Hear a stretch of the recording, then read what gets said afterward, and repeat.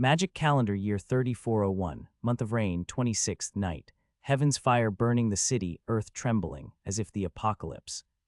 The circle fades, the royal line withers, the 9 floating cities finally return to the earth, the magic radiance dims. Empire brief history prologue, Destruction Day.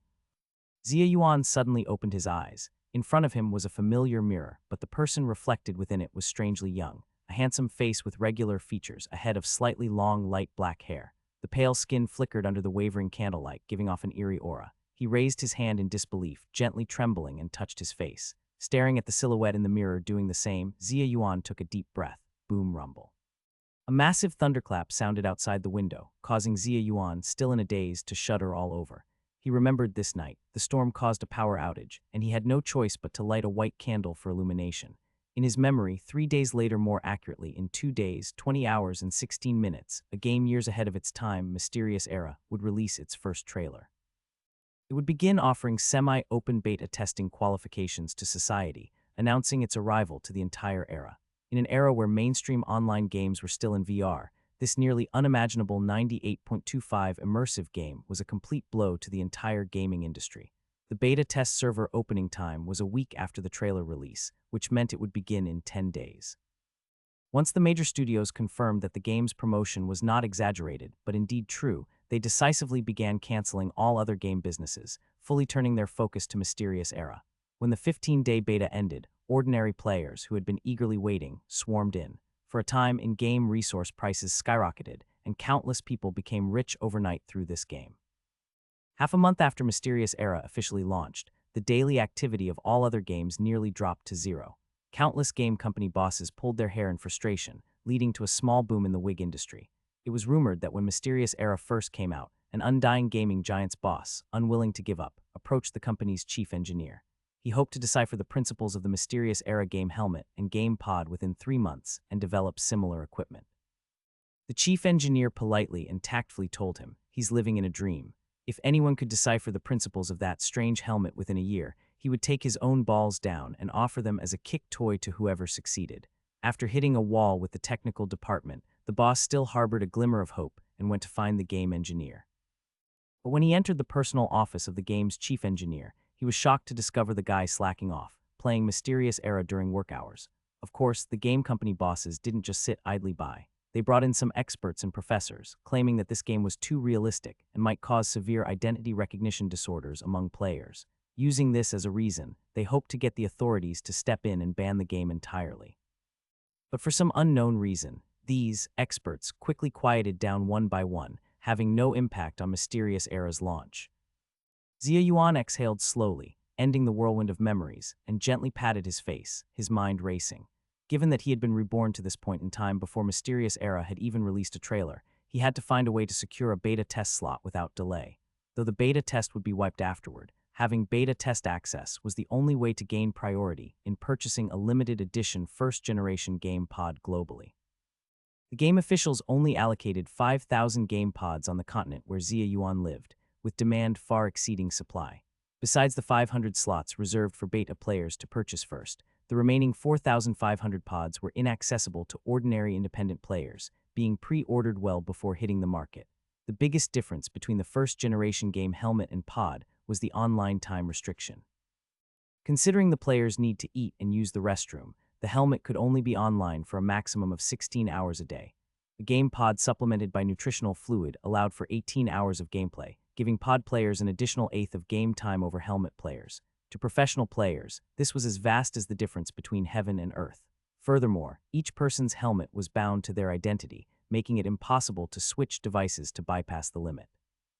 Additionally, there were the nutritional fluids paired with the first-generation game pods, which were also fantastic but only sold to players owning game pods, and the supply ceased after just a month, with prices soaring even more absurdly than real estate. Before rebirth, Xia Yuan was just an ordinary independent player with a modest family background. As a result, of course, he didn't get a beta slot, didn't buy the first-generation game pod, nor did he stock up on the first-generation nutritional fluid, perfectly sidestepping all opportunities for wealth. Even when fighting bosses, he didn't realize how good his dodging skills were. Though his skills and awareness were quite high-end, the game time restrictions gradually widened the gap between him and the first-tier players using game pods. This directly affected his income, leading to a month later, when the more affordable and unlimited second-generation game pods and nutritional fluids were released. He was still short on funds. It wasn't until the game had been live for nearly 3 months that he just barely managed to gather the necessary funds, but by then, his level had already fallen behind the first-tier players. So he simply let loose, no longer fixated on leveling up and increasing his strength, but instead he wandered back and forth through the continent's major well-known libraries.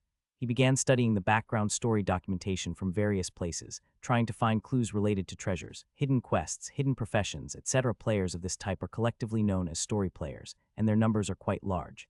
Xia Yuan's logical analysis, insight, and luck were all decent. In the end, he really unearthed several hidden quests and ruins through meticulously collected and organized materials, obtaining quite a few good items and returning to the first tier in strength. This earned him quite a reputation among story players, earning the nickname Lucky Silver Hand. During this process, he accidentally unlocked a hidden title, Junior Ruins Scholar, which granted a 5-price bonus when trading unidentified ruins items. From then on, a new world's door opened for him, with Mysterious Era's incredibly authentic background story enchanting him to the point where he neglected the main storyline to explore ancient mysteries. Cracklaboom rumble. Another enormous thunderclap echoed across the sky, pulling his thoughts back to reality. There are still 10 days before the beta starts, that's enough. Temporarily setting aside his thoughts, looking at his younger self in the mirror, an uncontrollable smile crept onto Xia Yuan's face. At this moment, he was filled with grand emotions and couldn't help but slightly raise his chin, placing his left hand behind him and spoke with vigor. A heroic figure shines on sun and moon, strategies concealed within the mind. On the path, people are like jade, the gentleman is unmatched. Crack boom rumble. As if responding to his words, a gigantic thunderclap echoed once more across the sky. In the sound of thunder, the quietly burning candle flame suddenly flickered, and the room's shadows slightly writhed, as if imbued with life. Xia Yuan didn't notice the slight change in the candle flame, but as he gazed into the mirror's reflection, a slight surge of impulse arose within him, slowly lifting his right hand, and his lips started to move. Come to think of it, it's been a long time since I've done this. The rain outside intensified, with pea-sized raindrops pattering against the glass, and the blinding lightning continuously cleaving the gloomy night sky, with the enormous thunder ever present. In the dimly lit room, a strange and inexplicable scene unfolded. Under the flickering candlelight, a young man appeared possessed, repeatedly making peculiar gestures in front of the mirror. He seemed to be chanting some eerie syllables in a rhythm, as if conducting some ancient, evil ritual. Rock, paper, scissors. Rock, paper, scissors. After some time, as his right hand protested with slight soreness, Xia Yuan finally decided to stop this pointless act. Undefeated in a single round, that's just like me. Nodding at the mirror with a nonchalant expression of self-praise, Xia Yuan turned to leave the bathroom. At that moment, his movement suddenly froze. Wait in the second to last round just now, when I showed paper did he just show scissors? Recalling a certain detail from earlier, Xia Yuan blinked and his smile gradually stiffened. Can I really lose to the mirror in rock, paper, scissors? Although the time was still the peak of summer in August, Xia Yuan felt a chill in the air. Slowly turning his head to look in the mirror, he cautiously raised his right hand, and the reflection's movement remained synchronized.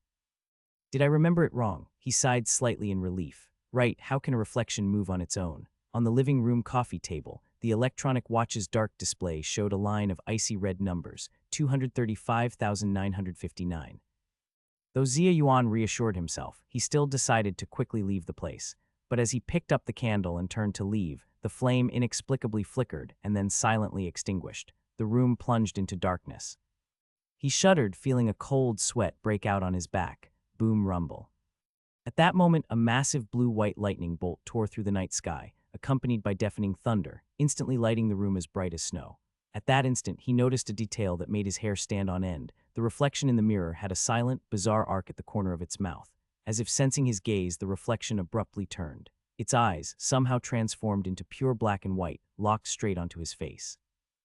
Xia Yuan felt chills all over, his brain frantically urging him to flee, but his legs were immovably heavy as if filled with lead. The next second, the light from the lightning vanished as suddenly as it appeared, returning the mirror and reflection to total darkness. Yet those black and white eyes of the reflection remained unmistakably clear and strange. Staring at the mirror, Xia Yuan felt cold all over. As their eyes met, a twisted, icy stream of information came from the dark mirror, through their connected gaze and into his brain. It was an excruciatingly unsettling sensation, as if thousands of small black ants were crawling into the grooves of his cerebral cortex. The content of the message was only a short sentence. At the end of 7 alternations of light and darkness, you will arrive at Unival. As he passively received a massive injection of mental information, Xia Yuan convulsed violently as if electrocuted, painfully holding his head with both hands. In the next instant, the ceiling light suddenly turned on, its soft cream-colored glow dispersing the room's darkness. Wait, did the power come back? At this moment, Xia Yuan felt nothing but relief, completely uninterested in why the power was restored so quickly. Breathing heavily, he cautiously glanced at the mirror again. The mirror perfectly reflected his face, without a trace of abnormality. Everything that happened just now seemed like a bizarre nightmare. 7 cycles of light and darkness. Unival. A turbulent storm surged in his heart. As a seasoned plot-driven player of Mysterious Era, Xia Yuan understood the meaning of this obscure term very clearly. Unival, that's what the NPCs in the game call that world. Recomposing himself, Xia Yuan feigned calmness, controlling his body to take a few quick steps and leave the restroom. Then he hurriedly locked the restroom door behind him and turned on all the lights in the room. The heavy rain outside had stopped at some point, even the clouds had dispersed. The pale silver moonlight silently spilled over the rain-washed city, lending it a serene and hazy beauty. Glancing at the clock on the table, Xia Yuan quickly made his way back to the bedroom, took a sip of water, and wiped the cold sweat from his forehead. After taking several deep breaths, he gradually calmed down and started to carefully contemplate the information's implications. The gist of that message should be, in 7 days I will travel to the world of Mysterious Era, but why 7 days later? Is Unival real? As he pondered over it, analyzing the possible hidden information, Xia Yuan skillfully turned on his computer and started a new post in the browser. I'm going to be teleported in 7 days. What should I do? Urgent. Waiting online. He typed out the title and then carefully elaborated below. The power just went out and I took a candle to the restroom. While washing my hands, I was bored and played a few games of rock, paper, scissors with my reflection. Then. When he got to the then, Xia Yuan pinched his chin and thought for a moment. How should I put it? Playing rock, paper, scissors with the mirror in the middle of the night and losing. Never mind, no one saw it anyway. Then, when I played the last round, I suddenly realized that I seemed to have won the second to last game. The mirror showed paper and I showed scissors. After that, I started to feel uneasy. Just as I was about to leave the restroom, the candle suddenly went out and the person in the mirror suddenly turned their head and smiled at me. Finally, a message appeared in my mind. At the end of the 7 cycles of light and darkness, I will come to another world. What should I do, everyone? Urgent. Waiting online. After posting, the weariness that had temporarily dissipated due to fright returned to his body. Unable to resist the heavy drowsiness, Xia Yuan went to sleep. It's too late and life is too precious. The next day, Xia Yuan, who had been tormented by strange dreams all night, opened his computer with dark circles under his eyes and was delighted to find numerous replies. But when he eagerly opened the page, Experience +3 goodbye, Xia Yuan was stunned for a moment and scrolled down the screen.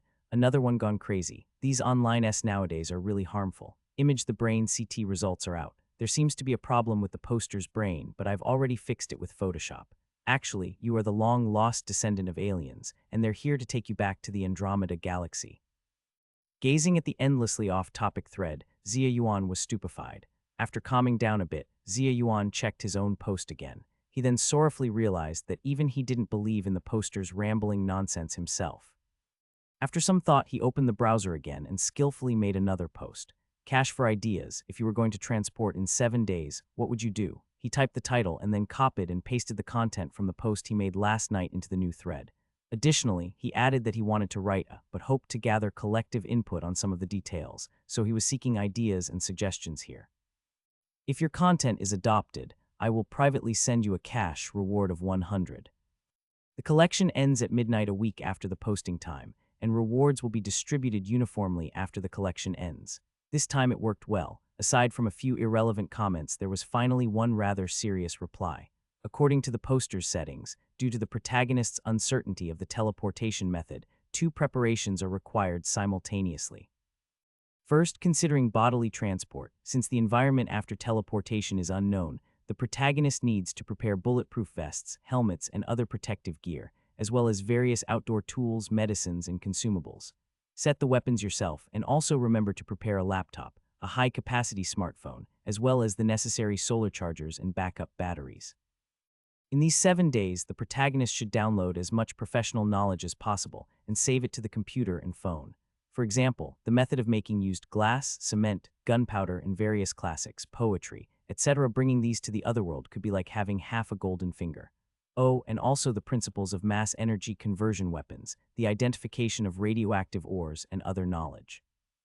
The protagonist may never need these, but if a person doesn't have even a little dream, how are they different from a salted fish? Besides, it can pad the word count. Secondly, considering soul transport, since only memory can be taken, the protagonist needs to master an efficient memory method in a short time, and then memorize the mentioned content as much as possible. In their spare time, they can look at Wilderness Survival Manual, Actors' Self-Cultivation, complete guides on communication psychology, etc. These can help the protagonist integrate into the environment more quickly and improve the survival rate upon teleportation. What can I do? I'm also in despair. How it transpires isn't up to me. After reading the advice online experts offered, Zia Yuan felt complicated, yet his fingers instinctively typed out a response he had used thousands of times before, thankful for the Layer Master, wishing the Layer Master lifelong peace. After replying, he thought for a moment and added a line below. Should I buy an Apple or Huawei phone? Watching the sudden increase in reply volume with satisfaction, Zia Yuan closed the computer. At that moment, he suddenly realized something. The mirror had the final say. A mirror, should I just smash the mirror? Zia Yuan was a bit torn, having finally calmed down. On careful thought, traveling to a world of sword and magic wouldn't be so bad, especially since he was quite familiar with that world. Maybe he'd handsomely live forever, but the world background of Mysterious Era was not peaceful. That's the downside of a high magic world. It's easy to get caught in the crossfire of battles between powerful individuals and die inexplicably. Rebirth and teleportation, two super strong golden fingers overlapping, should become an even stronger golden finger, but why has it turned out like this? After some hesitation, he still grabbed a hammer and went into the bathroom. Better to be cautious. Thump thump ding thump. The results were a bit disheartening. After a frenzied hammering, not even a scratch appeared on the mirror's surface. He even suspected he was smashing a solid metal wall instead of a mirror. Indeed, it's not that simple. Zia Yuan sighed, tossed the hammer aside along with his inner conflicts. After some consideration, he decided to make 3 simultaneous preparations. First, he opened a renowned shopping app and directly used the money he originally set aside for equipment to order various necessary gear. He negotiated with all the sellers to ensure delivery within 3 days, not caring about shipping costs. After placing the orders, Zia Yuan immediately began studying memory methods, desperately trying to memorize knowledge he felt might be useful. When the electronic devices arrived, he both memorized and DOWNLO, a DED Chinese letter, sci-fi knowledge REL, a TED Chinese letter. He was very familiar with the environment of the Mysterious Era world, characterized by a highly prosperous magical civilization. Low-end industrial products like glass and gunpowder had long appeared, especially with the existence of magic. A combination of fossil to mud to stone plus shape solid stone was far superior to materials like cement. Only high-end scientific achievements absent in Unival were genuinely valuable information. While Zia Yuan wanted to gather game detail info, the fact that Mysterious Era hadn't even released a trailer yet meant no relevant information was available online, leaving him clueless on where to start. Actors' Self-Cultivation, Wilderness Survival Manual, Complete Guide to Communication Psychology, Odd Knowledge keeps increasing. Though uncertain about the form the teleportation would take, Zia Yuan understood that survival conditions post-teleport would directly correlate with the thoroughness of his pre-teleport preparations. During these days, he adopted the mindset of preparing for a major exam, doing his utmost to memorize all sorts of knowledge. In the coming days, Zia Yuan continued to study while occasionally glancing at online posts, referencing the replies from netizens. Of course, compared to the valuable replies, most were oddball responses from unexpected angles. The poster might have been summoned by a magic girl from some other world, and once they travel over, they'll be contracted to become a familiar. No, it's definitely a magic beast that summoned him, and after crossing over, he'll be contracted to become a magic girl. Perhaps he was discovered by a great mage searching for otherworldly life to use as experimental material. Then he gets captured to become high-level experimental material, and the 7 days is to construct attraction ritual based on coordinates. Can't afford to provoke. Zia Yuan calmly scrolled past these replies. He was about to travel, and if he let his mindset get hijacked by these silly online comments, he'd really be doomed. It's worth mentioning that during these 7 days, almost all of Zia Yuan's meals and other physiological needs were resolved at a small downstairs restaurant.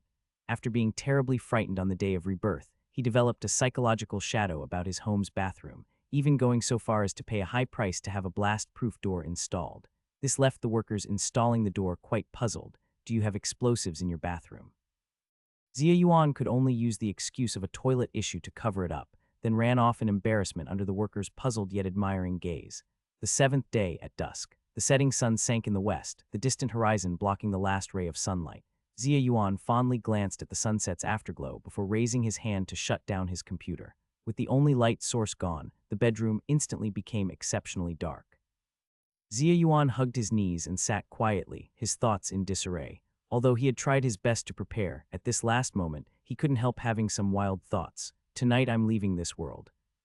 Am I prepared enough? What if I cross over to an uninhabitable area? What if it's not a crossing but rather dying on the spot? What if the purpose of summoning me is to turn me into a pet, a familiar, experimental material, or something unprovocable? In the darkness, Zia Yuan silently pondered the potential outcomes of the future. Forget it, there's no benefit in dwelling on uncontrollable factors. The more he thought about it, the more hopeless life seemed. Soon, Zia Yuan abandoned these thoughts and began a final check of his prepared supplies to prevent anything from being overlooked. After checking all supplies once more, he dressed neatly, wore his backpack, held his trekking pole, and quietly leaned against the chair, waiting for the time to leave. The digital clock placed on the computer desk beside him, in the dim environment, the blood-red numbers reflecting in his pupils flickered second by second, slowly yet steadily approaching midnight. As night deepened, Zia Yuan felt no drowsiness whatsoever. Finally, under his slightly anxious gaze, time moved to 235,959. The moment the numbers reset to zero, Zia Yuan suddenly stood up without any warning. Then, in a manner akin to a three-legged crawling creature, he slowly moved towards the room's door, adjusting his posture as he went and gradually becoming more agile in his movements. During this process, Zia Yuan's consciousness was in a state of mixed fear and curiosity. He tried to stop his body from moving, but ultimately to no avail, as if he were merely an onlooker. Slowly passing through the living room, he clumsily unlocked the blast-proof door, and once again, Zia Yuan found himself standing in front of the mirror. At this moment, the mirror's surface became abnormally pitch black. As time passed, a gray-white tone began to spill over from the edges of the mirror, spreading outward continuously. The bathroom's environment started to lose color, resembling the setting of an old black and white photograph. Zia Yuan watched the surrounding anomalies in amazement, just as a huge, irresistible suction suddenly emanated from the pitch-black mirror. Following this force, his consciousness drifted away from his body and entered the mirror. At the moment of passing through the mirror, Zia Yuan forcibly turned his head, taking one last look at his body. In that glance, he noticed a detail with horror. His reflection in the mirror was smiling with an extremely familiar grin at the corner of its mouth. This time, he was outside the mirror. The mirror world was not as completely black as it appeared from the outside. On the contrary, indescribable and even unseen brilliant colors surged through the void of space, with occasionally wonderful streams of light flashing in and out around him. Strange energy wrapped around Zia Yuan's consciousness, traversing this world at an astounding speed. Over time, some of the peculiar energy seeped into his consciousness. Put simply, it was like wrapping a soaked towel around a roll of toilet paper, with some of the towel's moisture gradually seeping into the roll. Absorbing these infiltrating energies passively, the aura of Zia Yuan's consciousness subtly altered. The sensation of absorbing energy was quite pleasant, and as his consciousness was permeated by the energy, a notion of warmth arose, which alleviated some of the emptiness from lacking a body. Perhaps a long time had passed, or maybe just an instant. Zia Yuan could not be sure. As his consciousness gradually started to drift, a faint yet clear sound reached his ears. Cheer up. Encased in the remaining bizarre energy, Zia Yuan's consciousness seemed to pierce through some membrane, detaching from that colorful world and re-entering a completely dark realm. Yet here he instinctively felt at ease, warm, and the sound of a heartbeat became unusually distinct. Wait a minute, heartbeats, Zia Yuan thought groggily, and then he sensed himself moving. The darkness was pierced by brilliant light, and cold air enveloped his entire body. Wow. Unival, Northern Gloria Empire, Karlur's province. Among the white-capped peaks on the southwestern side of the Mugero Mountains stood a grand pearl-colored ancient castle complex, Moon Castle. Azure gold-edged banners fluttered in the wind, with three long-tailed strange crystal bird emblems painted in the center. Several ice hawks circled above the looming spires of the castle, letting out long calls from time to time. In front of the towering gates of the castle stood a statue of a stern man, foot on a giant dragon, holding a long-handled magic wand. Ancient Mani language was engraved on the gray stone plinth at the statue's base as if etched by a sharp sword. The crystal bird shall not descend upon the mundane radiant history year 1, red rain moon, the 24th day Audric lo Alivendi. Back in the room on Blue Star, after the anomalies in the mirror disappeared completely, Zia Yuan's body silently gazed at its reflection in the mirror. After a moment, it slowly collapsed and lay motionless. The input method spontaneously tapped a line of words. He was actually killed by his own handsomeness. At this moment, in a room on the top floor of the castle, a process of life propagation was underway. Luxurious blue and gold curtains firmly blocked the window, and a woman with long, pale gold hair lay on her back on the bedding in the center of the room. Her fair forehead was tightly furrowed, her hands unconsciously gripping the sheets, her body covered in a thin sheen of sweat, and her amethyst eyes were filled with pain.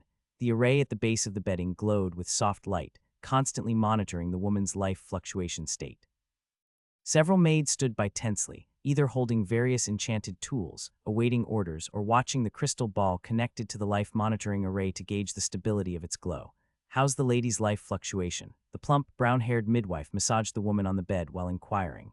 Gentle magic power flowed between her fingers, alleviating the woman's pain. "A bit weak, but very stable. Good, keep monitoring." On the other side, a pink-haired young mage focused on maintaining a restorative spell. Solid life magic power flowed continuously into the woman's body, replenishing her energy. Amid the tense yet orderly bustle of everyone, accompanied by a loud cry, the baby was successfully born. "Congratulations, madam. It's a healthy young master." The brown-haired midwife wiped her brow and respectfully addressed the slightly weak woman on the bedding. Several enchanted tools spun rapidly under spiritual power control, quickly handling the follow-up. When everything was done, she picked up the child and presented him to the exhausted, gasping woman. Gazing at the adorable little face nearby, the woman nodded, exhaled a long breath, revealed a relaxed smile, and her body completely relaxed, her eyes half closing. "Jennifer, Erica, I'm tired and need to rest for a while. You may go out first." "Yes, esteemed madam." I have become a newborn, in an unfamiliar environment, with people around speaking an unintelligible language. The impact on the body caused Zia Yuan's thinking ability to drop to its lowest point. Then he felt himself being picked up, and the blurred image of a woman with pale gold hair appeared before his eyes. When he looked at her, her expression moved slightly, as if she was smiling. "She is." She began speaking, her voice slow and clear, but Zia Yuan couldn't understand. It was not any language he had ever encountered. X2, so sleepy, unable to think. His thoughts became increasingly sluggish, trying hard to keep his eyes open, barely scanning the final scene of the blurred silhouettes of people filing out. Then, the small body fell into sleep.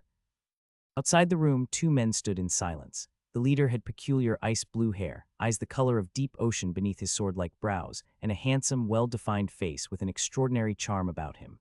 He was the master of this castle, the lord of Karler's province, one of the empire's 4 dukes, the current head of the Olivendi family, a 9th-rank legendary bloodline Mage Duke Carrot. The one behind was about the same height as the leader but slightly slimmer, dressed in a crisp black tailcoat, with sharp iron-gray eyes full of spirit. Wearing white gloves, his hands were clasped in front of him, standing 3 steps behind the leader. Seeing the midwife and maids exit the room, Duke Carrot immediately cast an inquisitive glance over. "How is everything, honorable Duke?" Midwife Jennifer slightly lowered her head, her gaze fixed on the floor in front of the Duke, answering respectfully. "The lady gave birth to a healthy boy and is currently a bit fatigued and resting. I've left 2 maids in the room to watch over." "Very well." Hearing the midwife's words, the Duke nodded. The imperceptible worry deep in his azure eyes vanished, replaced by relaxation and delight, causing his tone to soften. "Leonard." The Duke turned to face his butler behind him. "As usual, once the lady's postpartum frailty is over, distribute rewards to all the servants and guards in the castle." "As you command, your grace." The butler slightly bowed in acknowledgement. Meanwhile, the young mage, Erica, carefully wheeled the newborn out of the room. The Duke stepped forward, gently cradling the baby in swaddling clothes, his azure eyes closely examining the baby's adorable sleeping face, a smile almost irrepressibly lifting his lips. "Is the bloodline detection ceremony ready? The array and materials are all set. The family's mage is waiting in the detection room." Leonard lowered his head slightly, replying in a deep voice. "Good." The Duke nodded, suppressing his inner thoughts, placed the newborn down again, and strode toward the direction of the detection room. Zia Yuan knew nothing about his current situation at this moment. A mutation was occurring in his consciousness space. As people carried his body to the detection room, a fragment filled with a sense of existence floated out from the strange energy surrounding his consciousness. In perception, that scene seemed like a brilliant star suddenly appearing in the endless dark void. The star gradually approached and collided with his consciousness, then transformed into a stream of information that merged into his consciousness. It was a brief memory fragment recorded from the perspective of a toddler. In a magnificent room, a child around 2 or 3 years old, being held by the beautiful woman with golden hair and violet eyes he saw at birth, standing in front of a giant full-length mirror framed with gold carvings. The child stretched his little hand toward the mirror, and the reflection mirrored the action. The two small hands touched through the mirror, causing the child to giggle. Through the mirror, Zia Yuan saw the appearance of the memory's owner. With clear eyes as limpid blue as a lake, an upturned nose, and a big grin below, the child's skin was milky white and smooth, with sunlight like golden hair. The woman gazed down at the child, her cheek close, smiling gently with narrowed eyes exuding a charming brilliance. Remember, child, your name is Anvis Carlers Alina Luo Alivendi. Such a long name. No, wait, I can understand her words now. In the consciousness space, Zia Yuan instinctively commented briefly, then suddenly realized. No, it shouldn't be I who can understand, but the memory's owner who can. Obtaining his memory also allowed me to grasp this language. But speaking of which, the surname Alivendi sounds somewhat familiar. Zia Yuan felt a bit puzzled, but didn't ponder further, continuing to immerse himself in browsing the information. In the detection room, a blue-robed mage stood silently waiting in front of a giant ritual array. When he saw the Duke and others arriving, he hurriedly bowed, raised his right hand, tapped 3 times on his chest to form a brief equilateral triangle, eye of truth, symbol, and solemnly performed a mage's salute. The Duke nodded at him, casually strolling into the room, glancing at the array on the floor. Prepare for the detection. The ritual mage nodded, took out a demon crystal glimmering with dim blue light, and placed it in the core part of the array, gently tapping it with his magic wand. The crystal emitted a hazy glow, with the dim blue light spreading out from it as the center, illuminating the entire ritual array. Erica carefully picked up the newborn and placed it into the array. The mage in charge of the ceremony waved his magic wand, and an invisible detection wave instantly emanated from the array, slowly sweeping over the newborn's body. But when it entered the newborn's spirit space, it encountered a special obstruction's strange energy that had accompanied Zia Yuan's transmigration. The detection wave slid right off the surface of the energy layer, as if it existed in 2 different dimensions. Consequently, the consciousness of Zia Yuan within it also went unnoticed. On the other side, 2 rune rings within the array underwent instantaneous changes, with the 10 special runes in the rings slowly turning blood red from the top one by one. The Duke couldn't help but slightly hold his breath, his eyes following the runes as they moved, his azure eyes unblinking. As time passed, the change gradually ceased. The number of blood-red runes in the 2 small rings finally fixed at 9 each, with the last rune still shimmering with a ghostly blue light. Both bloodline concentrations have reached level 9, Your Grace. The ritual mage gazed at the array's changes and remarked in amazement. The Duke simply acknowledged with a sound, his voice betraying no emotion, but a barely perceptible smile spread across his lips. At this moment, he was watching intently at the other side of the array, where a rune presented a peculiar 3-dimensional quality. The bloodline detection results had appeared, yet this particular rune remained unchanged. Gazing at the unresponsive rune, the Duke couldn't help but furrow his brows. This made the mage, who was observing the Duke's reactions, break into a nervous sweat, secretly worrying whether he had made an error in some line. In Zia Yuan's mind, the strange energy seemed to sense something, its surface rippling like waves. A slightly ethereal spirit fragment gradually pushed aside the surrounding energy, emerging from the energy layer. When the detection wave touched the spirit fragment, the rune suddenly emitted a dazzling white light. Seeing this, the Duke let out a long breath, the once hidden smile finally overtaking his face. Soul synchronization rate 100%, Honorable Duke. The casting practitioner conducting the ceremony also finally relaxed, hastily reporting, "Ha ha ha, good, very good." The Duke laughed out loud, the jubilant emotion raising his tone by half a note. "Leonard, notify the chief of the Mage Corps, prepare to hold the naming ceremony. Send invitations to the royal family and all major families, inviting them to attend on the next full moon's night. Additionally, send my orders to prepare for a festive celebration. Starting from the day of the naming ceremony, all mines, farms, and estates will be on holiday, and taxes for all citizens of Carlers for this year will be halved. I want the entire Carlers province to celebrate for 3 days, as you command, Your Grace." Butler Leonard bowed in acknowledgement, then faced the Duke, retreating from the room. Unlike ordinary people, the higher the level of professionals, the lower the likelihood of producing offspring. If the difficulty for an ordinary couple to have offspring is set at 1, then for a pair of first-rank professionals, it's 2, for second rank it's 4, third rank it's 8, fourth rank it's 16, and so on. Moreover, if there's a significant rank disparity between the couple, the difficulty of producing offspring doubles again. As a rare 9th-rank bloodline magician on the continent, the Duke's difficulty in having offspring is imaginable. Under such circumstances, if high-ranking professionals want to have offspring, they must either use certain rare items that can increase the probability or increase the number of attempts. The energetic and wealthy Duke of Carlers opted for both approaches. Therefore, whenever a new offspring was obtained, the Duke would host a grand celebration for the occasion. During the celebrations, all slave classes would receive a 3-day break. During these 3 days, the city lord mansion and the various chambers of commerce would provide an unlimited supply of free bread and ale.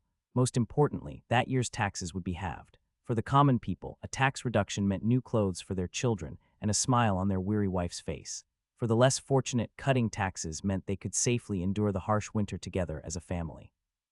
Thus, when the news of the Lord's new offspring spread, a festive atmosphere immediately enveloped Carler's city. With the help of magic, this atmosphere quickly spread throughout the entire Carler's province. Praise the Duke, the people extolled. The generous and kind Duke and his benevolent wife have once more received the blessings of heaven. May the gods bless them. A year in Unival is similarly divided into 12 months, with its length determined by the lunar phases of Silver Moon 7, Radiant History, year 2442, May 15th. Breathing the faint fragrance of calming flowers in the air, Xia Yuan was held in the arms of a pink-haired young girl, quietly gazing at the ornate platinum carriage's ceiling, half blocked by some object, questioning his life. About a month had passed since he transmigrated, and during this time he had acquired more fragments of memory. He was born on Yar continent of this world, a land divided by 3 major superpowers. From largest to smallest, they are Saint Mesha Empire, Gloria Empire, and Yiter Kingdom Federation. As described in the game information, the world's backdrop is of a medieval setting of sword and magic. Those powerful professionals could form an army on their own, effortlessly flatten towering mountains, overturn unfathomable oceans, and even make the stars in the sky fall. The owner of these memory fragments was a noble boy named Anvisto Differentiate. Xia Yuan referred to him as Little Anvis. The memory scenes varied in time from young to adolescent years. Simply put, he was a direct descendant of the Alivendi family, one of the 4 Grand Duke families of Gloria. A noble scion who inherited a legendary bloodline and had exceptional talent. Unfortunately, he was an unlucky child born at the wrong time. At the cusp of this change between the old and new era, such a noble and illustrious background wasn't a shield, but rather a death warrant. For decades after little Anvis was born, the old nobility gradually declined, and the new nobility rose to power. As a representative of the old nobility, the Alivendi family was thoroughly labeled a villain, suffering near annihilation. During the second expansion pack of the previous life's game Era's Transition, it was already nominally extinct, barely surviving by forming an alliance with the other 3 families. As a player at that time, he had even undertaken the task of clearing the alliance's forces. But where did these memory fragments actually come from? Gently closing his eyes, Xia Yuan fell into contemplation. He wasn't unfamiliar with S and knew about the concept of reincarnation, where one gains the memories of the original host, but his reincarnated identity was that of a newborn. Where would any original host memories come from? After a while, Xia Yuan gave up thinking. If even transmigration could happen, then gaining an additional inexplicable memory didn't seem like such a big deal. Viewing it as a story would suffice. More importantly, he was intrigued by a new discovery. In one scene of the memories, there even seemed to appear the silhouette of a player. Indeed, except for resurrection, players were practically indistinguishable from NPCs. But 2 people bouncing as they walked were hard not to catch Xia Yuan's attention. Because the physical fitness of a game character is far superior to reality, many players enjoy traveling this way right after the game opens, as does Xia Yuan. According to the time remembered, there is still a significant period until the official server launch. If those 2 people are indeed players, then it proves one thing: now might be the time when the closed beta is about to begin. But this also raises another question: is this world truly real? Mysterious Era is a highly realistic immersive virtual game, and the NPCs in the game are as intelligent as real people. Xia Yuan couldn't immediately determine whether he had crossed into a real world or the game world. He tried to summon the system panel, but unsurprisingly, there was no response. However, this was not quite convincing enough, as NPCs are not players, making it reasonable to not have a panel. Thus, Xia Yuan thought of another way to prove it. In the previous life to pass review, there must be a pair of pants on every game character that couldn't be removed, and for female characters, an additional irremovable top. This was the case even for NPCs. Countless players helplessly referred to them as the sighing set. He secretly moved his small hands and checked himself. Thankfully, it wasn't flat. The sighing pants didn't exist. But then what was the matter with those 2 people? Before he could continue pondering, the carriage shook slightly, indicating they might have reached the destination. The scenery before his eyes began to change. The noise of the crowd seemed to echo in his ears. The carriage roof that took up half his vision was replaced by the starry night, and two extraordinarily familiar strange moons hung high in the sky. Silver Moon Savin, Purple Moon Amis. Xia Yuan closed his eyes and silently sighed, feeling a mix of emotions. It was not until this moment that he truly felt a sense of traversing worlds. However, reflecting upon it, this place seems very familiar. Where are they taking me? By evening, the naming ceremony was held as scheduled in the upper city district of Carler City. Informed citizens flocked to the white plaza in front of the city lord's mansion, crowding the vast plaza that spanned tens of hectares. The naming ceremony is a privilege that can only be hosted when a new direct descendant is born to the royal family or the four great duke families, usually held in the provincial capital of the family. This is an opportunity for commoners to recognize new family members, and the newborn will officially receive their name in the limelight of myriad gazes.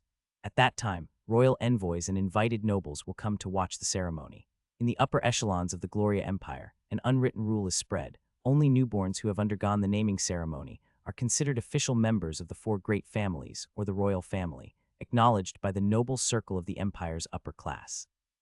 Bastards who have not experienced the naming ceremony, even if fortunate enough to be acknowledged by the family in the future, are unable to gain acceptance in the upper circle.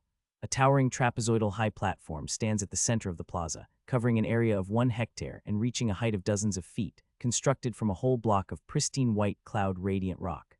The joyful crowd surrounded the platform, waiting noisily. At 8 p.m., the main gate of the city lord's mansion opened, and a fully armed guard team led the way, followed closely by a ceremonial team wearing splendid armor. Where they passed, the crowd parted like a tide. Invited nobles large and small successively ascended the platform, gathered in small circles of 3 or 2, engaging in low conversations. Spellcasters in deep blue robes were scattered across various places on the platform, making final preparations for the upcoming ceremony. About half a magic time later, Duke Carler's carriage pulled by 4 pure white bright unicorns and 2 other identical carriages slowly rolled out from the city lord's mansion. The elaborately adorned black gold carriage had the Alivendi family's frost crystal bird emblem emblazoned on its sides. If scholars proficient in magic emblem study were present, they would undoubtedly recognize the meaning represented by the eternal crown patterns surrounding the emblem, which emitted a faint radiance. A family with thousands of years of heritage, having produced more than 4 ninth ranks, including at least 1 ninth rank limit, with an extremely prestigious history and still in its heyday. The 3 carriages stopped in front of the platform, and the well-dressed Leonard stepped off the first carriage driver's seat to open the door for Duke Carrot. Today, the Duke donned a classic black magic long dress coat and a top hat, with a white wavy embroidered ascot bosom. He stepped off the carriage, walked to the second car's door, and gracefully extended his right hand inside the vehicle, with the engraved secret gold sleeve buttons on his wrist gleaming in the moonlight. A delicate lace-gloved hand reached out from the vehicle, resting on the Duke's hand. A noble figure in full attire gracefully stepped out and smiled mildly at the Duke. The Duchess wore a lavishly decorated pure white long dress, elegantly extending her lace-coated arm to let Duke Carrot escort her. The long skirt fluttered slightly under the effect of magic, preventing contact with the ground and dust. Following them out were the royal ceremonial envoy and the Duke's 3 children who returned from their respective territories: the eldest son Ramont, the second son Evan, and the third daughter Yelanis. The group slowly ascended the high platform, with guards and the ceremonial team lined on both sides saluting by raising their weapons. On the high platform, the blue-robed spellcasters completed their final checks, arranging themselves into a formation at the top. In front of the many mages, the chief of the Alivendi family mage group, Isidore, an 8th-rank transformation school master mage, stood quietly. He wore a black robe with silver patterns, holding a 2-meter-long magic wand in his right hand. The straight wand body emitted a silver-gray metallic luster, with a large purple crystal inlaid at the top. Under the dual moonlight, the brilliance refracted by the crystal merged with the faint light from the robe's patterns, shimmering with bizarre, kaleidoscopic colors. Upon seeing the Duke and others stepping onto the platform, Isidore transferred the magic wand to his left hand, and with the empty right hand, he did an impeccable mage greeting by tapping thrice in a triangle motion over his chest. The Duke and Duchess returned the mage greeting in kind, while the royal envoy lifted the brim of his hat with his left hand, placed the right hand holding his staff over his chest, and slightly bowed, offering a royal greeting. With the arrival of everyone, the ceremony officially commenced. Erica, carrying the still confused Xia Yuan, walked toward the center of the platform, where a 3-tiered stone podium was placed. The higher the tier, the smaller the podium's top area. At the top of the highest tier, 327 silver-black lines exuding a mysterious aura formed a multi-layered nested star pattern, while the middle and lower tiers and the platform sides were densely packed with profound silver runes. She gently placed the newborn at the center of the platform, with the silver-black star glowing in response to her action, and the surrounding runes also began to flicker and shine alternately. When she retreated to the side, Isidore stepped forward, raised the magic wand in his hand, and enveloped the entire platform with a low, hoarse voice. The ceremony begins. The mage assemblies on both sides began chanting simultaneously, the obscure and ancient spell voices converging into a mysterious melody. The oppressive fluctuation of magic power spread in all directions, creating a strange atmosphere that emanated from the top of the high platform and extended across the entire plaza. This ceremony was not only for confirming identity, but also for significant enhancement of the newborn. The naming ceremony is held on the night of the full moon to utilize the double moon blessing. The highly concentrated moonlight is mild in nature, significantly enhancing the newborn's talent. The only downside is that each newborn can only receive the double moon blessing once a second time would have no effect. A vast spectacle unfurled in the sky, visible over hundreds of kilometers. The silvery and purple moonlight abruptly dimmed, leaving the night sky deeper and darker. The stars, which had been overshadowed by the moonlight, now shone with unusual clarity and brightness. The crowd in the square erupted into a clamor, with many first-time attendees of the naming ceremony exclaiming in surprise at the phenomenon. Contrarily, on the cloudstone platform in the center of the square, the twin moons in the sky suddenly brightened. The double moonlight, concentrated by the secret magic ceremony, converged into a beam of silver and purple that shrouded the platform and the people upon it in a haze.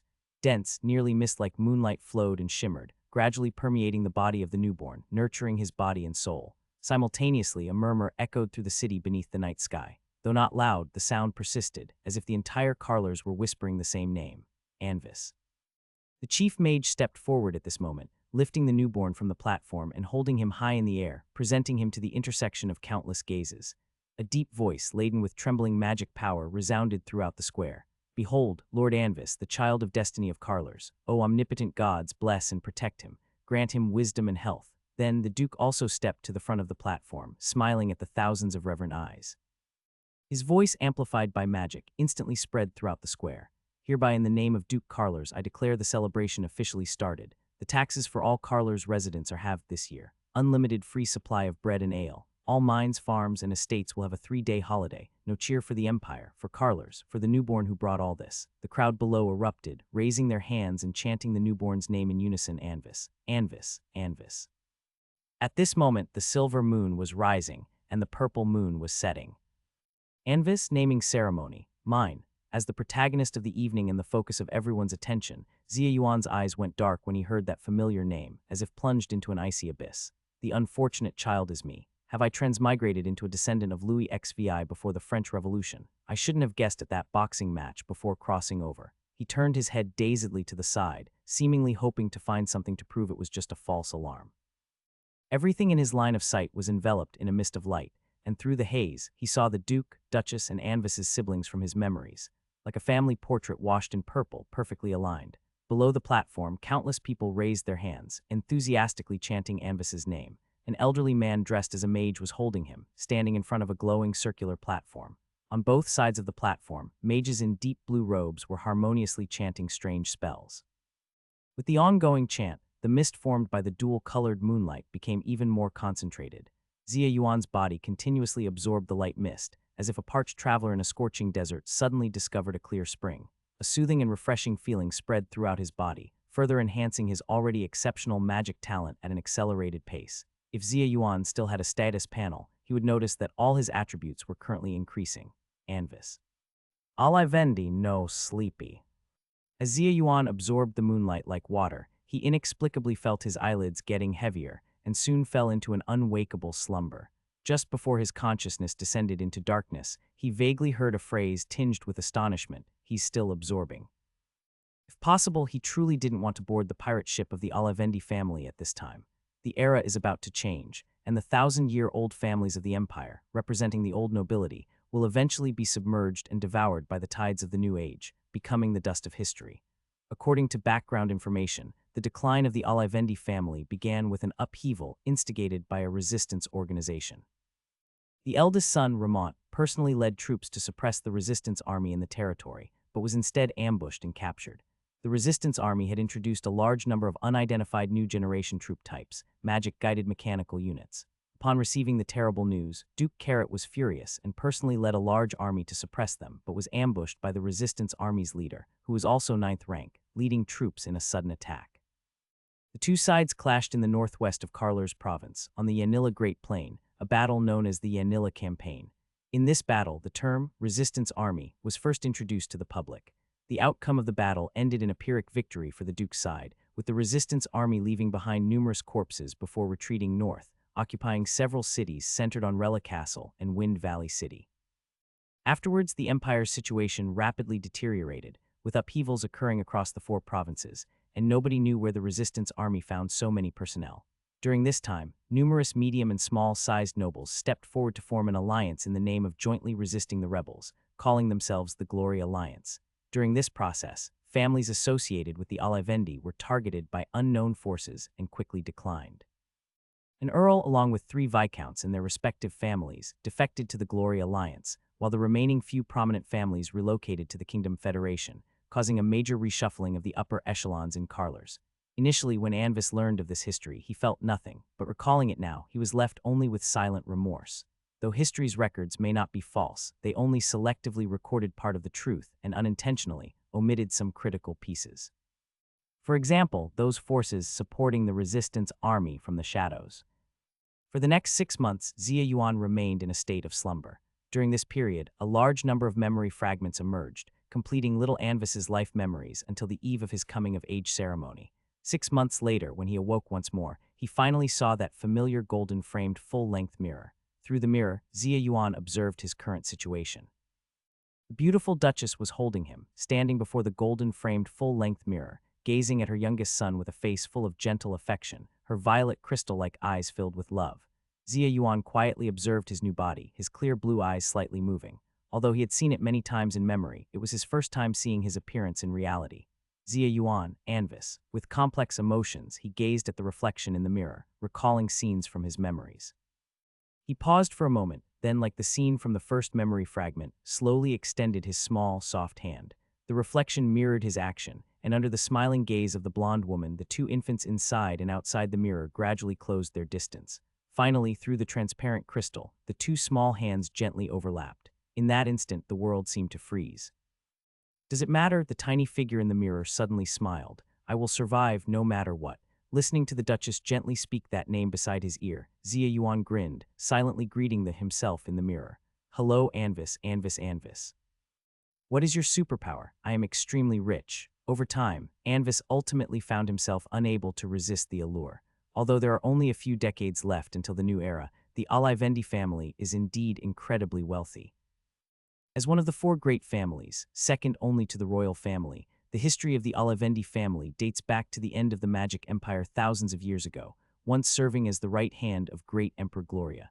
The hereditary territory of Karlur's province lies on the northwest side of the empire, occupying 1/8 of the entire empire's territory. According to the game's background setting, it covers 3.34576 million square kilometers and has a total population of over 10 million.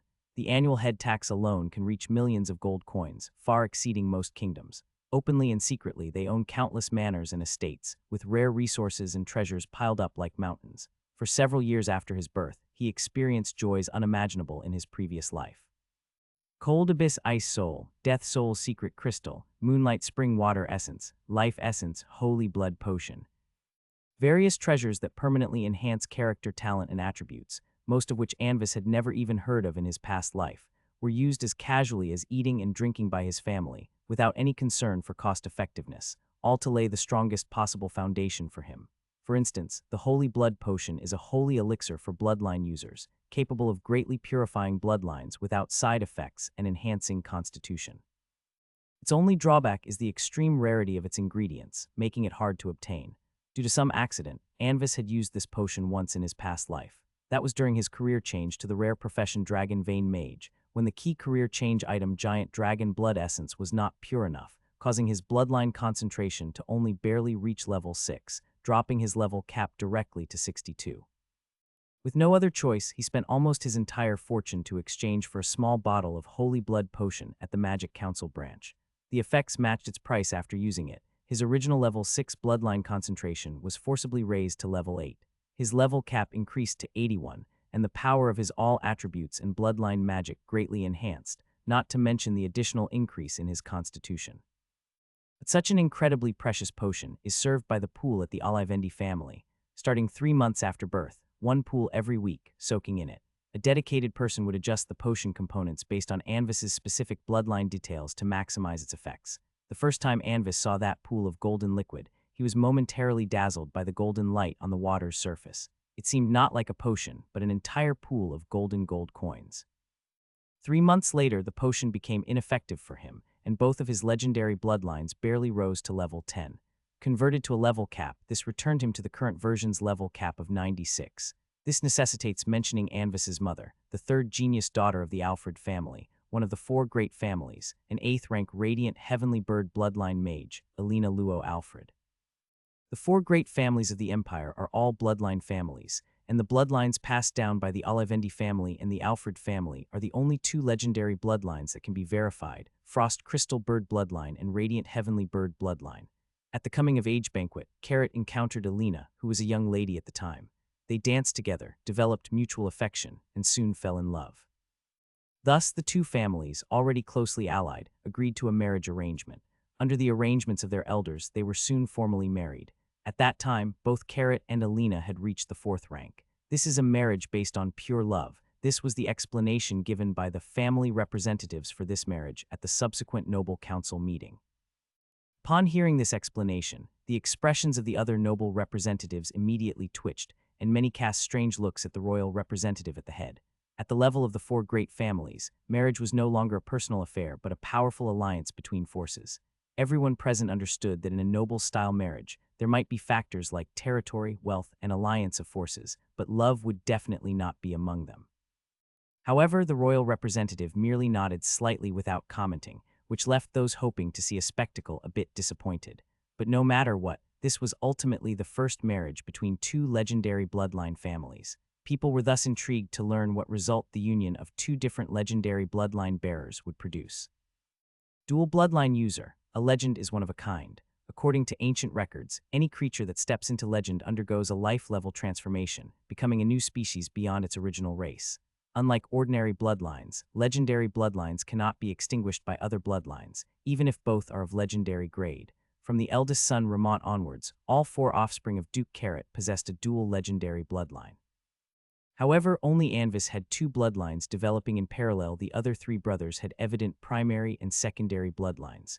However, Anvis learned from his memories that due to a slight conflict between the bloodlines, using the power of both bloodlines simultaneously would dramatically increase magic power consumption, a minor flaw of dual bloodlines. Besides these treasures, the family provided 1 unit of super magic crystal every 2 days, using a special device to extract the original magic from within to continuously improve young Anvis's talent and magic affinity. Super magic crystal specifically refers to raw magic crystals with a purity of over 90, produced only from the centers of large-scale or larger mines, barring some extremely rare small veins. Its measurement uses the Magic Council's Unified Weight Standard, PASO, for conversion, with 1 PASO roughly equal to 0.998 kilograms, and 5 PASOs constituting 1 standard unit. In some secret black markets, a standard unit of super magic crystal has been speculated to over 10,000 gold coins, and it is often priceless even at that. As it can serve as the core energy for high-rank magic rituals, catastrophe-level magic weapons, and so on, super magic crystals are classified by the Empire as top-grade strategic resources, with their market circulation being strictly controlled, almost equivalent to nuclear weapon materials of previous times.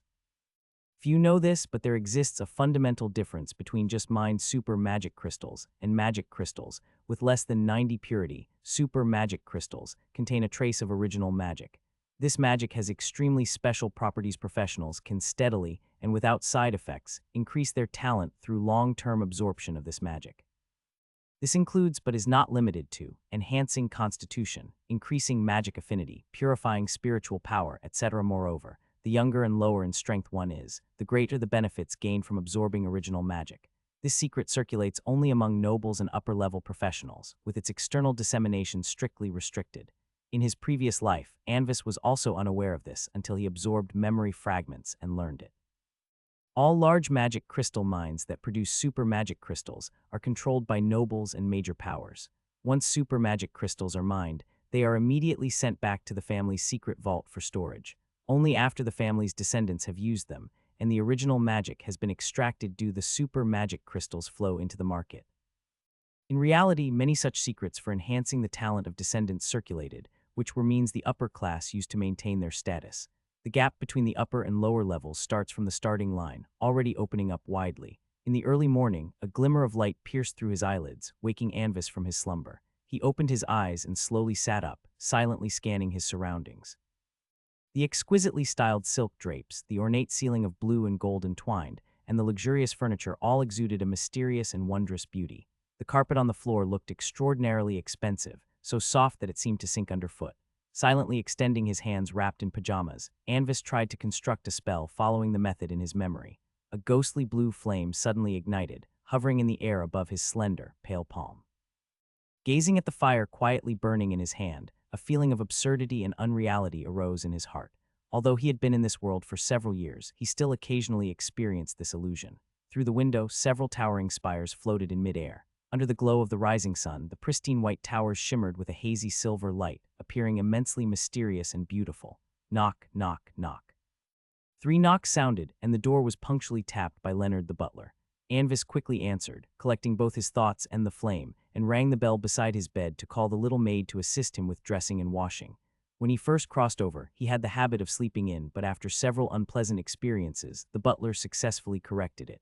If Anvis did not respond, Leonard would count to 10 silently, then knock 3 more times. If there was still no answer after the second knock, Leonard would give another 10 seconds of grace before entering directly, using magic to dispel Anvis's sleep. For instance, with a cold water ball that would jolt him awake. In response to Anvis's fury at his dreams being interrupted, Leonard's words were, "If young master wishes not to be disturbed by me, then strive to become stronger than me." Incidentally, Leonard was an 8th-ranked peak magician, equivalent to level 88 to 89 in game terms. Donning the intricate noble attire imbued with magic light, Anvis leisurely descended the stairs, preparing to head to the dining room. "Good morning, brother Anvis." A slightly tender and soft voice sounded by his ear, and the dim castle corridor suddenly brightened as a small sunshine-like girl appeared before him. With hair of a light golden hue reminiscent of dawn cascading freely down her white gauze dress, her translucent snowy skin appeared flawless, and her delicate face tried hard to assume a serious expression. With a formal air, the girl curtsied to Anvis, her big lake blue eyes adorably blinking, projecting a gaze pure and clean. The morning sunlight slanted in through the tall stained crystal window, forming a beam of light. She stood in that beam, her beautiful figure glowing with a hazy, luminous aura, pure and sacred like a ray of light. "Good morning, dear Fae." "Good morning, Star Radiance Diamond of Alivendi, Frost Crystal Bird Crown, Hope Star of the Northern Territory, White Princess, Her Majesty Fiona Luo Alivendi." Anvis habitually wore an elegant smile, nodding to her graciously, feeling somewhat sentimental. Compared to himself, a nameless extra in the future, the name of White Princess Fiona was truly renowned. One of the few 9th-rank limit powerhouses in the 4 Great Families Alliance camp, her strength ranked in the top 3. She had impressive achievements, like single-handedly slaying a 9th-ranked demon swordsman and annihilating an entire Alliance crusading army, with countless players and NPCs perishing under her superposition magic. However, compared to her current adorably serious demeanor, the future her would always wear a cold expression, as if smiles had permanently left her. As a direct line of Alivendi, Anvis had also learned some special secrets. Although Fiona was nominally his sister, her origins were actually a mystery. Her naming ceremony took place when Anvis was a year and a half old, yet he clearly remembered that during that period, the Duchess was not pregnant. What puzzled him, however, was that the aura of 2 legendary bloodlines indeed emanated from her. Moreover, judging by the extraordinary charm she unconsciously exuded, her bloodline purity was likely extremely terrifying. The bright impression she left was not an illusion, it was her bloodline instinctively attracting the light element. After exchanging greetings, the two walked down the spacious staircase carpeted in red, passing the dragon heartwood railing and elegant elf sculpture. Several giant cloud radiant rock ornamental columns carved in relief stretched from afar, as the breakfast room came into view. Intricately carved fireplaces burned with magic flames, and various ancestor portraits hung on the walls beside the mantels. Gloria-style curtain drapes were drawn open by maids, letting the morning sunlight stream in. In the breakfast room, Duke Carrot sat at one end of the snow-white long table, browsing through the latest edition of the Empire Morning News handed over by the butler. It was his daily must-read newspaper, along with the Carla's Times and the Magic Times. Despite having his own intelligence agency, the Duke maintained the habit of reading newspapers. To ensure the newspaper's timeliness, these papers were dispatched immediately after being printed through a dedicated transport device. They were delivered to the Duke's hand from the distant royal capital or the outer ring of the floating city's magic shadow print tower. It's truly unbelievable that group of arrogant royal conservatives actually passed the proposal. Reading it, the Duke couldn't help but shake the newspaper, raising his eyebrows with a deliberately surprised tone. Weren't you supposed to know already, Carrot? For such a significant decision, the conservatives cannot represent the entire royal family's opinion. Hearing the Duke's slightly mocking evaluation, the Duchess Alina gracefully spoke, then raised the delicate elf porcelain teacup, lightly sipping the fragrant and magic-infused luminous tea. Indeed, but I believe you can see that the inauguration of the Radiant is not just about building a mechanical train or laying some tracks. It's a sign, making it to the front page, and being named after Radiant signifies that the Empire has officially decided to advance the development of mechanical constructs. The Duke furrowed his thick eyebrows, continuing to browse the details of the report, feeling a faint sense of unease. This is an unstoppable trend. Our empire is not the only one on the continent. The benefits of universal construct development outweigh the drawbacks. The Kingdom Federation has already demonstrated to us how much it can boost national strength. As Fergus has said, in this ever-changing world, only by constantly moving forward can one remain in place. Taking another sip of tea, the lovely Duchess elegantly lifted her hand, gently tucking her light golden hair behind her ear. To make the hardliners compromise, the Reform faction would inevitably make concessions in other areas.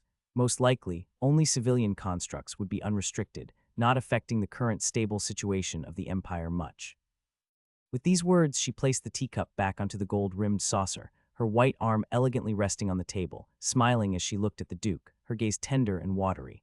Besides, we have the youngest 9th rank in the history of the Empire. Even if upheaval occurs, what does it matter? I understand, just lamenting a bit.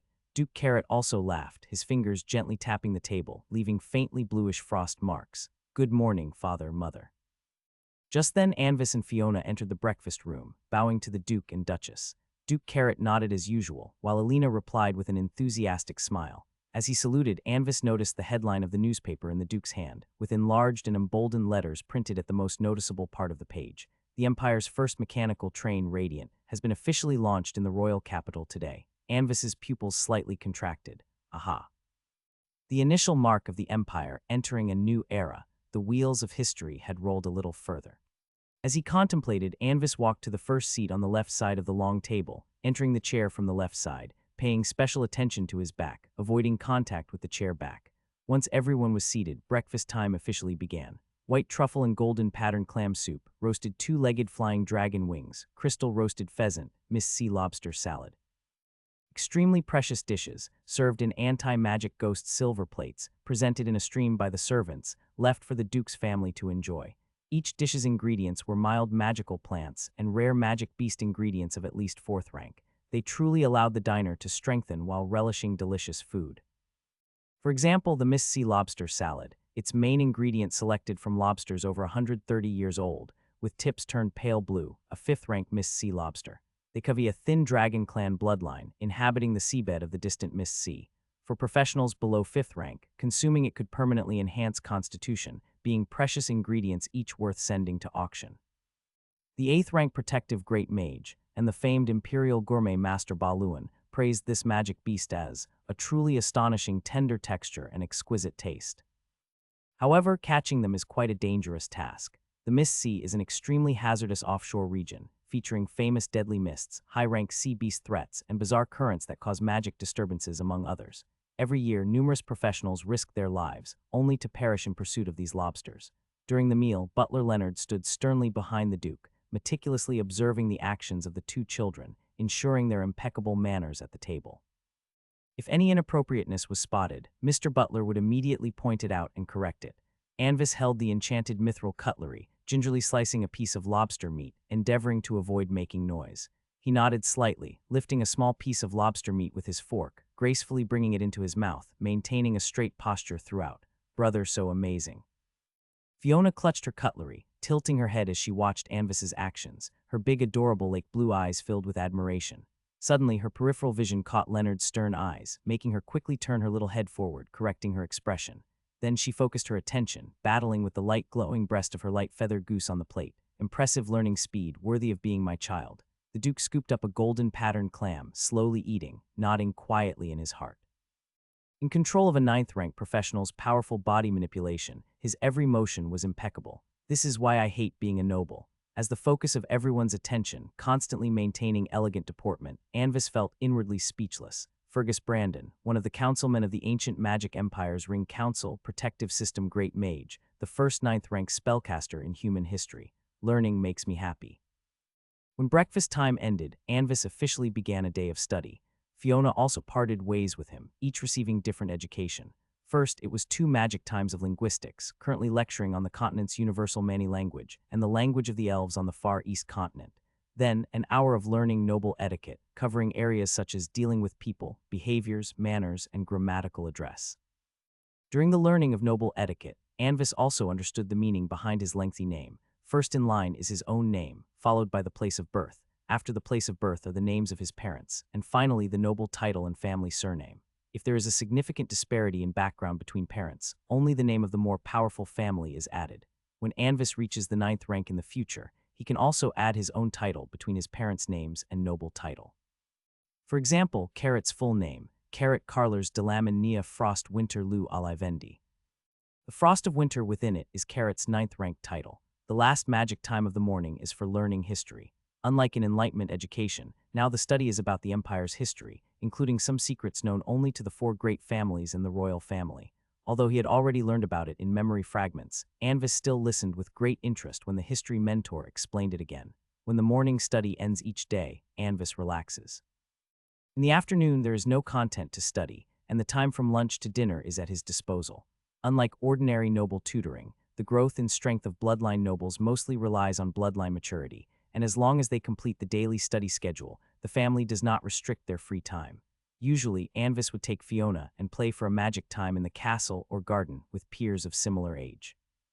Such behavior can significantly enhance the good impression of this future 9th rank powerhouse. The rest of the time, he spends in Moon Castle's great book collection room.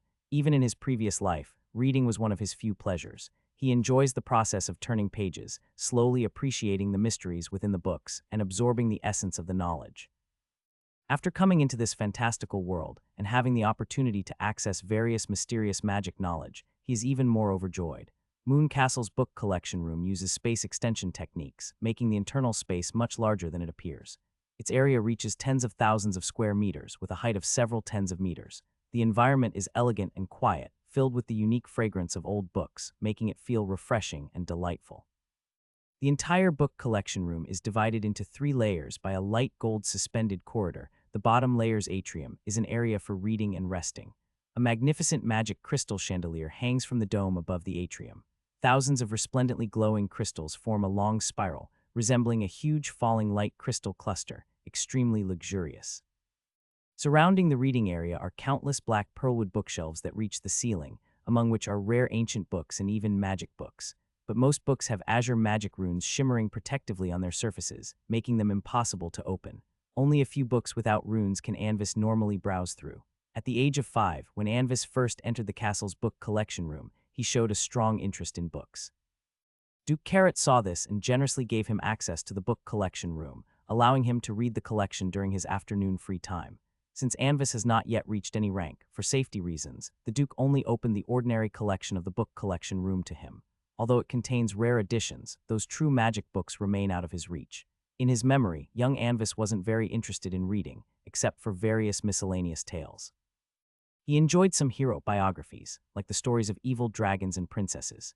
It's worth mentioning that due to the absence of large empire-level wars over thousands of years, the level of literature in this world has become very advanced. Stories of evil dragons and princesses have evolved from, the princess was captured by the evil dragon, and her true identity mostly turns out to be a neighboring prince hero who defeats the evil dragon and marries the princess. This old-fashioned and era-fitting storyline gradually developed into a bizarre series of evil dragon and princess stories. Anvis's gaze swept over the books, the general plots instantly surfacing in his mind. For example, the hero defeated the evil dragon and gained the dragon's castle and treasure, but gradually grew scales and claws, eventually becoming the new evil dragon. In Memory Fragments, the Duke asked young Anvis a question when he was reading this book. Why did the hero eventually transform into the new evil dragon? There must have been a magician studying the taboo of life, who conducted evil magic experiments in that castle. The young Anvis thought for a moment and seriously provided an answer. The Duke just smiled, nodded, and patted his light golden short curly hair. Example 2. The princess and evil dragon stayed together for 2 long, gradually developing feelings. The prince came to challenge the evil dragon, but was deceived by the princess's trick, eventually killed and eaten by the evil dragon. If one changes developing feelings to making a deal with the evil dragon, that would probably be the closest to reality among these stories. Anvis looked carefully at the book's spine. He remembers this book in both memory scenarios and past life games. In the Mysterious Era Most Popular Character Biography Rankings, this book ranks 7th. Example 3. The prince and evil dragon fought fiercely, but ultimately could not win. Although he desperately made the princess escape, the prince himself fell into the dragon's clutches. The first week, a month later. In the end, the prince and evil dragon lived happily together in the castle. Strange knowledge increased. Recalling the contents of this book, Anvis instinctively glanced around, pulled out the book, and placed it in the far corner of the bookshelf. This book must not be seen by Fiona. Incidentally, this one ranked 14th in the aforementioned rankings. Example 4. The prince sneaked into the castle, but after finding the princess, got blocked by the evil dragon in the princess's room. Due to the dragon's overwhelming strength, the prince was forced to wear the princess's clothes, pretend to be her twin sister, and try to bluff through. But when the prince's identity was revealed, the evil dragon became even more excited. If the author hadn't left the story at a key moment, this might have made it onto the rankings. Anvis glanced at the author's name and place of publication. Indeed, it was an author from the Yider Kingdom Federation.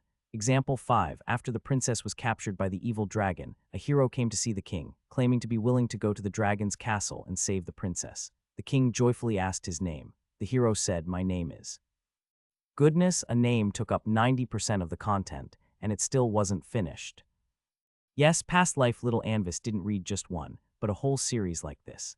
A certain Alivendi family head collected almost all versions of princess and evil dragon stories for collecting purposes and put them in the family's great library. As for why Duke Carrot didn't intervene, as long as the daily study schedule is met, the Duke doesn't mind little Anvis's hobbies. One wonders if any of these authors have been sprayed to death by real giant dragons. Oh, maybe they already sprayed the 4th book's author to death. Shaking his head both in amusement and disbelief, Anvis walked toward the bookshelf holding the foundational magic theory. Pale fingers slid across the spines of the books, finally stopping on one which did not leave an impression in his memory. Anvis pulled it out, returned to the reading area, and began today's reading. I Anvis Luo Alivendi, a new, noble, pure noble who has shed lowly interests. From the moment I was born, noble and glorious blood has flowed in my veins. I will become an enlightened ruler, a benevolent great noble, and a generous industrialist. I will shatter all conspiracies and enemies, leading my family to prosperity. I will care for my vassals with wholehearted enthusiasm, bringing them safety and happiness. I will never fear, never retreat, face evil head-on, and rest only in death, for glory is my life. Please don't take the above nonsense seriously. At the midday tea party in the castle garden, beside a blooming silver leaf rose, a handsome boy in a pure white fitted little formal dress was impromptu speaking with great enthusiasm to the noble boys and girls surrounding him. His exquisite features were gentle and full of charm, his skin bearing the unique paleness of nobility, and the depths of his azure eyes containing a faint green magical glow, exuding an incredibly mysterious elegance. The actual purpose of such tea parties was to familiarize and adapt the younger generation to noble social interactions in advance. Anvis wasn't very interested in this, but he couldn't appear too unconventional. Moreover, the families of these young boys and girls were all allies of the Alivendi faction. Familiarizing them with himself in advance would also aid in winning their hearts in the future. Previously, many peers were chatting about their respective plans for the future. As one of the 2 individuals with the highest status present, everyone was curious about Anvis's future aspirations. To better craft his persona, Anvis searched his memory, piecing together a noble declaration template. Although he had forgotten where he heard these things, it didn't prevent him from modifying the lines for his own use. Anvis's generous and passionate speech left the many still somewhat naive boys and girls astonished. Some even began to reassess their original ideals, feeling ashamed. In a luxurious and complex light pink princess dress, Fiona, with a light blue cute ribbon tied on her head, sat on the other side, looking at her brother in surprise. Her pink lips slightly parted, her large lake blue eyes filled with admiration. It was the first time she realized her brother possessed such a radiant side, protecting the family, caring for the vassals, never fearing, resting only in death. This is simply too glorious, too noble. On the other side of the garden, the invited minor and major nobles were also holding a tea party. Unlike the children's playful tea party, this was a real social occasion among nobles. As the initiator of the tea party, the ducal couple were leisurely enjoying the atmosphere of the tea party. But as they listened to Anvis's speech, their expressions gradually became odd. They wanted to laugh, but thinking it was their child, they couldn't laugh. Has our child been reading too many character biographies? Should we limit it a bit? After a while, Alina hesitantly looked at Duke Carrot, a rare hint of entanglement appearing in her beautiful amethyst eyes. The Duke's expression was also somewhat troubled. Thinking for a moment, he ultimately shook his head. No, he has reached the age qualified for independence, and we should not overly interfere with his choices. Reality is the best teacher. Some things only leave a profound impression through personal experience. Although most peers were listening with little stars in their eyes, Anvis noticed two boys and a girl maintaining polite smiles, their expressions showing more or less disdain. Though they had undergone noble education, they lacked experience, and some subtle facial expressions inadvertently revealed their true thoughts. The 12th daughter of Marquis Anderson, Martina, a son of a branch of the Olivendi family, and the 6th son of Earl Eleanor, Louis, who would later betray Olivendi and join the resistance army. HMPH, is this the uncrowned king of the northern land, the unfallen crystal bird, and a direct descendant of the Olivendi family? So naive. Despite outwardly agreeing with a smile, Louis couldn't help feeling secretly disdainful of Anvis's speech in his heart. Unlike other ordinary noble offspring, Louis was a rare spiritual power mutation talent, making the intensity and quality of his spiritual power naturally far surpass his siblings. This talent granted him delicate magical manipulation ability and a genius-level learning capacity. The courses his older siblings struggled with were as simple as 1 + 1 = 2 for him. Gradually, his mindset quietly started to expand. Although he was outwardly polite, he developed a slight sense of superiority and arrogance, unwilling to associate with those ignorant ones. Originally, he was not interested in such childish tea parties, feeling he shared no common language with still naive peers. But this time was initiated by the Olivendi family, and his father forced him to attend, so he reluctantly came. Unexpectedly, the direct descendant of Olivendi's ideals were laughably similar to those of noble biographies concocted by the mudlegs of the Kingdom Federation. What Louis most looked down on was those born with high-level bloodline, but reliant solely on their bloodline power, content with mediocrity, and idle nobles. They were merely a group lucky enough to be born into a better environment, sheltered by the legacy left by their ancestors. Without all this, they would be nothing. But he, Louis Luo Eleanor, the legitimate son of Earl Eleanor, even without any bloodline, solely relying on his own effort and talent, he was destined to achieve greater accomplishments than them in the distant future, leaving those hereditary nobles far behind. Anvis, what is an industrialist you mentioned just now? A blonde noble girl pretended to be reserved, opening her violet eyes to blink at Anvis, curious about this term she heard for the first time. She was the 8th daughter of Marquis Kui Jing Indais. Unlike Fiona's pure sunshine-like temperament, she exuded a more noble air, her brows showing a hint of the arrogance unique to great nobles. Simply put, an industrialist is someone who owns a large number of estates, caravans, alchemy shops, jewelry stores, and other industries. With a naturally graceful smile, Anvis glanced at the surrounding noble offspring, calmly explaining, "But isn't that the same as a noble?" Indais tilted her head slightly, her beautiful violet eyes widening a bit in confusion. "No, they are different." Anvis smiled slightly. In simple terms, nobles possess territories and vassals, with taxes as the main source of income. While an industrialist possesses industries and workers, relying primarily on business profits for income, the two actually have a complementary relationship. The more vassals there are, the more prosperous the territory becomes and the more taxes the lord receives. Do you understand? I understand. The girl maintained her smile, nodding seemingly comprehendingly, but Anvis could tell from her somewhat stiff gaze that she might not understand as well as she appeared to. Listening to their conversation, the others were slightly quiet. Nearby, Louis, considering himself clever, had a slightly stiff smile, unable to grasp what he originally secretly disdained the fortunate one was saying. He opened his mouth but didn't know what to ask. Glancing at the present peers, he noticed most were similarly puzzled. He secretly breathed a sigh of relief, subtly changing his expression to appear thoughtful, his sense of superiority instantly surging. This was just a small interlude. Everyone soon shifted topics. After that, Anvis did not continue speaking, but instead quietly sipped a cup of elf tea, listening to the conversation of numerous noble offspring. He knew in his heart that due to their living environments and experiences, these young boys and girls found it challenging to fully comprehend his words. However, his speech was not entirely intended for them, but rather for the Duke on the other side of the garden. On the other side, the ducal couple exchanged a glance. What do you think? A bit too idealistic, but it's impressive that he can think of these things. Some nobles may take mistresses as concubines, some may not, hence illegitimate children and bastards coexist. Time, are you fast or slow? The perspective of time is always so peculiar, inadvertently disappearing like flowing water. In the magic language class, Anvis listened to the teacher's explanation, but his thoughts wandered elsewhere. After that tea party several years ago, Duke Carrot called him to the castle study for a talk and then directly gave him a list. The list detailed a large number of family-owned industries, and with a wave of his hand, the Duke allowed him to choose any three to manage himself. Carrot's original words were, "Do as you wish, don't be afraid of failure. The family doesn't lack these industries." Anvis thought for a moment, then selected a medium-sized chamber of commerce and two newly built civilian mechanical factories. Of course, although he was given full control in name, Anvis only needed to steer the general direction, with specific affairs handled by others below him. The two new factories needed to order their mechanical production lines from the Yiter Kingdom Federation. The first thing Anvis did was cancel the factory's original production line orders and replace them with mechanical train production lines. The Duke had no opinion on his choice, and due to the news of the Radiant's open service, a trend of train building indeed surged everywhere. But this also led many nobles to follow suit and build mechanical train factories, making the competition extraordinarily fierce. However, what the Duke didn't know was that Anvis' true aim wasn't to earn gold coins, but rather to plan for the future. The family didn't value the development of mechanical constructs, and the Duke had only previously mentioned magic-guided mechanical due to concerns it might destabilize the province's situation, rather than fearing that the spread of mechanical constructs would shake the family's ruling position.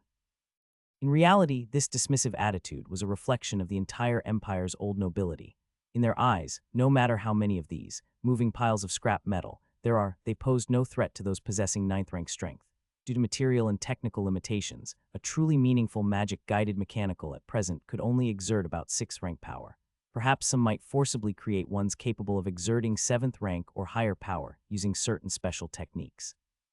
But that usually involved higher-level alchemical methods and a large amount of precious materials, losing the essence of mechanical constructs and leaning more towards normal alchemical items. On the surface, these might not even have as much destructive power as an ordinary 6th rank professional's constructs. No matter how many there are, they could never threaten those who mastered rule-based powers at the 9th rank. But Anvis knew clearly, the development of mechanical constructions was the trend of the future. They had two major advantages. Individual strength of the controller was almost unrestricted, and they could be mass-produced. A low rank equipped with special magic armor could instantly exert the destructive power of mid-high rank professionals. Moreover, with the emergence of several key technologies, constructs gradually broke through their power limitations in special ways, becoming a formidable threat that no one could ignore. Having a deep understanding of history, he would never allow himself to fall behind the times in this regard. On the contrary, he intended to overtake them ahead of time. As the only large-scale mechanical creation deemed civilian by the Empire family, the production of mechanical trains required massive metal raw materials and special oversized production lines. With these two mechanical factories as cover, he could openly mobilize mechanical materials on a large scale without arousing suspicion from others. When needed later, he could easily produce other large-scale wartime constructs by simply modifying the entire production line. Moreover, the family's territories also needed to implement mechanical train systems, and naturally, it's more reassuring to assign such orders to the family's own factories. Lord Anvis, are you listening? Anvis's magic language mentor was a 6th rank royal scholar, appearing around 50 years old. His hair was graying at the temples, with a high hairline and recently showing signs of receding more. At this moment, he dispelled the magic text floating in the air, slightly furrowing his brow and looked at Anvis somewhat displeased. Of course, Mr. David. Anvis quickly pulled back his thoughts and answered earnestly, "Good. So what meanings does Reincarnates represent in ancient Mannion, and provide an example of its application?" David maintained a stern face, questioning Anvis. With his question, a new line of magic text appeared, shimmering faintly in the air. "It means gnawing, sir, and in the spell of the 3rd rank excavation skill, it appears in the 2nd subsection of the 3rd segment. As a noun, it is used to specifically refer to the squirrels on the world tree." Completely correct. Mr. David was quite puzzled. He always felt like Anvis was distracted, but no matter what question he posed, Anvis could respond fluently. Over time, he gradually began to doubt his own judgment. Perhaps this is how true geniuses are. He's not daydreaming, he's thinking. This suspicion wasn't exclusive to Mr. David. Almost all the mentors responsible for educating Anvis experienced similar impressions. Gradually, when the Duke inquired about his educational progress, the mentors began to praise him eloquently, calling Anvis a true genius. During lectures, he could simultaneously engage in deeper thought processes. Initially, Anvis was puzzled by this. Is that so? Then I must be a once-in-a-millennium genius. Ultimately, he resigned himself to accepting this fact, attracting sidelong glances from the Duke and Duchess, while once again earning the admiring gaze of Fiona. He wasn't worried about his rebirth secret being discovered, due to passing the soul synchronization rate test. As long as he didn't act too outrageously, everything could be attributed to talent. As he grew older, Anvis's daily learning content continuously evolved. Linguistics advanced to magic linguistics, and the current language being taught was Ancient Manian. This language originated from the era of the ancient magic empire, and the symbols themselves contain mysterious powers, making it the most widely used magic language among spellcasters on the continent. From his memories, Anvis learned that after mastering this language, there were 4 more to learn: High Elven, Dragon Language, Ancient Dragon Language, and Titan Language. Besides that, music and art were added to the morning studies. The time for learning etiquette was halved, and social content was added. For example, how to please a lady. The study of history branched into the study of ruins, while the course duration remained unchanged. The afternoons were no longer leisurely, with a total of 4 courses each in magic material science, epigraphy, alchemy, and mysticism, which occupied much of Anvis's time. After a day of classes ended, Anvis went to the book collection room as usual. Due to his diligence and personal strength improvement, the Duke made an exception to enhance his access rights. Now he could already read most of the magic books below the 3rd rank. In the silent library, the boy's thin and pale figure appeared somewhat lonely. Although the book was open in his hands, the pages hadn't been turned for a long time. His birth was a set fact, unchangeable. For years, he had been devising strategies to break through his situation. It's been several years since the Radiant's opened service, and during this not too long time, the Empire's situation hadn't changed much. On the contrary, with the construction of many new magic-guided mechanical factories, many civilians gained income and job opportunities, and life was thriving. But Anvis knew clearly this was only the surface. The seeds of a new era had quietly been sown, like sparks hidden beneath fallen leaves. Just waiting for a gust of wind to ignite a roaring fire, turning the decayed forest of the old era into ashes. The memories from young Anvis's first-person perspective had filled in many details he hadn't known in the game. Regrettably, memory fragments were limited, revealing only a few key details. After a while, he sighed, gently closing his eyes, then opening them slowly, forcing himself to refocus his attention on the book. Only here did he not feel those ubiquitous, subtle surveillance gazes. After dinner, Anvis dismissed the maid and returned to his room alone. The air was filled with a faint fragrance of the calming wood. On the intricately carved silver lamp, a piece of ice-like crystal emitted a strong blue-white glow, penetrating the surrounding pale yellow lampshade and casting a hazy yet warm illumination inside the room. Since the advent of the magic crystal lamp, cheap and dim candles have been removed from the lives of the aristocrats. This luxurious form of illumination originated from the ancient magic empire, and it is indeed extraordinarily bright and stable, capable of even adjusting brightness within a certain range. But even at its dimmest setting, each magic time costs at least a gold coin in magic crystals. It should be known that the mainstream currency among commoners in this world is still silver coins. In a barony with a population of thousands and a territory of several hundred square kilometers, the annual taxes amount to only a few hundred gold coins. Typically, only transactions of the 2nd rank or higher and large-scale trades are settled in gold coins. Anvis removed the ordinary magic crystal from the magic crystal lamp and replaced it with a perfect prismatic super magic crystal, or then he sat on the calming wood canopy bed and began practicing his meditation method. Under the activation of the array in the lampstand, the translucent crystal pillar emitted a pale blue glow. A strange trace of original magic seeped from the light and was gradually absorbed into Anvis's body as he meditated. Since his traversal, with the daily accumulation of countless precious resources, Anvis's foundation has become exceedingly solid. Although he is currently at the apprentice rank, his total amount of spiritual power and magic has reached the level of an ordinary 1st-rank mage, and his physical qualities are comparable to that of an ordinary 3rd-rank warrior. With even breathing, Anvis gradually entered a state of deep meditation.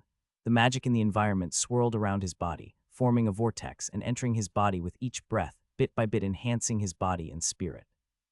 The meditation method was bestowed upon him by the Duke 6 months ago, and its name is straightforward: the carrot meditation method. Ever since his eldest son Ramont was born, the Duke carefully analyzed, compared, and studied his and Alina's meditation methods. Spending an entire year, he specifically created a meditation method for his offspring, naming it after himself. After decades of refinement, the carrot meditation method has securely entered the ranks of top-tier meditation methods. For the Duke's descendants, the effects of this meditation method even surpass other top-tier meditation methods. As Anvis meditated, the leftover strange energy in his spirit sea slightly fluctuated, subtly transforming his spiritual awareness and gradually being absorbed by him. Since his rebirth, he has absorbed most of the strange energy, with only a sliver left to be completely consumed tonight. Will there be any changes? Anvis's consciousness silently enveloped his spirit sea, perceiving that the remaining energy was oscillating at a specific frequency, seeping slowly into his consciousness. 3 Twoon. As the countdown in his heart ended, the last thread of energy seeped into his consciousness. Like the final straw that breaks the camel's back, an indescribable feeling emanated from his consciousness. Simultaneously, after the energy fully dissipated, a partially incomplete light ball suddenly appeared at the original spot. Compared to this light ball, the previous fragments seemed like stars and the moon. Anvis was slightly surprised to find that the memory fragments he absorbed in his childhood matched perfectly with the gaps on the light ball. Unlike his childhood, seemingly confirming that his body could bear it, the entire light ball directly merged into Anvis's consciousness, and a massive stream of information flooded his brain. The intense pain forced him out of his state of deep meditation, leaving him to lay unconscious on the bedding.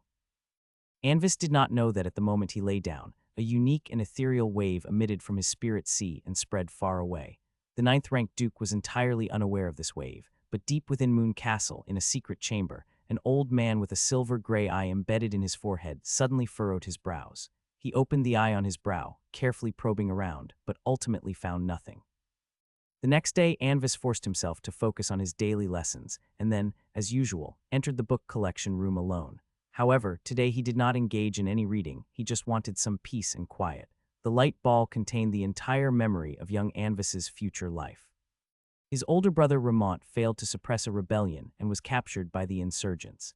His second brother Evan mysteriously went missing, impossible to trace, and the last known location was in the city lord mansion of his territory. His third sister Yelanis and the Frostwind Knight Order were ambushed by a massive army, narrowly breaking through at great cost and retreating to defend Carler's city. While the Duke was held off by an equally ranked adversary, Moon Castle was suddenly attacked, and his younger sister Fiona was seized and disappeared without a trace. Duke Carrot used an emergency communication array to request aid from the royal family and the other 3 great families, but the request to the royal family vanished without a trace, and the replies from the other families were astonishing. Their situations were equally disastrous, leaving them unable to assist Olivendi. Duke Carrot and the remaining family members retreated to his mage tower at Nightwind Castle. Then an unknown formidable enemy attacked there. Using the mage tower's surveillance array, young Anvis had a brief glimpse of the intruder. It was a humanoid figure shrouded in radiant, holy white light.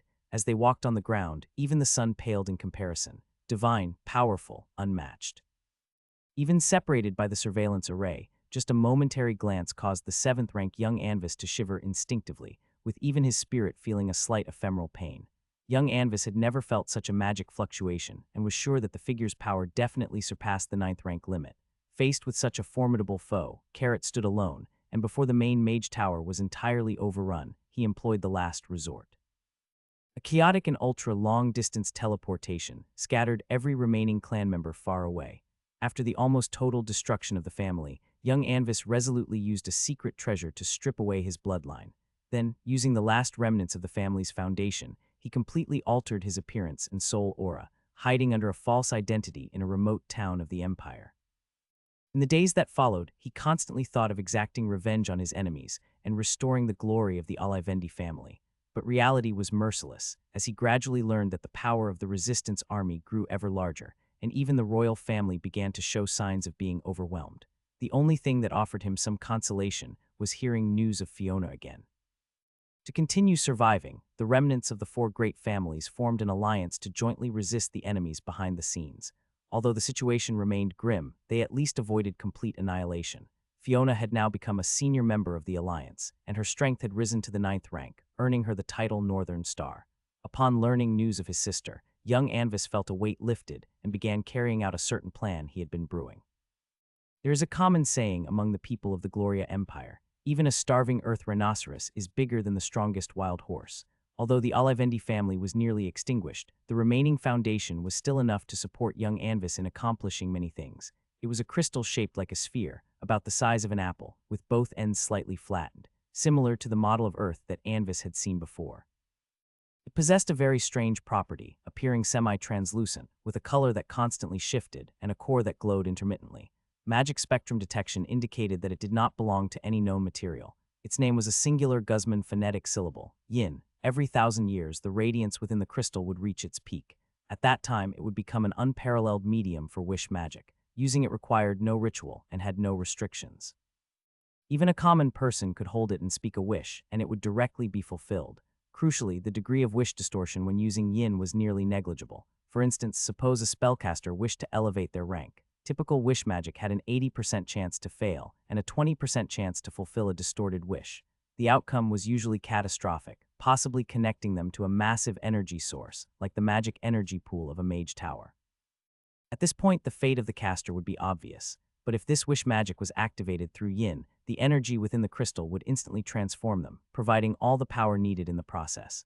Of course, if the wisher was too greedy and wished to ascend several great realms at once, resulting in being obliterated by uncontrollable enormous magic power, that would not be Yin's responsibility. The family used it twice, each time leaving detailed records.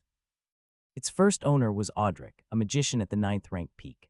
After acquiring Yin, he spent a year studying it, roughly determining the properties of the crystal. It was a wish power conglomerate he had never seen before. Although one could directly wish, the best way to maximize the crystal's power was to use it in conjunction with a proper wish magic ritual. Thus, Audric set up the highest standard wish magic ritual with Yin as the core. His wish was simple, to ascend to legendary. After making the wish, the entire ritual array emitted a dazzling radiance. An enormously mysterious power enveloped him. Observers could clearly feel the pressure emanating from him, which had been stuck at the 9th rank limit for years, begin to rise again, becoming immensely profound and terrifying. When this power reached its peak, Audric's body suddenly exploded with endless light, transforming instantly into a sun. In the next instant, the light vanished, leaving observers, the array, and Yin intact, but Audric himself disappeared without a trace. No one could perceive where he went. There were no spatial fluctuations, and the bloodline crystal ball left in the family turned an unusual gray. The family could only vaguely sense through deep bloodline perceptions that he was still alive. 1,000 years after Audric's disappearance, the radiance of the crystal once again overflowed. This time the user was Lois, the current head of the Olivendi family, and in terms of lineage, he was Audric's grandson. Considering Audric's previous fate, he did not directly wish for an elevation in his own or others' realms, but instead attempted to wish for Audric's return. However, this wish failed to activate, as both the ritual array and the crystal remained unresponsive. From the results above, Lois concluded 2 points. First, Yin is a mysterious object capable of fulfilling legendary rank wishes. Second, Yin is not truly omnipotent, as at least bringing Audric back was beyond its capabilities. With some secret information the family gathered over the millennium, Lois formed a vague hypothesis. He began to wish again, and this time his wish was to reach the 9th rank limit. The crystal emitted the same light as when Audric made his wish, wrapping around Lois like ribbons. When his power reached the 9th rank limit level, the light dissipated once more. Lois struggled to control the sudden surge of power. The wish was fulfilled, and he did not vanish. Half a month later, after gaining full control of his power, Lois left behind the usage rules for Yin. 1. Do not wish beyond ranks much higher than your own. Do not wish for more than a legendary wish. Refer to Bauerzimmann's wish rules. In fact, the reason the family left Yin to young Anvis was precisely in the hopes that when he reached the 9th rank, he could use wish magic to elevate his power to the 9th rank limit, thereby leading the family to rise again. During his time hiding his identity, the radiance of Yin had once again recharged. He originally planned to increase his power as planned, but Fiona's reappearance changed his decision. Not to mention that he could not reach the 9th rank in the short term. Even if he became the 9th rank limit, it would make no difference to the current situation. The enemy had already proven that they could not be countered by merely 1 or 2 9th rank limits. Rather than using it himself, it would be better to use Yin in a more critical area. After much deliberation, he made a decision so bold it could be called madness, to use ambiguous wishing. In the book Wish Rules by Bauerzimmann Fenners, the 9th rank mysterious sorcerer star's wish, ambiguous wishing, was ranked as the number 1 wrong way to wish. Over 90% of wishing magic accidents were due to the caster not articulating their wishes clearly enough. But Bauerzimmann also admitted that the more precise the wish, the more power it required, and the higher the probability of failure. Precise wishing required more power to maintain this precision. Each specific limitation added would double the cost of the wish. Young Anvis had studied this book meticulously, well aware of the pitfalls of ambiguous wishing, but unable to change any circumstances. He placed all hope in wish magic and the slim chance of destiny in his desperate state. His final wish was simple: to restore the glory of the Alivendi family, a textbook example of the wrong way to wish, but also the method to maximally harness the power of wish magic. He succeeded, but the price was everything, including his soul. The wish magic created a true miracle, as a soul from a distant otherworld traversed time and space, arriving at the critical moment before the downfall of the Alivendi family, inheriting all the memories of young Anvis from his past life. As an integral part of this miracle, Anvis, inexplicably brought over, now had to focus all his attention on carefully thinking of a solution. Otherwise, the fate of young Anvis in his past life would be the outcome he was destined to face. Sometimes the more you know, the less happy you become. Anvis' gaze was deep. He rapidly skimmed through the new memories in his mind, while unconsciously tapping his forefinger on the armrest of the sofa. Observing history from the perspective of a bystander is completely different from personally participating in it. In his previous life, young Anvis was limited by his own perspective and couldn't clearly see what the family was truly facing. But as Anvis from a god's eye view, he saw suffocating information from his tumultuous life. It was a net woven by hidden hands backstage, that enveloped the entire Alivendi family, even the whole Gloria Empire. The powerful family was deeply mired in a swamp of conspiracy, spiraling into inevitable decline. Numerous factions were either annexed or completely uprooted. The most terrifying thing is, the part involving the Alivendi family was only a piece of this grand web. Based on the game background material from his previous life, Anvis had already formed several vague conclusions regarding the true identity of the enemy behind the scenes. First, there was an unusually occurring 9th rank leader within the resistance army. One should know that in this age where legends no longer appear, a 9th rank who mastered the power of rules is the highest level of strategic deterrence. For an unruly mob like Resistance Army, having a 9th rank is not an asset but a burden. After analyzing a vast amount of storylines, players who focused on the plot had reached a conclusion. The so-called Resistance Army Chief was likely a codename rather than a specific 9th rank NPC. The Resistance Army leader always appeared under the guise of a black robe and mask, and behind the mask could be any 9th rank individual. This excellently explains how the rebel leader consistently defeated not one, but multiple 9th rank limit powerhouses with ordinary 9th rank strength. Items that could conceal a 9th rank identity are rare, but forces above a certain level can still acquire them. In other words, the Resistance Army is most likely just a front being put up, a puppet doing dirty work for some force, or even possibly, they are backed by more than one force. Anvis closed his eyes, letting his body sink into the sofa.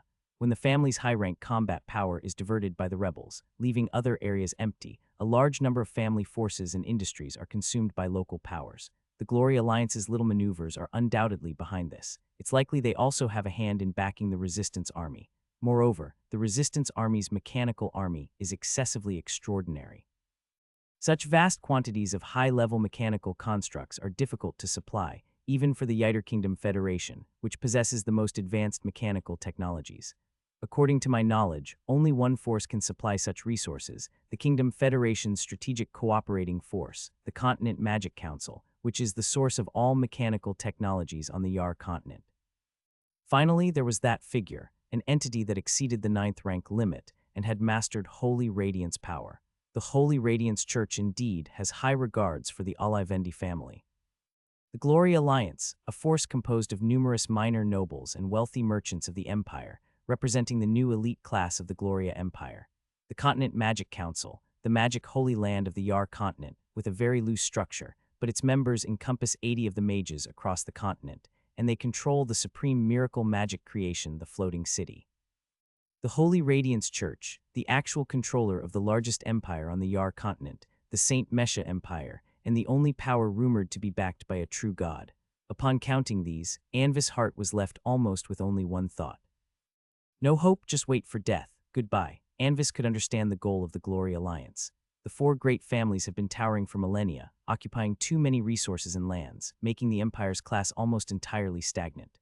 The emerging mid to minor nobles want to rise to power. They must find every possible way to overthrow the old nobility, led by the four great families, and divide the lands and resources they occupy. It also makes sense why the Holy Radiance Church is stirring up trouble. Among the three great empires of the continent, the the Saint Mesha Empire was almost established by the Holy Radiance Church, and the Yiter Kingdom Federation similarly does not forbid the spread of the Holy Radiance Church's doctrines. Only the Gloria Empire, which resented the Holy Radiance Church's act of dividing the ancient magic empire. When founding the nation, the Gloria Great Emperor expressly declared, banning all activities of the Holy Radiance Church within the empire. Although with the change of empire's situation over thousands of years, the enforcement of this rule is no longer so strict. Yet permitting the Holy Radiance Church to establish small chapels in remote areas is the maximum the empire can tolerate. As a result, the two countries are constantly at odds. If the resistance army supports the public preaching of the Holy Radiance Church throughout the territory as a price, then the church court would have a motive to send strong individuals to intervene, causing chaos in the imperial situation. But as for the goal of the Continent Magic Council, Anvis couldn't fathom. Or rather, there remains some crucial information that young Anvis hadn't acquired in his previous life. Finally, the stance of the imperial family is also worth pondering. Analyzing up to here, Anvis sighed lightly, feeling somewhat mentally exhausted. After thoroughly analyzing the situation, he came to a conclusion: the current empire actually doesn't require the existence of the four great families. When the Gloria Empire was first founded, the ancestors of the four great families loyally assisted Gloria the Great Emperor, pacifying all lands and resisting foreign enemies, with outstanding military contributions. To win hearts, the Great Emperor bestowed the heads of the four great families with hereditary duke titles and made a solemn promise: no matter how large the final territory of the empire, each of the four great families would receive a province equivalent to 1/8 of the imperial territory as a hereditary fief. The four great families had complete jurisdiction over military, economic, judicial, and civil affairs in their provinces, only needing to pay a portion of taxes to the royal family annually.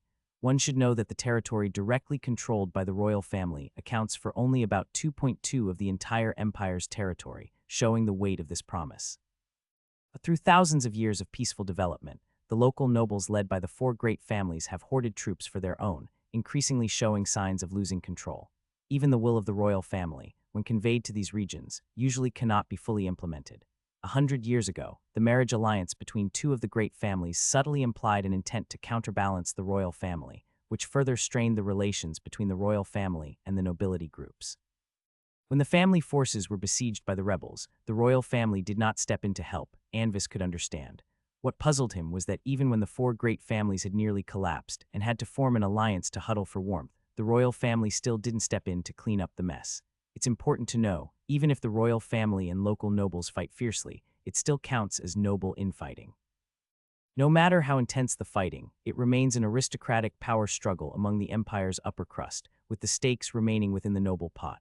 But the resistance army is different from beginning to end. They represent another class. Perhaps initially, they could still be viewed as a knife in the hands of the new nobility, but towards the end, the forces behind them had become overwhelming. Allowing them to completely wipe out the four great families, in truth didn't align with the interests of the royal family, and Gloria IV could not possibly be ignorant of the principle of the lips are gone, the teeth will be cold, unless the royal family has already been tied down by matters of greater importance. Anvis irritably tugged at his light golden short hair, his brows tightly knit together. Perhaps the young Anvis in his previous life had also sensed something. However, in the end, he was just a 7th rank. If the family is likened to a deep-sea giant beast tightly ensnared, then he could at most be considered a trivial knot in fish. After venting for a bit, Anvis released his hair, which had turned into a bird's nest, forcing himself to switch his line of thinking and analyze the advantages he currently holds. Continuing to ponder over the enemy forces, he feared that he might crumble under the pressure and rearrange the structure of matter once more. Compared to my previous life, my biggest advantage is that I've mastered the dual rebirth memories of both player and native. Before I cause too much interference with the situation, the course of history will still progress as it originally did. The supreme rainbow, the perfect blood, the lost empire's secret treasure, the mysterious essence, Helro's unlimited magic book. These top-notch rare resources and dust-laden treasures yet to surface, these epic magical artifacts, and those nascent yet prominent NPCs of various camps, the protagonists on the stage of the new era. Simply put, for their respective goals, top powers on the Yar continent like the Holy Radiance Church, backed by the continent's strongest empire, and the Continent Magic Council, provide equipment and peak experts to the Resistance Army. The Resistance Army targets all nobles on the continent, with the largest old nobility being the first in line. The new noble class, represented by minor nobles and large merchants of the empire, targets the old nobility. The royal family's attitude is unclear. the old noble class, represented by the four great families, is in a very awkward position, as the new era does not need old nobility, which is the so-called grand trend for the four great families. As for the overarching trend of the era, Gugu hasn't written it yet. Mechanical development is just a small external reflection. Secondly, as a player on Blue Star, the entirely different knowledge system of another world can also provide me with immense help. Thirdly, as the fourth son of the Alivendi family, before the family's downfall, this identity is my strongest backing. If used appropriately, it can unleash astonishing energy. Fourthly, even as a former 7th rank Master Mage and Royal Scholar, without powerful magic power and spiritual power, the most critical knowledge and experience still remain, which is an invaluable precious asset. Fifthly, although the enemies are exceptionally powerful, they will not descend in the short term, allowing several decades to prepare. The title of Master Mage is not a professional level but an honorary title, representing a polymath among mages. Only those who have attained certain achievements in all subdivisions of their current schools, magic, can be designated this title by the Empire Royal Magic Association. Magic is vast, and in today's highly developed magic schools, an ordinary spellcaster can only barely master their specialized subdivision throughout their life. Only true geniuses can achieve development in all subdivisions of a particular school. Having analyzed his 5 major advantages, Anvis was still worried, but he felt somewhat relieved. The current situation was quite tricky, but fortunately he still had ample preparation time. According to his memories, not all external threats were aimed at the family, but the old noble class, represented by the 4 great families, had grown too large, blocking everyone's path. Like an ancient primeval forest, those towering trees of the old nobles blocked most of the sunlight, rainwater, and nutrients. For the shorter trees to grow, a major fire must completely burn away the towering trees of the old nobles, so they can absorb the rich nutrients left in the embers and grow into new towering trees. He gradually calmed down, carefully analyzing the new memories, seeking possible breakthroughs. The stroke of luck and misfortune was that little Anvis's wish was merely to restore the glory of the Alivendi family. This meant he didn't have to confront the new era directly, only finding a way to maintain the Alivendi family amidst the tide. Solely preserving the Alivendi family, based on the future developments in his memory, he already had some vague plans. The only problem was the person who surpassed the 9th rank. Anvis still had no strategy. In the face of absolute power, all tactics lose their meaning. That figure cast a huge shadow over little Anvis, and even now, recalling it caused Anvis's body to instinctively shiver with a hint of fear. Or perhaps he could gather raw materials using the family's resources to create a megaton-level matter-energy conversion bomb through magical means. But the opponent wasn't foolish. As long as they teleported several hundred kilometers away upon sensing danger, they could completely evade the blast radius and enjoy a spectacular fireworks show. Unless there was some method to disrupt his teleportation, but the opponent's strength had already surpassed the 9th rank limit, and common spatial confinements might not work. Moreover, a nuclear explosion might not necessarily kill him. Anvis also considered setting up a device similar to an anti-magic field, but the principle of such a field is actually suppression and obstruction. In other words, according to the principle of equivalent exchange, if you want this field to take effect, you must constantly invest energy equal to the total magic power existing within the field.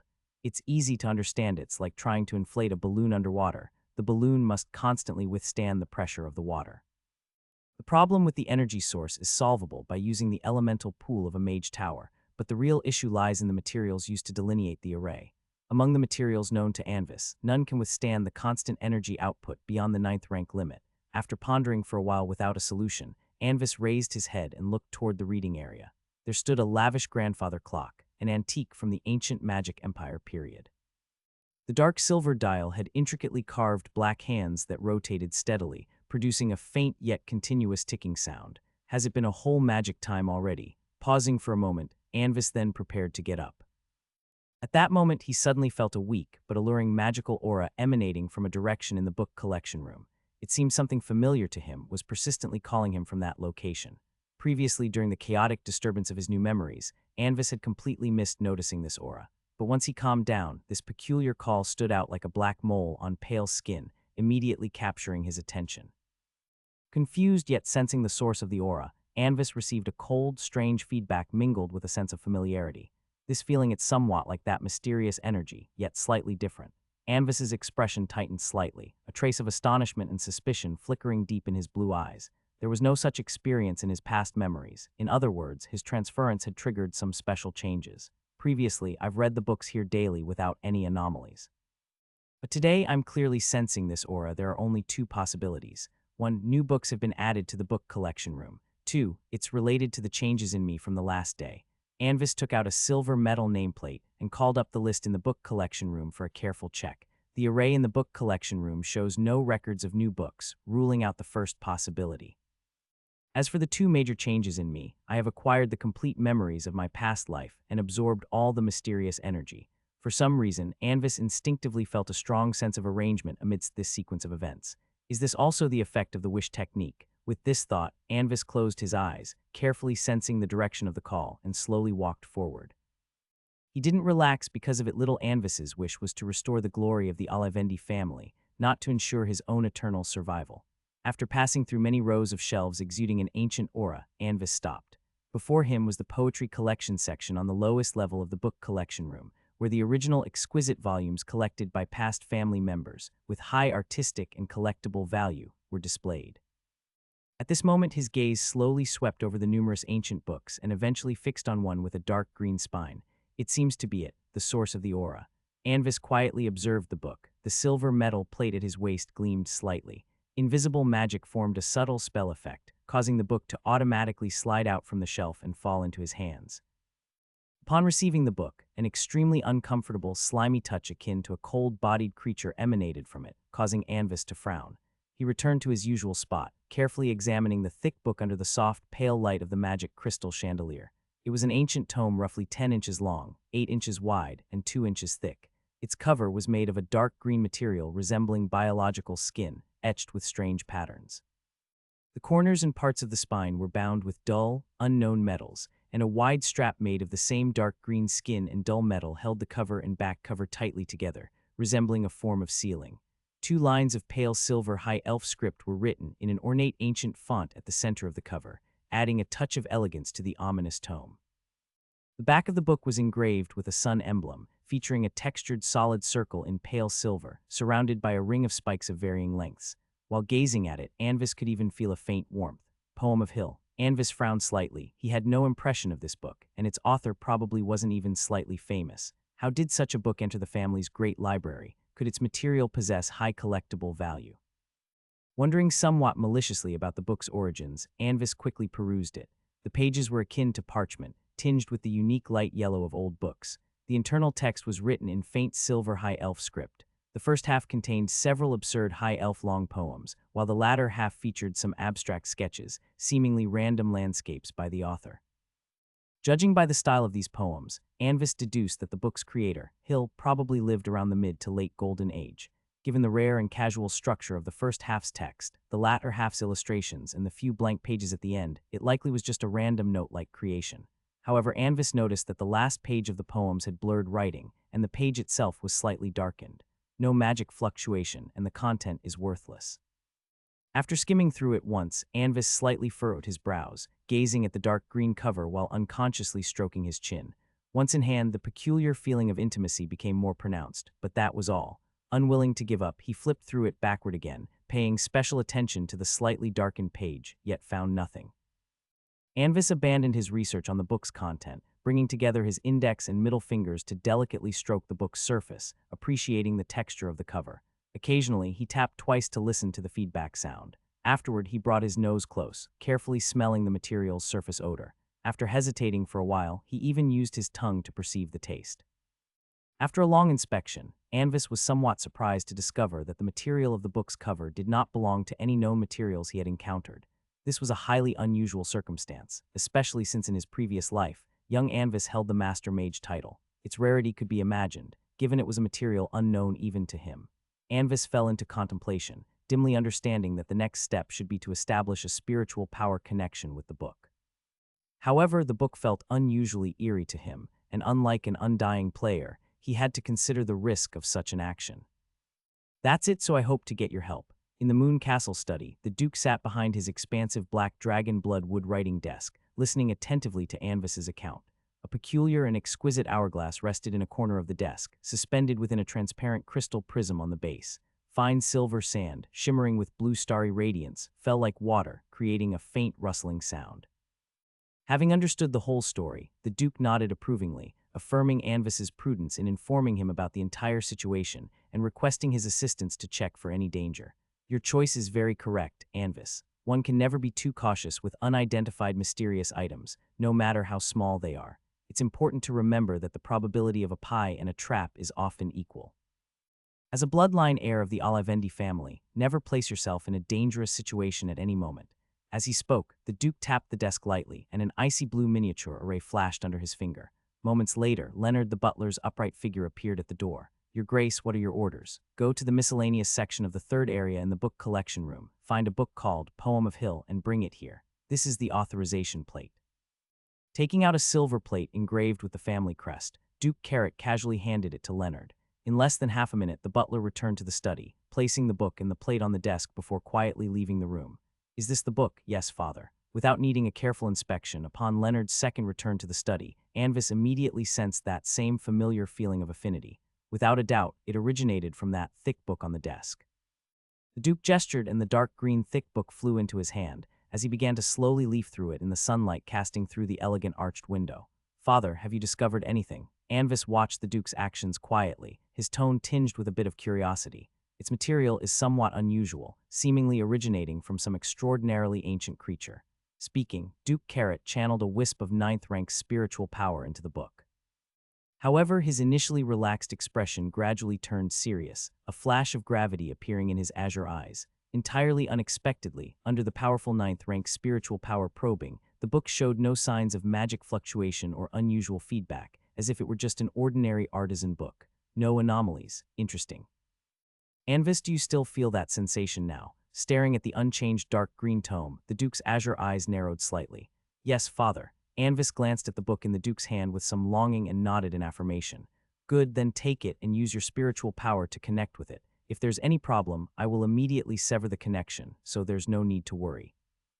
Without the Duke making any visible movements, the dark green heavy tome levitated from his hand, gently floating towards Anvis. Anvis took a deep breath, reaching out to catch it and extending his spiritual power to connect with it.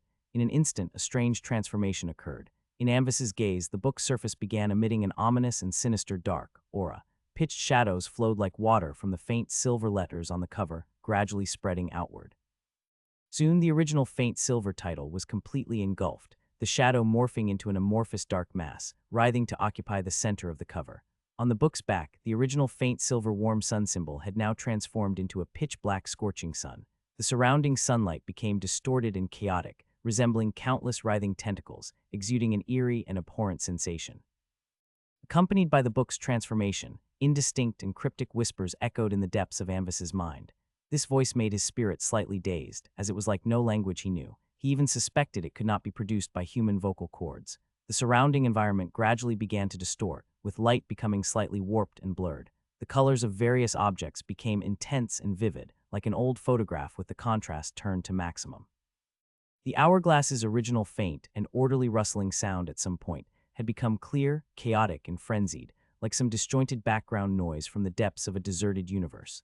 Anvis paid no attention to the environmental changes as he flipped the book back to the front for the second time. By now, the dark shadow mass seemed to have completely assimilated the original faint silver lettering. Once again, it twisted and deformed, forming two faintly wriggling dark high elf script words in the original book title position. Ancient Secret Scripture. Anvis unfastened the clasp and opened the heavy cover. The yellowish parchment of the pages had now turned a deep yellow, almost brown. Its luster and texture became exceptionally ancient, as if it had traversed an immeasurable span of time in an instant. On the previously empty front page, a bizarre and enormous symbol now stood out. The symbol consisted of spirals emitting an ominous aura, twisted and changing zigzags, and peculiar dots of various sizes. The ink used to depict it was also peculiar. In Anvis's eyes, this blackish-green ink seemed to be constantly flowing. Gazing intently at this mysterious pattern, Anvis continually compared it in his mind, attempting to decipher the meaning behind the symbol. But ultimately, this attempt was deemed a failure. The peculiar symbol, like the book's material, exceeded his current knowledge scope. He tried turning to the second page, but noticed that the subsequent pages couldn't be turned, as if strongly glued together. An unusual feeling arose, and Anvis immediately understood the reason for his inability to read. His spiritual power wasn't enough. He couldn't withstand the mysterious knowledge within the book. At this moment, the Duke suddenly clapped his hands. This sound seemed to shut off some kind of switch, and the abnormal feeling inside the room disappeared instantly. Anvis shivered all over, and like waking from a dream, he raised his head. The connection with the book naturally severed. An odd feeling rose within his heart, as if some kind of change had already occurred. At this moment, the sound of the hourglass returned to normal, but in the upper half of the hourglass, the silver-blue sand had visibly diminished by a large portion.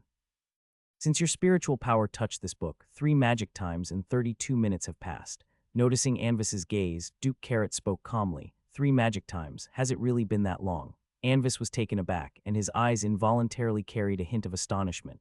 In his perception, it seemed only less than 3 minutes had passed. Does it feel like not much time has passed? This is the Lacana effect. When your spiritual power quality is too low, yet you try to analyze high-rank spells, you experience this time illusion. The Duke spread his hand, and a complex spell structure akin to a blossom appeared in his palm, which then slowly transformed into dissipating light particles from top to bottom. Had I not interrupted just now, you would have exhausted your spiritual power without realizing it. Continuing like that might even damage your spirit C. If your rank reaches the 4th rank or above, even if it's still insufficient to complete the analysis, you can detect something amiss after excessive spiritual power consumption and immediately terminate the connection. Saying this, the Duke suddenly noticed an issue with his own words. Of course, this is not your fault. Quite the opposite, it's a good thing. As a member of the Olivendi family, you must not make the fatal mistakes that ordinary professionals commit, blindly pursuing advancement speed while neglecting your most fundamental foundation. An early ripe black honey fruit will taste green and bland. Even though we possess a bloodline, at the same rank, differences in foundation will lead to vastly different strength disparities. You must remember, all future strength growth will be built upon your initial foundation. Every tiny bit of gradual accumulation now will be magnified 1,000,000 times in the future. It is only by thoroughly reaching the limit that can't be elevated further in your foundation, by ascending with the most perfect posture, can you travel farther on the path of a professional. I understand, Father. Anvis nodded slightly, subconsciously becoming alert to the recent incident. Having dual memories, he should have realized something was wrong immediately, yet he unwittingly fell into the trap. This was undoubtedly a wake-up call for his originally relaxed mindset. So what do you plan to do? Duke Carrot nodded, tapping his finger on the table to draw Anvis's attention. Although this book's power aura is somewhat eerie, I can sense that it bears no malice towards you.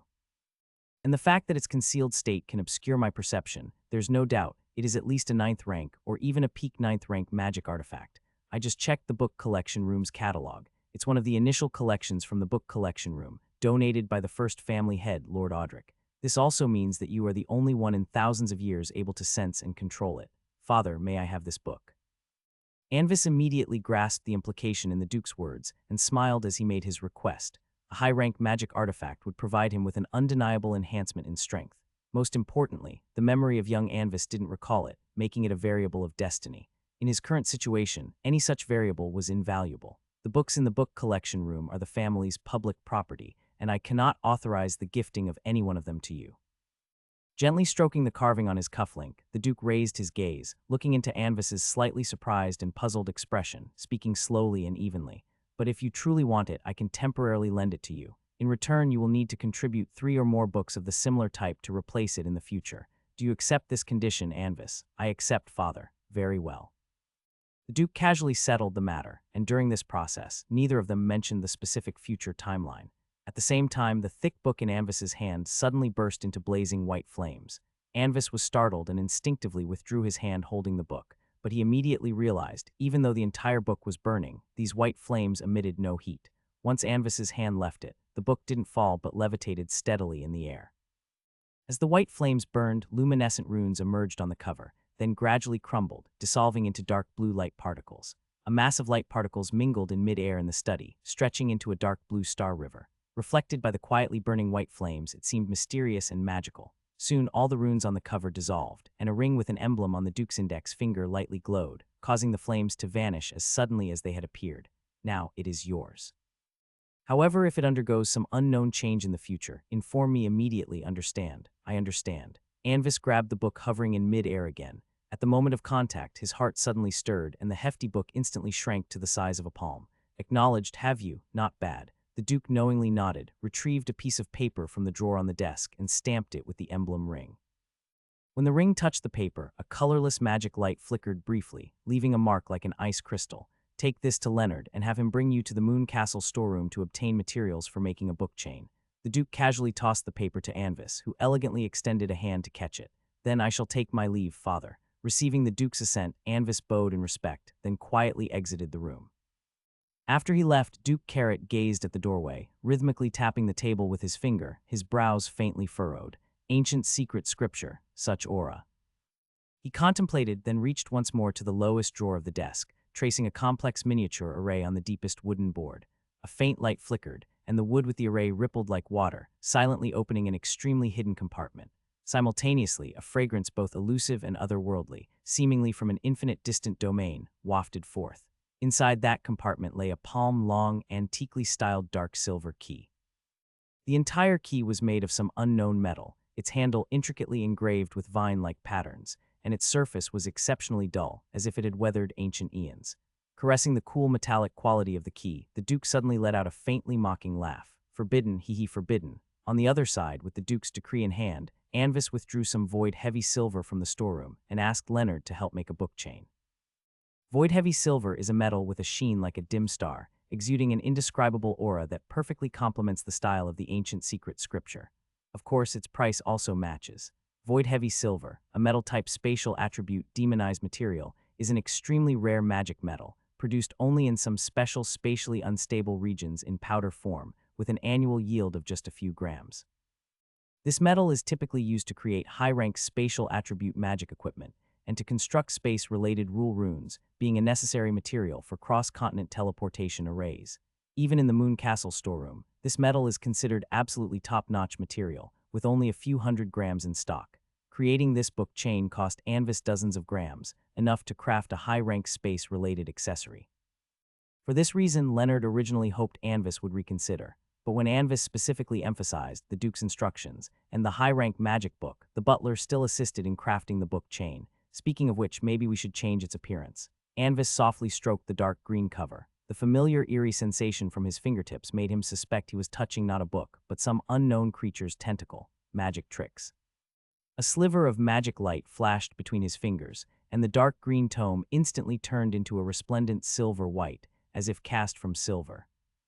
While Anvis reveled in obtaining the ancient secret scripture, in another world, a scene he had longed for before his transition was unfolding. On Blue Star, in a surface city, at the Mysterious Era game announcement event. This is the world's first fully immersive virtual online game, set in a medieval sword and magic background, providing players with a 98.25 immersive experience. The game uses the independently developed Fantasy II engine and the supercomputing Core Eternal, striving to present a real magical world to players. Equipped with a unique thought acceleration system, the in-game to real-world time ratio is 12.51. Next, we will randomly select 250 lucky warriors from all who applied to participate in the beta test. 54321, ding, your system has arrived. Noticing the notification of a short message, Jiang Heng took out his phone and glanced at it. At the next moment, although amidst the noisy venue, he felt as if the whole world had quieted down. Gosh, I hit the jackpot. The limited beta testing slot of 250 independent players for the entire continent of Mysterious Era has been secured. As a former professional player who had left the club, he didn't have high hopes, but never expected fortune to suddenly smile upon him. It's worth noting, this is a fully immersive game, a game that requires sci-fi level equipment like a gaming pod and nutrient solution. By comparison, those inferior VR games should all be thrown into the trash. Being one of the 250 lucky ones out of 658,436 warriors, Jiang Heng walked out of the venue with an unconcerned gait, heading to the official store to order the dedicated gaming pod. Of course, this good news shouldn't be kept to himself. Shared happiness is better. In the store, Jiang Heng took a selfie leaning against his exclusive numbered gaming pod, retouched it with level 5 beauty filters, attached a screenshot of the qualification proof, and mass sent it to all his friends. Just casually applied for the beta test qualification. The odds are really high. 3 seconds later, replies from friends flooded in. Damn, you lucky dog. Please be a human being. Oh my Buddha, people can't compete with lucky dogs. Countless European thieves, endless African tears. Receiving heartfelt wishes from friends, Jiang Heng closed the social software feeling refreshed, his spirit seemingly elevated. Of course, Jiang Heng avoided sending it to a few friends still active in the club. As one of the biggest esports clubs in the country, securing a few club-exclusive beta slots isn't hard. In other words, sending it to them wouldn't get the desired effect, so he simply didn't tell them. Among all the professional players, Jiang Heng was considered an oddity. Finding the training overly strenuous, he directly refused the lucrative renewal after serving as the captain for 2.5 years, opting for retirement. After signing a promise never to join another club, Jiang Heng amicably parted ways with his old employer, then lazily stayed home with the tens of millions he had saved over the years, leading a standard lazy life. By the way, he's still single. Once the gaming pod and 6 months' supply of nutrient solution were delivered home by the staff, Jiang Heng happily took a shower, then lay down in the gaming pod, putting on the built-in enclosed sensor on his head. A slight beep sounded, and a red and a blue light lit up inside the pod, slowly scanning his body. The cool nutrient solution filled the chamber, and the chill on his skin made Jiang Heng shiver. The nutrient solution seemed to have a faint sedative effect, as he almost immediately felt drowsy, the world plunging into darkness. The next moment, the darkness was dispelled by a suddenly bright light. Jiang Heng looked around curiously, finding himself in a void space radiating white light. In the center of the space was a blurry figure, with no reference points around. "Dear warrior, please begin establishing your identity." An indistinguishable voice echoed in his ear, difficult to determine its gender, yet Jiang Heng instinctively felt it was extremely melodious. As the voice fell, a crystal-like panel appeared before Jiang Heng, showing a blank ID input box with corresponding letter keys, followed by a line, "Please enter player nickname." Raising his hand to enter the pre-thought nickname, after pressing a few letters, a familiar text selection box appeared in front of him. Oh, it's using the smart touch pinyin input method. Jiang Heng felt slightly annoyed for no reason, but still silently hit enter. "Last Dragon Descendant, this nickname is available once registered. It cannot be changed. Confirm, confirm." This nickname originated from an ancient yet classic game, making Jiang Heng lament that even now with full virtual reality gaming available, this game still hadn't released a sequel. Upon nickname confirmation, the panel expanded, displaying a series of race options, each with corresponding background introduction, racial talents, and attribute adjustments. Human, elf, half-orc, dwarf, random note, small probability of rare race. Having browsed through all the available race attribute introductions, Jiang Heng finally chose elf. Other options instantly shrank to the panel's corner. The elf icon expanded, followed by a detailed racial subdivision: elf natural, elf dark. Carefully comparing the talents between the two, Jiang Heng chose natural elf. Though lacking the dark elf's talents and tricks, the natural elf's charm adjustment was the highest among all available races, at 2 points higher than the dark elf. The figure in the center of the space suddenly began to transform. The form became slender, the skin paler and more delicate, the ears elongated and pointed. The handsome features vaguely reflected Jiang Heng's shadow, but the eyes were a faint green, like transparent pool water. The hair also turned light green, growing slightly longer, adding an ethereal touch. After choosing the race, the panel showed options for detailed adjustments. Appearance adjustment, max it out, optimized by 100. What? The maximum correction is 20, then max that out. With an incredibly skilled operation, Jiang Heng finally looked satisfied with the elf youth whose look seemed as if a beauty filter was applied, but felt a bit regretful afterward. What's the first thing to do when entering a fully immersive virtual game? That's right, create a female character. But after looking through all the options, he still couldn't find where the gender selection was. Jiang Heng swore that after logging off, he would definitely report this serious, stupid, pathetic, unforgivable bug to the officials. After completing character creation, the panel displayed selectable birthplaces: Gloria Empire, Saint Mesha Empire, Yiter Kingdom Federation.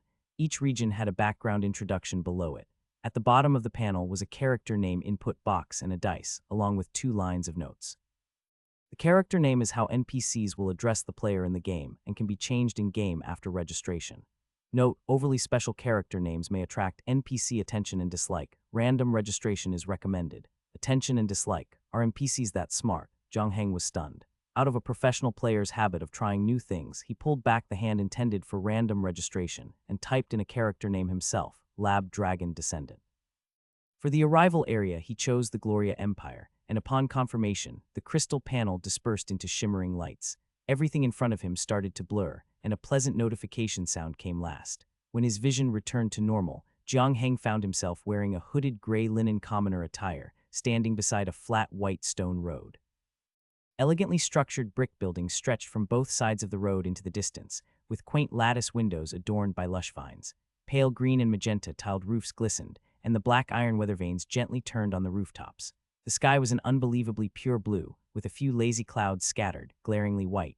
Nobles' 4-wheeled carriages moved slowly in the middle of the road, armored professionals walked along the sides.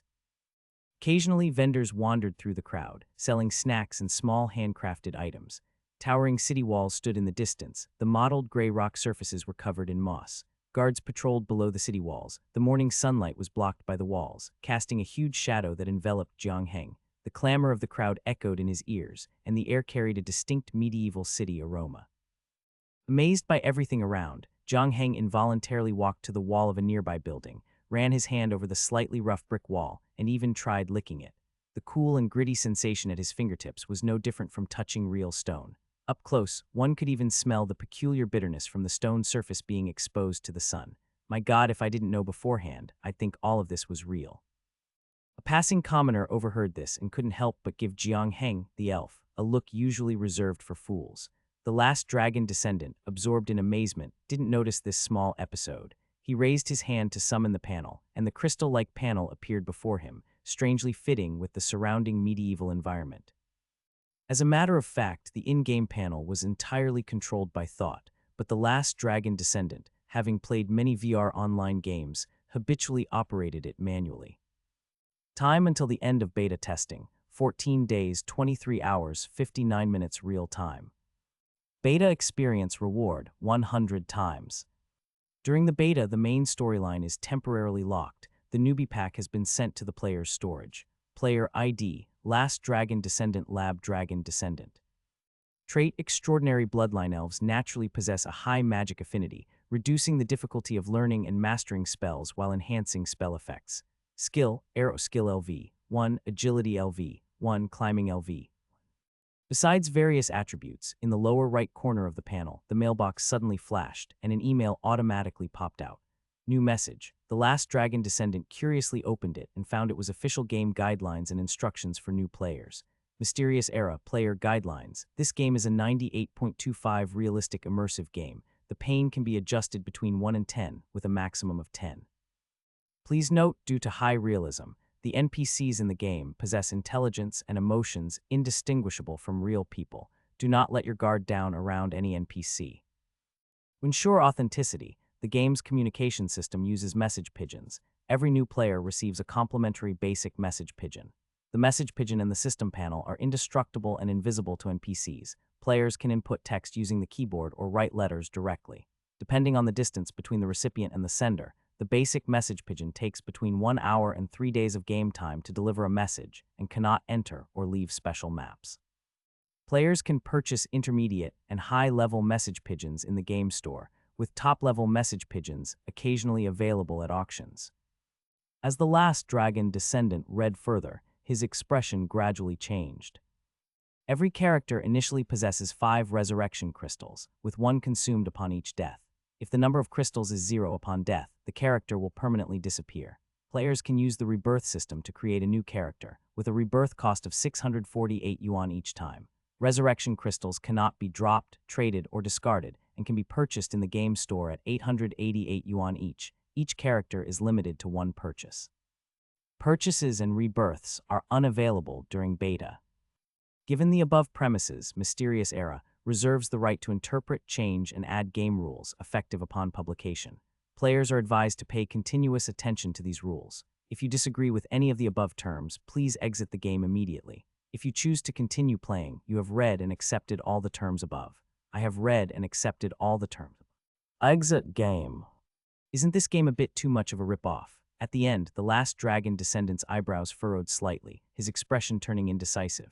After hesitating for a while, he reluctantly clicked the option above. No way around it, the world's only fully immersive realistic game, operating a monopoly. The officials indeed have the audacity to say, "Dear player, I'm your daddy." Of course, the family of the game's planner probably won't survive this wave. After thinking it over, the elf didn't rush to close the panel, instead clenched his right fist and punched it into his left forearm. His arm felt as though it was shoved hard by someone, but the pain was weak, akin to being lightly flicked by a finger. Simultaneously, the life value on the panel decreased by 1, dropping to 119/120. Is this the dulling of pain? Truly an amazing technology. Big brother, are you an escapee? How pitiful. Just as the Last Dragon Descendant marveled to himself, suddenly, a soft voice came from his side. The Last Dragon Descendant turned his head and saw a little girl only reaching his waist. She wore patched light yellow linen peasant clothes, looking up at him with a gaze mixed with curiosity and pity. Me, fleeing. The elf glanced at his own outfit, quite similar to other peasants, with a look of confusion. Just as he was about to inquire, a robust woman wearing a checkered linen skirt and carrying a basket grabbed the girl's hand, cast a wary glance at the last dragon descendant, and quickly walked her away. Stay away from those outsiders. They'll use magic to abduct you and sell your soul to the devil. Mom, are there devils in the countryside too? Maybe they're rural devils. Is this some kind of special plot? After the two interrupted, the last dragon descendant finally noticed the strange looks from the surrounding NPCs. Due to his series of dumbfounded actions just now, the surrounding pedestrians completely regarded him as a countryside bumpkin. Being scrutinized with eyes that seemed to view him as some rare animal, recalling the game guidelines about the special mention of NPC intelligence, the last dragon descendant's fair elf face flushed red, almost fleeing from the scene. This scene was entirely captured by a pair of young master and servants' eyes a little distance away. Is that a player? Staring at the hooded figure's departing silhouette, Anvis's ocean-like azure eyes looked a little dazed. To play his role well, he came to Carler's city in casual dress this time, initially intending to buy a birthday gift for Fiona. Though the family crisis would descend in decades, being anxious was futile. He hadn't grown enough to leave the castle, and the major events in his memory were far from occurring. The only thing he needed to do now was maintain the facade of a normal noble descendant, ensuring those visible and invisible monitoring eyes around him wouldn't detect his peculiarity.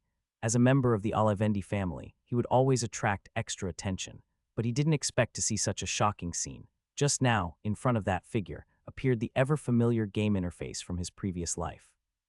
The personal maid Erica stood slightly behind him. She too had taken off the specially made maid outfit, dressing in a set of a light waist-tightening frill skirt.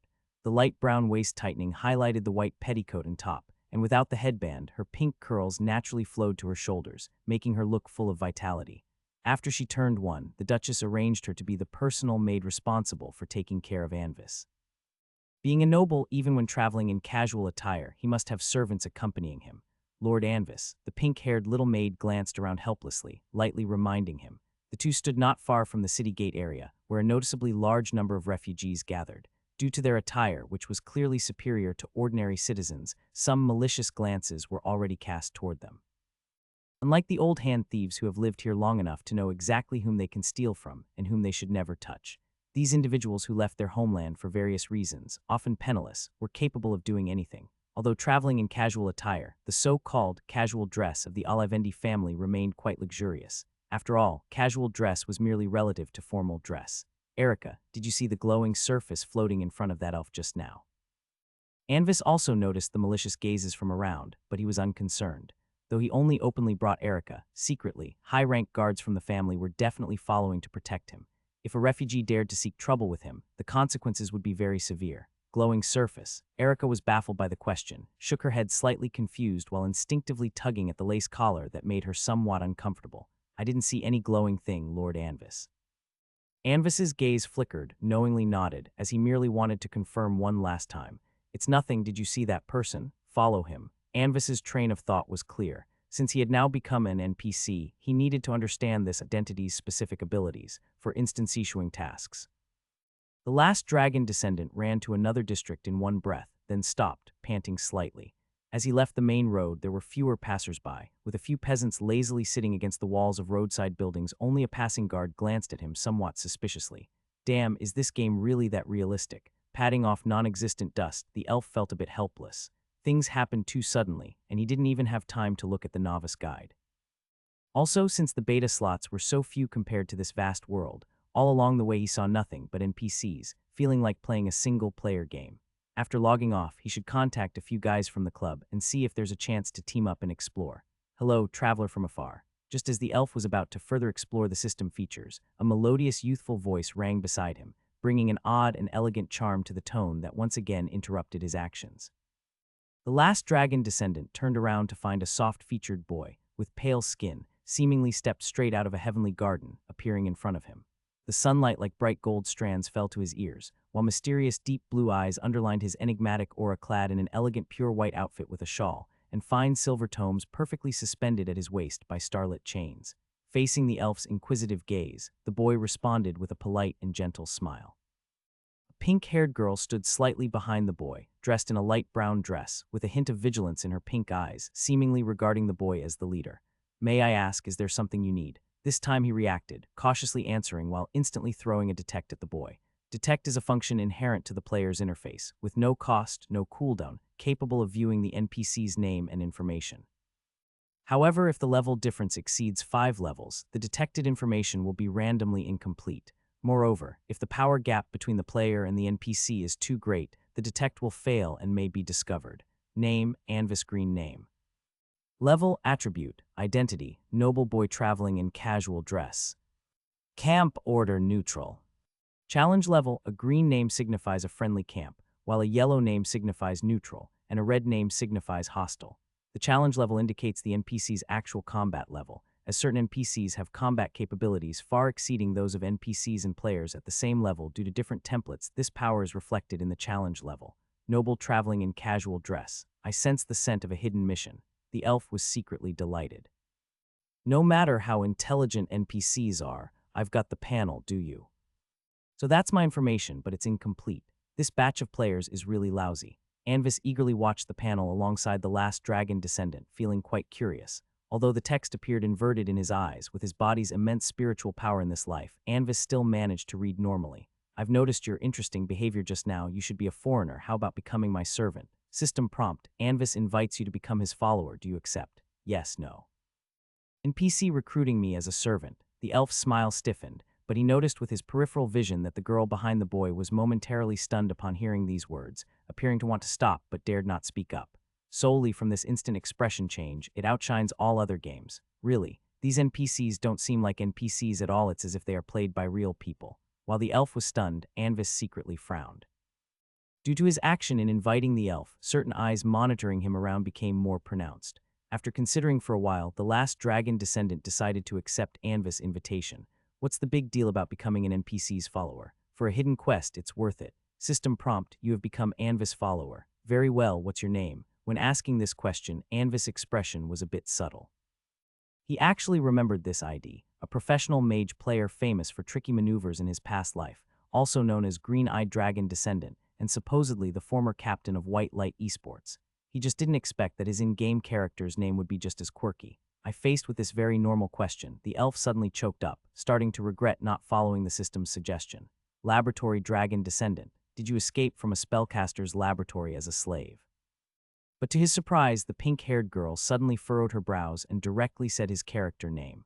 Or do you actually not have a name? The noble boy in front of him also shook his head, his clear blue eyes looking at him with sympathy, clearly filled with a sense of pity, which made the elf secretly frustrated. In Anvis and Erica's ears, the elf didn't pause but directly said his name. But what made the noble boy's heart freeze was that in his eyes, the elf's lips merely parted, completely out of sync with what he heard. Then you shall be called Rivers. System prompt, Anvis has renamed you to Rivers. Anvis turned to Erica. I remember there's a short spear in your ring, right? Get one out for me. The girl curiously took out a short spear and handed it to Anvis. Anvis took the spear and handed it to the elf, who was stunned by the system prompt. All right, now for your first task. Come over, polish my spear. If you polish it to my satisfaction, I'll reward you with this spear. System prompt, you have triggered the quest, Polish task level, E. Task introduction, don't tell me you need to polish it all night. Task requirement, continuously polish the spear until Anvis is satisfied. Reward 1,000 experience points, Black Steel Spear.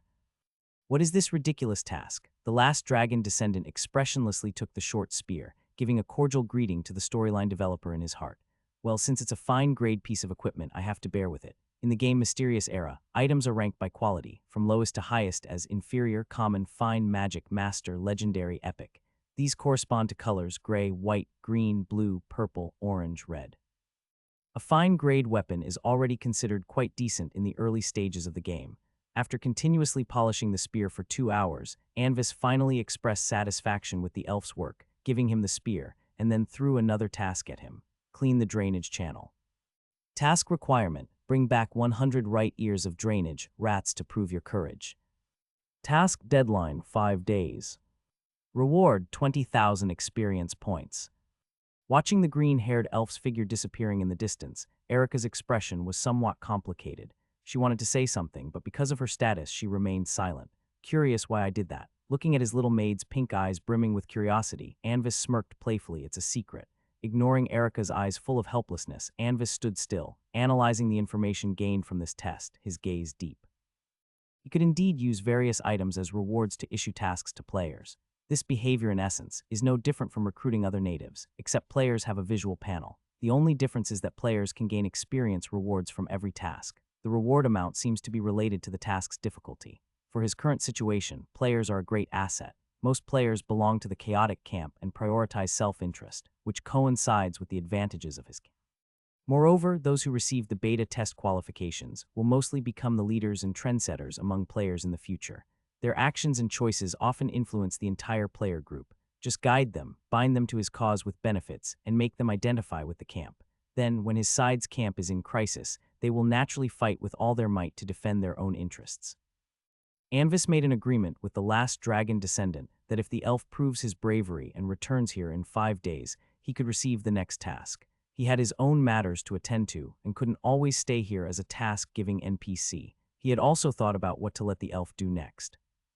With the 100-fold experience buff during the beta test, 5 days is enough for him to level up to around level 20, becoming a qualified tool, just right to throw into the merchant caravan as an apprentice guard. In the early game, following a merchant caravan is almost the only way for players to travel to other towns, which aligns with the beta players' need to unlock maps. The caravan's destination this time is the Empire capital, passing through multiple cities along the way, with a series of systematic training tasks available, allowing for rapid level up. The elf won't refuse. Although the caravan was assigned under Duke Carrot's name, Anvis only gained the caravan itself. The high-rank family guard protecting the caravan actually belonged to the family, temporarily lent to him. His current action of recruiting players could entirely be justified as developing his own core team. Through the elf's game panel, Anvis also learned the current time in the real world. The first day of the beta test was exactly 3 days after he transmigrated. After seeing the elf off, the master and servant duo headed to the merchant caravan's camping area in Carler's city. It was a wide area near the West City Gate, where many caravans from afar camped to rest and replenish supplies. Rare trade goods from all over the continent were brought to Carler's, such as silk and handcrafted cashmere rugs from Patamia, gemstone jewelry and exquisite snuff boxes from the desert city, ancient stone sculptures unearthed from ancient relic cities and crafts, etc. These large commercial goods would be sold to local chambers of commerce, greatly favored by local elites and nobles, being extremely popular. Successfully delivering them to Carler's would fetch a maddeningly high price. Meanwhile, caravan members would also privately sell some rare items for a little extra income. This was an unspoken rule that everyone accepted, and the caravan leader just turned a blind eye to it. All savvy merchants would station people there, just to be the first to purchase these caravans' private goods when a new caravan arrived. They were truly the best first-hand items. Anvis had received news early that a caravan from the distant Kingdom Federation would arrive at Carler's city today. As the uncrowned king of the Northern Territory, a direct line of the Olivendi family, he naturally had different treatment from ordinary merchants. The family has already cleared the area in advance, so Anvis could have priority in selecting goods. The caravan had also been notified that a big figure would come to purchase something, and everyone rushed to display all their goods, fervently praying to the gods for Anvis to take a liking to their stuff. The family envoy announcing the caravan had made a proclamation. No matter what Anvis picks, the Olivendi family would buy it at 10 times the original price. Looking around, Anvis' gaze was attracted by a delicate silver cage. Inside the cage was a blue-gray kitten, staring at him with bright blue-green eyes, its 2 round white paws fidgeting on the cage, looking very cute. This was a breed known in Anvis' previous life as the British Shorthair, with a blue-gray back and a fluffy snow-white belly. This is a small creature with a strong curiosity, and a long history. Records of them have existed since the dawn of mankind. Sir, are you interested in this Kalksa Shorthair cat? The cage owner was a Katan merchant wrapped in a thick white turban, the deputy leader of this caravan, leaning against a wooden cart laden with goods, puffing on a slender, patterned silver shisha pipe. Seeing Anvis pause, he quickly put down his shisha pipe, and with a slightly strange accent, eagerly began to introduce. You have a good eye. She is a little female cat, 4 months old now, very understanding. Her strength can rise to about the 4th rank, and she loves cleanliness, making her a very good pet choice. Moreover, in our countryside, there is a special folktale related to them.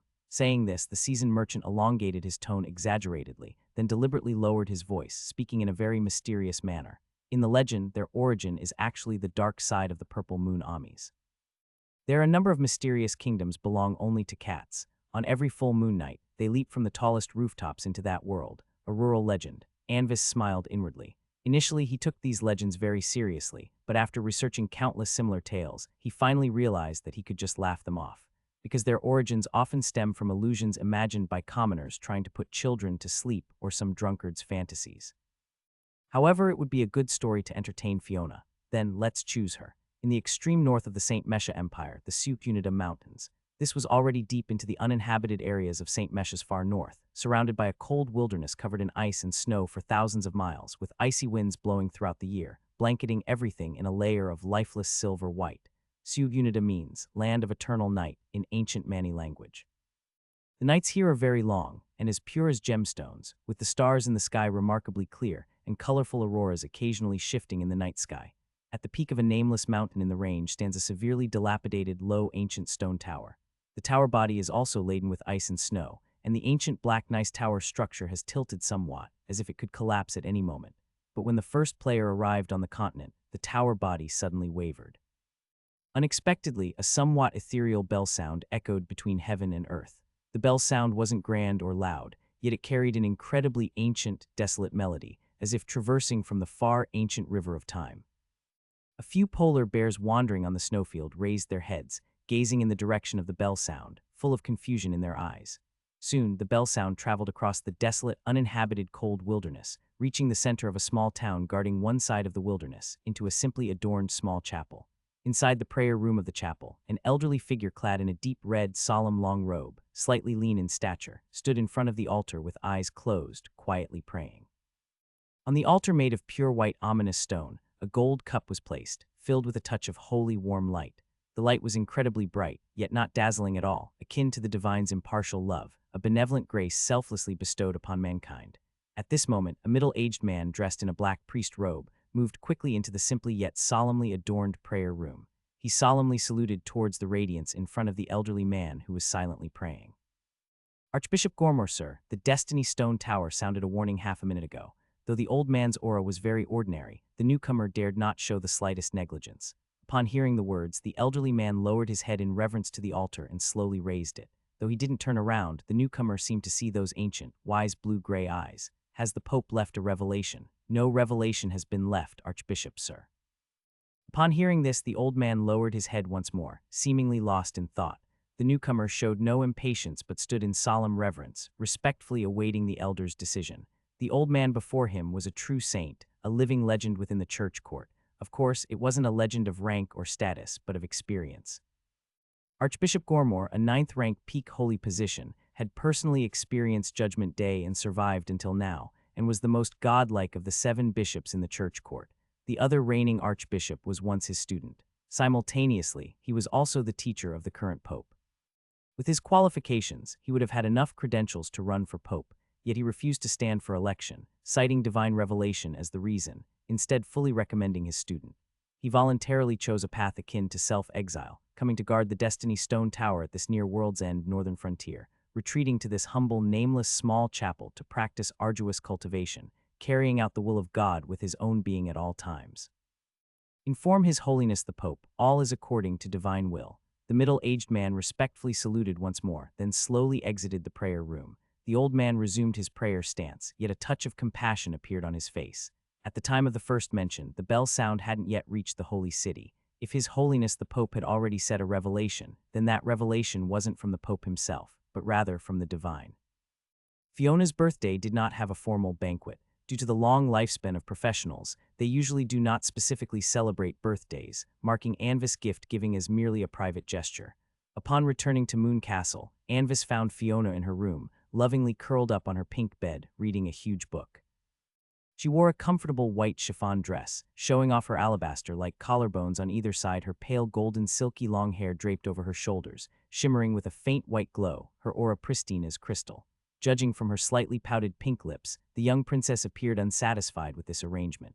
Fiona's personal maid Annie was accompanying her in reading, a task previously assigned by the Duke through the butler Leonard. She was a tall, slender half-elf with pale green eyes and smooth, black hair cascading over her shoulders, about the same age as Anvis' personal maid Erica. Due to Anvis' diligence, the Duke felt it necessary to occasionally encourage Fiona's learning as well, given that she wasn't too young anymore. Hence, this scenario unfolded before him. Knock, knock. At this moment, the door suddenly knocked. Annie gently rose, bowed slightly to Fiona, and then left the room quickly, returning shortly thereafter. Miss Master Anvis is here for you. Brother, please come in quickly. The girl's voice carried a note of surprise, as if she had suddenly found a savior. Glancing at the book before her, her tiny nose crinkled almost imperceptibly, and she swiftly closed it, placing it aside with elegance and smoothness. She didn't appreciate books with more text than illustrations. I hope my arrival hasn't disturbed your studies, Faye.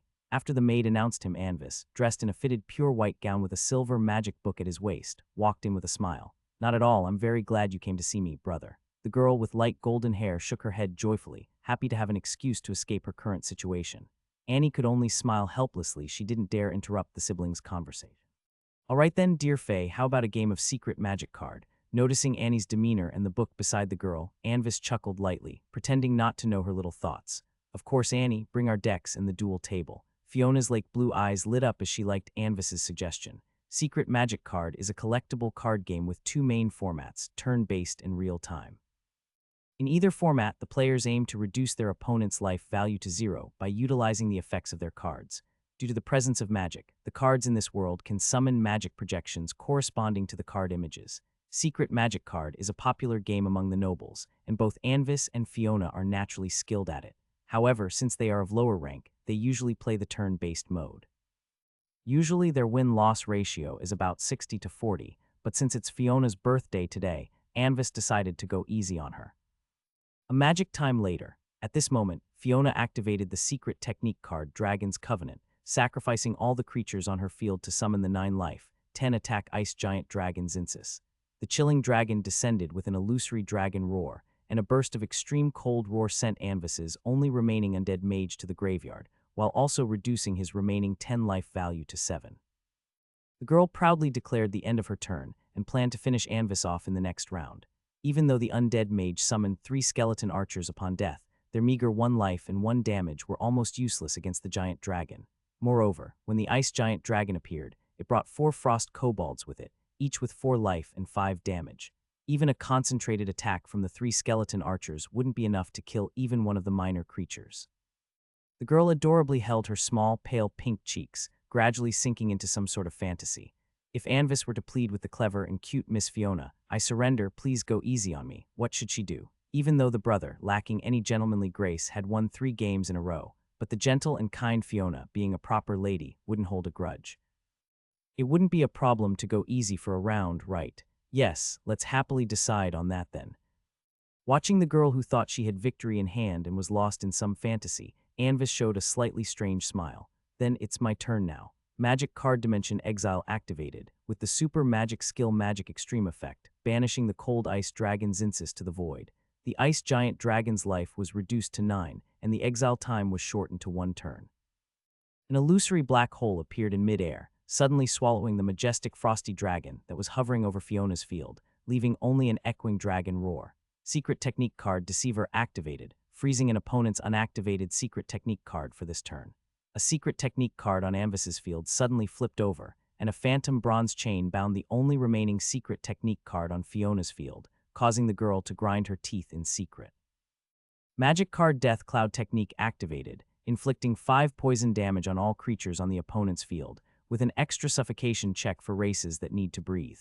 A yellow-green mist instantly enveloped Fiona's field, and a transparent protective shield flickered but failed to completely block the spreading deadly cloud. The 4 icy kobolds that came into play with Zinsis were instantly poisoned. Although the magic shield reduced damage by 2, the kobolds, which had only 4 life, collectively died due to suffocation damage. Secret Technique card Balancing Scale activated, exchanging 5 life for 5 mana. A bronze balance projection appeared above Anvis's crystal rune, and the spell end tilted downwards. The rune's sky blue glow dimmed almost to extinction, leaving only a meager 2 points from the original 7 life. Magic Card Corpse Explosion activated, inflicting damage on the opponent's field equal to 2/3 of the maximum life of enemy corpses, multiplied by the number of corpses on the field.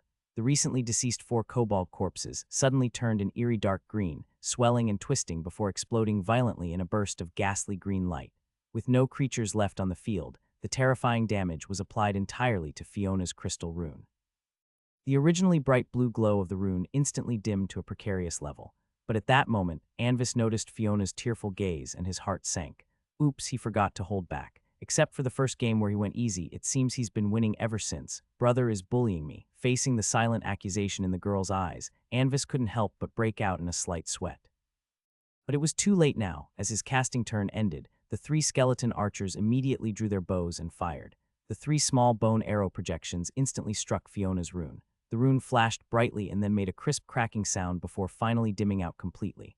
As she watched her life representing crystal rune shatter completely, the girl's eyes turned vacant. The well-laid situation had been overturned in an instant. Fiona pouted her lake blue eyes, looking aggrievedly at Anvis, and her light golden hair seemed less bright than usual. Anvis quickly spoke up, trying to make up for it. Let's stop here for today. The first words instantly elevated Fiona's resentment to a new level. Win and run. But fortunately, Anvis's next actions allowed the petite girl to forget her displeasure over consecutive losses. I have a gift for you.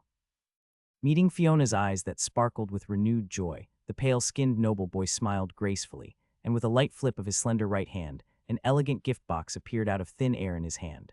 The box was pure white, square-shaped, with a pale blue gemstone embedded on the top lid, 2 simple golden lines running across the lid from both sides of the gemstone, and the entire box showed no traces of any seams.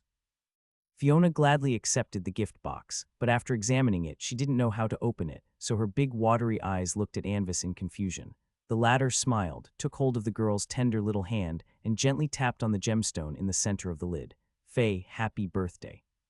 The gemstone emitted a soft blue glow, and mysterious and magical blue patterns spread across the entire box like sprouts and vines from a seed.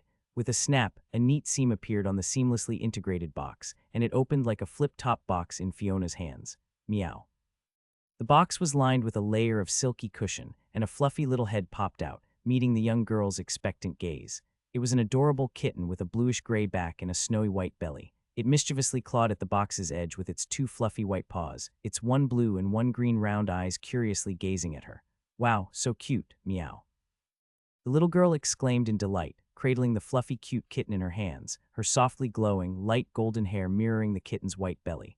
The little fellow sniffed Fiona's tender fingers, gently licked them, and then mewed softly, settling in calmly as the girl held it. She's a 4-month-old Kalxa short-haired cat. I've already gotten Father's permission. He agrees to let you keep her in the castle. As he watched the warm and beautiful scene before him, a gentle warmth filled Anvis's heart, and a sincere smile appeared on his face. You know, Faye, there's an ancient legend about them. Upon hearing that Anvis was about to tell a story, Fiona immediately perked up, scooting next to Anvis, her lake blue eyes blinking excitedly, as both the girl and the cat stared at Anvis. Even though she was old enough to be independent, the young girl still enjoyed listening to Anvis's stories. Legend has it that their true origin wasn't of this world. Rather, they arrived here from the endlessly distant starry sky, following in the footsteps of the purple moon. Anvis gently patted the girl's head, and she closed her eyes comfortably, snuggling against his shoulder like a little cat. It's said that even today, on the dark side of Amis, there are still several mysterious kingdoms that belong only to the cats. After telling Fiona a slightly embellished mysterious legend belonging to the cats, Anvis returned to his room, under the admiring gaze of his sister, thinking brother knows so much. But as soon as he stepped through the door, Anvis noticed something unusual. Outside the window near the writing desk, there was a strange white silhouette. Judging by the outline, it seemed like an unusually large pigeon. Message pigeon. Anvis instantly felt a jarring sense of being a player still, then realized something was wrong again. Although it looked similar to the player's message pigeons, this one was at least 3 times the size of a regular message pigeon, bigger than a watermelon on Blue Star in his previous life. To be able to fly to Moon Castle located on a snowy peak, perhaps it was some kind of ice attribute magic beast pigeon. Anvis slowly approached, observing it with interest. But upon getting closer, he realized something was wrong again. The pigeon's body was now positioned diagonally against the window, with the tip of a snow-white tail feather piercing through the demonized crystal of the window, directly into the room. Breaking model. Apparently noticing the boy's gaze, the pigeon turned its head, its round red-black eyes meeting the boy's bright blue eyes. Looking at the pigeon, unfazed by his stare, Anvis was somewhat surprised. No wonder it's a magic world's pigeon, it's so big and unafraid of people. As Anvis observed it, the pigeon suddenly turned, took a couple of steps with its head bobbing. From the platform outside the window, it directly passed through the transparent demonized crystal, entering the room. It can even pass directly through glass. Goo, you see Goo Goo, standing on the flower-strewn windowsill. The pigeon tilted its head, scrutinized Anvis, and suddenly spoke. It can even speak. The pigeon spoke, Anvis's expression twitched, and he took a deep breath to compose himself, speaking with some difficulty. Yes, I see you, Mr. Pigeon. Sir, come to think of it, this is the world of sword and magic. Many things cannot be explained by common sense. Stay calm, stay calm. Pigeon Goo, in your perception, is Goo a pigeon appearance right now, Goo? The white pigeon tilted its head, took another 2 steps forward, and jumped onto a small pearled round table in front of the window with a white porcelain vase on it. This time Anvis saw clearly, part of its body was embedded into the vase. The light purple hyacinth originally in the vase directly protruded from above its folded right wing, looking very strange. So are you the one summoning Goo? Me, summon. 3 days ago, someone summoned Goo here, so Goo came Goo. Anvis finally calmed down. The night 3 days ago was exactly when he fully absorbed the mysterious energy. Obviously, it was probably another arrangement by the wish technique. If the summoning you're referring to, sir, was on the night 3 days ago, in this room, then it was probably me. Upon receiving Anvis's answer, the pigeon immediately jumped, flapping and flying to his head. The noble boy with pale golden hair was somewhat surprised by the pigeon's action, instinctively shrinking his head slightly to avoid the pigeon's flapping wings. But in the next moment, he realized something was wrong. It has no weight. With its watermelon-like size, Anvis originally estimated it to weigh at least several kilograms. But when the pigeon actually landed on him, not a single bit of weight was felt on his head. Anvis awkwardly moved his head, though there was no sensation on his head. You're very special, Goo. As Anvis's thoughts shifted, the pigeon, tilting its head, sized up the pale and handsome boy.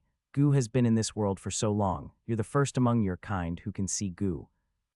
Although they're much like you, they can't perceive Goo's existence, nor are they affected by Goo in any way. Listening to the pigeon's monologue, a certain familiar sensation within Anvis intensified. NPCs can't perceive it. Isn't it just like a player's message pigeon? It's just unknown what grade this one is. I am Anvis Alivendi. May I ask how you prefer to be addressed? While introducing himself, Anvis sat down by the writing desk, casually lighting the elegant demon crystal lamp. The pigeon too took off from his shoulder, landing on the desk surface illuminated by the lamp. However, under the warm yellow light, no shadow was cast beneath the pigeon. You're asking for Goo's name, Goo. Goo doesn't have a name, Goo. You can call Goo whatever you like, Goo. I see, well then, I'll call you Pigeon. Anvis nodded, simultaneously pulling out a light yellow parchment, dipping a ruby-inlaid feather pen into a bottle of shimmering silver ink, and quickly drawing a peculiar symbol on the paper.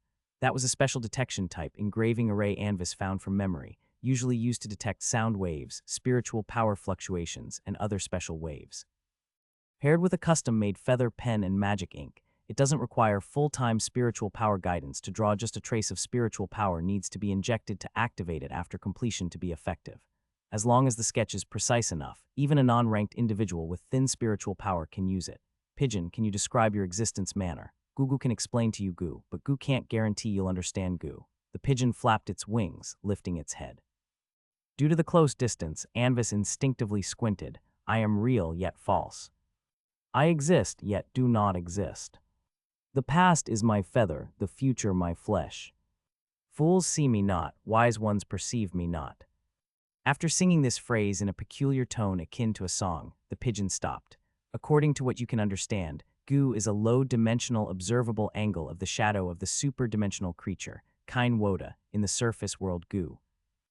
Anvis, he couldn't understand it, but it seemed impressive. Even though his mind was full of question marks, his facial expression remained neutral, merely giving the pigeon a deep look. When you can't understand what the other party is saying but don't want to let it show, a deep look is the best response. Glancing at the paper, the symbol showed no reaction. Meaningless.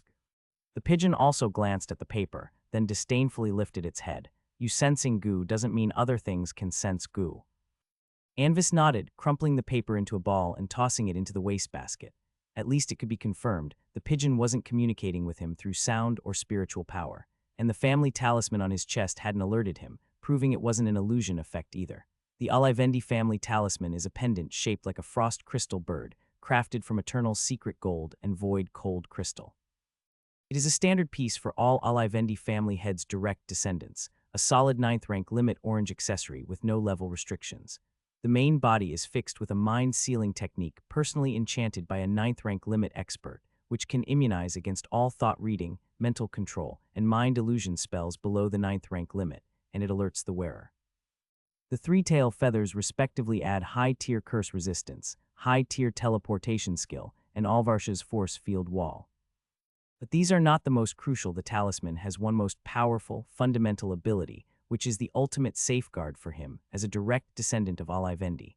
Anvis still remembers the solemn words Duke Carrot told him at that time. See the gemstone on the crystal bird's eye, inject magic power into it, and I will immediately descend across space based on the position of the crystal stone. This teleportation is equivalent to a teleportation array's fixed-point teleport, allowing it to ignore most spatial blockades. Remember, if you encounter a truly critical moment, never hesitate. Seek aid immediately. Indeed, strike the young and the old will appear. However, since Anvis has not officially advanced in rank, he can currently only use the passive effects of the talisman. May I ask, are you male or female? Ceasing to think about irrelevant matters, Anvis looked at the pigeon. You must understand Ku. Although Ku seems like a pigeon, it is fundamentally different Ku.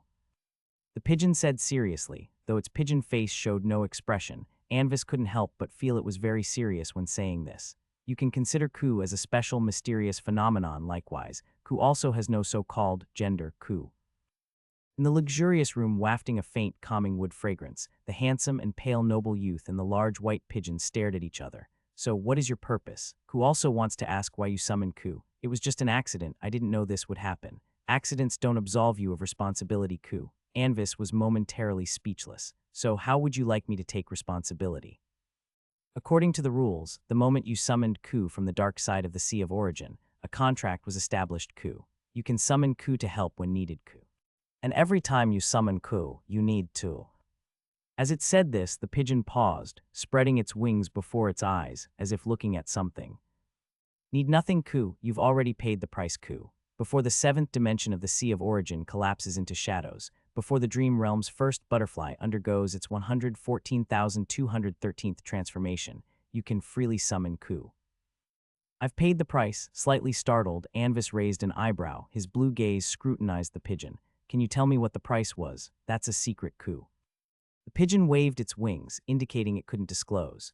Anvis was somewhat puzzled, but remembered the pigeon's self-introduction, a segment of the extra-dimensional creature, Kain Woda, observable from the low-dimension angle of shadow in the manifest world. Considering the extra-dimensional creature's perspective on the lower dimension's timeline, the price paid likely wasn't by his current self. Then what can you do for me? Anvis looked at the pigeon, probing. Can you help me fight? Ku won't be affected by attacks from this dimension, and cannot interact with this dimension's matter, Ku. Can you help me deliver a message? Yes, as long as you can give me the message, Ku. Can you help me scout the situation? Yes, as long as you can understand my description, Ku. So what exactly are you useful for? That's a question you need to ponder, Ku. Looking at the proudly head-held pigeon, Anvis couldn't help but twitch his eyelids. Seeing the noble youth speechless, the pigeon waved its wing. If there's nothing else, Ku will take off, Ku. When you need Ku, summon Ku in your mind. Having said that, without waiting for Anvis to respond, the pigeon flapped through the wall and flew away. Thinking for a bit, Anvis tried summoning the pigeon in his mind. Is there anything else, Ku? The white pigeon's head popped out from the shadow cast by the lamp, its non-reflective red-black eyes staring at Anvis's face, creating a bizarre image. No, just testing the effect of summoning you, Anvis said, his face twitching slightly as the pigeon's gaze unnerved him. Then, goodbye, Ku. The pigeon's head retracted back into the shadow. After a brief moment of shock, Anvis shrugged helplessly, composed himself, sat cross-legged in his usual spot, pulled the ancient secret scripture into his arms, and gradually immersed himself in meditation. Keeping it close during meditation, accompanied by the subtle, bizarre murmurs echoing deep within the mind. His spiritual power enhancement speed slightly decreased, but the quality of spiritual power gained distinctly improved, a phenomenon he discovered inadvertently. Void, endless void, like the cold deep space devoid of stars. Yet in this depth of void, a mass of chaotic mist surged and billowed. Anvis's consciousness floated in this space, quietly feeling the gathering magic power, sensing his spiritual power intensifying bit by bit under the magical tempering encirclement. The mist-like spiritual power ebbed and flowed following a certain rhythm, slowly stretching out towards the distant spirit sea, but what it touched at the edges was more void. Every night spent meditating, Anvis experienced a similar scene, but today something seemed different. As the undulating spiritual mist, similar to thousands of previous times, expanded again into the deeper spirit sea, the mist edges suddenly encountered a peculiar obstruction. Like real mist hitting a wall, it helplessly curled back, halting its growth momentum, finally reached the limit. Anvis quietly sensed that strange margin, sighing inwardly. Then, it's time to prepare for advancement. The angle of time is always so peculiar in the observer's moment of days. The entire world has changed much. Currently, it's been about half a month since he acquired the ancient secret scripture. The player with the ID of the last dragon descendant had already been abandoned into his caravan, with subsequent training and unpaid work arranged perfectly. Players have a dedicated beta feedback area on their panel, where these beta testers exchange game information and feedback issues. Utilizing some posts in the feedback area, Anvis finally gained some insight into the player dynamics of the real world. Simultaneously, he also understood just how outrageous the last dragon descendant was. This guy, using very serious and intense wording, reported a bug to the official company about not being able to change gender during character creation, and threatened that if not fixed, when the game released, he would use 10 alternate accounts to crowdsource a rating. Next day during dinner time, accompanied by soothing classical music, Anvis explained his situation to the Duke. At this time, Duke Carrot was savoring a delicious piece of Annie cake, a meringue berry cream cake, made with a thick layer of sweet, creamy white frosting, neatly piled fresh berries with vibrant colors and fragrant aroma, along with the uniquely flavored two-legged flying dragon meringue. The pastry chef perfectly combined the strengths of these three elements, baking this dessert that boasts remarkable taste and appearance. It is said, this dessert was originally created during the early days of the Magic Empire by the royal family's chief pastry chef, specifically to celebrate the fourth Princess Annie's birthday. After tasting it, the little princess was very satisfied, and upon hearing that this was a newly created dessert without a name when asked for its name, she decided to name it after herself. Carrot greatly enjoyed this cake with its crispy outer layer and incredibly soft and fluffy core. It always reminded him of his first meeting with Alina. Back then she gave the same feeling, elegant and decisive in her actions, but with a side that was endearing like a small bird leaning close, with a taste that was both sweet and tangy. You say you're ready to advance formally. After savoring another piece of Annie cake, the Duke set down his fork, wiped his mouth with a napkin, then looked up, his azure eyes focusing on Anvis' smiling face, showing a hint of surprise. Having two types of legendary bloodline had bestowed Anvis with talents far beyond ordinary, but it also significantly slowed his progression. The reasoning is simple: filling a cup and filling a barrel. The latter requires far more water than the former. Yes, Father, I reached the limit of my spiritual power completely last night. Even if I don't actively promote, I will naturally progress by midnight tonight. With a graceful smile, Anvis reached out, took a cup of forest dream from the drink tray the maid held, and sipped it gently. This fruit juice resembled pale green mist with a slight glow, tasting fresh and sweet, as if drinking a mouthful of flowing mist or a soft and cool cloud. Haha, excellent, very good. Upon hearing Anvis' response, the Duke was momentarily delighted, breaking into laughter filled with the joy a father feels when witnessing his child's growth. Alina and Fiona were also looking at Anvis with some surprise. The difference was Alina was amazed at her youngest son's talent, while Fiona was simply happy her brother was about to progress. However, since you are preparing to advance, how much understanding do you have regarding the specific process of advancing to formal spellcaster, and the concept and choice of initial magic? Once he finished laughing, the Duke's expression turned serious, shifting the topic to the specific details of advancing. Hearing this, both Alina and Fiona paused their actions and looked up at the two of them. These two questions were crucial: a well-prepared progression, and a hasty one lead to vastly different ultimate achievements for the spellcaster. Putting down the goblet in hand, Anvis picked up a clean napkin, gently wiping his mouth to make his expression appear more relaxed and natural. Then he organized the contents from memory, with sky-blue eyes looking at the Duke, and reciting in a clear and slow tone. The book Basic Magic Theory once mentioned that to become a formal spellcaster, two conditions must be achieved. First, condense a spiritual core. Second, construct an initial spell model within the Spirit Sea. After the spiritual power reaches a certain standard, the spellcaster can, using a point in the Spirit Sea as the center, control their spiritual power to revolve around this center with a particular frequency and continuously compress it with thought. When compressed to a certain extent, the spiritual core will naturally form. The stronger the spellcaster's spiritual power, the higher the success rate of condensing a core. If the total spiritual power touches the limit of the Spirit Sea, the spellcaster will spontaneously condense a spiritual core within 24 to 30 magic time, which was the original progression method of ancient spellcasters. But by the middle of the ancient magic empire, this progression method had been mostly abandoned by mages.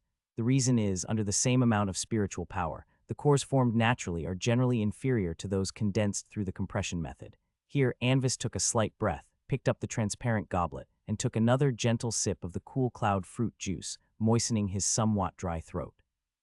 Like a newborn baby opening its eyes to see the world for the first time, At the moment the core is fully condensed, the spellcaster truly opens the eyes belonging to a mage seeing a more real world for the first time. At this moment, the spellcaster will briefly enter a special superlimit state. In this state, the magic model constructed in the spirit sea before advancing will shift towards some unknown good direction, which is the principle of initial magic formation. As the spellcaster's rank increases, the rank of the initial magic will increase too, with more unknown changes occurring at each rank. Due to the limitation of talent, a regular spellcaster's spiritual power before advancing is only enough to construct the simplest spell structure. The maximum limit for initial magic is 2 even if someone with talent can construct more than 2 spells before reaching the first rank. Only the first 2 spells constructed will mutate. According to Continent Magic Council statistics, due to their simple structures and eye-catching power after mutation, Magic Missile and Fireball are the 2 most widely constructed initial spells.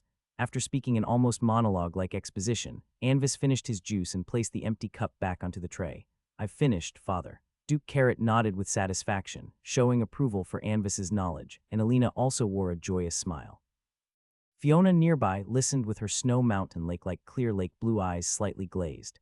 She had also read Basic Magic. It was filled with dense small text, not even a single illustration. Her brother was actually able to memorize that thick and boring book. How amazing. "So finally, have you chosen the initial magic you want to construct?" The Duke nodded in satisfaction, looking at Anvis with a newfound sense of comfort. "Yes, I have, Father. I currently plan to." "Oh, Anvis, why can't you call me Daddy more intimately like when you were little? This formal address can wait for a few more years." But just as he was about to reveal his choice, the Duke suddenly interrupted, sounding somewhat displeased with a reason that made Anvis find it amusing yet helpless.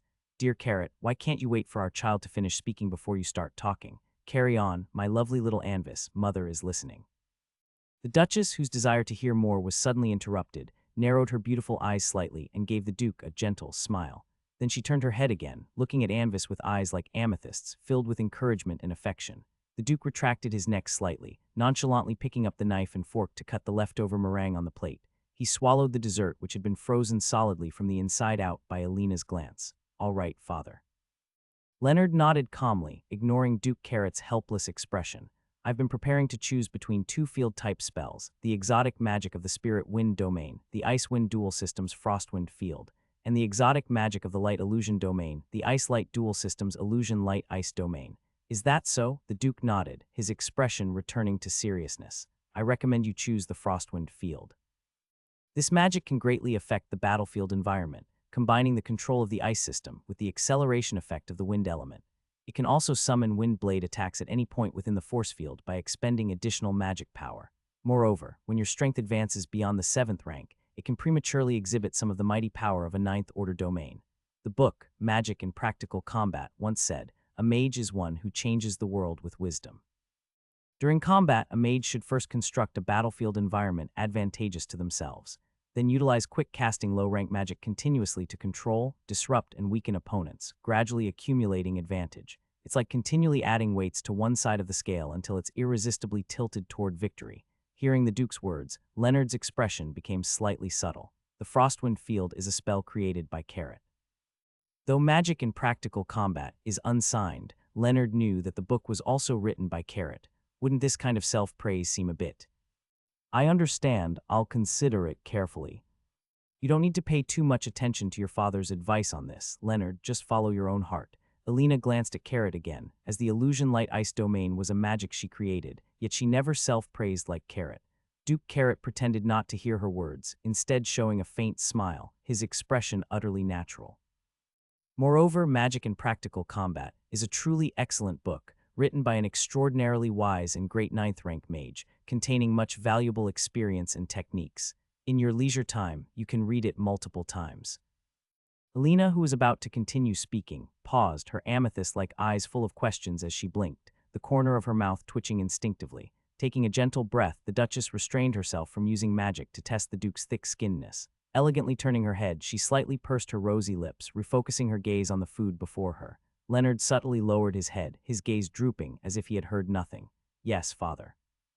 Leonard exerted significant effort to restrain his urge to roll his eyes, managing to force a slightly stiff smile, gaining new insight into the Duke's level of self-confidence. After dinner, Leonard returned to his room. Before heading to his room, the Duke gave him a ring containing all sorts of consumables needed for advancing to the 1st rank.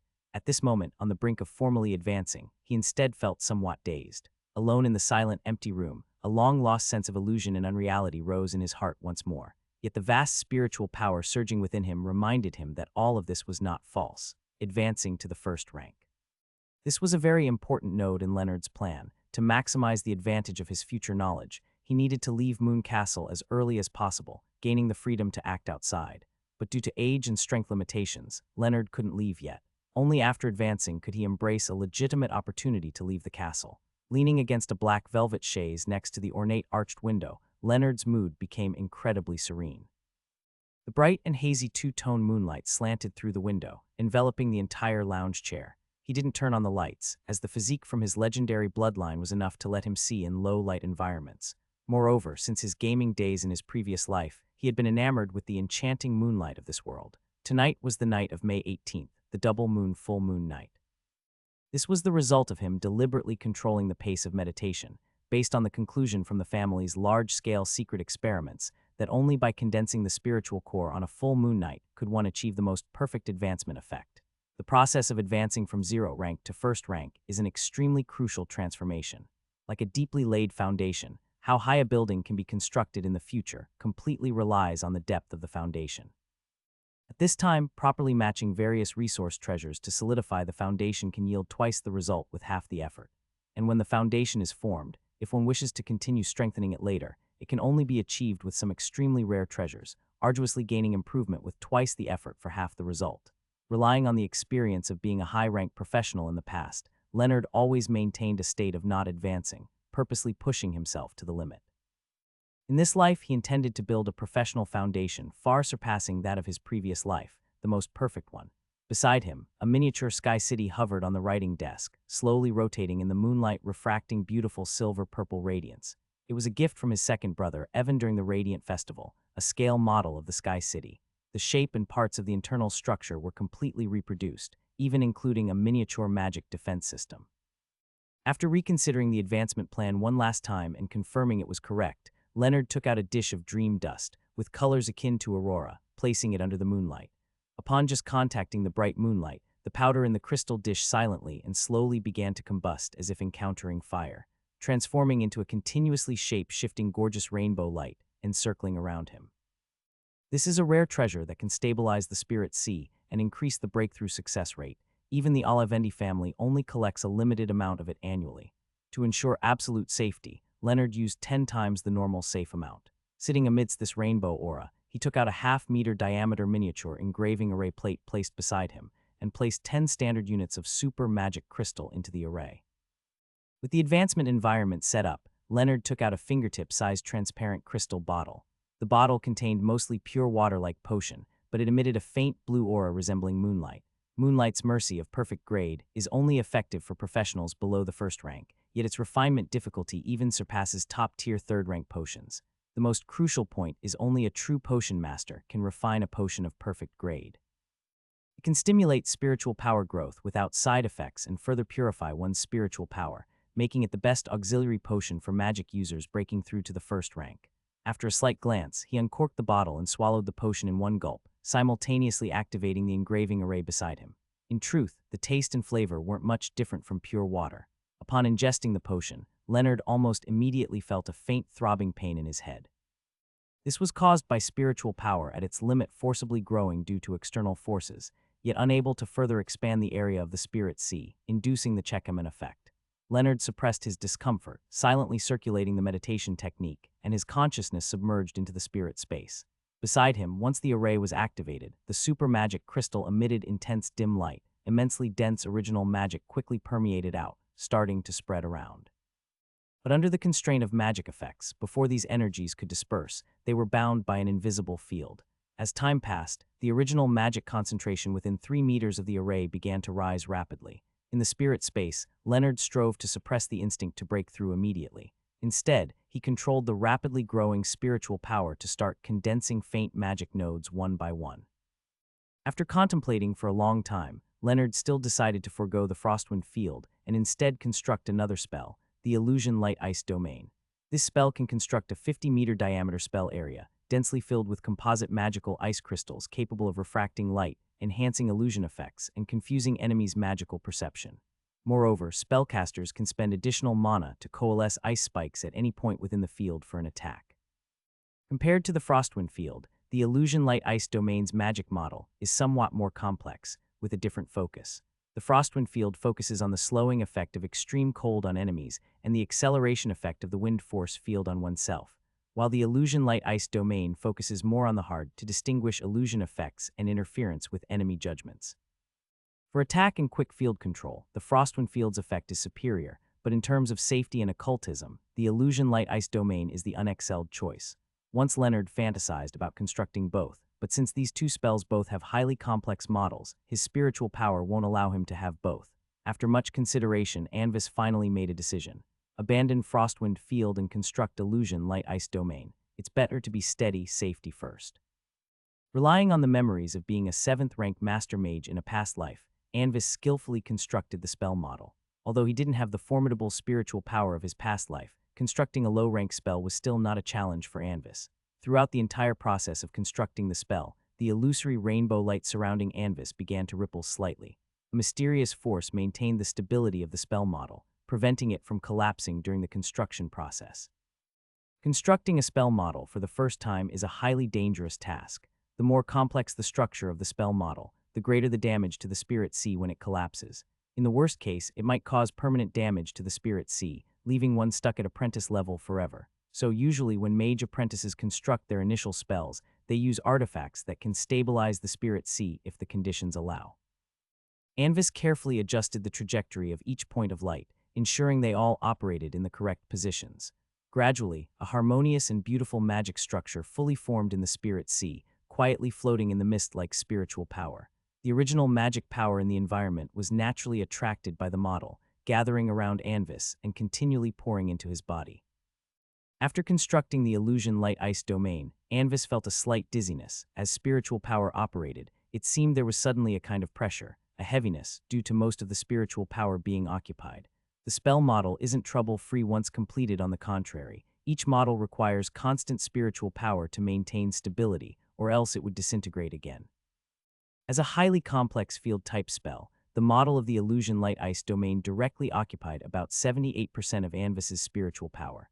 The remaining free spiritual power Anvis could still mobilize was about 19%, but even so, the remaining free mental power was enough for him to construct a spell with average first-rank complexity.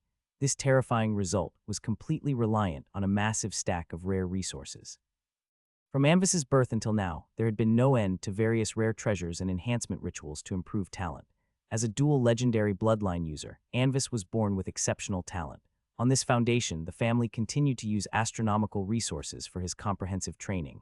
Eventually, Anvis's talent reached a point where it could not be further enhanced, only pursuing the limit, not caring about cost-effectiveness.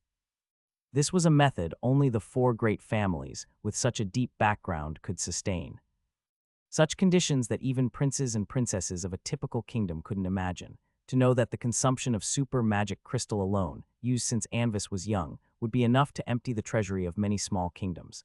And this expenditure, which most can't even imagine, was the standard allocation for all direct members of the Olivendi family in their youth. What is heritage? This is heritage.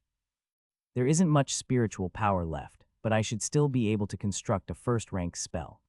Silently feeling his current state, Anvis estimated the total amount of remaining free spiritual power. Then, with somewhat complex emotions, he turned his attention to a foreign object in his Spirit Sea. It was a thick fog separate from the mist of spiritual power, with the spirit space around it showing a peculiar twisted state, making it appear very vague in perception. The origin of this fog has to be traced back to more than half a month ago, on the day Anvis first obtained the ancient secret scripture. At that time, while gazing at the symbol on the title page, he fell into a strange state. When awakened by Duke Carrot's applause, he vaguely sensed something unusual. Sure enough, during his meditation that night, he found this mysterious fog had appeared in his Spirit Sea. Spiritual power couldn't penetrate this fog, but its nature could be sensed. An unknown spell model. This was a scenario Anvis had never heard of. Indeed, some special magic artifacts could substitute for spellcasters, constructing spell models directly in the Spirit Sea. But even models constructed by external forces are completely transparent structurally to spellcasters. Even in his past life, as a 7th-rank Master Mage in Polymath, Anvis had never heard of a model like a fog that couldn't see through its internal structure. He had tried to activate it with spiritual power, but because he hadn't formally advanced, the quality of his spiritual power was too thin. The spiritual power touch used to activate the model couldn't even penetrate the distorted space surrounding the fog. Accompanied by this fog was a certain familiar and intimate feeling. Anvis had thought about whether to tell the Duke about this situation, but in the end, he gave up on that thought. Despite passing a soul test, he still dared not expose his spirit seed to the Duke for examination. If the Duke saw his memories, what awaited him might not be a pleasant outcome. The current issue is, does this fog count as my first spell model? Anvis's spiritual form wavered slightly in confusion. Although he could sense that this fog was indeed a sort of spell model, it was not sustained by Anvis's spiritual power. In other words, this fog might not be counted among the initial spells. Forget it, constructing a safer one again wouldn't hurt, even if it doesn't count among the initial spells. Thinking this, Anvis began to browse his memories again, looking for spells that fit the construction conditions. After comparing several spells, he finally chose the mirror image technique. The effect of this spell was to construct two phantoms identical in appearance to oneself, but collapsed at a touch. Could perfectly coordinate with the illusion light ice domain's light bending and interfere with magic perception. The mirror image technique was merely a first-rank spell, much simpler in structure than the illusion light ice domain. Anvis easily completed its construction, once again consuming most of the remaining free spiritual power. With both spells constructed, Anvis briefly exited the meditation state, raised his head slightly, and looked at the night sky outside the window. Amongst the silver stars all over the sky, through the misty rainbow light cloaking him, two perfect full moons were reflected in his azure eyes.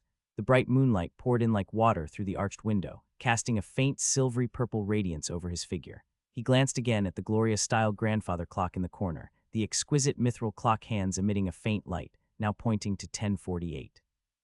The soft touch of the black velvet chaise beneath him, along with the wondrous fragrance of dewdrop morning florals, was released from the gently burning dream dust. This time, it was no longer a game. It's time. Breathing in the faint fragrance in the air, his eyes gently closed, the pale youth murmured softly as if to cheer himself up.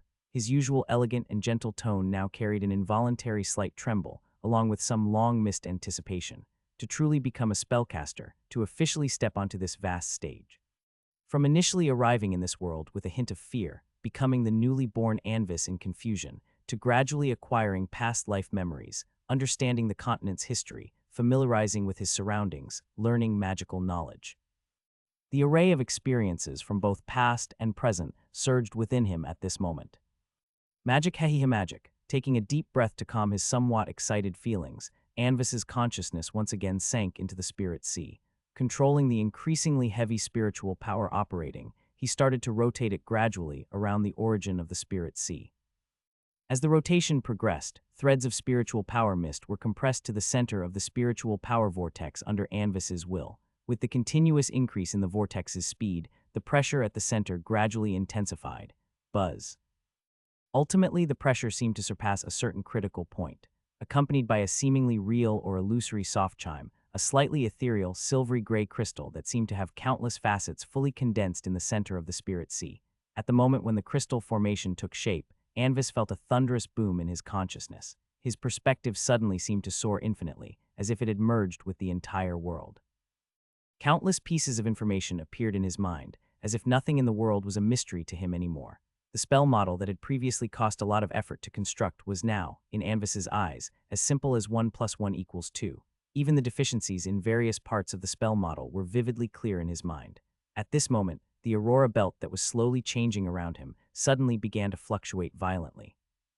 The dream dust in the crystal disk suddenly brightened, with a near-explosive blaze of multicolored flames, slowly consuming its quantity at a visibly rapid pace. In the environment, the high concentration of original magic suddenly began to churn, and Anvis's body seemed to become a bottomless deep-sea vortex, devouring all the energy around him. Under the scrutiny of his will, the surface of the mist cluster was infinitely magnified. The initially dense mist now rapidly thinned in his eyes, eventually transforming into countless tiny particles.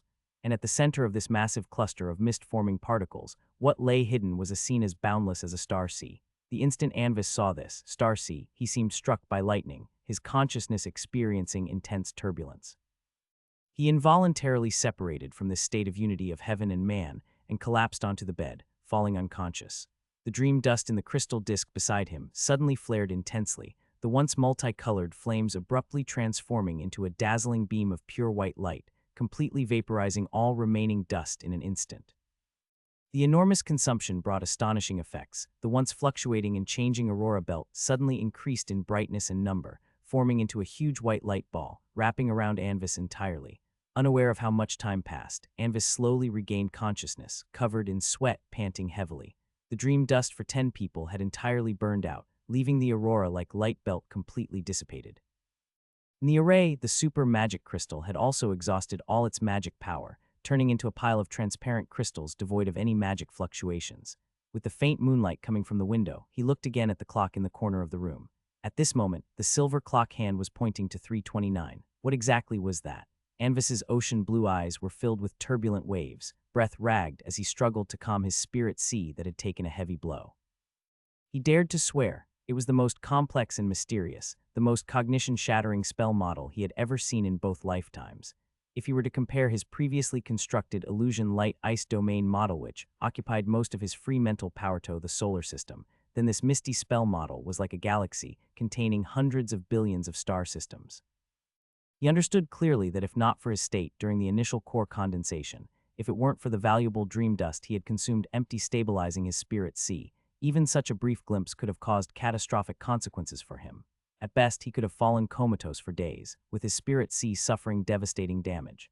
At worst, unable to bear the overwhelmingly massive and cognition-shattering information, his consciousness might have directly collapsed. Anvis tried to recall his previous memories, and the structure and flaws of the illusion light ice domain remained very clear. Still, his impression of the specific structure of the mist was now only a faint blur. It should be the effect of a self-protection mechanism. That makes sense. If the memory of the structure in that mist remained perfectly clear, I might have already mentally collapsed by now. Anvis let out a heavy breath, gave up on recalling those burdensome pieces of knowledge, and closed his eyes slightly, concentrating on inspecting his own changes. Firstly, the expansion of the spirit sea. As he immersed himself in the unity of heaven and man state, his spirit sea began to expand rapidly. By the time he finally separated from the unity of heaven and man state, his spiritual power limit had expanded to more than 3 times its original size. The multiplication of his limit may not seem high, but one must know that during his apprentice period, Anvis's spiritual power total had already reached dozens of times that of an ordinary mage apprentice, even exceeding most first-rank spellcasters. It's like comparing a cup to a tank. Even if a cup's capacity is multiplied tenfold, the extra capacity would still not match a tank's doubling. The spiritual power limit may not represent current strength but signifies future potential. Note that each breakthrough in rank comes with an increase in spiritual power, multiplying with the base spiritual power. A higher limit means a higher base for improvement. Secondly, the enhancement of spiritual power quality. After successfully condensing his spiritual power core, the quality of Anvis's spiritual power underwent a dramatic transformation. While in 0 rank it took 10 units or more off spiritual power to cast a magic spell, now he needed only 1 unit. Most crucially, he could finally use his spiritual power to detect the environment on a large scale. At 0 rank, his spiritual power was mist-like, and no matter how much he had, it could only stretch a short distance from his body before dissipating directly. This was with Anvis's repeatedly purified high-quality spiritual power. Ordinary spellcaster apprentices couldn't even manage to release it from their bodies. Lastly, the transformation of the spell model. Structure of the illusion light ice domain model had changed significantly, and some previously discovered flaws were now optimized into a new structure. Moreover, the model itself generated a subtle frequency, perfectly synchronized with the frequency of his spiritual power core, which is the greatest feature of initial spells, maintaining stability with minimal spiritual power usage. The mirror image technique model had not changed at all, indicating it wasn't counted among the 2 initial spells. This implies that the Misty Cluster has equally become one of his initial spells. As for the specific structural change of the mist, Anvis couldn't discern it. However, he could vaguely sense that it too underwent some unknown transformation. At this point, Anvis could no longer suppress his own fatigue, nor did he try to. He surrendered to his body's desire, lying down completely relaxed and fell into the deepest sleep, this time including his spirit. Perceiving that Anvis was truly asleep this time, 2 covert spiritual powers quietly withdrew from Anvis's room. In the castle, the study and bedroom where the lights still gleamed simultaneously echoed with sounds of relief. Under the star-strewn night sky, the purple moon Amis had already half-dipped below the horizon, and the silver-white Selwyn was beginning to set as well. the lights were finally extinguished, and the ancient castle bathed in moonlight returned to the tranquility of the past nights. Finally reached the first rank. Not bad. You show some of my style from back in the day. I am proud of you, my child. At breakfast the next day at the long white table, Duke Carrot was the first to praise Anvis, and Duchess Alina also offered her congratulations. Receiving praise and blessings from his parents, Anvis naturally expressed his gratitude smoothly. Congratulations on advancing to the first rank, brother.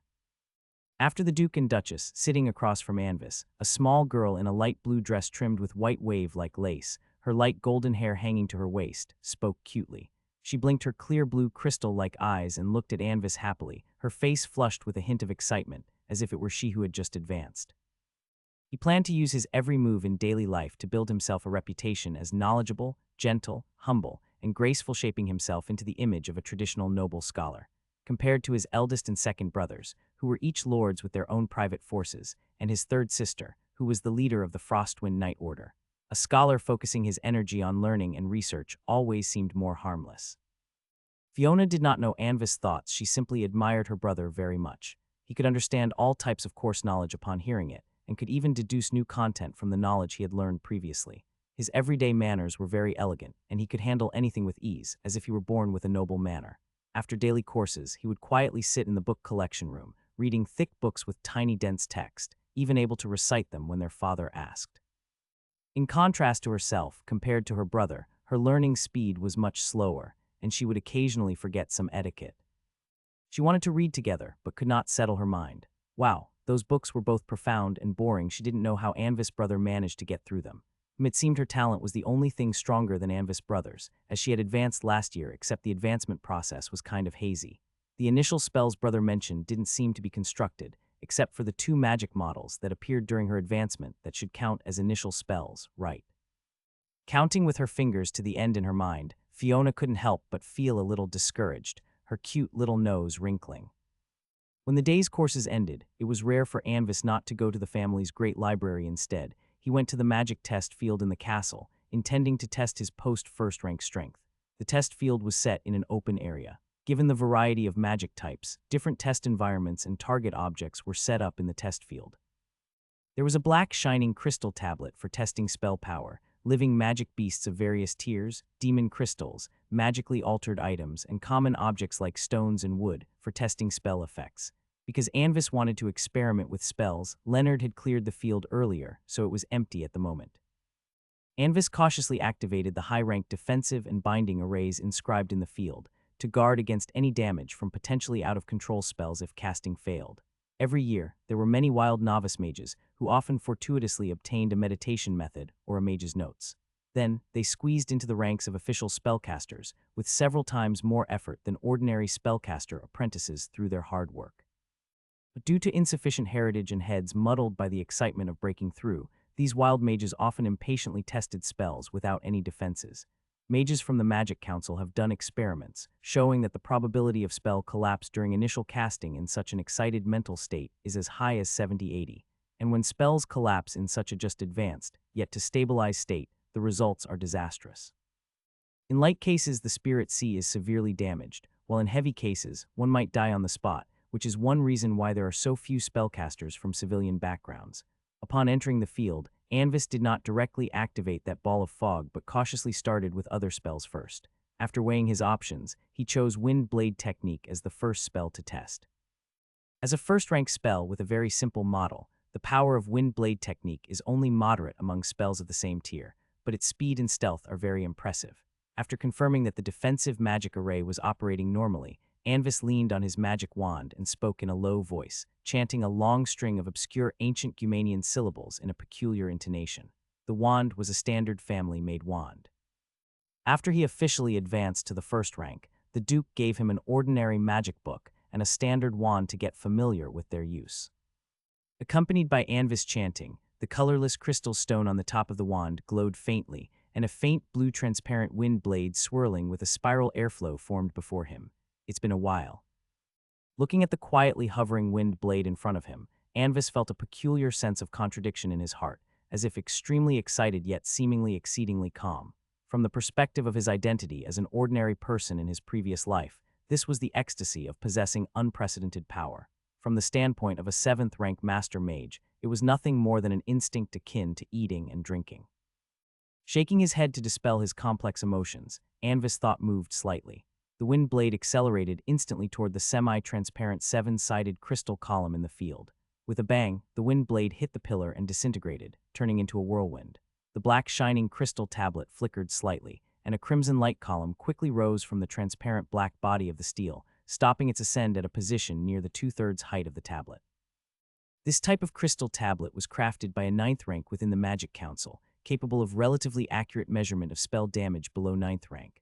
Among them, a light column in red represented the spell power at the 1st rank. Ascending further, it was orange light, yellow light, green light up to the white light of the 8th rank. Meanwhile, the height of the light column represented the level of power within the same rank. The higher the height, the stronger the power.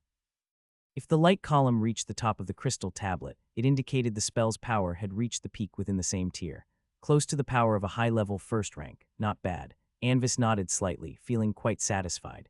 At the same rank, the wind blade released by young Anvis, consuming the same spiritual power, could only reach a level close to intermediate 1st rank power. Compared to the same period in the previous life, Anvis' magic affinity and quality of spiritual power were much higher. This was closely related to his high absorption rate of various treasures during his youth, due to the memory advantages brought about by transmigration and rebirth. Even at a very young age, Anvis had been able to consciously control his body, guide, and absorb the power from various resources to better strengthen himself. Rather than being like ordinary children, who could only passively accept the nourishment of resources, allowing most of the power to be wasted. Currently, except for those 1st-rank spells with more complex models, Anvis can now cast most other 1st-rank spells instantly. The reason for casting Wind Blade by chanting is just to revisit the feeling of spellcasting with an incantation. Then, the magic book hovering beside him automatically opened to the page where Wind Blade technique was recorded. The page lit up, and a wind blade identical to the previous one appeared again. This is the greatest advantage of casting spells from a magic book, where spellcasters are entirely relieved from the process of guiding magic, only needing to fill the magic book with magic power to quickly trigger it. The only limitation is the limited space in the magic book, requiring spellcasters to decide which spells to record themselves. Moreover, due to material constraints, low-rank magic books cannot record overly high-rank spells. With a wave of his hand, he dispelled the wind blade, and Anvis began to carefully sense the changes brought about by the maturity of his bloodline after advancing to 1st rank. Magicians in the Mysterious Era are essentially mages with an all-attributes boost, class magic ability, and normal mages without cultivation bottlenecks and level limits constrained by bloodline concentration. Physical strength and magic affinity improved. His eyes gained constant secondary magic vision and secondary true vision, along with fundamental talents from 2 bloodlines, ice element control and light element control. The effect of these 2 abilities allowed Anvis to manipulate the elements of ice and light as flexibly and freely as if controlling his own arms. Additionally, when using magic of corresponding attributes, he would receive a huge bonus, equivalent to a self-carried magic extreme effect. With a thought, Anvis rapidly condensed a solid piece of cold ice in midair. In the next moment, the ice transformed into a beautiful ice crystal rose, whose thin petals bore intricate veining. Then turned into a vivid ice bird, flying nimbly around Anvis. Under his control, the hard ice changed its shape fluidly like water. Thinking for a moment, Anvis maintained the flight of the ice bird while trying to control the light around it. The ice bird flying mid-air suddenly flickered and then disappeared. However, it could still be seen in magic vision, with a strange distortion of magic surrounding Anvis in flight. Consumption increased 4-fold. Perceiving the consumption of power, Anvis noted it down. Running 2 talents simultaneously would greatly increase the pressure on the bloodline, with almost half of the power consumption caused by the faint mutual consumption between the 2 bloodlines. After some simple testing, Anvis split a thread of spiritual power to activate the illusion light ice domain model in his mind. The originally full spiritual power was immediately drained significantly, and a hazy ice mist with faint white light instantly spread, filling a radius of 30 meters around Anvis. The area expanded by nearly half, and spiritual power consumption reduced by about 30%. Sensing the changes in the illusion light ice domain, Anvis cast a mage's hand to fetch a Luo beast from the test animal section and placed it in the field, then used a silent illusion to simulate a circle of walls around the Luo beast. When the illusion formed, the ice mist emitting faint white light spontaneously filled the illusion, making the formed phantom look extremely realistic. Trying to touch it, Anvis was somewhat surprised to find that the surface of the illusion had a rough texture like a real wall. The one placed in the field was an adult male luo beast, fat and robust, with bright brown fur and a white stripe on its left back, barely reaching second rank in strength. After being enclosed by the illusionary walls, it looked around, sniffing constantly, appearing confused, but eventually lay down in the center of the walls. Watching the lazily sprawled luo beast, Anvis cast Silent Illusion again to create the illusion of another luo beast in the circle. Hum. The lying luo beast stood up alertly, staring intently at the illusion. The instinct to defend its territory made it adopt a threatening stance, and it kept growling threateningly. But soon after, it gradually eased off this threatening demeanor, slowly walked to the side of the illusion, and gently pushed the illusion with its nose.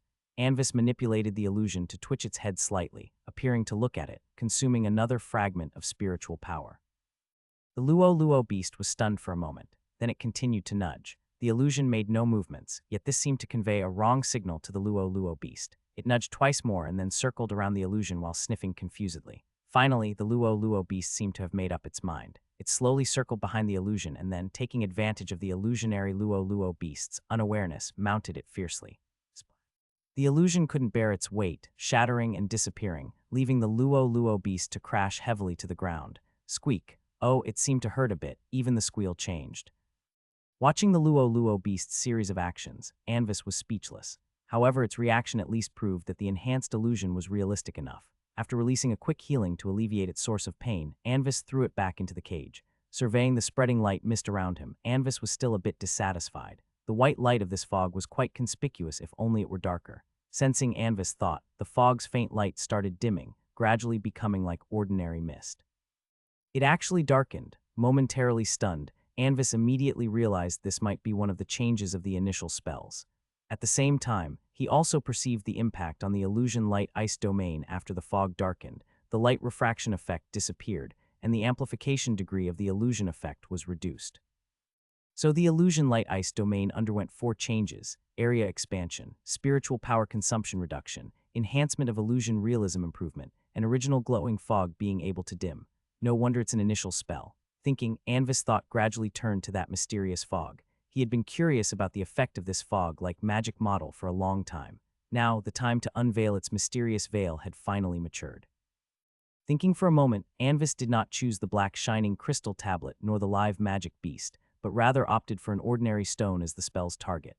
Since he was unsure whether this was single target magic or range magic, he placed the stone a bit further away. Then he extended his right hand, palm facing the distant stone, carefully activating the magic model. Originally, Anvis was prepared for the spiritual power being drained and subsequently casting failure. But to his surprise, upon activation of the magic model, the spiritual power only slightly decreased, with consumption even less than that of the illusion light ice domain. A strange feeling emerged. Though the target stone's appearance showed no change, Anvis knew that some kind of transformation had occurred. He cast a mage's hand to gently lift the stone, carefully examining it with spiritual power. He then scraped off some powder from the surface and cast detecting components on it. The results returned from spiritual power, and magic feedback indicated that the stone's nature hadn't undergone any special changes. It remained an ordinary stone. His attractive eyebrows slightly knitted. A tint of confusion flashed through Anvis' azure eyes. Ribbit. At this moment, a faint frog croak unexpectedly came from within the stone. Immediately taken aback, a spark of insight flashed in Anvis' mind, as if he had suddenly grasped something. Recalling the prior strange sensation, he instantly pinpointed the name of a famous spell. The mystical school's first-rank spell mystical technique. Regarding whether a spell model could exist for this spell, many mysterious scholars have diverse opinions, resulting in the formation of 2 factions. The Secret Keeping faction, led by the secret keeper Akar Kunquis, advocates that not all mysterious system spells have models. For example, mystical technique is merely an external manifestation of some mysterious rule. Unless you can construct the entire rule itself, a mystical technique model simply doesn't exist. On the other hand, the Truth faction, headed by secret method control Anderson Manderson, firmly believes that all mysterious system spells have a standard model, and mystical technique is no exception. As long as research is persistently continued, one day all mysteries will eventually be unraveled. The argument between the 2 factions has persisted for hundreds of years, as neither faction has been able to produce definitive proof, and both factions' strongest members are 9th rank, unable to convince the other. To this day, whether there is a model for mystical technique remains a highly debated topic. Despite its legendary background, it cannot obscure the fact that its effect is severely lacking. As a mysterious system spell, mystical technique has a very evident advantage. It consumes very little, so little that even the first rank can cast it easily. Its effect is also very simply to randomly bestow some mystical characteristic on a non-magical inanimate object, lasting from a quarter of a magic time to a day, depending on the tier of the spellcaster. The larger the object, the greater the consumption, and if the object suffers significant damage, the effect of the mystical technique will vanish. The so-called mystical characteristics are in fact some bizarre and nonsensical effects. For example, the rock in Anvis's hand, through several minutes of subsequent study, he completely confirmed the mystical technique effect applied to the rock. Every half a minute, the rock would emit a frog's croak. In other words, has it now transformed from a rock into a mysterious rock? Anvis thought somewhat oddly. Subsequently, he timed it, and when the next croak emerged from the stone, he attempted to cast a crack on the rock. Crack is an earth element first rank spell. Its effect matches the spell's name, creating a crack in soil or rock. The rock immediately split in half from the center, yet nothing was inside, and the mystical characteristic on the rock disappeared. At this point, he also confirmed that this was just a regular mystical technique. Is this lousy spell really taking up one of my initial spell slots? This left Anvis, who had originally been full of expectations, very disappointed, but he then slowly snapped out of it and began pondering the issue. Why would its model be so complex for a spell even the first rank can afford in consumption, unless it's actually not a spell model at all, but the rule itself? That is to say, that cluster of fog is merely something akin to a terminal. The fog itself and the endless starry sky within the fog clump are comparable to a computer and a network. Unexpectedly, the secret-keeping faction, who only acts mysterious, really hit upon the truth. Muttering to himself, Anvis shook his head. Incidentally, young Anvis used to be a member of the Truth faction. All right, from now on, I am also one of those few wise ones who grasp the truth. Since it has become my initial spell, then what is the difference between it and regular mystical technique? Contemplating this question, Anvis gathered 2 ordinary black iron pieces, 2 high-quality demon crystals, 2 low-rank inscription swords, 2 dry trunks, 2 growing pieces of wind bell grass, and 2 adult luo-luo beasts from various target items. One had a white mark on its left back and appeared somewhat dispirited. Anvis's experiment plan was, one group of targets would serve as a control group, receiving regular mystical technique. The other group would receive the initial spell version of mystical technique, so that a visual comparison of spell effects could be obtained. Anvis consecutively cast the 2 types of mystical technique on those 6 items. Black iron and trunks unsurprisingly acquired mystical characteristics. One piece of black iron shifted colors between black and green, while another began to incessantly seep water droplets. Trunks would stand upright directly. Even tumbling would prompt them to stand again. Another twisted itself into a shape like a pretzel, and then twisted back. When testing on the wind bell grass and luo-luo beasts, normal spellcasting failed. However, upon reaching the demon crystals and inscription swords, the results of the initial spell version of mystical technique differed from the usual mystical technique. Success. The high-quality demon crystal was an earth element demon crystal, whose surface originally emitted a faint yellow glow that now turned into a breathing-like uniform rhythm of bright and dim. The inscription sword's density and weight properties remained unchanged, yet the once rigid blade turned soft. When Anvis picked it up, its blade drooped like a dead snake. Attempting a couple of swings, the blade followed his motion with flexible rotations in the air, exuding a sense of freedom. Anvis then attempted to draw it towards the piece of black iron. With a swoosh under the influence of the mystical technique, the continuously seeping water black iron instantly split into 2 halves. The sharpness remains the same. The mystical characteristic indeed is mysterious. After a brief attribute test, Anvis put the sword and demon crystal together, then returned the other target items to their original spots, and the 2 lucky luo-luo beasts were thrown back into their cages. Half a magic time passed. The items under regular mystical technique had their mystical characteristics vanish after a third of a magic time, returning to their original forms. Meanwhile, the mystical characteristics of the other group of objects persisted, with the demon crystal steadily brightening and dimming, and the inscription sword remaining soft. A magic time passed. Both objects were identical to their state a magic time before. Until 2 magic times had passed, the demon crystal finally ceased flickering, the inscription sword regained its hardness and straightness. So it seems, the noticeable changes are twofold. Firstly, the extension of spell duration, and secondly, the expansion of the spell's effective scope. However, due to the mystical nature of mystical technique itself, it's uncertain whether its effect underwent any alteration. Anvis noted these 2 points in his mind, and using the mage's hand, returned the reverted objects to their places. Debillo's Peak, located at the northwest of the Gloria Empire, is the main peak of the Manarkin mountain range, currently the highest peak on the Yar continent. To be able to leave behind such a magic model, what kind of realm did the being who originally penned the ancient secret scripture reach? His fingertip gently caressed the cover of the ancient secret scripture hanging at his waist. For some unknown reason, after an initial period of discomfort, he started to like the unique texture of the cover. Right, since I've already broken through to the first rank, I should be able to unlock some new content. His fingers paused slightly, and then Anvis simply sat cross-legged on the ground. He took the ancient secret scripture from his waist, held it in his hands, and connected to it with a thread of spiritual power. The familiar change occurred once more, but Anvis did not pay attention to his surroundings. He could feel that a part of the real content was opening up to him. Behind that strange front page, about half the book's thickness of content was still tightly stuck together. Judging by its thickness, it seemed to be precisely the main body of the poem before unsealing. Flipping through these parts that couldn't be read for the time being, Anvis first saw another full page of bizarre symbols different in shape from the front page's symbols. Unlike the front page, this page did not fascinate him. In fact, when he stared at the symbols for a bit longer, he began to feel dizzy. He checked his spirit sea but found no changes. Shaking his head, he flipped past this page. The subsequent content he could read spanned 2 pages, and the content remained those abstract landscape paintings from before. But as Anvis gazed at them, the lines of the landscape paintings began to wriggle slowly like living creatures, and then they automatically formed into a completely new content in his spirit sea.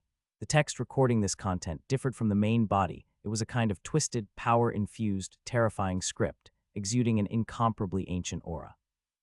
Anvis didn't know what civilization's language this was. He had never encountered them in any lifetime, but at first glance, he instinctively understood their meanings. They were 2 spells, Twisted Touch and Flesh Manipulation. The effect of Twisted Touch is to summon a pitch-dark tentacle constructed of magic power to tightly entangle the enemy. Those who touch the tentacle will hear strange whispers in their minds. This will diminish the enemy's rationale, causing severe mental interference. Enemies with low will cannot cast spells. As the contact time between the enemy and the tentacle increases, the whispers will grow stronger. Even if separated from the tentacle, the effect of the whisper does not vanish immediately, but instead weakens slowly as it appeared. Flesh manipulation can control the flesh of the subject. However, the subject must be touched by the holder and must be of a lower tier than the caster, or offer no resistance. The caster can choose mild modifications or destructive twisted mutations. Moreover, this spell can be used on oneself. Anvis instantly understood the nature of these 2 spells. He could rely on instinct to cast these 2 spells, though there were no models or any casting gestures and incantations in his spirit sea. Without models, incantations, or gestures, instead of calling them spells, it's more appropriate to say they are class magic abilities, like bloodline talents. At this thought, for some reason, a strange notion suddenly sprang into Anvis's mind. No, perhaps there are incantations and gestures, but they most likely cannot be achieved by the human body's structure. Dispelling the thought from his mind, he casually cast a Twisted Touch. A 4-arm thick black tentacle emerged from the ground, wriggling lightly in the air. Carefully examining the tentacle, Anvis tried to manipulate it to pick up a stone, which the tentacle did effortlessly. Then he attempted to use the tentacle to lift heavier objects, and it only showed signs of strain when he finally tried with the cage containing the Luo beast. He touched the tentacle, and a faint sound echoed in his mind, very similar to the whispers he heard when he first browsed the ancient secret scripture, but it did not negatively affect Anvis. The strength is roughly equivalent to a first-rank peak warrior, but I don't know what effect these whispers specifically have on other creatures. Thinking this, Anvis's gaze involuntarily fell on those Luo beasts once more. You'll do. Humph, he grabbed another Luo beast. Yes, the same one with the white stripes. Anvis found it more pleasing to the eye. The Luo beast was once again placed on the ground by the mage's hand and then firmly bound in place by the binding array. It lethargically turned its head side to side, flicking its chubby tail. Soon after, a slippery black tentacle suddenly burst out beside it, tightly coiling around its thigh. Humph. The Luo beast, startled, immediately attempted to struggle free, but due to the binding array, it could only passively endure the tentacle's binding. As time passed, the Luo beast's state noticeably became agitated, its entire body struggling incessantly.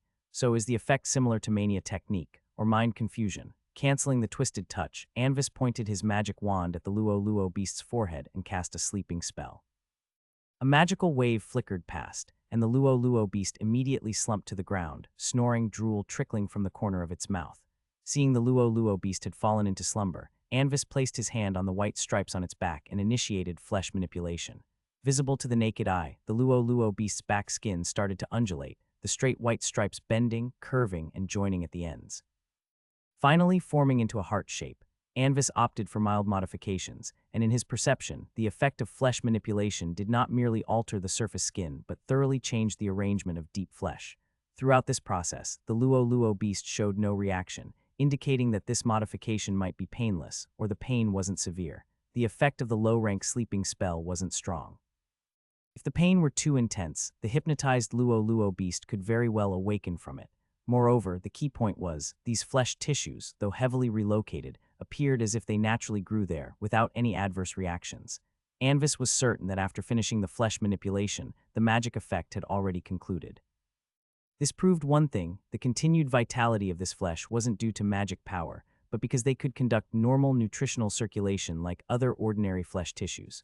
One must know, although many spellcasters can achieve this level, they are at least 6th-rank spellcasters with profound research into biological modification.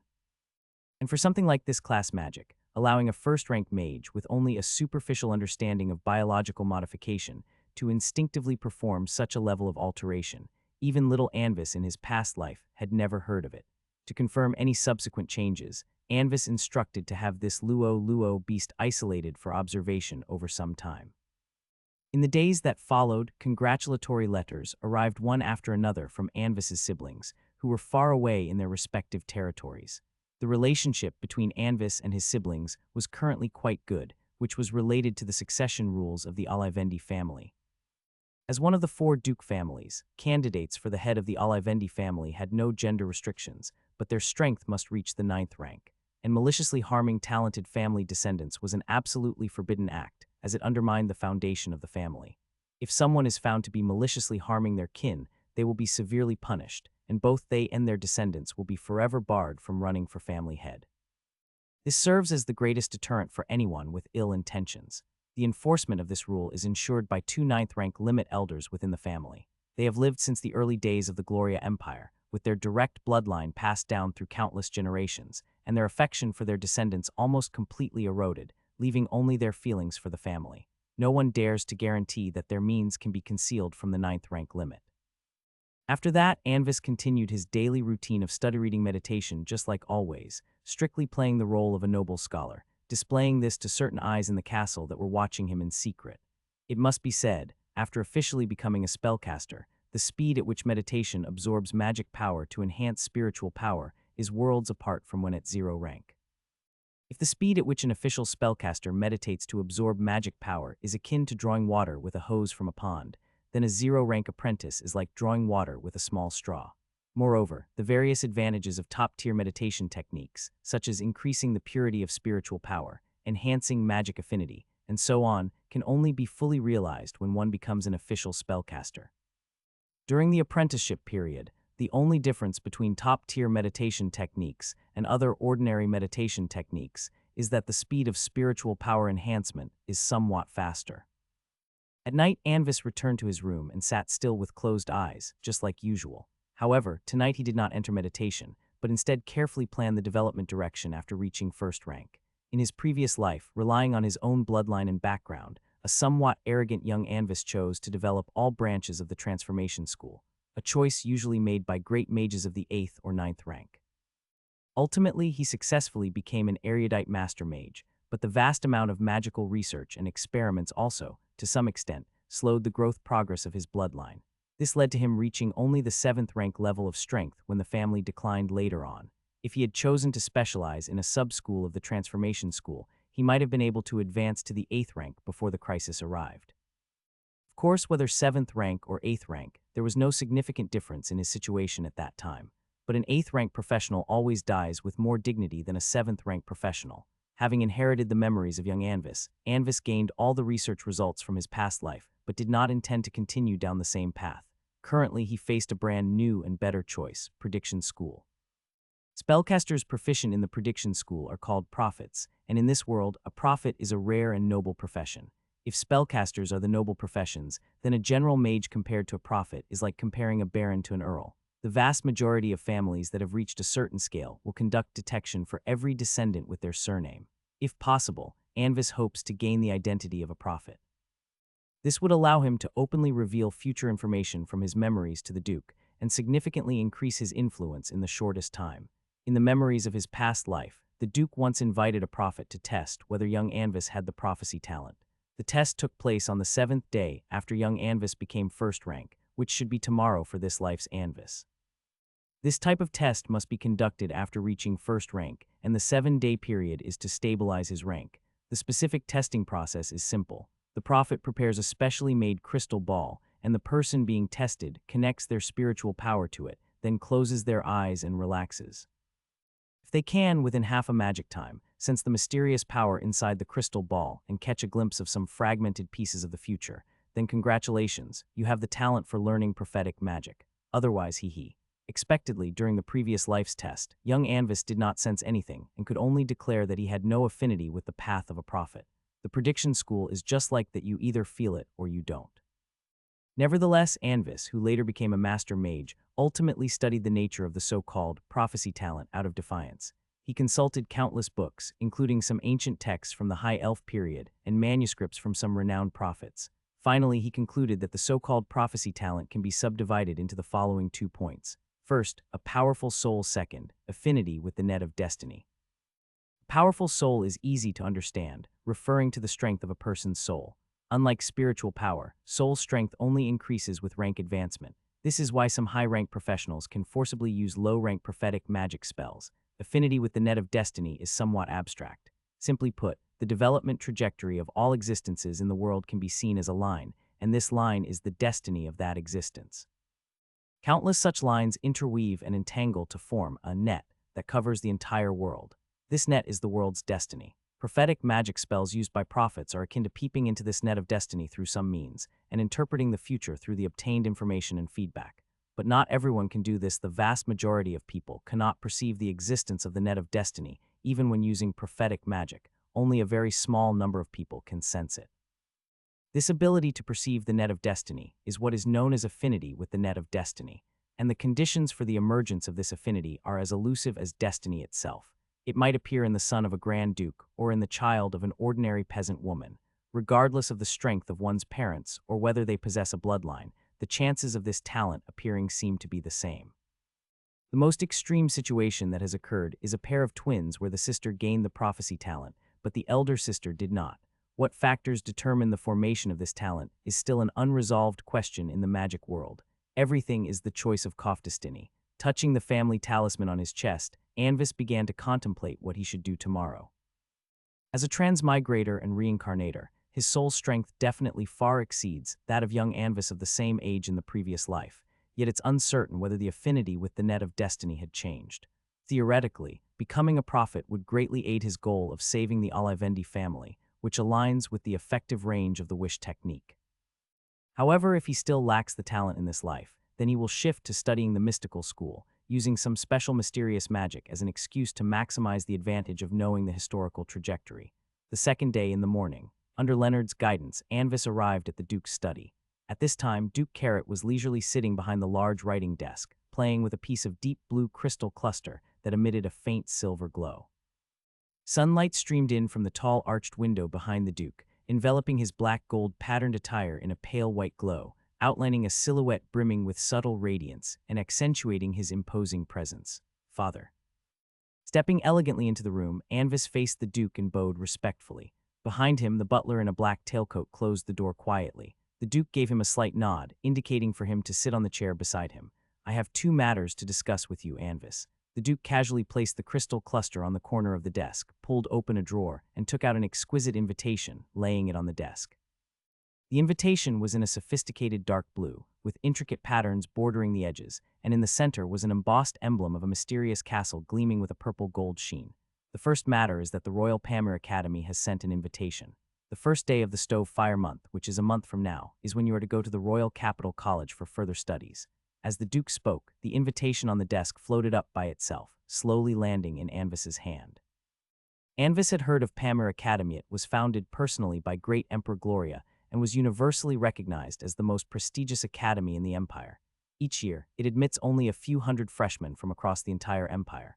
Pamir, in the ancient Manian language, means radiance. only true geniuses, or noble descendants with a certain level of family status, or those who are both could receive an invitation from Pamir Academy. In a sense, this was not just an invitation, but a symbol of a certain class. Receiving it is akin to receiving a ticket to high society. Father, will Fiona also accompany me to the academy? Examining the invitation in his hand, Anvis stored it in his ring. Then, suddenly remembering something, he couldn't help but ask, Fiona. Repeating the girl's name, Carlos's gaze lowered. His thumb instinctively stroked the engravings on his secret silver sleeve button, and then his forefinger tapped lightly on the desk, seemingly a bit hesitant in his heart. After a moment, the Duke sighed, slightly closed his eyes, and then reopened them, his gaze calming. Although her skill is more than enough, her personality is still too immature. Her invitation will be postponed by another year. The stove fire month of next year will be the time for her to go to the academy. Saying this, Duke Carrot looked back at Anvis, the noble youth's perfect demeanor reflected in his bluish eyes, shining against the light. By next year, if Fiona's personality remains as naive, then it will be your duty to look after her at the academy. Of course, I will do my best, Father. Breathing in the unique scent of faint floral fragrance in the room filled with ancient books, Anvis nodded gracefully and calmly agreed. Sometimes it's truly hard to believe that you were born only a year before Fiona. Hearing Anvis's response, a smile appeared on the Duke's face. The second matter, Anvis. How much do you know about the prediction school? With a thoughtful expression on his face, after a moment, Anvis slowly spoke. The prediction school is focused on the study of the net of destiny, enabling certain spells to glimpse fragments of future information.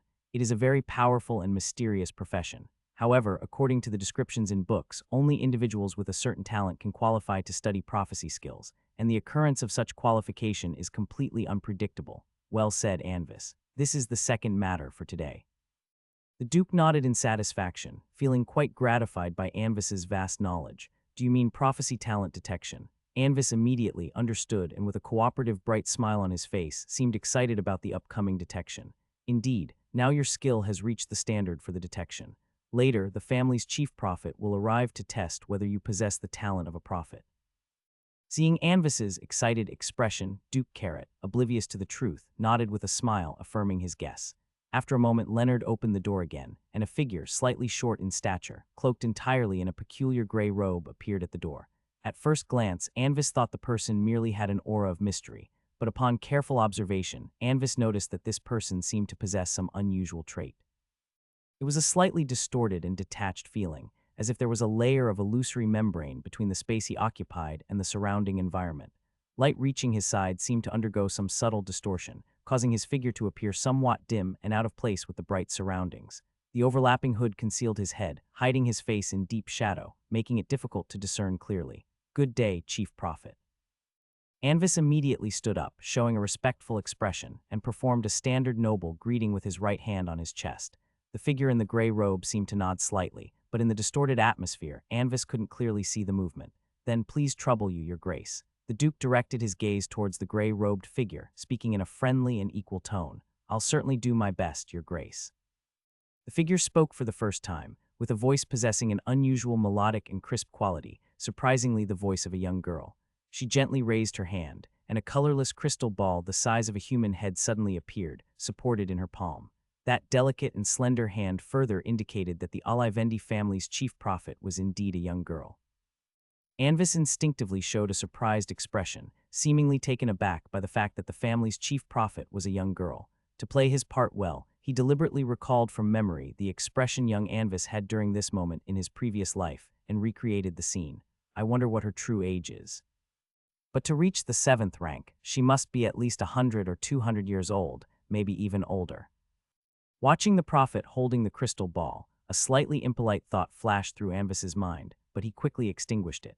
Admittedly, due to the existence of the family talisman, the girl, prophet before him, shouldn't be able to see through his thoughts, but Anvis didn't want to take any unnecessary risks.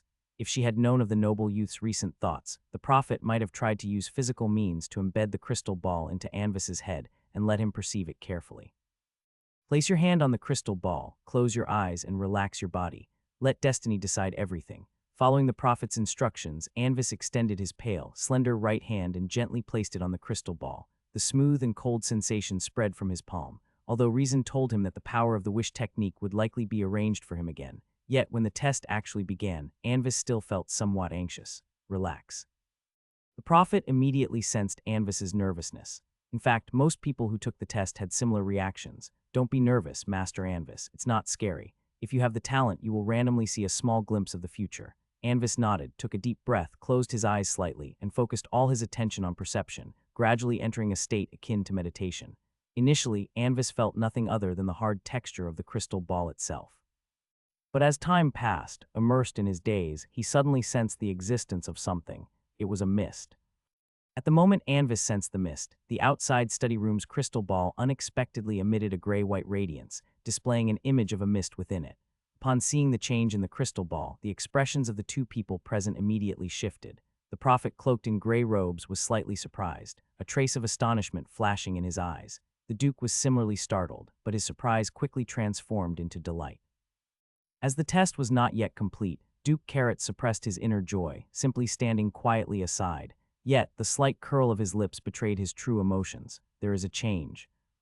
The prophet slowly spoke, his tone carrying a hint of awe. Congratulations, Your Grace. Upon hearing the prophet's congratulations, the Duke's lips couldn't help but curve upwards. But just as he was about to say something, suddenly, Greg! Suddenly, the light of the crystal ball flickered and then exploded instantly. The Duke's gaze sharpened abruptly, countless scattered shards frozen in the air. It was as if the space within the room had suddenly paused, resembling a photo captured in an instant.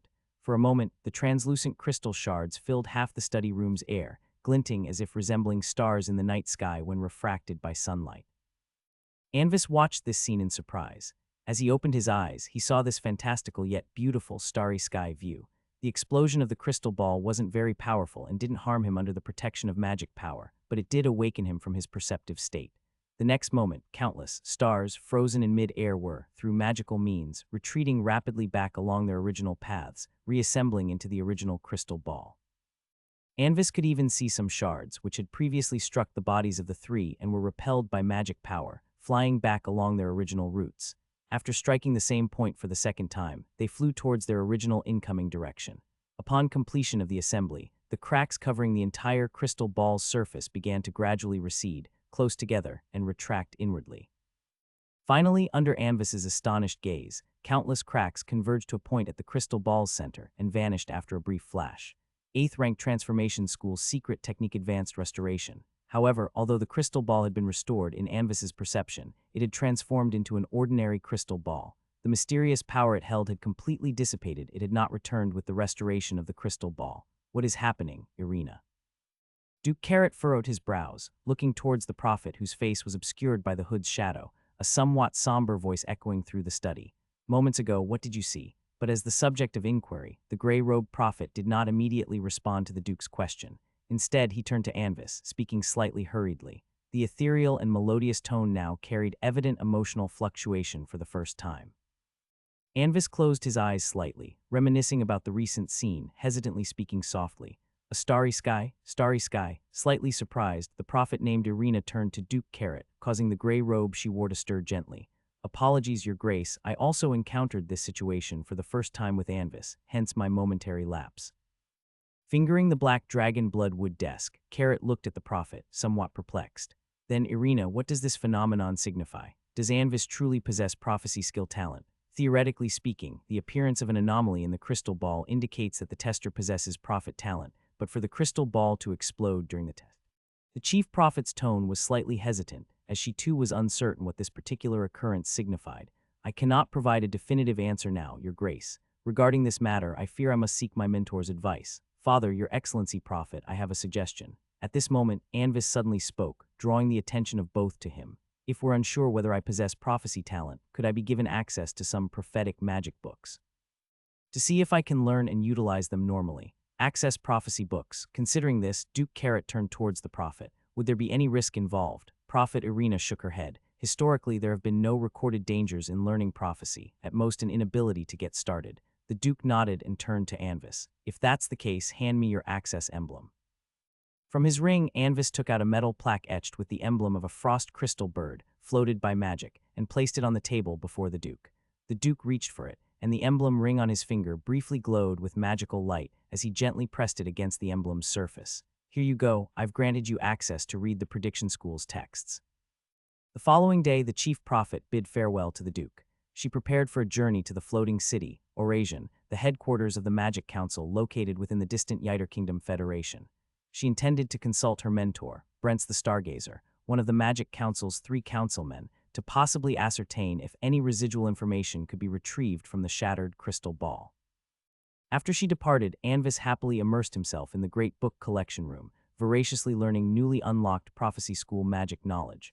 Previously, they had been separately placed in a corner of the book collection room, and the entire shelf was protected by powerful sealing magic. Even in his past life, as a 7th-rank master mage, young Anvis had been unable to access this collection.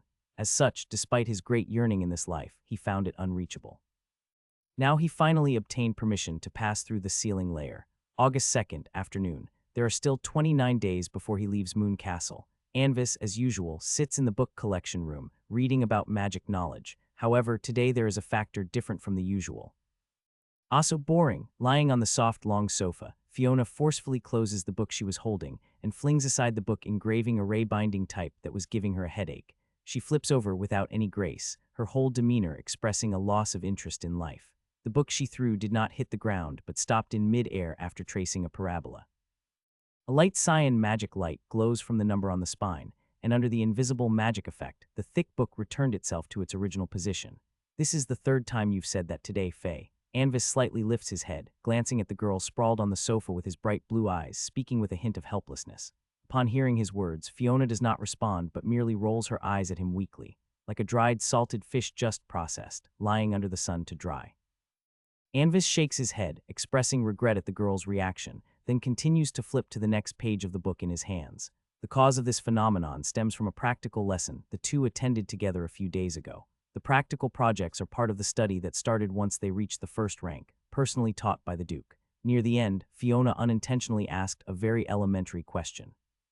The answer to this question should have been covered last November in the epigraphy course as important knowledge. Although Anvis noticed the problem and immediately tried to cover for her, the Duke became suspicious and casually asked a few related questions to test them. The result: Fiona's progress in epigraphy was a complete mess. Anvis tried to help her but ended up getting himself in trouble too. As punishment, the two were under house arrest for half a month, with their free time each day restricted to reading in the family's great library. For Anvis, this was no different than usual life, but for the lively and active Fiona, it was the harshest punishment. In the first few days, the situation was somewhat better, and Fiona could barely restrain her nature to read those boring, magical knowledge. But as time passed, the instances of her idleness increased. In the next practical lesson, Father will definitely ask some questions to test our learning progress. While reading, Anvis speaks as if inadvertently. If there's another issue, my dear sister, you might receive a punishment beyond what you're experiencing now. I didn't care. I just don't want to look at those headache-inducing, terrible epigraphy knowledge anymore. The girl mumbles quietly, lying on the sofa with her eyes closed, her pink little mouth pouting high, with a cute light blue butterfly bow swaying. Although she says this, her eyes secretly open a slit, sneakily glancing at Anvis, seemingly hoping for something. Oh, if that's the case, then why don't you rest for a while? Anvis calmly agrees, then continues to read. The salted fish-like girl, not getting the answer she wanted, turns around angrily, lying on the sofa on her back. Her lake-like big eyes stare intensely at Anvis's profile. It seems there's some kind of evil gaze watching me. Anvis feels the palpable gaze, his eye corners twitch slightly, and his movements on hand become unnaturally stiff. By heaven, she's mixing spiritual power into her gaze. Slowly, the discomfort grows stronger, greatly reducing Anvis's reading efficiency. Sigh. Anvis lets out a light sigh, takes out a bronze bookmark from the drawer and places it at the current page. Then he closes the tune The Strings of Destiny in his hand and places it on the table. Patting his face gently and putting on a slightly helpless smile, he turns towards the girl on the sofa and his tone becomes soft. All right, Faye, how about I tell you a story? Upon hearing Anvis's words, Fiona flips over again, propping her chin with both hands, her beautiful lake blue eyes gazing at him with feigned innocence. Her 2 small feet clad in white socks tilt upwards, playfully swaying back and forth. Brother, what did you say? I said, do you want to hear me tell a story or not? Anvis maintains his smile, but his eyebrows raise a little, and his left hand casually pinches his right fist, looking at the pretending girl with a hint of danger in his tone. Of course, if you don't want to, never mind. Yes, yes, the girl eagerly nods, her face full of innocent and cute smiles, but the slight pride in her eyes betrays her. Planned success. Previously, Anvis would occasionally tell Fiona some stories. Those stories were very interesting, something the girl had never heard before. For instance, Little Red Riding Hood ate the invading wolf and then had a grand fight with the mastermind Grandma, shaking the starry sky and even extinguishing the. Afterwards, the aftermath of the battle attracted the Star Eaters, transforming the two into the Clan of Stars, commencing the eternal fateful battle, and so on. However, Anvis never finished his stories in one go, often telling only half or even a third, frequently leaving Fiona extremely curious about the story's developments. Because of this, she specifically went to the biography section of the book collection room, hoping to find the stories Anvis told her. Ultimately, she was surprised to find that the stories Anvis told her weren't even recorded in the family's great library. She went to inquire about the origin of the stories, and Anvis, while reading, naturally told her that these stories were his original creations based on books he had read, and nonchalantly claimed it was nothing much. From then on, Fiona began to look up to Anvis. Looking at the little girl, still smugly pleased with herself, Anvis didn't disclose anything. He moved the chair next to the girl, sat down with a smile, and began to tell a story she had never heard, a brand new one. Once upon a time, there was a beautiful girl, and her name was also Fiona. She was around your age, with a figure as tall as yours, possessing the same lake-like pure sapphire blue eyes and sunny golden hair as brilliant as yours. On a midsummer afternoon, after finishing her day's lessons, she went to play in a meadow not far from home. There bloomed pale purple hyacinths, dusky blue rosemary, and pure white wind-bell grass. A clear creek flows out from the forest on one side, babbling through the vibrant meadow, merging into a vast sapphire-like lake in the distance, with several robust mango willows leisurely growing along the riverbank. Yes, just like the meadow below the castle hill. As he spoke, Anvis made a gesture behind his back. The air in front of Fiona suddenly rippled, and a faintly glowing phantom appeared out of nowhere in midair. It first transformed into Fiona's likeness, and then the surrounding environment of a meadow emerged. After reaching the first rank, Anvis could already use illusion technique to animate his stories. The young girl was slightly stunned, then curiously extended her little hand, trying to touch the Fiona, floating in midair, but her pale fingers only passed futilely through the illusion. This is just a silent illusion, Faye. Anvis chuckled and shook his head, continuing to tell his story. She frolicked merrily in the lush field, sometimes chasing butterflies, sometimes picking wildflowers. Could she tell which butterflies and wildflowers were safe and which ones posed a danger? Fiona gazed at the illusion in midair, her eyes wide with curiosity as she asked. Of course, she is as wise and knowledgeable as you are. Anvis lifted his pale, slender hand and affectionately stroked Fiona's soft, light golden long hair. The girl tilted her head back comfortably, her face showing a satisfied expression as her lake blue eyes, clear as a pool, narrowed into slits. In the afternoon, Sarah's radiance became more intense, and the girl grew a bit tired, so she went to rest under a giant old willow tree near the lake. Amidst some huge tree roots, the lush green grass made the ground very soft. She lay comfortably under the cool shade of the tree, and the dappled sunlight fell on her like scattered gold. Tired so quickly, she probably wasn't very strong. Isn't she worried about encountering danger taking a nap outside? Fiona looked up, watching Anvis with innocent eyes. She's certainly not as strong as my dear sister, but she is a formal spellcaster too. You know, in such a leisurely and comfortable afternoon, even a great mage might want to relax a little bit. Anvis explained calmly to the girl with a slight smile. That does make sense. I always get sleepy every afternoon too. Fiona nodded in agreement, her white arms propped on the sofa, ears perked, fully absorbed as she awaited the continuation of the story. As she drowsily lay there, a large white rabbit wearing a black tuxedo, with pink eyes, hopped past her in leaps and bounds. She seemed to hear the rabbit muttering to itself, oh dear, I'm going to be late." Saying so, the rabbit pulled out a pocket watch from its coat pocket, checked the time, and then hurriedly ran into the distant forest. In the illusion in mid-air appeared the silhouette of this rabbit, dressed in a tailcoat popular during the time of Gloria II, along with a neat black top hat. At this moment, it was looking at a tiny pocket watch. She must have encountered a mysterious phenomenon. Fiona's gaze was fixed on the illusion in mid-air, her little pale fist clenched with excitement and curiosity, her waterfall like light golden long hair shimmering. This was a special effect she gained after her bloodline awakening after reaching the first rank. Her two legendary bloodlines had fully awakened. This made her strength skyrocket, while also bringing some small appearance changes. Under the influence of her awakened radiant heavenly bird bloodline, her hair constantly emitted a faint glow, and when her emotions fluctuated significantly, the brightness of the light would change. And then, did she catch the rabbit? I heard that the left hind leg of such a mysterious rabbit can be used to make a luck talisman. It can bring extraordinary luck to the wearer. Seeing Fiona's eager eyes filled with excitement, Anvis smiled and continued the story. The girl jumped up, all drowsiness gone. But the strange rabbit had already run far. She hurriedly cast a windwalking technique on herself and closely pursued the rabbit. During the chase, she tried to use animate plants to bind the rabbit, use telekinesis to trip it, and create pitfalls ahead of it with earth element magic. But each time, the rabbit escaped using bizarre methods. Eventually, the rabbit ran deep into the forest beneath a massive Carol Wrong tree. Several people together could barely clasp their arms around its twisted roots. The girl arrived a step too late and could only helplessly watch as the rabbit ran into a large hole among the tree roots. In front of the girl's illusion, the plot developed synchronously with Anvis's storytelling. With the final failed casting of ice shackles by Mini Fiona, the rabbit successfully evaded the girl chasing behind. Oh, that's quite unfortunate. Fiona adorably shook her little head, as if it were she who had lost track of the rabbit, but she didn't give up and followed the rabbit into the hole.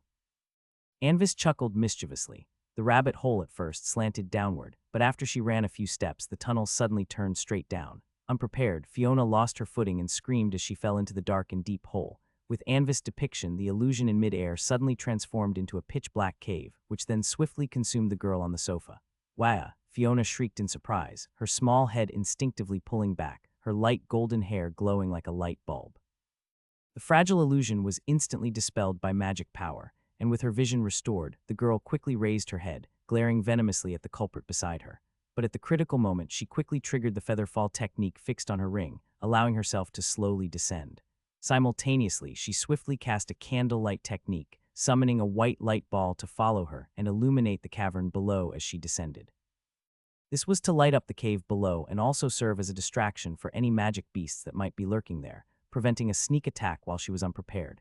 Anvis pretended not to see the girl's gaze, naturally supplementing a silent illusion, and continued narrating the story while casually giving the girl some ruin exploration knowledge. Furthermore, he intentionally ignored the girl's pouty cheeks and conveniently stroked her softly glowing long hair. Ah, the texture is superb. Fiona was stunned for a moment, her anger instantly surging to new heights, yet she was somewhat reluctant to forgo the ongoing story. Ultimately, the girl grumpily lay back on the sofa, thinking fiercely to herself that she wouldn't say another word to pesky Anvis for the rest of the day. Yes, the whole day. She swore it on the name of her little kitty. It was a very deep cave, of course. It might not have been that deep, but Fiona descended too slowly. So she had enough time to look around and speculate what might be below. She first looked down but couldn't see anything, so she looked at the cave walls around her. In the light of the lighting technique, she was surprised to see. Then what did she see? Curiosity finally got the better of her, and Fiona asked in a low voice. And then today's story ends here, my dear Faye. It's time to continue with the study of epigraphy. Anvis, however, wore a mysterious smile and winked at Fiona. Then he stopped narrating, got up, and returned to the desk. The phantom in midair quietly disappeared. I refused. The story cut off at a crucial point made Fiona feel stuck, like she had taken a deep breath and suddenly choked, her small face instantly puffing up like a bun. But as she was sulking, a heavy book suddenly flew in front of her. Instinctively, the girl reached out to catch it, but the moment she did, another book and then a third stacked directly on top. Beside her, Anvis controlled the mage's hand and pulled out initial rank inscription drawing and meaning of inscription array from the bookshelf, dumping them into the girl's hands. The girl looked blankly at the stack of books piled together, almost as tall as her head, and nearly lost her composure. Whether you read them or not is up to you, my dear Faye, but continuing the story tomorrow is my choice as well. To Fiona's almost ceiling-breaking grievance in the book collection room, Anvis flipped through the pages with an elegant smile in response.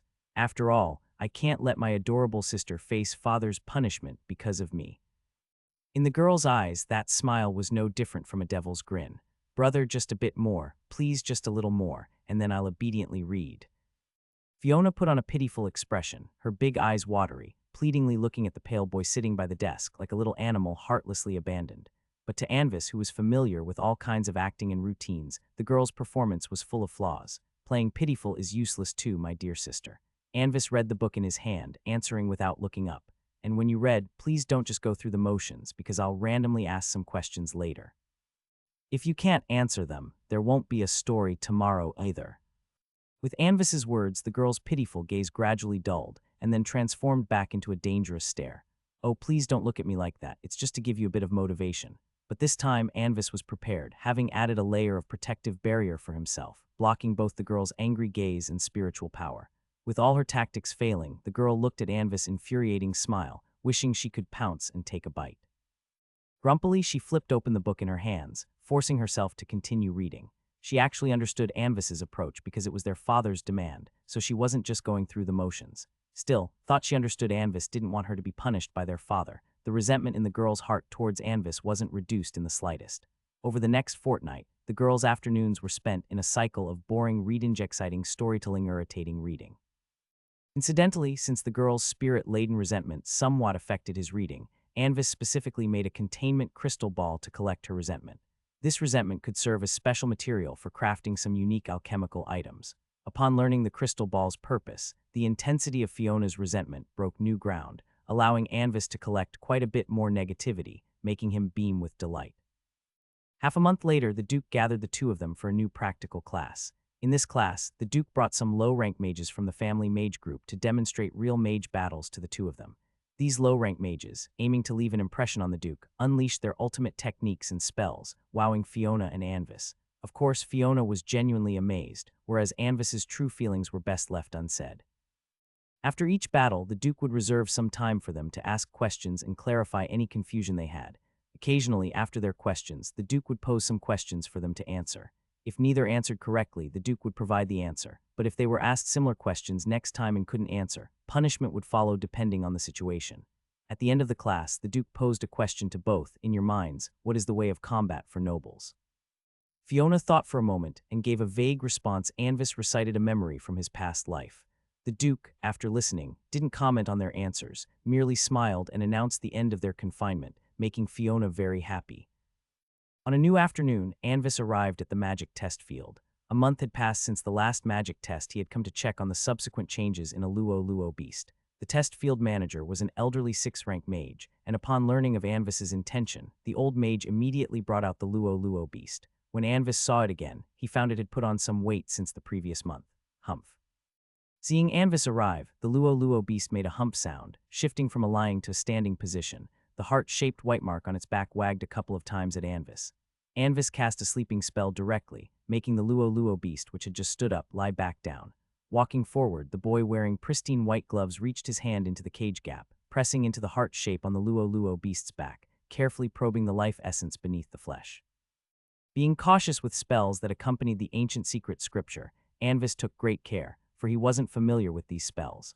Relying solely on the accompanying introductions in the ancient secret scripture wasn't enough. Only through experimental testing of specific effects could he truly determine when to apply them in real situations.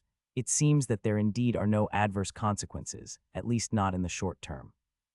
The Luo beast's condition is very normal, with no signs of disorder or decay.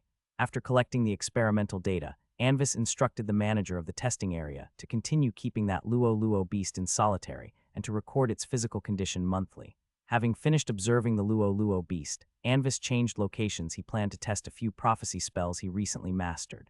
Due to limited time, Anvis only mastered a few spells. Insightful Strike, Foreseeable Attack, Suppressing Luck, True Knowledge Flash, and Mirror Silver Divination Skill. Among them, the effect of Insightful Strike is to predict the enemy's position, making one's next attack almost certainly hit. Foreseeable Attack, conversely, allows one to foresee the true position of the enemy's next attack, thereby evading in advance. Suppressing Luck, as the spell name implies, makes the lucky become unlucky.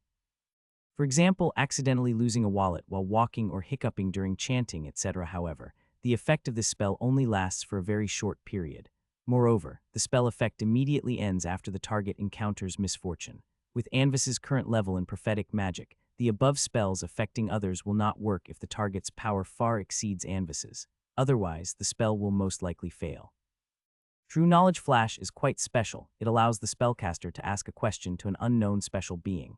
Once a day, highly accurate, but it can only give a yes or no answer. The Mirror Silver Divination skill originates from an ancient book on the shelf, and if the previous 4 spells are popular within the prediction school, then Mirror Silver Divination skill is considered a secret transmission. This spell requires a specially processed moonlight mercury as a medium. During the spellcasting, the caster needs a shallow basin filled with moonlight mercury as a prop.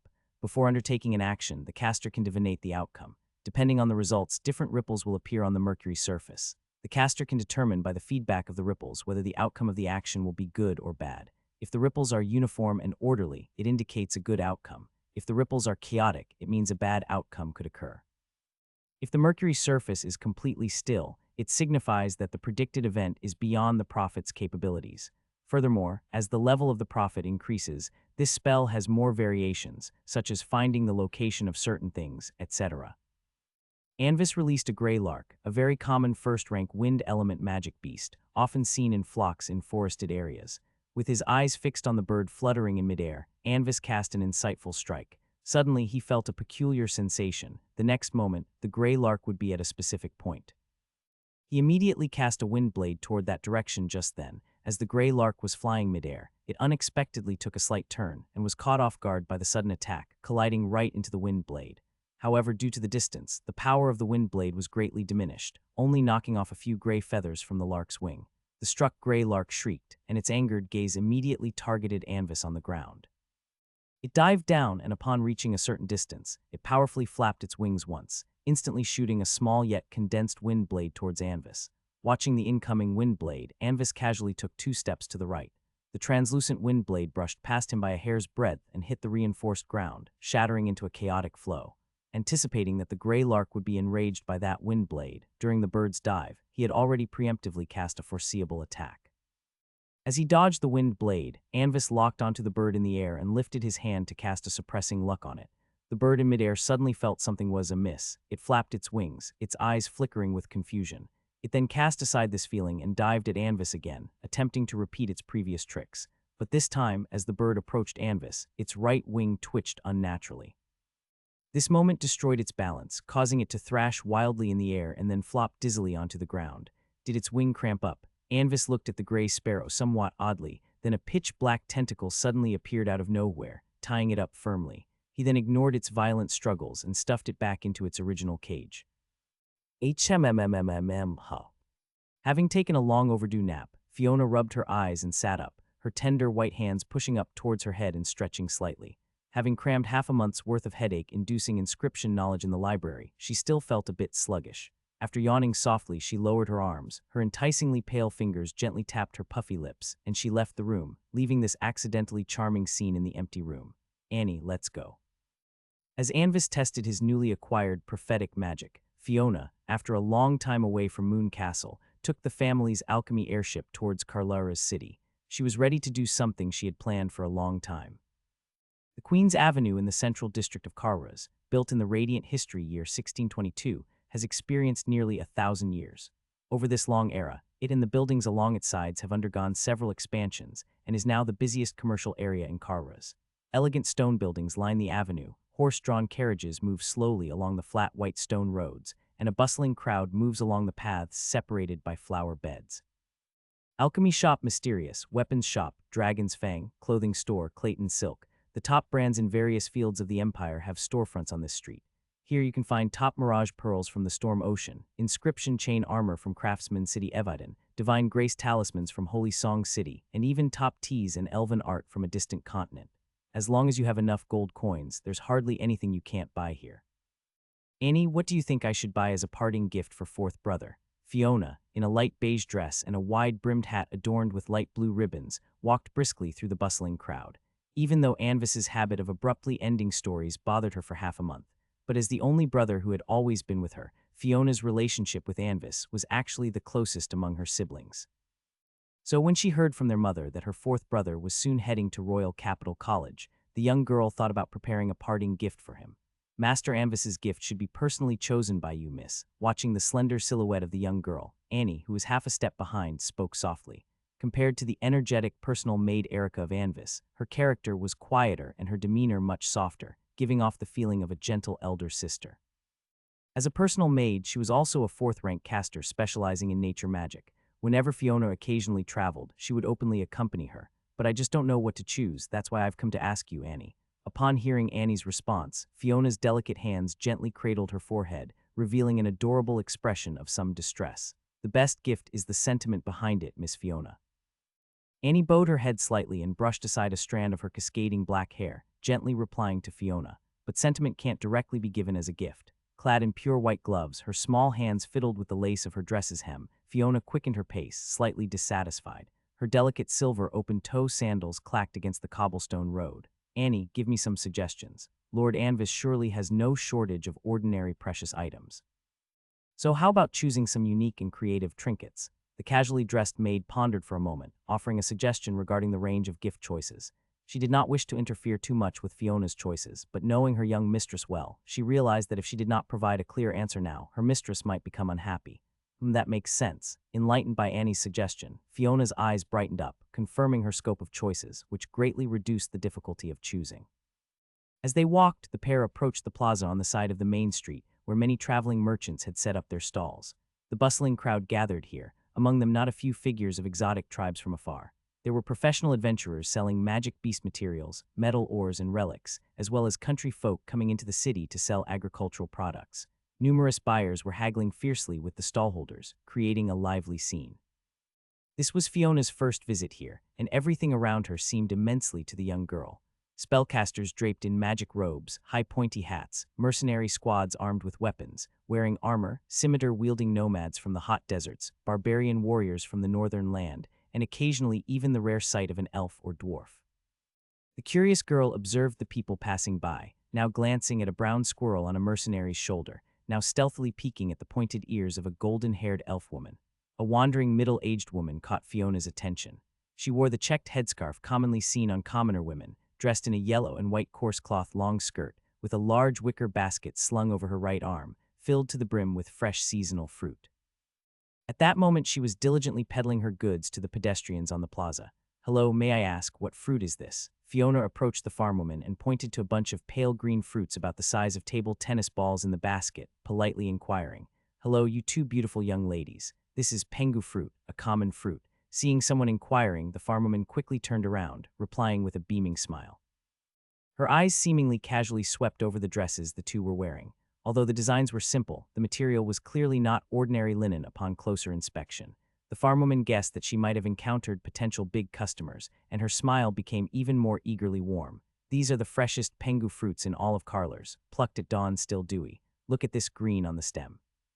This fruit has a special, refreshing fragrance, tastes very crisp, and is also very beneficial for protecting the skin." The farmer's wife enthusiastically introduced to the two, knowing how to market to such customers. They usually have little knowledge of these common fruits, but they pay great attention to their own skin care. Just by emphasizing its skin-nourishing effects, she can often persuade them to spend generously. As for how much effect the fruit actually has, she wasn't sure. But most fruits have some skin care benefits, don't they? Really? Then I'll have a bunch of this fruit. Fiona, somewhat curious, decided to buy a bunch to try. "How much is it?" The one asking for the price was Annie. When going out, Fiona did not need to carry money. If she took a liking to something, she only had to express interest, and afterward Annie would handle the payment. "This bunch has 32 pieces, each costing 5 copper coins. But for you two buying the whole bunch together, it will only cost 1 silver coin and 20 copper coins." The farmer's wife reported the price with a smile plastered across her face. Annie nodded, finding the price reasonable, perhaps a bit expensive. But today, while accompanying her young mistress, she didn't want to seem overly frugal. She took out a small pouch full of silver coins from her bosom and handed over 2 coins to the farmer's wife. The farmer's wife quickly wiped her hands on her hemp skirt, took the silver coins with delight, fumbled in her old pocket, and pulled out a handful of copper coins. She counted out 80 copper coins for change and handed them to Annie, then respectfully passed the bunch of fruits to Fiona. Having sold fruits here for a long time, she had noticed a pattern.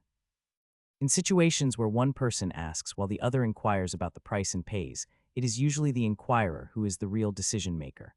After departing from the farmer's wife, Fiona really wanted to taste the fruit immediately, but her ladylike education reminded her not to eat on the street. Thus, the young lady paused, looked around, and noticing a relatively quiet alley nearby, walked towards it with zest. As the young girl was about to enter the alley, 3 or 4 men nearby, who were looking at goods, chatting, or strolling about, suddenly ceased their actions and gathered towards the mouth of the alley as if inadvertently. Annie, half a step behind Fiona, frowned. They were just a few low-ranked professionals. She was confident she could handle them alone, but she didn't want to spoil her mistress's mood because of it. She secretly took out a silver-white plaque and injected a hint of spiritual power into it. A subtle, strange fluctuation immediately spread out. Fiona failed to notice this little episode. Her experience was still shallow, and right now, she felt nothing but excitement as she entered the narrow alley. Because it was situated in the Queen's district, the alley did not seem dirty, chaotic, or cold, but rather very clean.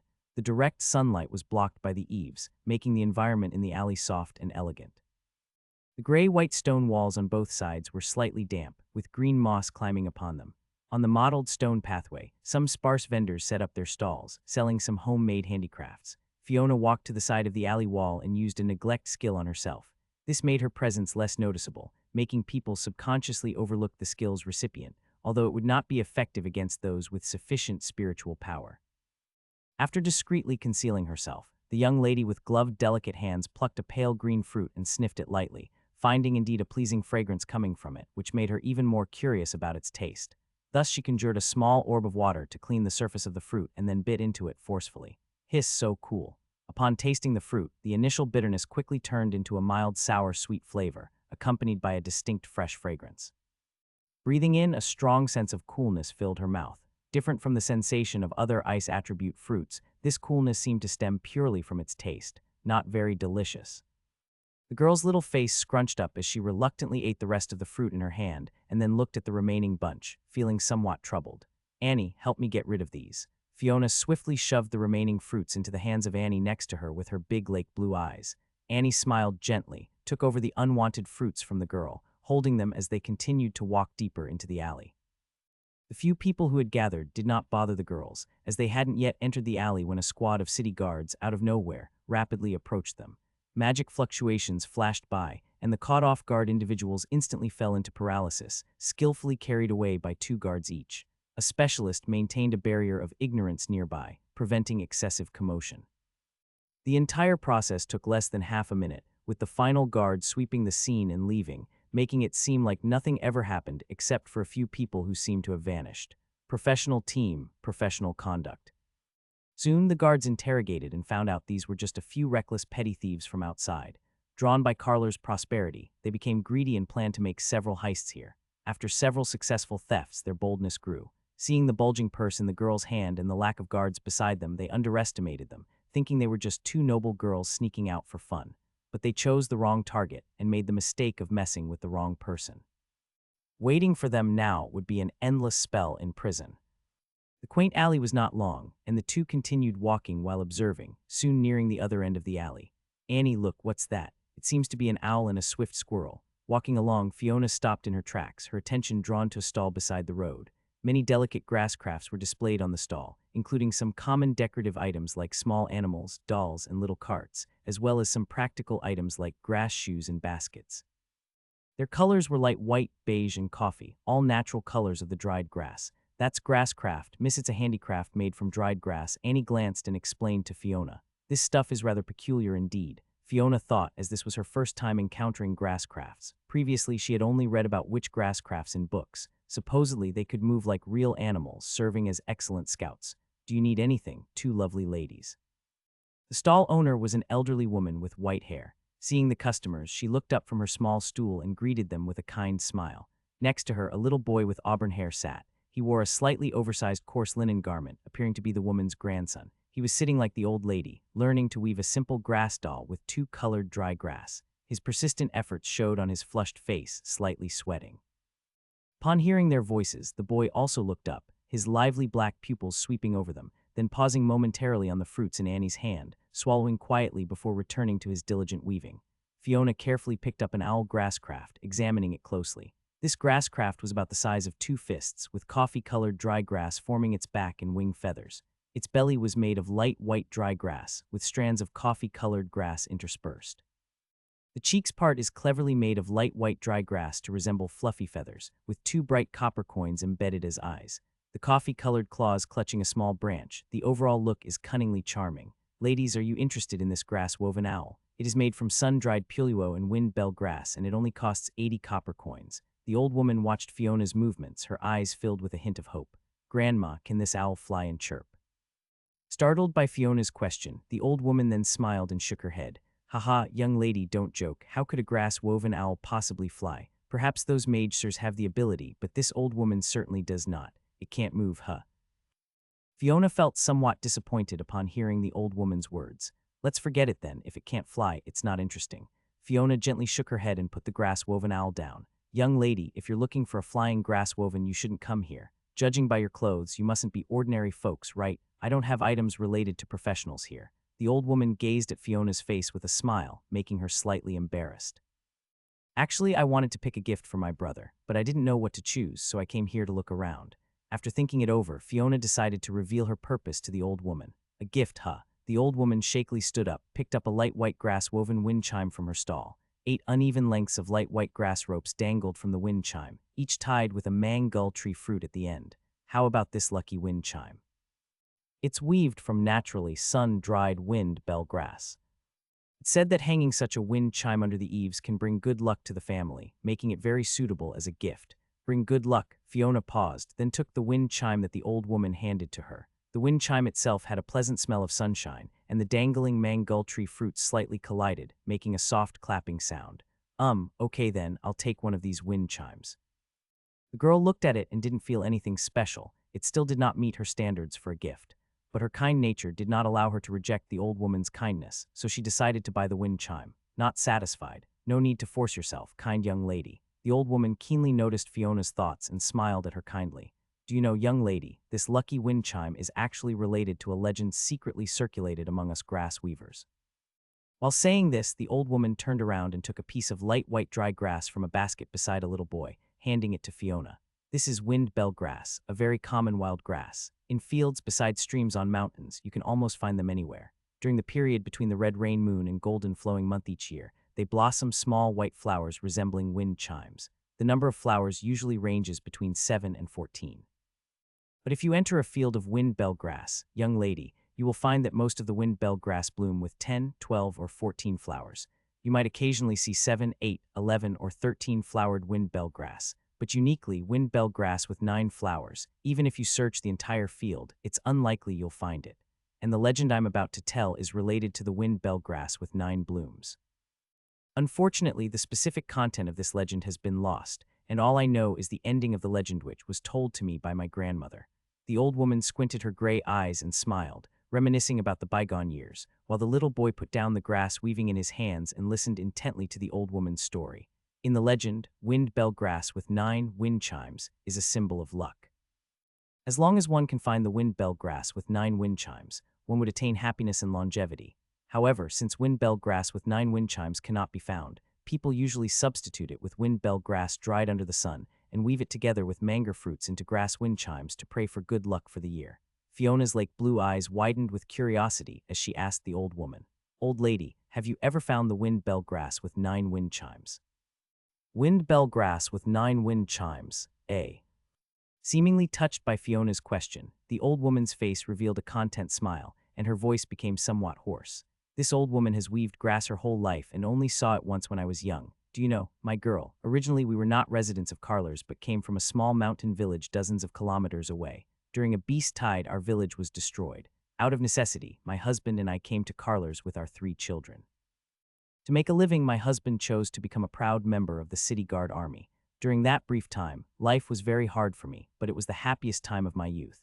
But as is often the case, wonderful things are very fragile. 3 years later, during an invasion by magic beasts, my husband's throat was torn open by a wind wolf. As compensation, we gained official residency in Carlers and a place in the lower city district. Even though I lost him, life had to go on, and the children still needed my care. But back then, my grass weaving skills were not great. Daily earnings were low and completely insufficient for living expenses. For a long period, the entire family could only afford 2 meals a day, and my eldest daughter had to go out to do odd jobs to help with the family expenses. At this point, the old woman couldn't help but sigh. On one afternoon in the golden flowing month, under the scorching sun, I was gathering grass in the fields outside the city. However, the sky that was originally very clear became overcast in a matter of minutes, and soon, a torrential downpour started. With no choice but to run towards a small hill covered with bushes with my basket of grass overhead, hoping to find some shelter from the rain. But because I ran too hastily, I tripped over a rock and fell heavily into the mud. My clothes were covered in mud, cold rain soaked my whole body, and the grass from the basket was scattered all over the ground. For a moment, I truly wanted to just lie there on the ground, never to get up again. But I couldn't do that, as my 3 daughters were waiting for me at home. Grinding my teeth, I got up, picked up the fallen grass bit by bit back into the basket despite the downpour. Luckily, as quickly as the rain came, it also stopped, and the sun soon peeked out from the clouds once more. On my way back, I passed by a large rock. At that time, something shiny caught my eye. With that, the old woman's storytelling tone started to rise. In a crevice of that rock, I saw it. Stems of an emerald green like gemstones, still sparkling with crystal clear water, droplets the pure white flowers drooping from the stems swayed in the wind like real wind chimes. I remember that scene very clearly. Exactly 9 blossoms, not one more, not one less. At that time, I was in a hurry to get back home and didn't think too much of it, just felt that this grass was very eye-catching. It wasn't until the frost fall month of that year, when I was sorting through my grandmother's belongings, that I remembered the legend once more, but by then the grass had long withered and died. In the red rain month of the next year, I went there again, but this time, the number of its blossoms was the normal 12. During that time, I often regretted not remembering the legend at the moment. If I had picked it, it might have sold for a lot of money and improved our family's living conditions. But later on, as my craft of weaving grass improved and more people started to buy my work, our living conditions gradually got better.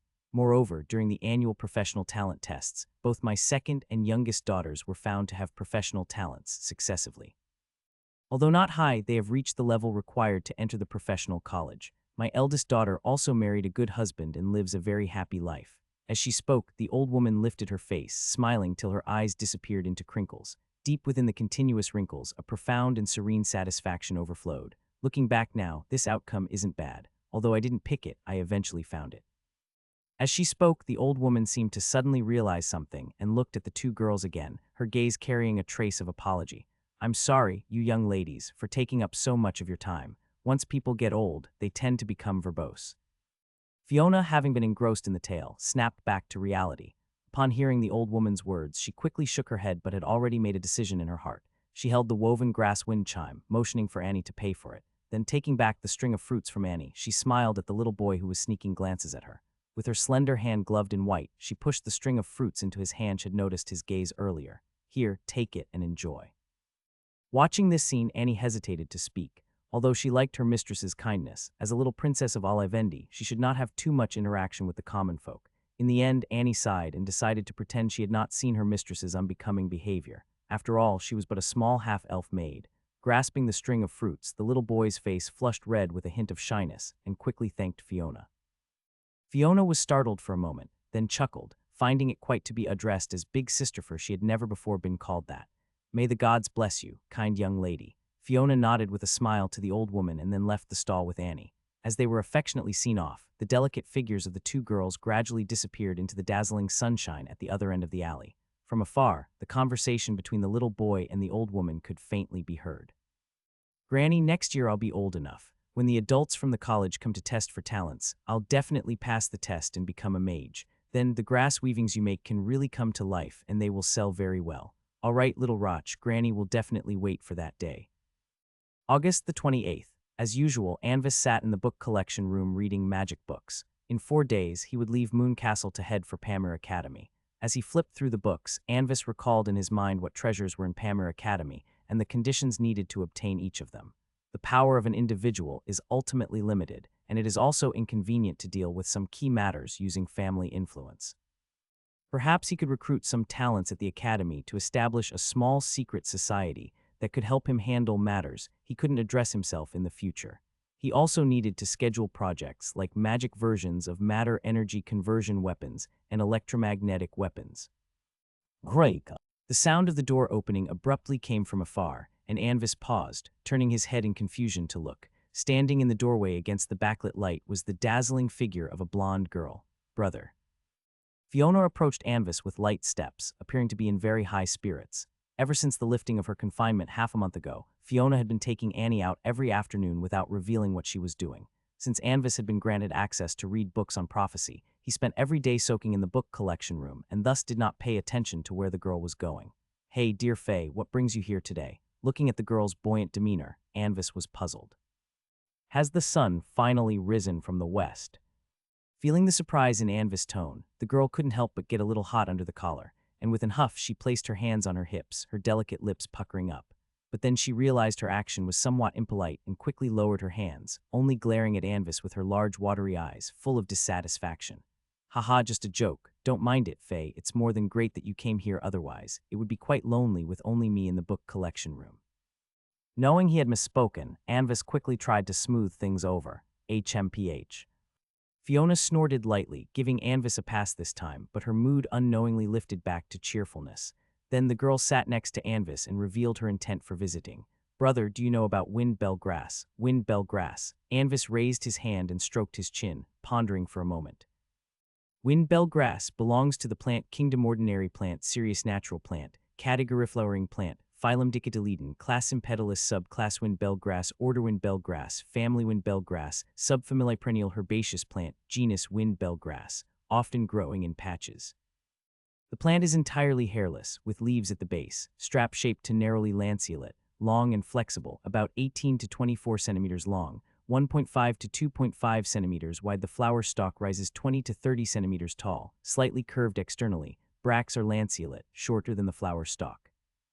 The flower stalk is 0.8 to 1.2 centimeters long. The inflorescence is general and drooping. The corolla is bell-shaped. The flower is white, about 1.5 centimeters long, about 1.2 centimeters wide.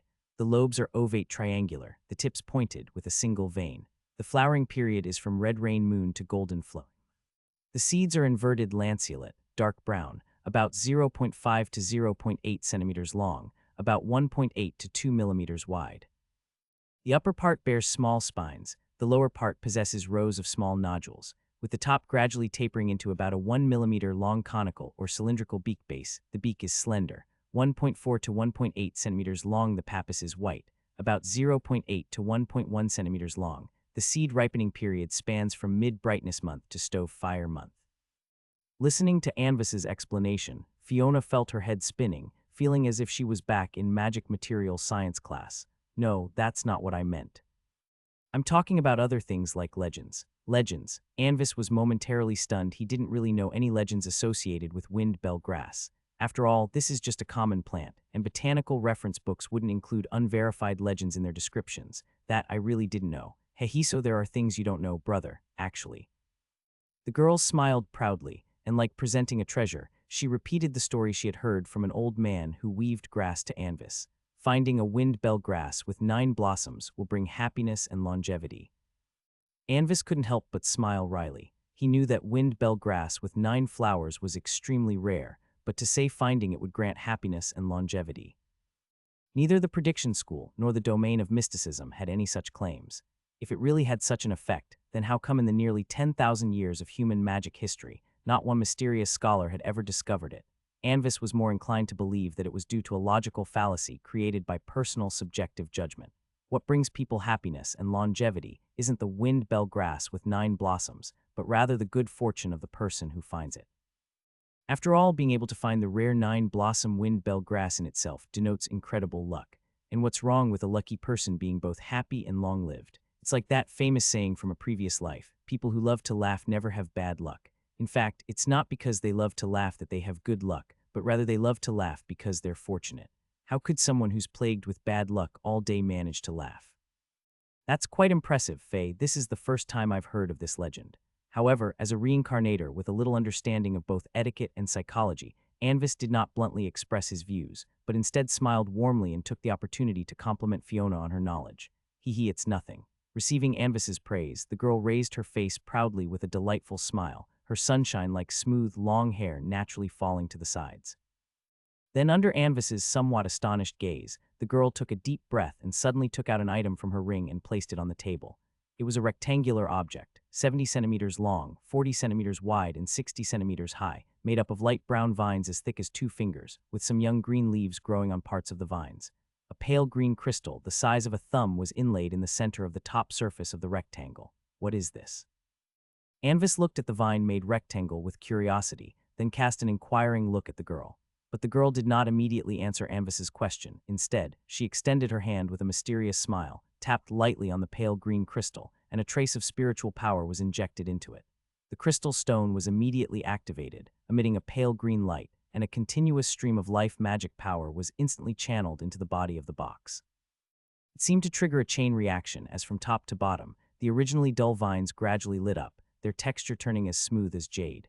The upper layer of vines began to unfold sprouting leaves made purely of light, and the tips even developed a string of crystal-like green buds. Eventually, the rectangle transformed into a flowering pot made of blooming light vines. In the center of the pot, a vibrant wind-bell grass swayed gently. The lush green leaves and the pure white flowers had crystal-clear droplets hanging from them, reflecting a stunning radiance under the light of the magic crystal chandelier. The wind chimes, on it numbered exactly 9, not one more, not one less. Faye, this. Looking at the wind-bell grass in front of him, Anvis was thoroughly stunned. How about that? Impressive, isn't it? Fiona raised her head slightly with pride, her expectation-filled face looking at Anvis. Her lake blue eyes blinked unceasingly, as if saying, "Praise me quickly. I heard from Mother that next month you're going to leave for Pamir Academy in the royal capital to pursue further studies. So I wanted to prepare a parting gift for you, brother," she said. "I heard this legend from an old lady who sells woven grass, so." Soon, under Anvis's inquiry, the girl, like a cheerful little bird, chattered away the whole story to him. He thought of her in the past half-month. Every afternoon she would run out and only come back very late. With his deep blue eyes slightly closed, the pale and slender noble boy took a light breath. When he opened his eyes again, looked at the girl's excitedly flushed cute face, and a very soft smile appeared on his face. For Anvis, this sudden surprise was like a traveler on a snowy field in the winter night, who sees a temporary camp in the distance during a tough journey. And in the center of the camp, a small bonfire made from cedar branches warmly glowing. Plain, yet heartwarming. Actually, it's nothing much. It just took a bit more time to find, and I asked Annie to make the box and the flower pots. Faye's cheeks turned even redder from Anvis's unexpectedly lavish praise, laughing shyly, while subtly tilting her little head, her brilliant light golden hair sparkling. "In fact, I originally planned to bring it out at the time of parting to surprise you, but I couldn't wait, so I brought it out now." As she spoke, the girl's voice gradually became quieter. Anvis smiled, touched the vine again, letting it revert back to a box shape. He had already understood the structure of this magic. "Well, why not give it again on the day I leave for the academy?" he said, passing the box back to the girl, and smiled gently as he winked at her.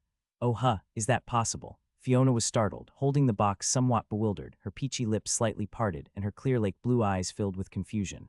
"Just keep it with you for now, Faye, and let Father and Mother also share a bit of your good fortune." Anvis chuckled lightly and gracefully gestured towards the box with a please. "Well, you're right," Fiona agreed, nodding, and put away the box. "Then, brother, continue reading. I won't disturb you anymore."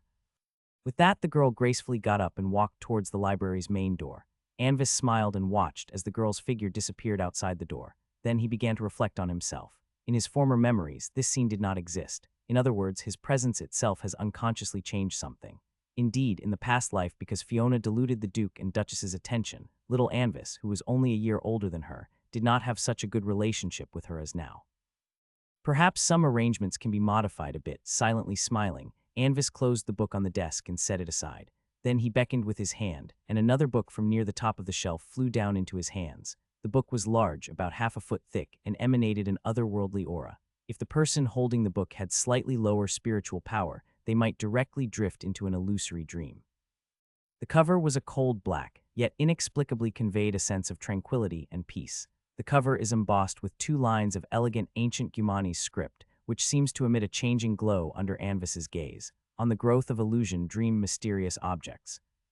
Nodens. These pieces of knowledge will come in handy sooner or later, won't they? For now, it's merely a head start in studying. Anvis opened the book, his spiritual power fully operational as he resisted the constant erosion of the dreamlike aura while he read carefully. On the penultimate day before heading to the academy, Anvis left the book collection room and entered the alchemy laboratory after a long while. Activate the highest level of protection. Standing in front of the specialized magic conducting composite rune alchemy platform, Anvis held the family talisman, his spiritual power probing into it. As he moved, the core of the array in the laboratory was immediately activated, covering the rune platform with multiple bindings and defensive arrays. Originally, he had planned to craft a low-rank magic artifact as a parting gift for Fiona. However, after receiving an unexpected gift from the young lady, Anvis changed his mind, prepared to make a low-rank mysterious object with growth potential. Mandula black goat skin paper, black abyss iron sourced from deep within the land haunted by spiteful spirits, the soft skin from the abdomen of a holy unicorn, the eye extract from a nightmare giant. Comparing the listed materials, Anvis took out bizarre components one by one, starting to craft the mysterious object he had long envisioned. Under the gaze of the terrifying bird, use the eye extract mixed with the essence of vengeful spirits as the ink. Using feathers plucked on the night of the 13th of Stove Fire Month from a night crow as the base material, a magic feather pen is created with the young lady's resentment to write the book's texts and illustrations. In a corner of the alchemy room, the black cloth covering a large cage was unveiled, revealing a bizarre scaly creature. It was a detestable black giant bird with a seahorse-shaped head and lamprey-like maw. Exposed to the long-lost light, it flapped its large, smooth wings, its 6 evil blood-red eyes staring fixedly at Anvis, emitting a series of anxious breaths. If it weren't for the protective array, Anvis would have been subjected to severe spiritual erosion instantly, or might even have been devoured by the nightmare on the spot. But all of this was merely hypothetical under the effect of the protective array. The evil gaze of the horrific bird caused no harm to Anvis. Anvis's hands did not stop moving the resentment-filled tip of the magic feather pen, dipped in ominous, thickly ominous essence, danced on the slightly black parchment. The entire process was elegantly executed with assistance from spiritual power, leaving behind lines of pitch-black text. The content of the text was Fiona's dreamland, a story he had previously told to the young lady. Anvis intended to use this story as the core carrier to construct an illusory dream space. Several magic hours later, the main text was completed. Anvis took out some light golden hair he had collected from Fiona days earlier and used it as the thread to bind it together. Then, using unicorn skin combined with shadow wood to fabricate the book's cover, encasing the edges with black abyss iron, looping around the spine. Quickly, under the gaze of both man and bird, a thick magic book gradually took shape. The holy white light emitted from the cover wrapped an incredibly sinister and ominous aura. Standard darkness juxtaposed with white, very fitting. Looking at the magic book in his hands, which seemed dreamily holy but was actually twisted and ominous, Anvis silently remarked. Finally, an umbrella that had experienced rainwater during a funeral was opened indoors. In the shadow cast by the umbrella, an unusual element was integrated into the finished, mysterious object. Anomaly element is an extremely rare material, only born in certain anomaly zones with a low probability. It can appear in any form and appearance, but high-ranked professionals can distinctly notice its special characteristics.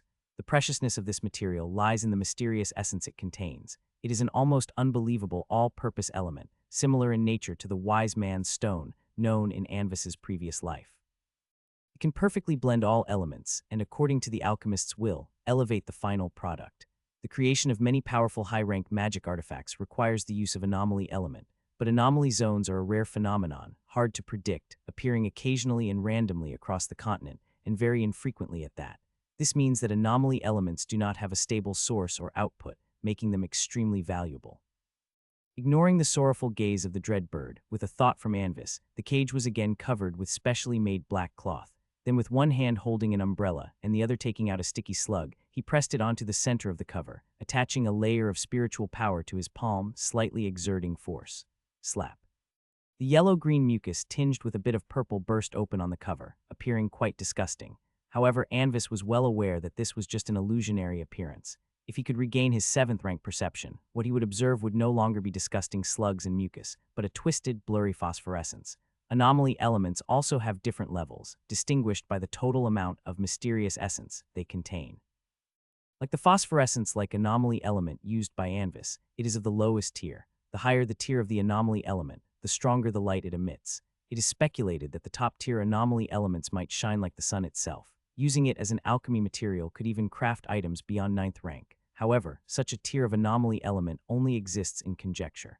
The highest known tier of anomaly element is comparable to the light of a full moon. As time passed, the mucus originally attached to the surface of the cover gradually permeated into the book. In this process, Anvis's spiritual power, amplified by the alchemy platform, maintained a highly sensitive state of perception. If any anomalies arise during the fusion process, he would interfere and make adjustments immediately. It must succeed. Anvis silently chanted. It was his 2nd attempt at this step. This step is crucial for the formation of the dream world, but since his current strength is too low, many high-tier alchemy techniques are unusable. Only with the elevating effect of the mysterious essence can he ensure the creation of a stable and potentially growing dream realm. To ensure the success of this concoction, Anvis specially requested 2 portions of low-rank anomaly element, using up most of his extra resource allocation for the year. Despite his experience from his previous life, his low strength, Anvis has already failed once, wasting a precious anomaly element and half a day's creation time. The family has its rules, and although he is the legitimate son of the Olivendi family head, this does not mean he can use the family resources unrestrictedly. Fortunately, this time the fusion process went very smoothly. After completing all the crafting steps, place it in a location unobservable by the creator, and wait until 190,314 to activate it. As the mucus fully seeps into the book, the aura of the book gradually begins to change. Anvis immediately takes out a demon-repelling metal box, puts the book inside it, and tightly closes the lid. This type of mysterious object involving mysterious effects, some steps are actually exceptionally subjective. For example, this waiting time is entirely based on the real birth time of Alice's adventures in Wonderland as known by Anvis, On that golden afternoon of July 4, 1862, time passes. The wait ends. Anvis opens the demon-repelling metal box and retrieves the magic book.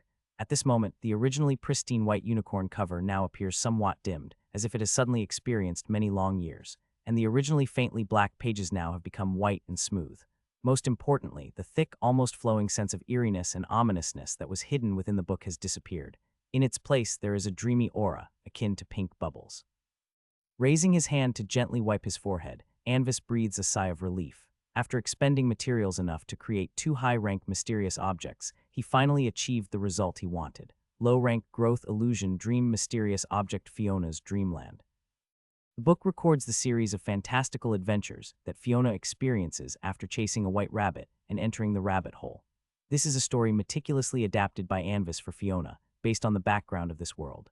Under the influence of essence of resentful spirits in the ink, every character in the story will have an illusory soul, which allows them to possess complete individual characteristics and life paths within this small dream realm within the book. Considering Fiona's personality, Anvis paints colorful illustrations on every page. Anyone who reads this book will be influenced by its dreamy aura, causing them to unconsciously immerse themselves in an illusion that mirrors the story's content and be able to truly gain part of the protagonist's experiences. Moreover, as the tier of the book grows, it will gradually produce other marvelous effects. Theoretically speaking, when this book is elevated to a high-rank mysterious object, it will be able to summon a dream realm.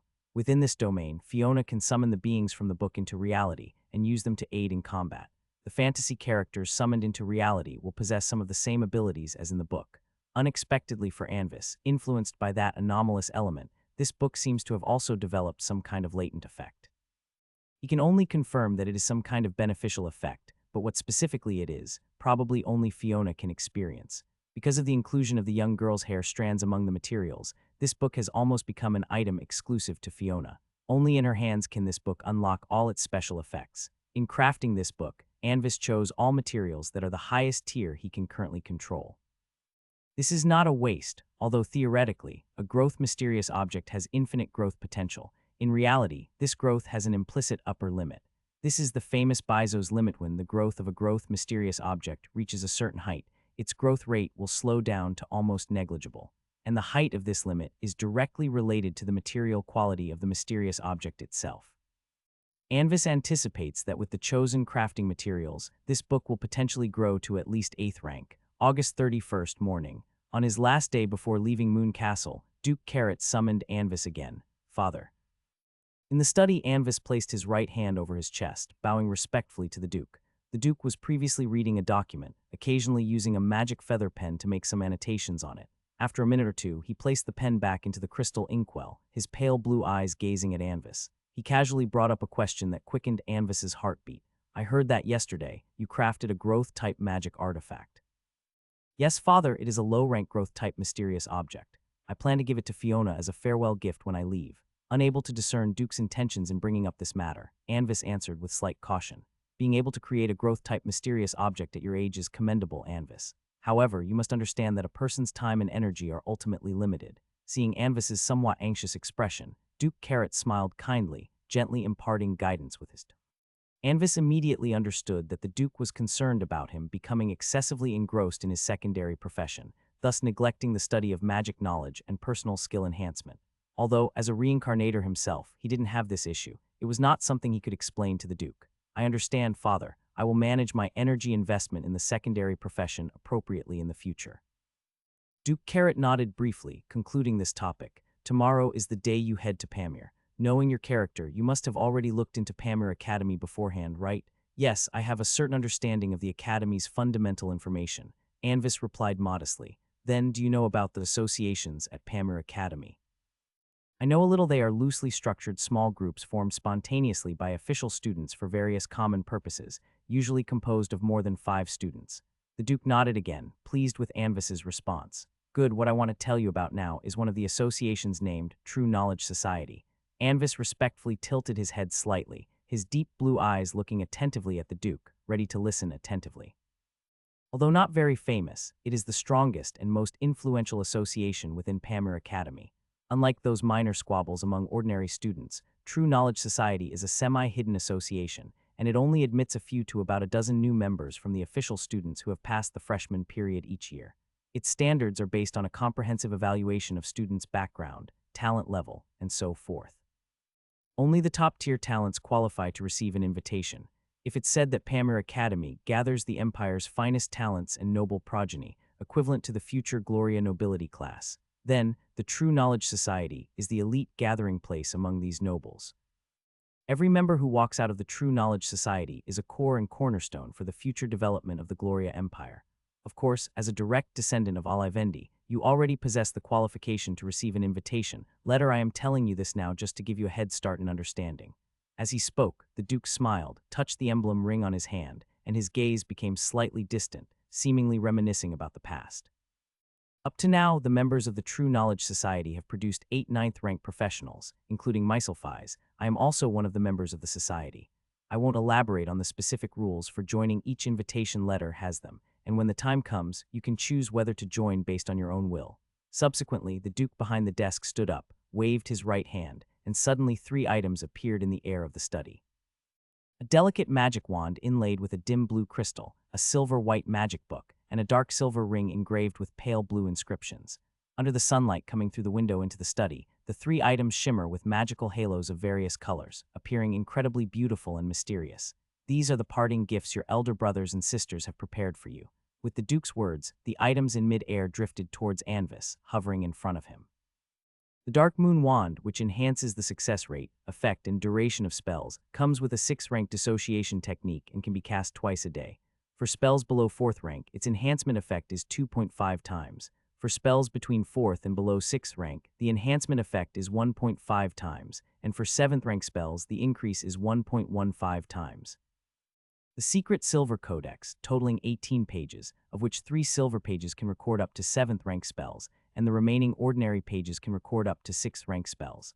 The Contemplator's Ring, which allows the wearer to think clearly and react swiftly. It also possesses some resistance to magical power. When the wearer is subject to a strong attack, the ring will automatically deploy a defensive field once a day, strong enough to withstand any attack of 7th rank or lower.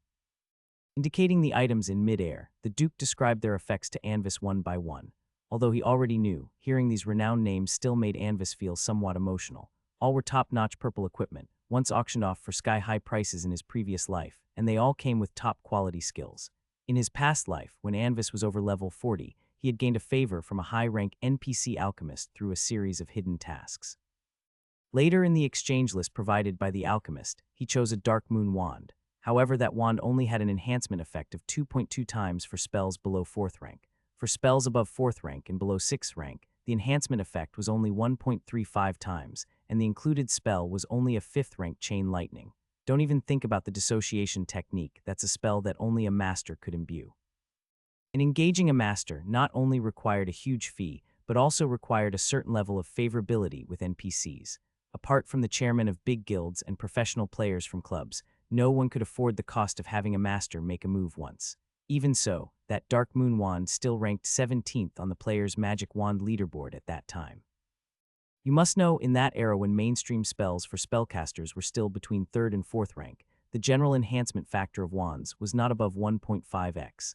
A wand with an enhancement factor of 2.2x, providing 2 free 5th rank Chain Lightning per day, was truly a divine artifact. The enhancement of spell effects in Mysterious Era is not just a dry increase in magical panel damage. It includes a flexible and comprehensive enhancement of magic stability, spell range, and spell duration. These 3 pieces of equipment were not the end. The next item that appeared in front of Anvis made him also hold his breath slightly. Next, this is a parting gift from me personally. The Duke pulled open a drawer and took out a pair of gray, semi-transparent crystal earrings, revival earrings, containing an 8th rank high-level restoration spell. When you activate it, or when your life fluctuations drop to a certain level, the earrings will revert your or another recipient's physical state to how it was 1 hour ago, but spiritual power and some other special powers won't be recovered. The earrings can only be activated once every 3 days. Additionally, do not activate them too frequently. If you trigger it a second time within 7 days, the spell's effect might cause you some permanent damage. With a wave of his hand, the Duke guided the earrings to float towards Anvis, along with the other 3 pieces of equipment. Magic ornaments with an 8th rank premium life-saving magic. Before his journey, he hadn't even heard of such a thing. In a sense, this was a limited-use, cooldown-bound resurrection stone that wouldn't be consumed. Putting aside his thoughts, Anvis wore an appropriately warm smile and once again bowed in gratitude to the Duke. Tuck it away. If you have any other needs, you can mention them now. As told, Anvis placed the 4 items into his ring, thought for a moment, and then spoke. Father, I also wish to take a book from the book collection room of the prediction school with me. Oh, which one has caught your eye? Hearing the familiar request, the Duke raised his thick eyebrows, looking at Anvis with a hint of curiosity. The Mercury Prophecy Book. The Mercury Prophecy Book. Rubbing the secret gold sleeve buttons with the tip of his finger, the Duke pondered for a moment. Right, I remember now. That was left by the second chief prophet of our family. According to his last message, he intended to seek something in a secluded place and then vanished without a trace. Before leaving, he left that book in the family's great library. After his disappearance, the family had a 9th rank who specially went to search for him, but ultimately found nothing. As he spoke, the Duke gazed at Anvis, his pale blue eyes growing more solemn. You possess the prophecy talent, and I can decide to entrust it to you for use. But you must promise never to lend it out privately or pass on its knowledge to outsiders. I assure you, Father. Anvis placed his right hand on his chest, facing the Duke's stern gaze with a solemn promise. Duke Carrot nodded. Anything else you need? No, Father. The Duke nodded again, his pale blue eyes watching his youngest son about to journey afar, filled with profound admiration. As he closed his eyes, scenes from Anvis's childhood seemed to still be before him. But when he opened them again, the once young child he remembered had grown into the elegant young man before him now, just like himself back then, courteous and composed. Hidden deep within those deep blue eyes was a powerful confidence brought by knowledge and strength. Watching, Duke Carrot couldn't help but let out a light sigh. Although they called him the Empire's youngest 9th rank, now looking into Anvis's clear blue eyes, the Duke suddenly felt a flash of emotion. He was, after all, aging. The next moment, the Duke's expression turned grave, driving any slightly negative emotions completely from his mind. Remember, Anvis, once you leave Carler's, you represent the face of the Olivendi family. Do not disappoint me. I understand, Father. Anvis stood tall and straight in his pristine white attire, gazing earnestly into the Duke's pale blue eyes, responding with utmost seriousness. Very well. Duke Carrot did not hide his appreciative smile. Go ahead, do what you want to do. Anvis bowed again and politely exited the study. In the study, Duke Carrot leaned back in his chair, his fingers unconsciously caressing the emblem ring on his index finger, his eyes half closed, deep in thought about something. The Mercury Prophecy Book is a strange tome whose cover looks like fluid metal, rippling slightly when held in hand. The mirror silver divination skill that Anvis had previously mastered was one of the basic spells of the Mercury Prophecy School, as recorded in the Mercury Prophecy Book. The book describes in great detail the practice methods and secret techniques of the Mercury Prophet School, including many key points that need attention. Moreover, the author not only left behind written records, but also spiritual imprints related to the spells. When readers communicate with the imprints using their spiritual power, they can directly experience the specific sensations and process of casting the spell. This is the fundamental reason why Anvis specifically requested this book. But to be honest, very few magic books are detailed to this extent. Anvis suspects that the second-generation chief prophet who left behind this book may have vaguely foreseen his possible future. Therefore, he recorded everything he learned in advance, so that in case something unexpected happened to him, his knowledge wouldn't be lost. After retrieving it from the great book collection room, Anvis once again headed to the castle's alchemy laboratory. There, a basic magic artifact fundamental to the Mercury Prophecy School needed to be crafted by his own hands. While still in Carler's, he intended to finish crafting it as soon as possible. However, speaking of Carler's, Anvis's steps paused as he suddenly remembered the player-follower he had recruited some time ago. He wondered how the player was doing now. After considering, Anvis sent a magical message to the person in charge of his Chamber of Commerce through the communication crystal ball. He inquired about the recent status of the last dragon descendant who had been sent into the caravan. Receiving instructions from their behind-the-scenes boss, the Chamber of Commerce official immediately contacted the leader of the caravan hosting the elf, promptly sending back the information Anvis needed via the crystal ball. The new elf is good in every aspect, just a bit too enthusiastic ordinarily, always asking others if they need help, and occasionally he speaks some incomprehensible sentences. Contrary to his seemingly delicate appearance, he trains very hard every day, even more diligently than those robust boys in the caravan. But he seems to have a habit of eating while training. It's common to see him eat several broad-leaved lettuces after finishing a set of exercises, then continue with the next set. One odd thing is he seems to have no need for conveniences and sleeps very little as well. On his first night as an apprentice guard, a fellow got up to relieve himself at midnight, felt something was amiss halfway through, turned around, and the elf was standing right behind him. The fellow was so frightened he almost couldn't hold his pants up. Scrolling through the information returned, Anvis pictured the possible scenario in his mind. Seeing an NPC leave the caravan alone in the middle of the night, the last dragon descendant, thinking there might be a hidden task to trigger, quietly followed. Emerald eyes reflecting the flickering light of the campfire, a ghostly voice arises from behind the NPC. Do you need help? Yes, that's very player-like. However, since this is the case, it's the perfect opportunity to further experiment with the player's characteristics. After some thought, Anvis wrote a letter, listing some experimental projects, and specifically instructed that the results be sent back to him in the same form of correspondence. Then, he sealed the envelope with a special secret technique and had the family messenger deliver it to the Chamber of Commerce official. Having done all this, Anvis closed the door of the alchemy laboratory and devoted himself fully to his crafting. After dinner, on the chaise lounge of the Moon Castle Terrace, a little girl in a white dress comfortably leaned back. Her light golden hair that reached her waist flowed naturally to the side. The night sky was clear and cloudless. Under the enchanting starlight that filled the sky, the girl's delicate and tender face glowed with a hazy halo, appearing incredibly mysterious and alluring. Kate, what do you think brother is doing right now? Gazing up at the night sky twinkling like diamonds, the girl asked with a touch of curiosity in her soft voice. Meow. In the girl's arms, the fluffy blue-gray kitten let out a soft meow, seemingly expressing its confusion. What, you don't know either? The girl widened her eyes, lifting the gray and white kitten in front of her. She stared into its adorable large eyes, one blue and one green, and asked, Meow. Suddenly lifted by her owner, the kitten tilted its head in bewilderment, an innocent look on its face. Its white fluffy paws clung to Fiona's wrist, then turned its head to lick its fur. That's not right, Kate. As a lady cat of the Olivendi family, you should not lick your fur when answering my questions, understand? Pouting cutely, Fiona imitated the tone of the etiquette teacher, gently tapped the kitten's pink nose, and said with all seriousness, Meow. The blue-gray kitten let out a soft meow. Its upper eyelids drooped slightly, and with its naturally downturned mouth, it seemed to express confusion about the girl's command. By the way, I remember brother saying that on nights when the moon is full, you can jump up to the moon. Is that true? If it's true, could you take me to see it as well? I'm very curious about what the moon is like. Meow.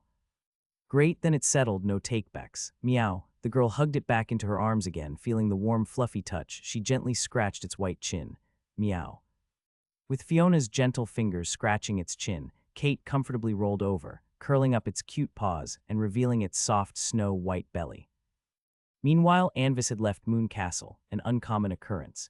Since he was leaving Carler's tomorrow and might be gone for a very long time, he decided to unwind for the last time in his birthplace. Walking leisurely under the dim moonlight, Anvis strode across the tranquil plains. Being far from Carler's city, this vast plain still retained its natural landscape. The chirping of Carler's province's unique crimson grass crickets resounded in his ears, causing a flood of thoughts. All around was dimness. Only the flickering light of an adventurer's campfire on the hillside next to Dusk Song Forest shone faintly, like a dim red star amidst the dark mountains. Wandering along, Anvis unknowingly came to the vast shores of Olivendi Lake. This gigantic lake, nearly the size of Carler's city, was the largest source of water in the area. Streams formed by snowmelt from the mountain tops flowed into it, which eventually led to the endless sea. Air by the lakeside was humid and fresh. On a pebbly beach of gray and white, the solitary youth casually sat down, his pale hands propping him up as he looked up at the boundless night sky. Since it was the end of the month, the silver moon had already vanished from the night sky. Among the cold twinkling stars, only a particularly large purple moon hung high in the sky.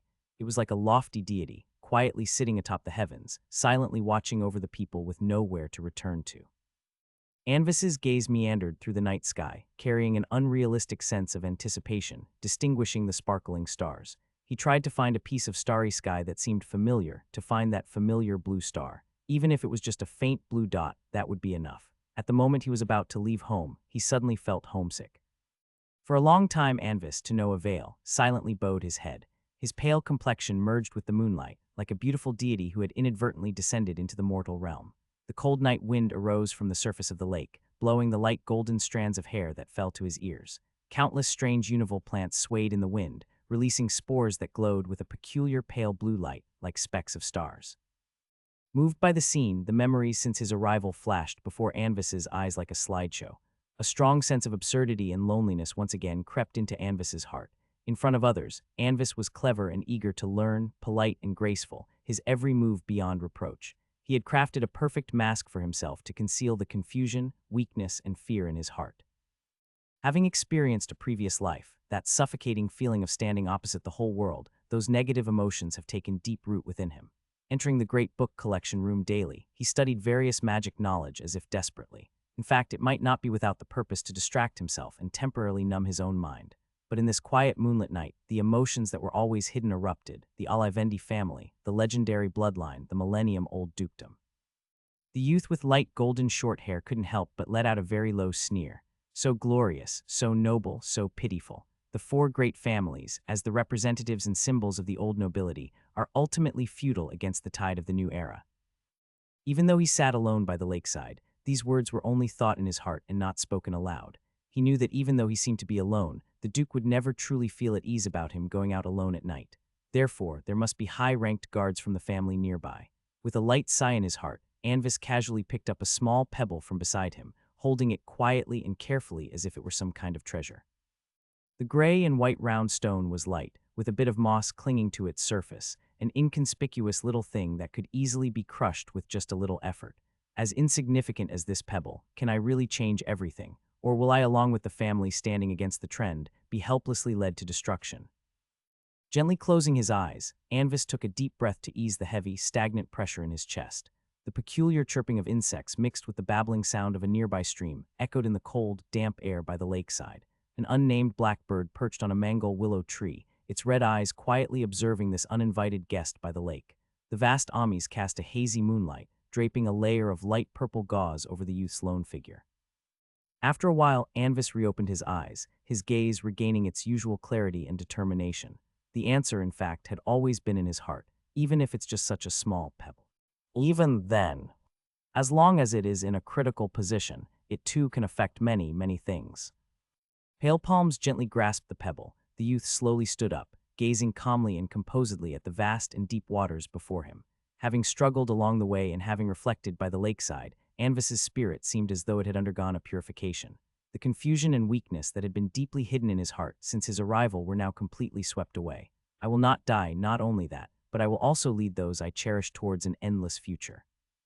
The hand clutching the pebble thrust suddenly upward, startling the black bird on the willow tree, which flapped away in panic, casting a dark silhouette against the vast purple moon in the night sky.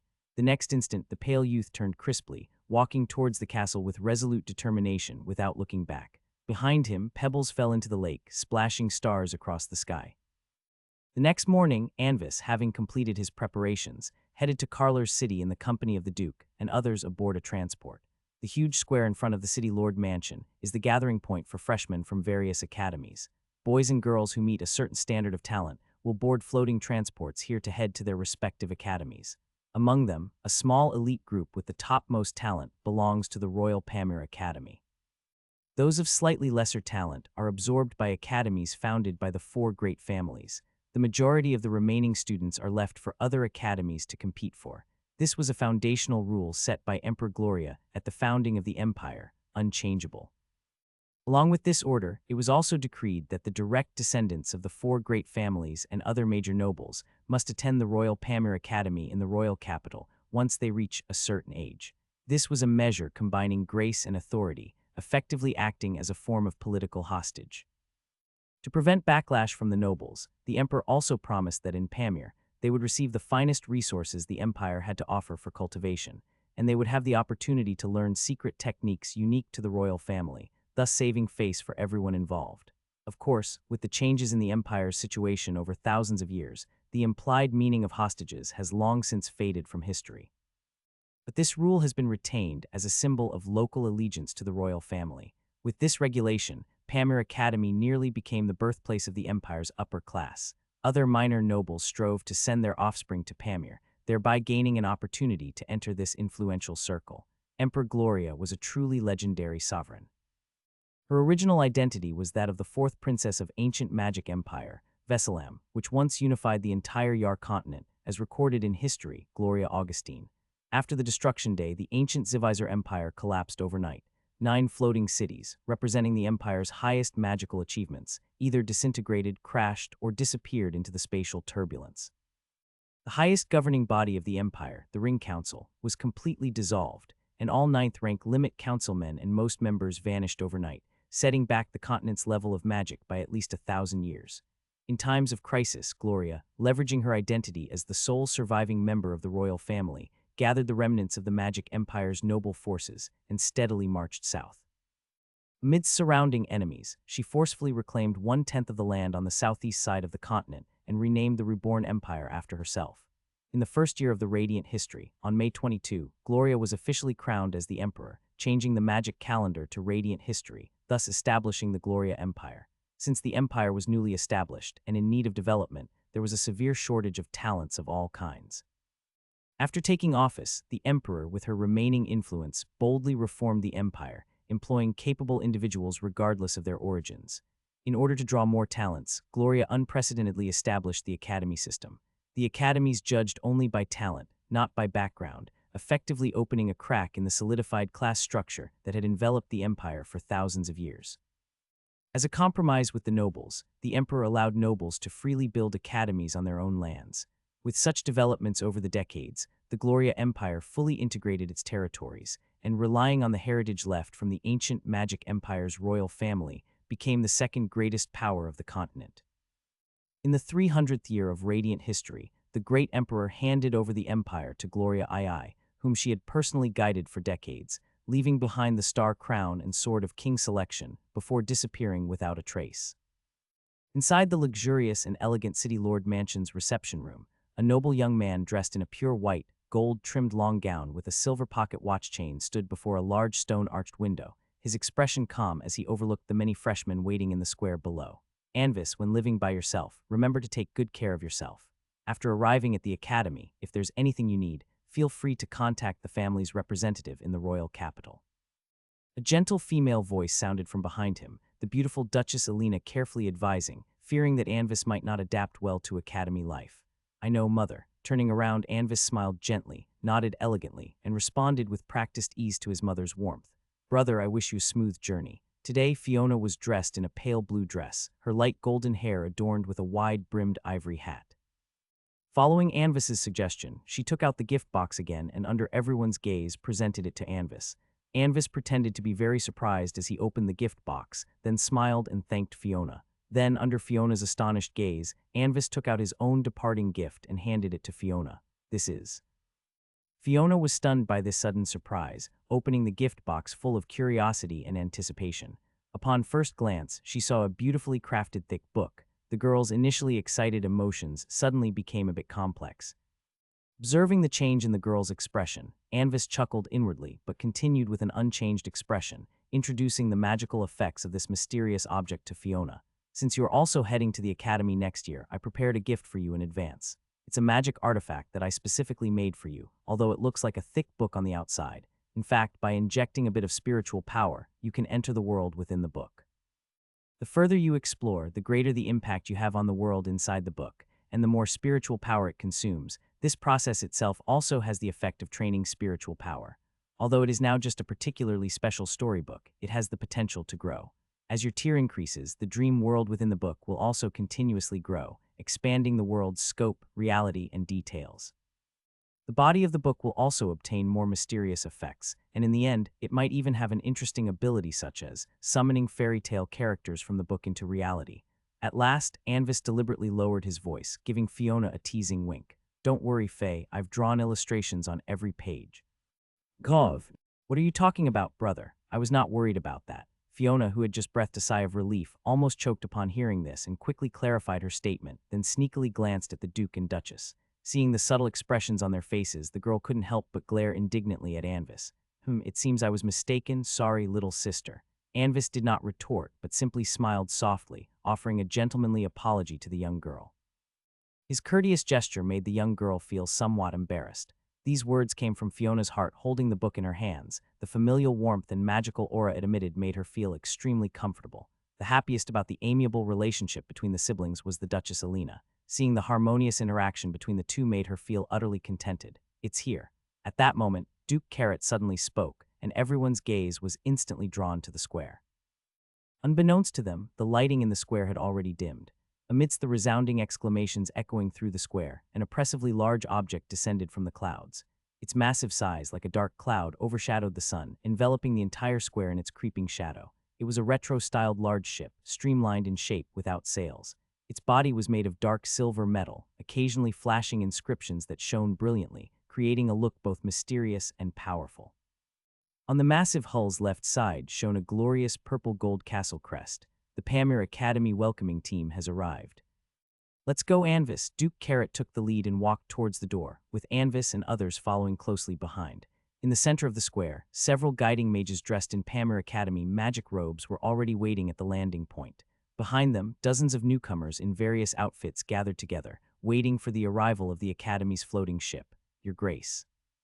Upon seeing Duke Carrot and his party arrive, the leading 7th-ranked mage placed his left hand on his chest and bowed respectfully to the Duke. Afterward, several mages slightly adjusted their magic robes and performed a formal mage's salute to the Duke. The first salute was the ritual of Pamir Academy's greeters when facing the Duke. The second salute represented the respect of a low-rank spellcaster towards a 9th-rank power. Duke Carrot also responded with a mage's salute to the greeters before he stepped aside, signaling Anvis to come forward. "This is my child, Anvis. I'll trouble you to look after him on the way." Anvis stepped forward calmly and greeted the several Academy greeters. The mages nodded and the lead mage spoke. "Please rest assured, Your Excellency. Your offspring will receive the best treatment." Duke Carrot nodded and then turned his gaze to the group of newcomers behind the Academy greeters. Are these the new students for this year? Although Duke Carrot had completely concealed his aura at this time, these newcomers still felt nervous instinctively, not daring to let out a breath as if they were small animals targeted by a fierce tiger. Yes, the newcomers from the northern regions of Karlur's province are all here, totaling 74. The leading mage replied. After taking a look, Duke Carrot nodded slightly. Not too bad. Just then, the gigantic floating ship in the sky had fully descended, hovering less than a meter from the ground. A hatch about 2 meters high near the front of the ship's side slowly rose. "Goodbye, brother." Fiona quickly bid farewell to Anvis. Any later would be too late. Once the hatch was fully opened, a mage led the newcomers to board in sequence. The remaining mages dispersed around, subtly protecting the newcomers in the center. "Lord Anvis, please stand beside me." After everyone entered the cabin, the leading mage gave a final salute to Duke Carrot and the others. As Anvis walked to his side, the mage's magic wand paused slightly, and both of their figures blinked out of sight in an instant. The engraving array on the ship's body lit up faintly, and as the floating ship climbed higher in front of everyone's eyes, it gradually shrank in size. Eventually, it turned into a silver dot amid the clouds in the azure sky. Inside the cabin, a guiding mage from the Academy stood in the middle of the silvery metallic corridor, staring seriously at the many newcomers gathered in front of him. "Now, line up and proceed in order to me." As he said this, the mage paused for a moment, then gestured with his hand to the other 3 mages beside him. "And to them to collect your number plaques. Upon receiving a number plaque, proceed to your room. Your rooms are on the 3rd level of the cabin, and there are stairs on both sides of the corridor for access. The specific structure of the cabin, areas off limits, and other information are all contained within the number plaques. After receiving your number plaque, you can read it with your spiritual power. Time is precious, and I will only repeat it once. The rules on board are simply no loud noises, no making trouble. Those who violate the rules will have their admission qualification immediately revoked." When he reached the last sentence, the guide mage's tone grew slightly heavier. The freshmen qualified to board the ship were no fools, and no unexpected incidents occurred. The numerous freshmen formed several lines to receive their number plates from the 4 guiding mages. Arriving in an unfamiliar environment, the newcomers were somewhat silent. After receiving their number plates, they only exchanged glances with acquaintances before heading off with their plates to find their own rooms. "This is your room, Duke Anvis. If you have any additional needs, you can find me in the cabin at the end of the corridor." After the team leader mage left, Anvis gazed out of the silvery porthole at the increasingly distant ground, his thoughts a bit tangled for a moment. There was some unease from leaving home so suddenly, and some anticipation of seeing those familiar scenes again before his eyes. His cabin was located at the top of the ship, at the same level as many of the 5th and 6th rank Academy guiding mages. The room was dozens of square meters in size, with luxurious and complete furnishings, including a separate meditation room and a private bathroom. It was worlds away from the modest rooms of about 10+ square meters that the ordinary freshmen had, which were simply furnished. Although Pamir Academy claims all incoming freshmen are equal, there are always some who are more equal than others. Once the floating ship rose into the clouds, Anvis left the porthole, adeptly opened the wardrobe in his cabin, and changed into a full set of Pamir Academy uniform. The complete uniform includes a dark blue dress jacket, a pure white shirt, a cravat, dark brown leather boots, and a black-white short cape with the Academy Castle's crest. As a standardized alchemy product, it could automatically adjust its size according to the wearer's body, and also has a certain resistance to spell attacks. Having reattached the dark silver chain to the buttonhole of his uniform, Anvis sat down at a silver desk matching the room's style and took out the Mercury Prophecy book from his ring. Opening the silver magic book that had a surface like a mirror, he continued to study the deep magical knowledge recorded within. Time was precious. He had to make the most of every minute and second. Deng! At dinner time, a crisp crystal bell rang. Anvis closed his book, yawning while he drew a pocket watch from his uniform pocket to check the time. 7:58. With a snap of his pocket watch cover closed, Anvis stood up and stretched. After loosening up his muscles, he left the room to head for the ship's dining hall. The main dining hall of the floating ship was located on the fourth deck, with 3 entrances and a very spacious area. The dining environment was very elegant, with the interior decoration featuring a very retro Gloria style. The white tables and chairs had chic streamlined decorations, and on each tabletop stood a white porcelain vase with pale blue roses, the tender petals still glistening with dewdrops. Various peculiar delicacies were placed on large silver platters, arranged neatly according to the type and attribute of their raw materials, for the students to freely take at will. Every dish contained a trace amount of magic power, although it could not compare with the meals Anvis had at the castle. For most students from less noble origins, these dishes were considered delicacies. Before arriving at Carler's City, the floating ship had already passed through 3 gathering points for freshmen. Therefore, the dining hall was already filled with hundreds of people. The many freshmen were vaguely divided into 3 circles. On one side of the dining hall, a minority of new students were eating heartily, their plates piled high like small hills, oblivious to the glances of others. Some freshmen from great families sat on the other side of the dining hall. They gathered into small circles, eating while chatting elegantly, occasionally breaking into light laughter and praise. The rest of the majority of newcomers sat in the central part of the hall. Many of them were students from ordinary backgrounds and descendants of lesser nobles. Since everyone was a new student at Pamir at that time, the distancing effect of their differences in identity quietly faded away, and they conversed with each other quite spiritedly. After following a corridor to the dining hall, this was the scene that greeted Anvis. Since he had already changed into the academy's uniform, and not many knew of his looks, there weren't any incidents of him being recognized immediately upon entering the cafeteria. Anvis had no desire to attract too much attention, so he casually picked up a portion of silver-tailed lobster, a slice of cheese pie decorated with exotic fruits, some icy white sturgeon caviar, and a glass of sky-blue sparkling fruit juice. After briefly scanning the dining hall, he carried his tray and sat down at a table in the center of the room. By the time Anvis arrived, one side of the table was already occupied by a male and a female freshman. The male student had brown hair and blue eyes, a very common appearance although he was eating. His expression was somewhat distracted, as if he was still contemplating some issues. The female student had short curly brown hair, fruit-green eyes, a slightly chubby face with a few freckles that was very sweet and cute. However, seemingly influenced by the aura of the male student, she too only maintained a quiet demeanor, keeping her head down as she ate.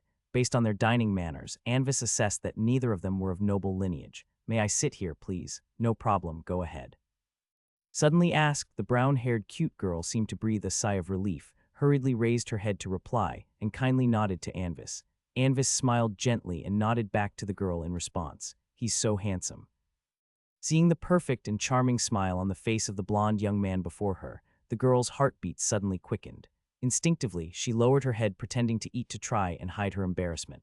Noticing her reaction, Anvis smiled inwardly and then began to eat in a calm and unhurried manner, his movements elegant and smooth, displaying excellent upbringing.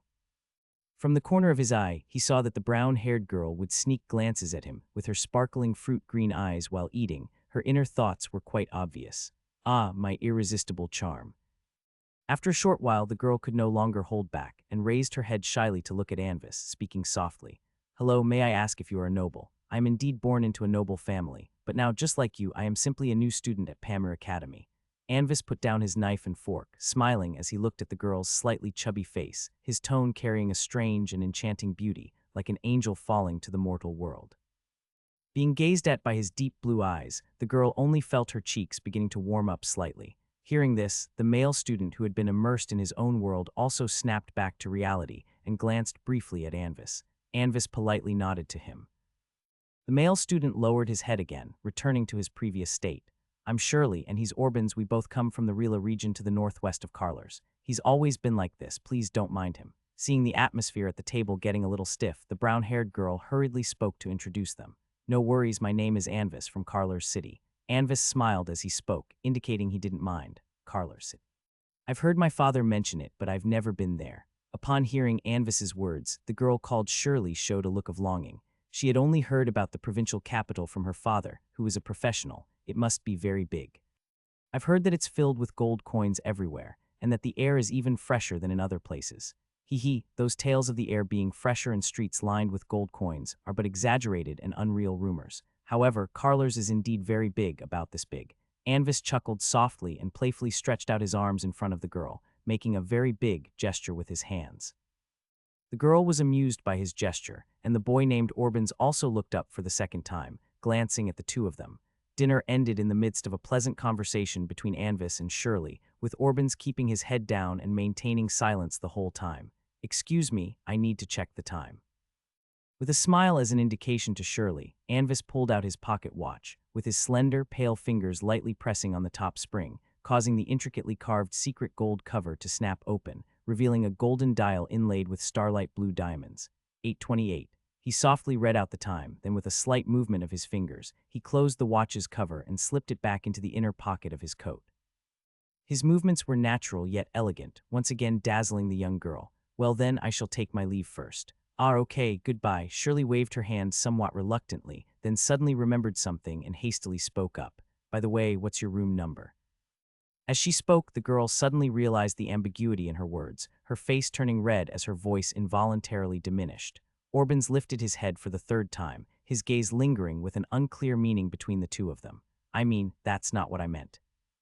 "Will I be able to see you again later?" Her big apple-green eyes held a hint of anxiety as the cute, brown-haired girl once more used a term of respect amidst her fluster.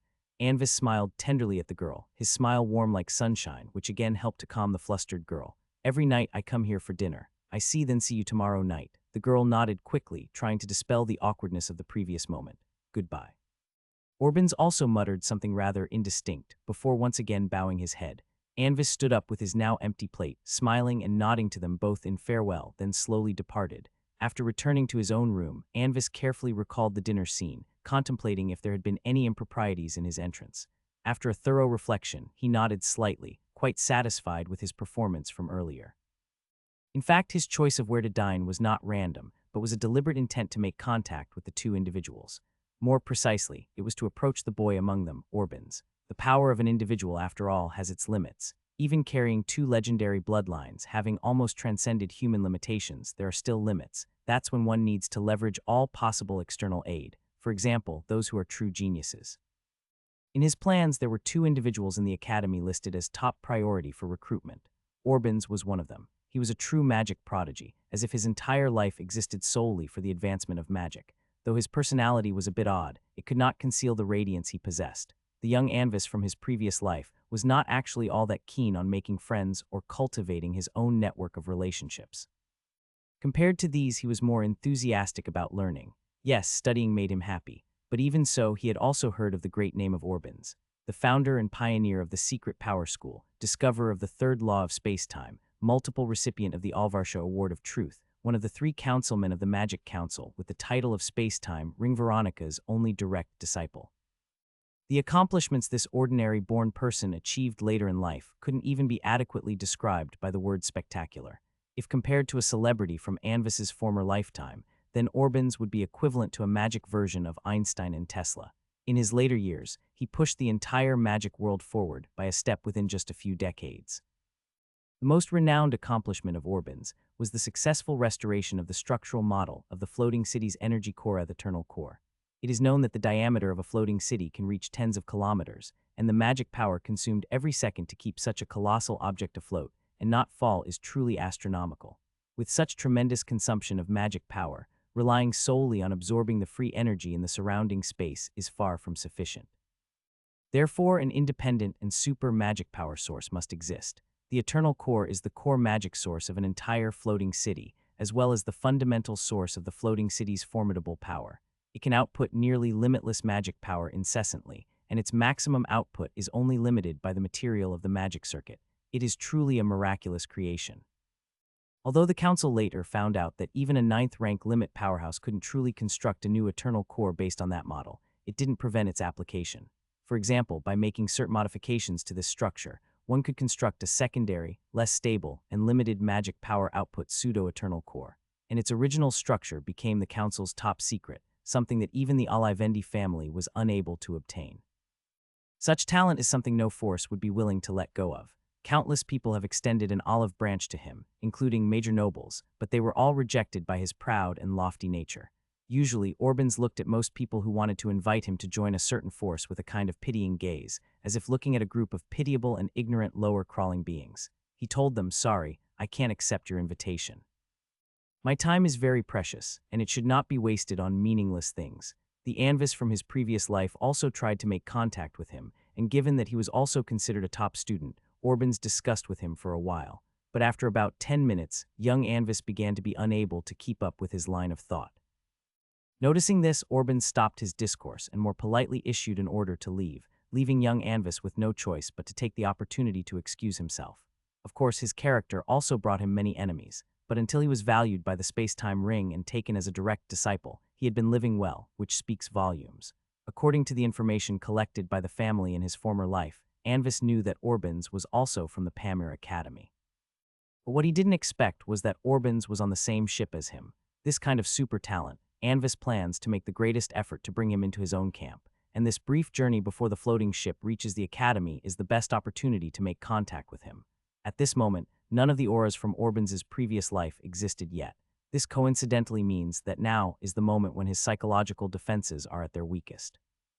However, being too deliberate in making contact could easily raise the other party's guard, hence the previous scene. He plans to use the method of dining together to subtly establish his own image in Orbans's mind. The journey lasts 5 days and 5 nights, with 4 more nights to go. He is not in a hurry. However, thinking about it, that girl seems to have come with Orbans. Wouldn't my approach be counterproductive? At this thought, Anvis couldn't help but stroke his chin.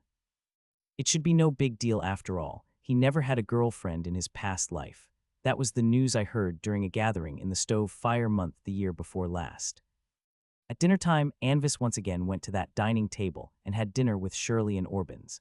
Through some conversational probes, he also figured out the relationship between the two. Shirley and Orbans were actually half-siblings with the same mother but different fathers. Shirley's father was a member of a small mercenary group who unfortunately perished during a task. To take care of his comrade's widow, the deputy leader married Shirley's mother as his wife and later had Orbans.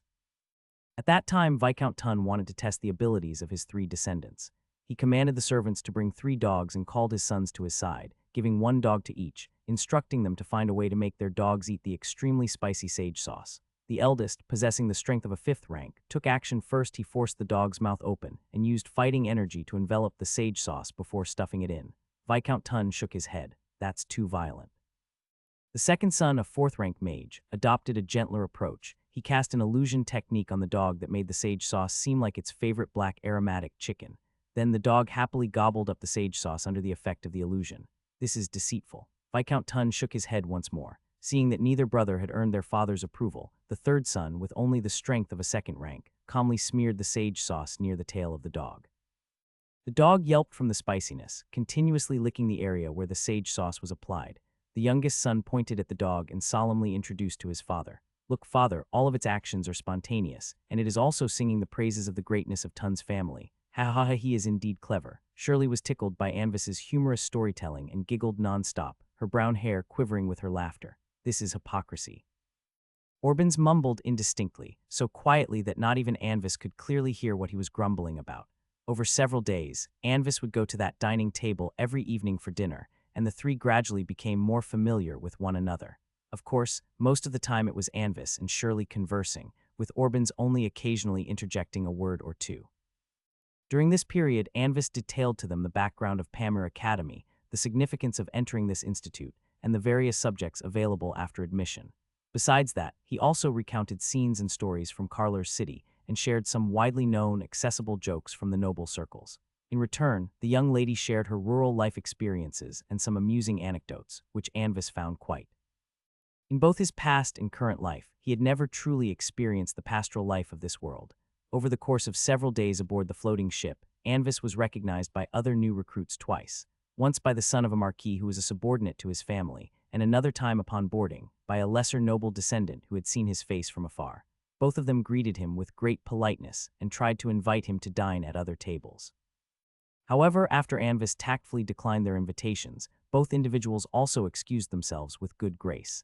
After these two incidents, the clever Shirley continuously avoided asking Anvis about his surname. She had a feeling that Anvis might be concerned that bringing it up in front of them could fracture the relationship between the three, so he deliberately avoided the topic. After dinner ended, Anvis returned to his cabin. But before he could sit down at the table, the door was suddenly knocked on. "Lord Anvis, you have a letter." The visitor was an academy mage who, after seeing Anvis, bowed slightly and handed him a letter sealed with a silver pattern. After thanking the mage who delivered the letter, Anvis returned to his room and traced a simple magic power insignia on the surface of the envelope with his fingertip. The silver pattern on the envelope flashed briefly, then slowly retracted to the sides, revealing the sealed part of the envelope in the center. The letter was sent by the leader of a merchant group under him, and on the parchment stamped with the crystal bird emblem, it recorded the experimental results Anvis had specifically requested. As per your request, the test results for the new elf guard recruited into the merchant group are as follows. 1. Additional combat skills specific to multiple weapons were taught to the target. The target demonstrated an extremely alarming learning ability, mastering and being able to use each weapon's skill after just half a day of practice. 2. Every day, a 4th-rank guard from the merchant group was arranged to spar with the target, awarding rewards based on the duration the target remained undefeated. The target showed an unbelievable rate of strength improvement. When they first joined the group, the target only exhibited apprentice-level combat prowess and couldn't even withstand a single move from Carl. However, after just about a month, the target was able to exchange blows evenly with Carl. Combined with the previous test result, it is initially suspected that the target has concealed their true strength. 3. After the target disappeared in a flash of white light, his previous carriage was filled with magic beast fur and blasting iron ingots. The target reappeared in a flash of white light 100 magic time and 15 minutes later, positioned on top of the carriage. 4. Some special instructions were proposed, allowing the target to choose whether to accept them, including but not limited to standing guard all night, dressing in women's attire, cleaning pack animals, etc. The target happily accepted all the tasks, only showing discomfort when dressed in a skirt cleaning animal dung, but still chose to follow through with the instruction. 5. After the target disappeared again in a flash of white light, the part of the carriage he sat in was sawed off and buried 10 meters deep at the roadside, with the merchant group continuing onward. The target did not reappear. In the southern territories of Carler's Dayon Forest. The last dragon descendant who had just logged in stood by the roadside, looking around at the deserted surroundings with a face full of confusion. Where is this? Where is my merchant group? He opened his panel to check and saw that all tasks related to the merchant group had turned gray, which signified failure, proving that he was far from where the merchant group was located. On the system map, his current position was like a line thrusting into darkness, with all surrounding areas being unexplored territory. A breeze came by, whisking the roadside leaves into the air, as if mirroring the turbulent feelings of an elf in the wind. A few gray sparrows flew over his head, making a burst of timely cooing sounds. Another bug. Is there still hope for me now? Looking around, one side was a primeval forest with strange and ancient trees, while the other was a desolate wilderness with rugged rocks and dense shrubs. Distant black mountain ranges undulated under the sea of clouds, and a dirt road stretched lonely towards the distant horizon, with not a single sign of human life. After comparing the directions of a few major cities on the map, the last dragon descendant could only continue along the road. To speed up the journey, he temporarily invested some free attribute points into agility and constitution. After several days of gaming, the elf made a keen discovery. The effect of attribute points was not merely reflected in data, but could directly affect his physical sensations. Adding points to constitution could enhance his stamina for prolonged physical activity. Agility could improve his speed and burst power. Strength allowed him to lift heavier objects. Perception made him more aware of the faintest movements in the environment. Unfortunately, increasing intelligence did not really enhance the player's intelligence, and the same was true for will. The charm attribute was quite special. It couldn't be actively increased, but only grew with level or due to some adventures, wearing certain equipment, using perfume, and other external factors. A higher charm could affect the NPC's attitudes towards him and certain spell determinations. Free attribute points are awarded 5 points per level, and the additional free attribute points from various talent skills are calculated separately. After completing a month-long task in game time, the last dragon descendant had reached level 39 and was now stuck on a class change task. Soon, a typical scene of the game emerged on the desolate dirt road. Green-haired elf dressed in merchant caravan guard attire was bouncing and sprinting towards Bijanus Castle, following the trail left by the caravan. In fact, this way of traveling consumed more stamina than normal running and wasn't cost-effective from a cost-to-benefit perspective.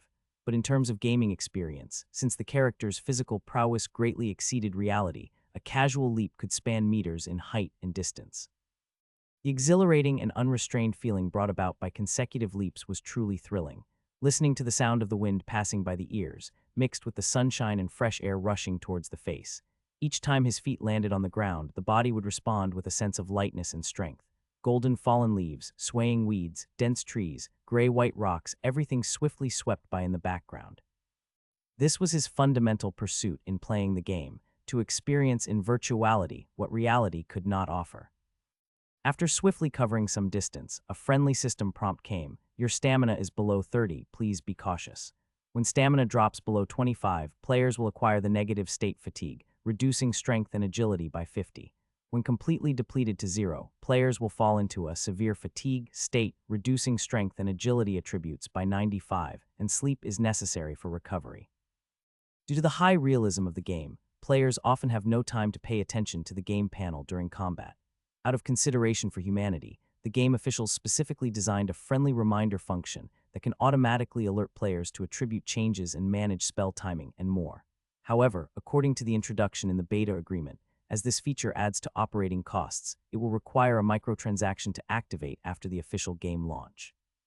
Unlocking it for only 64.8 isn't that heartwarming. As he ran along, the last dragon descendant suddenly encountered an unexpected event.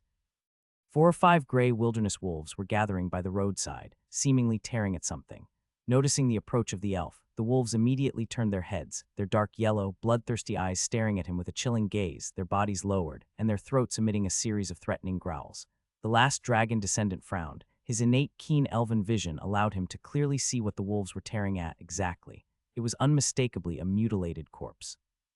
He slowly stepped back and took off the longbow from his back. It was a reward from the guard training task of the caravan, with attributes that even in the eyes of the last dragon descendant seemed quite remarkable. Guard longbow, a blue-quality magic bow with a wind attribute, standard issue weapon of the Alivendi caravan guards. It could imbue the shot arrows with wind attribute magic, increasing the speed and power of the arrows. Comes with 3 uses of gale arrow and 1 use of penetrating arrow skill daily. At the same time, the wilderness wolves released their prey and scattered in all directions like gray arrows, attempting to surround the elf.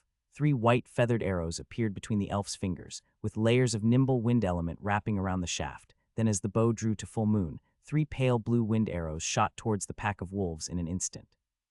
Simultaneously, the wild grass beneath the feet of the wolves began to grow wildly. Tough plants quickly entwined around the legs of several wolves, with even poisonous barbs growing on them, making their fierce struggle futile. Second-ranked nature magic plant manipulation. The gray wilderness wolves, with a challenge level of only 15, were no match for the last dragon descendant, despite numbering 5. In the end, the 5 gray wilderness wolves breathed their last breath unwillingly, contributing 4 incomplete wolf skins and 1 complete wolf skin to him. After exterminating the pack of wolves, the last dragon descendant looked towards the mutilated dead body. Judging from the clothing, the deceased seemed to be a female civilian of the Empire, but on her body were not only the bite marks of the wolves, but also penetrating wounds from swords.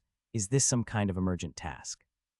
Or is it simply an unlucky encounter with bandits? Maintaining the good habits of a player, the last dragon descendant began to search the body without any psychological pressure.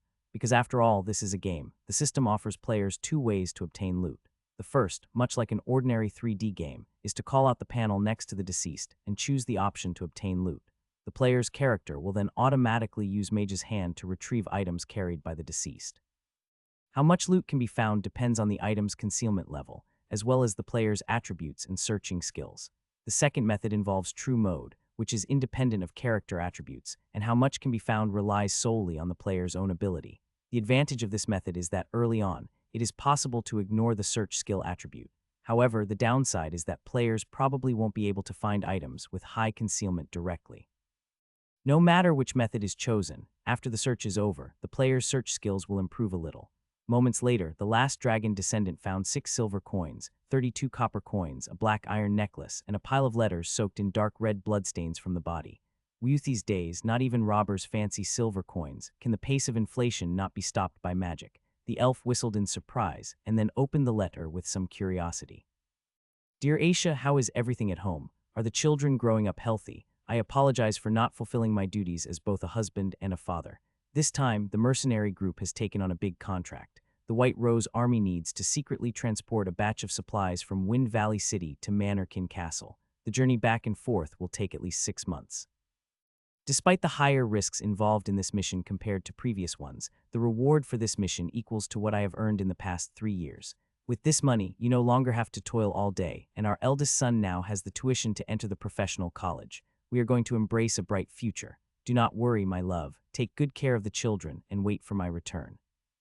Yours would. After reading the letter, a notification popped up on the panel. System prompt, random encounter quest, deceased, triggered. Task introduction, you have discovered an unfortunate soul who has perished at the jaws of a wolf pack. However, the wounds from blades on their body clearly indicate there is more to their story. Task requirement, read all the letters, 1-4.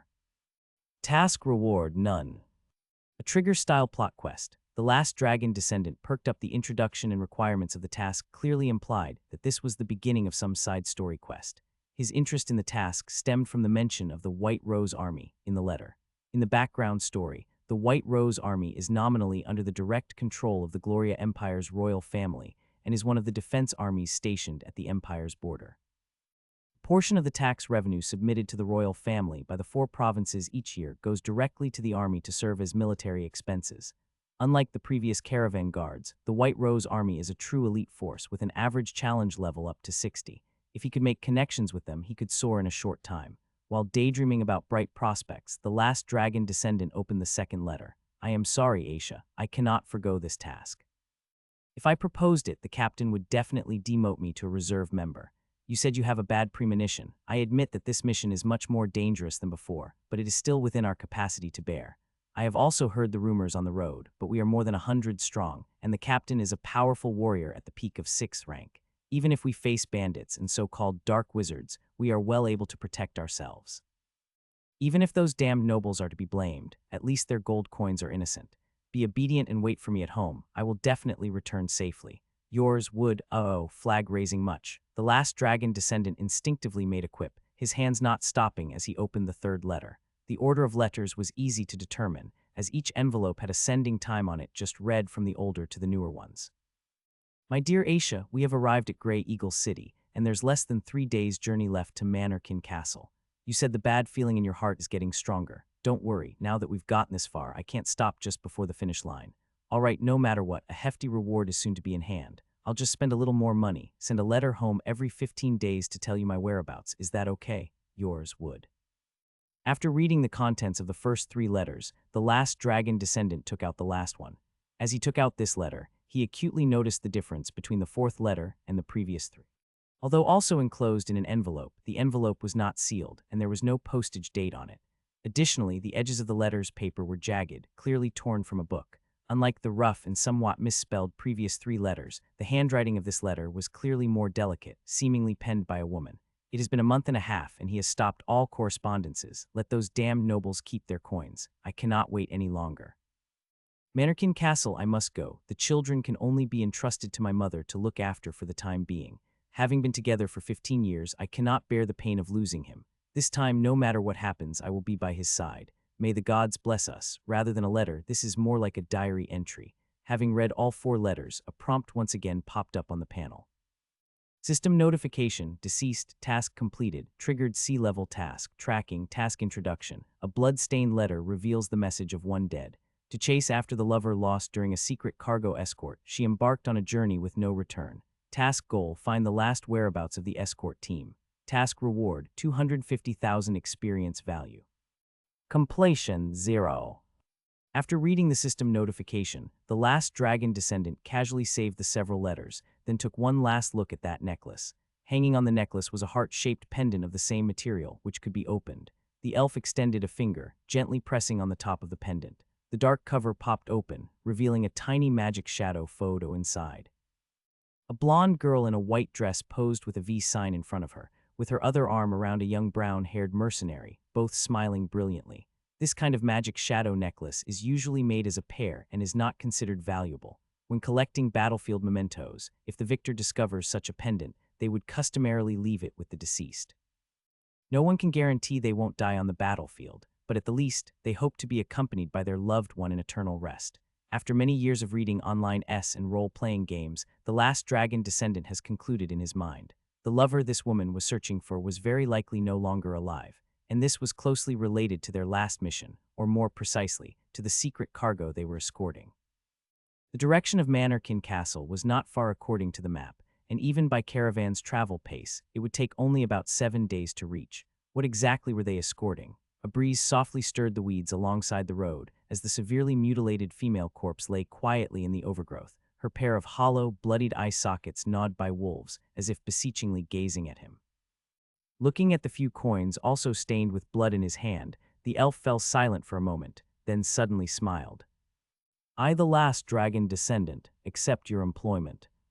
After that, the elf no longer hesitated. Comparing his position with the system map, he changed direction, leaping swiftly towards Manhwarecaps Castle. What the last dragon descendant did not know was that every move he made at this moment was being watched by an eagle in the sky. Separating the last dragon descendant from the caravan was a plan long arranged by Anvis.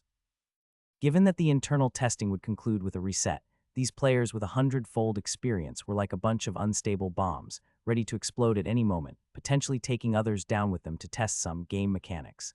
The most frightening thing is they could explode up to 5 times, but still being rare player samples, Anvis wouldn't let them walk completely out of sight as they might come in handy at some point in the future. Floating ship, the 5th day, dinner time. At that same dining table, Anvis and Shirley chatted while Orbans dined in silence. At 7 o'clock tomorrow morning, the floating ship will arrive at the academy. With a melodious tone that resembled a chant, Anvis half sincerely, half jokingly said, "Time, you are always so rushed and indifferent." The pigeon had earlier made its own way out and was now flying about in the canteen since no one could see it. Anvis chose to ignore its existence. After we arrive at the academy, will we be able to see each other again?" Upon hearing this news, Shirley appeared somewhat reluctant to part. However, she was well aware that she and Anvis ultimately belonged to different worlds. Thus, despite her great admiration for the elegant and handsome Anvis, the delicate girl carefully preserved this vague affection in her heart. At this moment, she had but one hope, that the journey's time could be longer, even just a bit longer. "There will be opportunities, surely," Anvis reassured the girl with a gentle and elegant expression, a slight regret perfectly conveyed, the very image of noble demeanor. "If I may ask, after entering the academy, which school and sub-faction will the two of you head to?" Before boarding, it was identified by one of the elders at the academy that I have a strong talent for the illusion school. But I haven't decided which sub-faction to choose yet. Twirling a strand of her chestnut hair around her slender fingertip, the girl pondered with a hint of uncertainty in her voice. "Transformation School, the temporal spatial transformation faction." Orbans lifted his head slightly, sparingly uttered these words, then bowed his head once more. The girl glared at her impolite brother, then cast an apologetic glance at Anvis. Anvis shrugged his shoulders, spread his hands to the girl in a resigned smile, signaling he was accustomed to his character. "What about you, Anvis? Which school will you choose to join?" "My choice." Anvis smiled slightly. "I will enter the mystical school. Although there is also a prophetic department at Pamir Academy, Anvis would never elect to join it. As a descendant of the 4 great families with prophecy talent, that would be akin to highlighting oneself, lest the enemies do not pay enough attention to you. Moreover, joining the mystical school at Pamir Academy was a part of his plan all along. As an ancient power of the same caliber as the 4 great families, there are some items in the mystical school's collection at Pamir Academy that Anvis immensely covets. The mystical school, is it strong? Shirley was somewhat puzzled, as she hadn't even heard of the mystical school before. Not necessarily strong, but very profound and mysterious. Anvis chuckled. Magic is vast, and throughout the long ages, countless spells have been created. Shirley, do you think that all spells have a casting model? The girl was taken aback. She had never thought about this question before. "I am not sure." Anvis smiled lightly, slowly opened his mouth and began to tell a secret she had never heard before. In fact, in the current magic world, there are still a very small number of spells that do not have a true model in existence. We only know how to cast them, but we are always unable to decipher their magic model, nor understand the specific process of the spell taking effect, such as mystical technique, wish technique, etc. Besides, there are those spells passed down from ancient times. They are usually inscribed on rocks, clay tablets, or other carriers in some weird text or patterns. Only by deciphering them can we obtain their principles and methods of casting. These spells are also classified into the mystical school. The above spells are what are known as mysterious system spells. The mystical school is a school established with the goal of researching and deciphering these spells. Once the essence of a mysterious system spell is deciphered, It will be removed from the mysterious system and reclassified into other spell schools. I see. Shirley nodded half-understandingly. As he spoke, Anvis remembered the fog of mystical technique in his spirit sea and could not help feeling a bit emotional as he spoke. However, perhaps there are very few spells that truly do not have a so-called model. At this moment, Orbans, who had been silent the whole time, suddenly raised his head, eyes staring into Anvis's eyes. That view is not correct. Every spell should have its model existing. Albin, the girl gasped in surprise, shocked by her brother's sudden interjection, and this time she was genuinely angry. Even though they are from the same batch of Pamela newcomers, the siblings are still of commoner birth. Anvis clearly comes from a noble family, and likely a descendant of a great noble. Such a person is not someone they as sisters could afford to provoke, should her brother's near impolite action anger Anvis. With his identity, if he wanted to deal with the two newcomers, it would probably be no more difficult than pulling out the pocket watch from his pocket. While living in the region of Rayla, she had once witnessed a merchant in the city, who, while passing by the city gate, accidentally collided into Viscount Rayla's carriages because his horse got frightened. The Viscount immediately ordered the city guards to beat him up and then took him away for imprisonment. According to her father, eventually, the merchant paid a large sum of rose gold coins, and his daughter ended up as a maid in the castle, and only then the matter concluded. Sorry, Anvis, my brother seldom communicates with others and doesn't understand much about manners. I apologize to you on his behalf. Anvis immediately understood what Shirley was worried about, and while sighing inwardly, his face showed an unconcerned expression. No need to apologize, Shirley, we are friends, aren't we? The young boy looked gently at the slightly anxious brown-haired girl, his deep blue eyes seemingly carrying a convincing magic power, calming the girl once again. In the vastness of magic, we are all seekers filled with curiosity, yet shallow and ignorant. Only through open communication and discussion can we move forward in the right direction continuously. Afterward, Anvis's gaze turned to Albin, who had lowered his head, responding calmly. Many great mages share your view, but in the tens of thousands of years of magic history of mankind, mystery has always existed. Albin looked up again, his blue eyes looking at Anvis, his expression very serious. Perhaps that is the case, but I still believe that mysterious magic that truly lacks a model does not exist. It is merely two types of spells, those that have been deciphered, and those that are yet to be deciphered. Perhaps so. At Orbans's opinion, Anvis merely smiled gently, not directly responding. Thereafter, neither of the two continued speaking. Seeing the atmosphere around the dinner table turn somewhat stiff, Shirley quickly diverted the topic again. Then Shirley, Orbans, see you at the academy. Pale fingers gently moved, and the dark gold cover of the pocket watch snapped shut as Anvis put it back into his coat pocket and gracefully stood up. See you at the academy. Anvis, Shirley waved her small hand reluctantly. Goodbye. Orbans lifted his head for the first time when saying goodbye. Elegantly bidding farewell to the two, the youth with sunshine-like hair took gentle steps, gradually blending into the crowd. After Anvis left, Shirley also stood up, half dragging her younger brother to her room. Upon closing the door, the girl finally took a deep breath, hurriedly activated the water element gathering array, and gulped down several sips of water to calm her nerves. As she drank, the girl glared at Orbans, clearly annoyed. Orbans, why were you being so reckless today? Anvis is most likely a high noble. If he felt offended by you, we would have been in big trouble. With a peculiar look, Orbans hesitated for a moment without answering, but then spoke in an advising tone. Sister, it's impossible between you two. PFFD cough. Shirley almost spat out the water in her mouth. What nonsense are you talking about? Suddenly choked by her brother's words, Shirley's face turned red, both embarrassed and angry. Unperturbed by Shirley's reaction, Orbans simply gazed into his sister's green eyes, remaining incredibly calm as he continued his analysis. These past few days, I've observed many freshmen from noble families. Although they were equally polite in their attitudes, I could still sense a sense of superiority, coldness, and arrogance when they faced non-noble-born freshmen. But Anvis is different. Even as a descendant of nobles, he does not carry a hint of arrogance, but maintains a mild yet slightly detached attitude.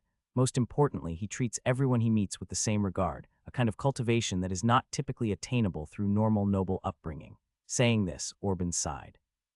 Plus, a few nights ago at dinner, there were two people who approached him with very humble attitudes. Even though they were ultimately rejected, they did not show the slightest displeasure. One of them I had noticed before he was a member of those high-level noble circles to the left side of the dining hall, and Anvis mentioned he is from Carler's city, so stop deceiving yourself, dear sister. A person of extraordinary composure, from Carler's city, and who is approached by members of the noble circles with such humility. What do you think is his most likely surname? Listening to her younger brother's cold and rational analysis, Shirley's originally flushed face gradually lost its color.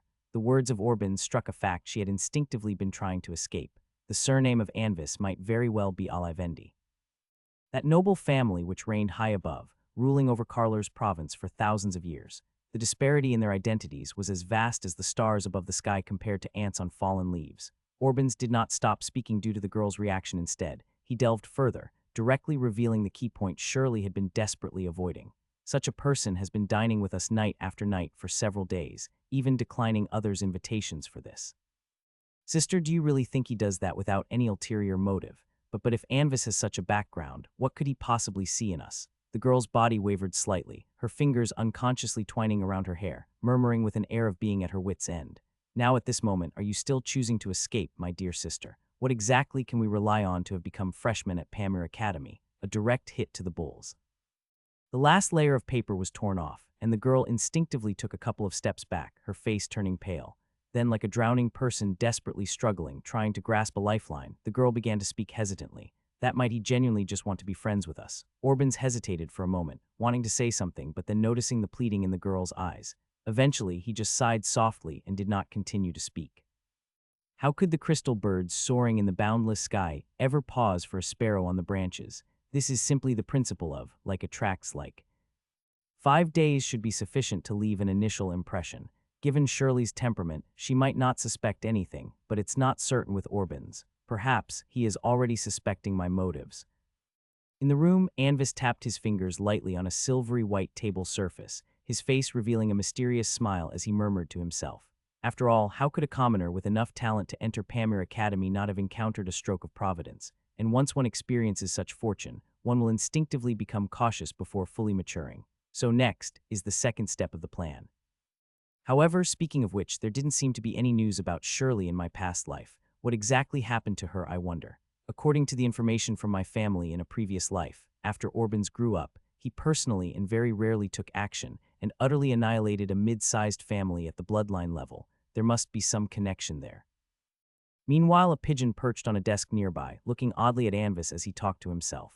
Are you talking to me, Ku? No, my dear pigeon, I am merely talking to myself. Anvis glanced at the pigeon, clueless of the situation, and explained with a smile. Since no one else could see it, Anvis was happy to chat with it from time to time. Ku, the pigeon tilted its head in confusion, its bright red eyes blinked. That's a strange habit, Ku. Strange, isn't it?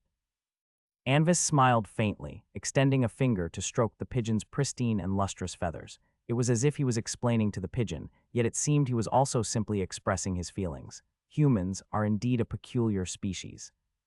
The next day at dawn, 6:23 a.m., the floating ship began to slow down and eventually came to a complete halt in the skies, 10,000 meters above ground. At that moment, the sun Seiya had already risen from the horizon, its golden red radiance igniting the distant horizon and casting a brilliant golden sheen over the silver behemoth. Have we arrived? Pamir Academy. Standing before the ship's metallic transparent porthole, Anvis stood with hands clasped behind his back, overlooking the scenery outside. From the surface, the floating ship appeared to hover over a desolate, uninhabited land. Below was nothing but an endless expanse of verdant primeval forest and a stretch of ancient red-brown rock mountain ranges extending into the distance. The environment was bleak, so much so that not even a single bird in flight could be seen. But Anvis was well aware that all of this was merely a facade. As an academy personally established under the supervision of the great Emperor Gloria, the entire Pamir Academy was shrouded in a massive mystery lock of radiance. The 9th-rank limit mage who set up this mystery lock had to fully burn out the souls of 2 true 9th-rank professionals as the cost to successfully establish it.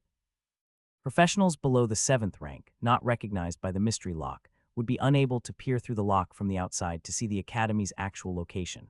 Even if they inadvertently entered the range of the mystery lock during their exploration, they would be disturbed by its mental influence and end up mysteriously circling back to where they started.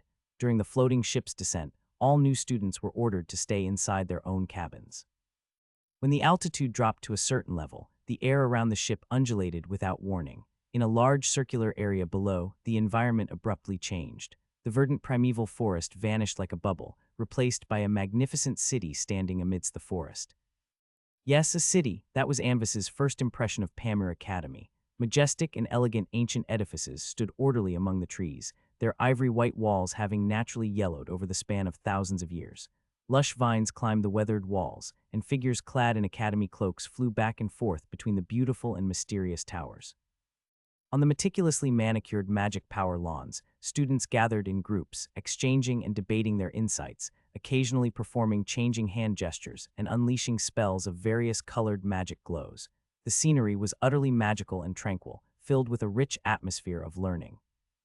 Hammer Academy adopted a system of segregated colleges, comprising dozens of separate institutions including Pamir Knight College, Pamir Transformation College, Pamir War College, and Pamir Queen College. Each different profession and magic school had its own independent college. The new students were to enter the college that corresponded to the discipline they had chosen. Depending on the characteristics of each school, the architecture of the various colleges differed. However, what they had in common was that aside from some schools that rose later on, the majority of the college buildings maintained the ancient style from the Gloria period. Shortly thereafter, the floating ship gently descended and docked at the specially designed aerial ship dock. Under the guidance of the Academy mages, the new students disembarked in an orderly fashion, looking for the reception points of their respective colleges. Once everyone had assembled, they followed the college guides together, heading to their respective colleges. The mystical school's greeter was a young male first-rank mage with black eyes, tousled brown hair, wearing the standard greeter's robe, holding a wooden magic wand embedded with a glimmering blue crystal. At that moment, he was slouched on a sofa in the mystical school's waiting area, casually twirling his magic wand in his hand, bored out of his wits while waiting for possible newcomers. Before Anvis's arrival, no one had been in front of him. In fact, within the entire Pamir Academy, the mystical school was considered a very niche system. Every year, there were only a handful of newcomers, and they were mostly the offspring of minor nobles and wealthy merchants. Not everyone could be as prescient as Anvis, and most people who joined the mystical school just ended up wasting their time. "Hello, excuse me, is this the waiting area for the mystical school?" Upon hearing Anvis's question, the young man did not look up, casually lifting his magic wand to point outside, answering in a habitual manner. "You're in the wrong place, this is the mysterious." While speaking, the young man suddenly realized the situation, his head shooting up to look at Anvis. "Wait, you're a newcomer to the mystical school." "Yes, I am a newcomer to the mystical school." Anvis calmly looked at the young man before him, and after the initial surprise, the young greeter came back to his senses, followed by a set of standard greeter's spiels. "Please wait here for a moment. Once all the mysterious systems newcomers have arrived, I will take you all together to the Mysterious and Relics Academy." "Okay." Anvis nodded and found a sofa to sit down on at random. The full name of the Mysterious Academy was the Pamir Mysterious and Relics Academy. It not only taught mysticism, but also included the content of ruin study. Due to the special relationship between the two schools and both being extremely niche, the Academy simply merged the ruins study school with the mystical school, eventually giving birth to the Mysterious and Relics Academy. Pani was a descendant of a viscount, and his family had also enjoyed a glorious period in the past. With the blessing of his ancestors' legacy, he was fortunate to enter Pamir Academy last year. Due to his interests and talent, he ultimately joined the Mysterious Academy. However, as his academy life continued, Pani soon discovered a problem. Unlike in the outside world, gold coins were not very useful within the academy. Instead, Pamir had a unique credit system. Here, almost everything required credits, whether it's precious high-end magic knowledge, powerful high-rank spells, or various rare materials, alchemy potions, magic equipment, etc. all required credits to exchange. If one encountered any difficulties in learning, credits could be spent to get personal guidance from seniors or even teachers of the same school.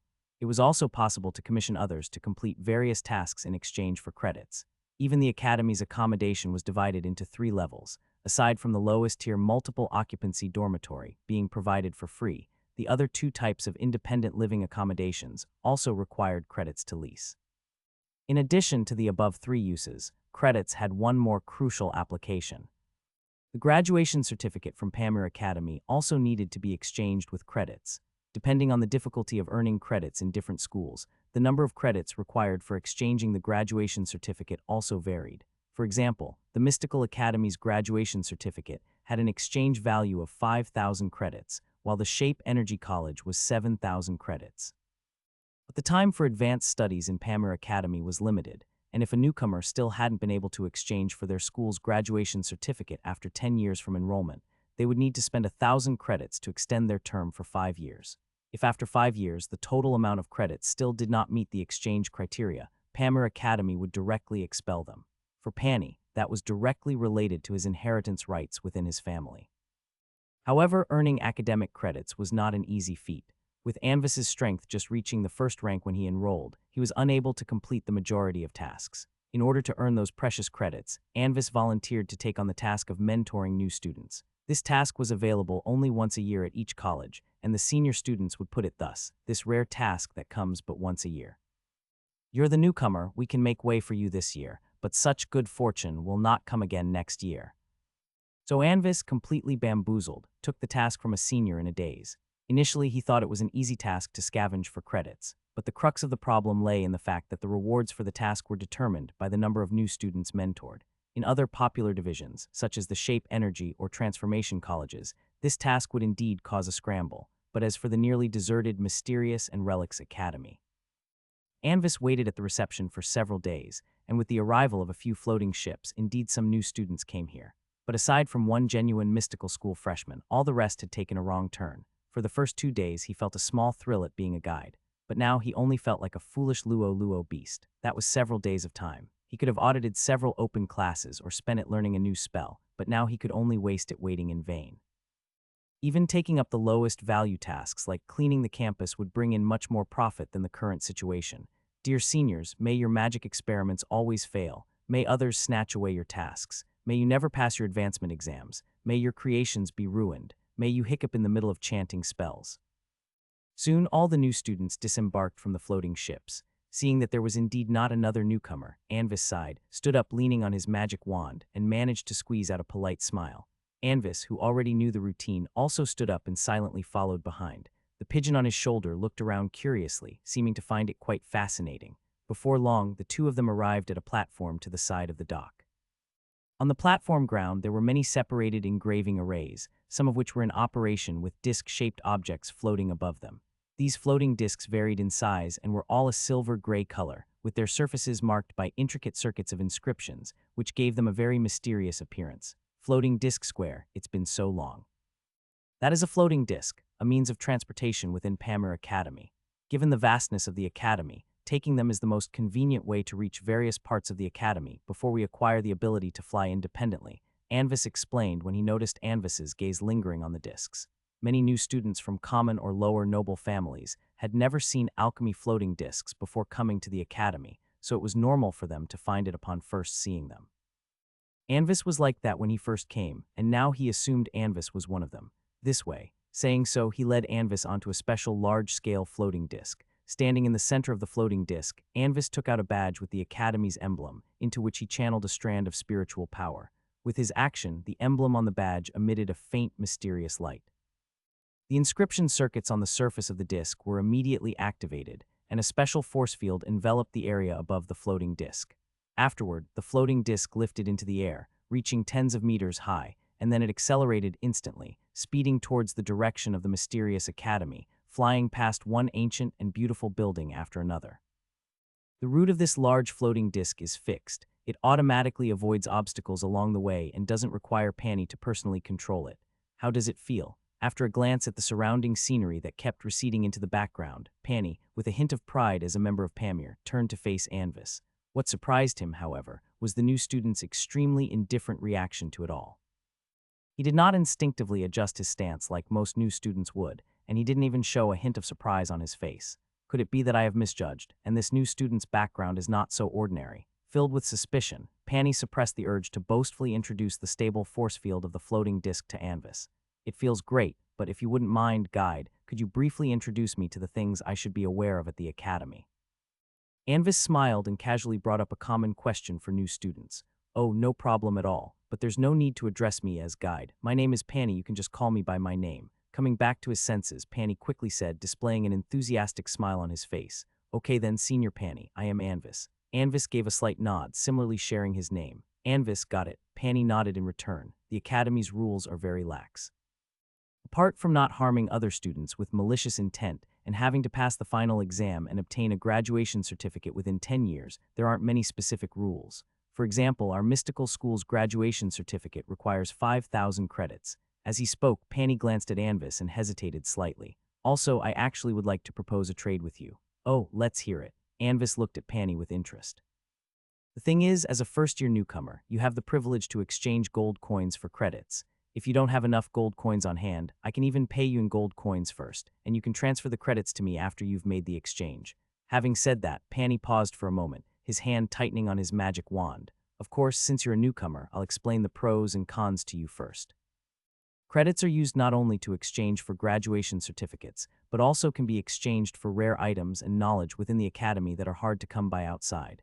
I'm not cheating you. Even if you don't want to trade credits now, you can still exchange them for gold coins later in the academy's trading market at the same rate. However, if you decide to sell credits, I still hope you would come to me for the trade. After saying everything in one breath, Panny seemed to finally relax, his demeanor easing. As someone who had only entered the academy a little over a year ago, he still wasn't quite used to these kinds of dealings. I see. Anvis nodded his head and then with a look of both doubt and curiosity spoke while gazing into Panny's brown eyes. But Senior Panny, why do you explain so much? If you hadn't explained, maybe I would have agreed to trade with you right now. Upon hearing this question, Panny was momentarily taken aback, then appeared to recall something and couldn't help but laugh. Sorry, actually, when I entered the academy, I asked a similar question after the senior guiding me had explained all these things to me. As he spoke, Panny gradually stopped smiling and became serious. The senior's reply to me at the time was this: in Pamir, it's not wise to offend others over a mere 100 credits, because the price you pay for it in the future might far exceed that number. Anvis was slightly taken aback and then nodded lightly. I see. He expressed strong agreement with Panny's statement. As a reference, I can tell you about the choice I made back then. Unaware of what he had just avoided, Panny continued to share his past experiences. Back then, after giving it some thought, I chose to trade half with that senior student, which was 50 credits. Of course, the choice is yours to make. Before his words could finish, the rapidly moving floating disc suddenly stopped, its height gradually decreasing, and landed at a floating disc landing point identical to the one near the air dock. Panny stopped speaking and looked up with a smile, gesturing ahead. We've arrived, Pamir Mysterious and Relics Academy. Anvis looked up to see towering gray-white stone towers piercing the clouds.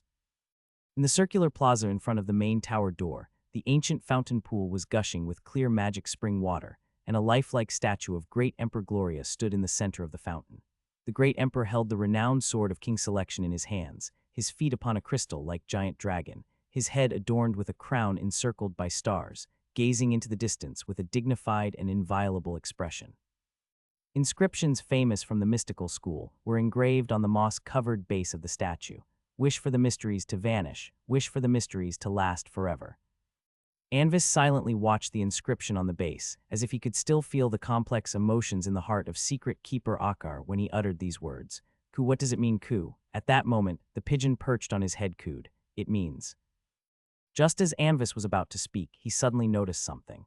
Wait, I didn't say that out loud just now, did I? Ku. The pigeon turned its head to look at Anvis, seeming somewhat puzzled. I'm not communicating with you through sound waves, Ku. You didn't hear me speaking, but perceived that I was speaking, Ku. You didn't notice this, Ku. What's the matter, Junior Anvis? Seemingly noticing that Anvis was taken aback for a moment, Panny looked at him curiously. Nothing, I was just reading the inscriptions on the base of that statue. Anvis subtly turned his head and gestured towards the statue. That ancient Germani language inscription, Panny nodded in understanding. That is the most famous motto of the mystical school, originated from His Excellency Secret Keeper Akar. I'm ashamed to say, I can only understand the first half. The absence of mysteries is the ultimate goal of our mystical school. That is, to transfer all spells categorized within the mystical school to other schools' categories.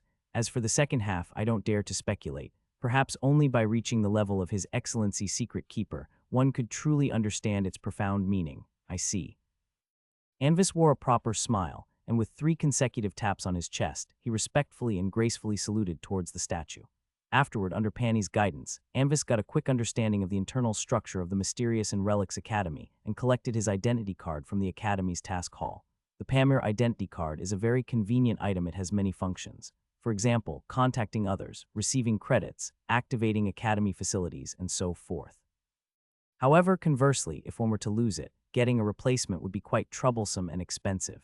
In the meantime, Anvis went to the exchange counter and exchanged 1,000 gold coins for 100 credits. Under Panny's somewhat heartbroken gaze, Anvis straightforwardly paid 50 credits to exchange for the right to use an independent second-level residence for 1 year. Senior Panny, I have considered your proposal just now. After walking out of the task hall, Anvis smiled and looked at Panny. Just like the choice you made back then, I've also decided to trade with you for half. Really? Great, let's make the trade now. Pani was taken aback, hurrying to take out his identity card, as if afraid that Anvis would change his mind. Bring your identity card close and confirm the transfer with your spiritual power.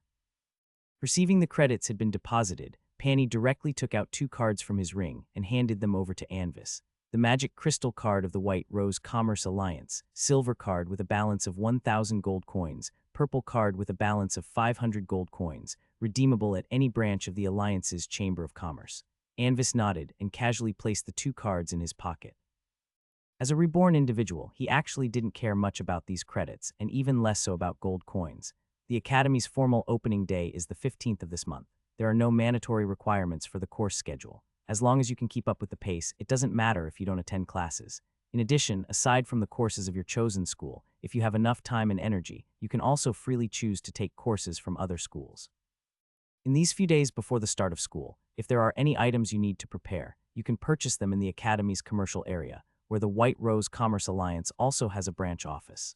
With the transaction completed, Pani became even more enthusiastic, leading Anvis around to familiarize him with the interior of the Academy and detailing the things new students need to know, hoping to leave a good impression on each other.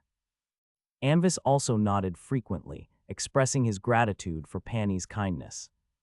All right, Anvis, I should go back and wait for other new students. How about we exchange identity seals? It'll make it easier to contact each other if needed. An hour of magic time later, Pani expressed his reluctance to leave. Of course, Senior Pani. Anvis expressed his understanding. After exchanging identity seals with each other, Pani boarded the large floating disc he came in on, while Anvis watched him fade away into a blur. So what exactly did that phrase mean, Ku? As Anvis watched the distant floating disc with the pigeon asked again. Pani has already explained the first half, allow me to briefly explain the latter half. Turning his gaze away, Anvis boarded a smaller floating disc and skillfully used his identity card to activate it, while answering the pigeon's question in his mind. For spellcasters, the mysterious is not only a challenge to overcome, but also the source of all curiosity and the desire to seek knowledge. If one day all mysterious were to cease to exist in front of spellcasters, it would mean that our path has come to an end. In the conversation between Anvis and the pigeon, the activated floating disc slowly rose, flying towards the direction of the trading market. The Academy's commercial area is located more than 10 kilometers away from the Mysterious and Relics Academy, on the northwest side of Pamir Academy, and consists of a plaza surrounded by commercial buildings. Unlike other areas of the Academy, the commercial area is open to chambers of commerce from all over the empire, which only need to pay a large sum of gold coins annually to be established there. The White Rose Commerce Alliance, chambers of commerce under the 4 great families, and other large-scale chambers of commerce all have branches here. What a ing. Stepping off the floating disc, Anvis felt somewhat sentimental. New students at Pamir Academy enjoyed the privilege of 5 free uses of the floating disc. After exceeding 5 uses, one would need to pay with academic credits to use it again. The larger the floating disc, the more expensive the usage fee. Next, I need to find a way to accidentally meet the Orban siblings in the trading district. With a mysterious smile, Anvis pulled out a thin silver chain from his chest, at the end of which hung a monocle framed with mithril wire. This was one of Anvis's elaborate creations, a growing magic artifact recorded in the Mercury Prophecy book, Mercury Eyes. It was endowed with many extremely convenient abilities like True Vision, Arcane Vision, and Destiny Vision, and depending on the level of materials used in its crafting, its functionality had a certain degree of expandability. Raising his hand, he placed it in front of his left eye and infused a trace of magic power into it. The originally colorless lens suddenly lit up slightly, then transformed into a pure silver-white color. In Anvis's left eye, the appearance of the world suddenly shifted. In a silver-white world, countless bizarre and dazzling lines of illusory destiny twinkled on and off in the air like stars. In the distance of his gaze, there were also 2 exceptionally prominent and dazzling points of light moving slowly. Taking advantage of the days spent together, Anvis had already quietly left a trace of Mercury on the 2 individuals, a type of prophecy skill seal that paired with the Mercury Eyes, with extremely strong concealment. Unless they were also prophets, professionals below 7th rank would have no perception of it.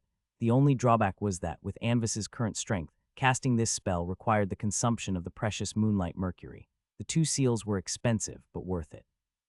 Their locations are 18 kilometers to the east, 31 kilometers to the southeast. Seems like the directions of 2 separate branches. They haven't come together yet.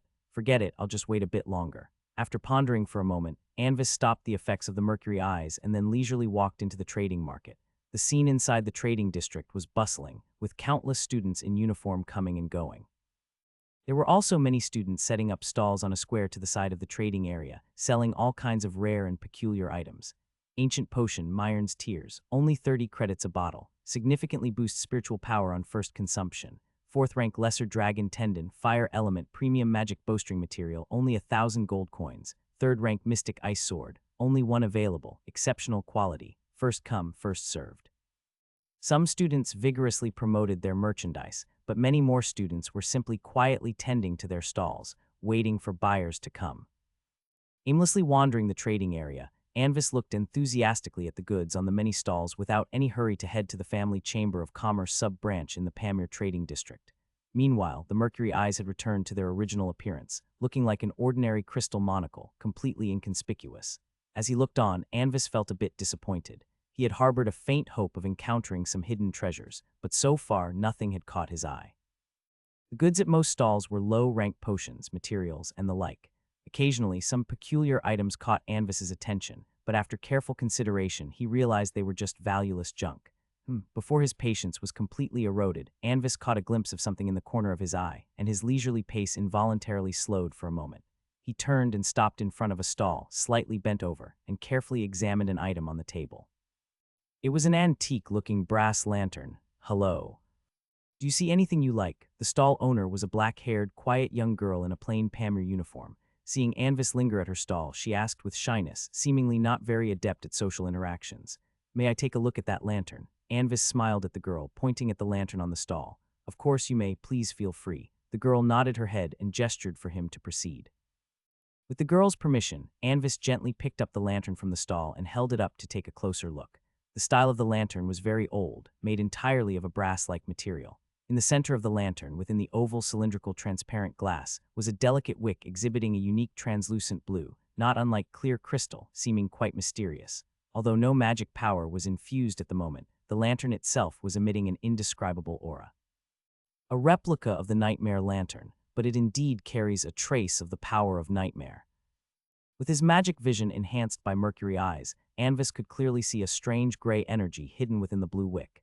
In the previous Ruins study course, Anvis had encountered many special powers and personally experienced their effects, including the power of Nightmare. Therefore, when he saw it again, he immediately recognized its essence. That one is called the Dream Protection Lantern. Seeing Anvis carefully examining the lantern, the young stall owner took the initiative to introduce it. Insert a magic crystal in the base, and it can be lit. A standard magic crystal is enough to keep it lit for one night. Under the illumination of the lantern, it ensures that professionals below 3rd rank will not have nightmares as they sleep. Moreover, it's also very effective for lighting and can serve as an ordinary magic lamp. Listening to the girl's introduction, a trace of amusement flickered in Anvis's eyes. The Nightmare Lantern attacked and defended using the power of Nightmare, typically absorbing the user's nightmares to nourish itself, so its replica being called a Dream Protection Lantern was not an overstatement. But professionals having nightmares, unless they were afflicted by certain special curses or affected by negative effects. Leaving aside how rare those situations were, even if one did encounter them, the first choice would definitely be to seek curse removal, not to suppress them by force with the effects of a lantern. And using it for lighting, one magic crystal per night, that would likely be like burning gold coins for light. It's just a low-level alchemical item, so its effects are limited. If you want it, I can sell it to you for a discounted price. How about 15 gold coins? Possibly realizing its effects were somewhat underwhelming, the black-haired girl explained with some embarrassment. 15 gold coins. Anvis laughed but didn't respond and instead asked again, "Do you have higher-level lanterns like this one?" Higher level. The girl slightly lowered her head, her volume diminishing, looking somewhat embarrassed. "I'm sorry, I'm only a 1st-rank alchemist, and at the moment I can't make a higher-rank Dream Protection Lantern." "Is that so?" Anvis nodded in understanding, then suddenly changed the topic. "Then can you sell me the method of its creation?" As he spoke these words, his gaze seemed unintentionally to drift towards the young girl's light purple eyes. The method of creation. The young stallholder was startled, a flash of vigilance crossing her eyes momentarily. "Yes, I'm very interested in its principle." As if oblivious to the girl's vigilance, Anvis casually took out the silver magic crystal card.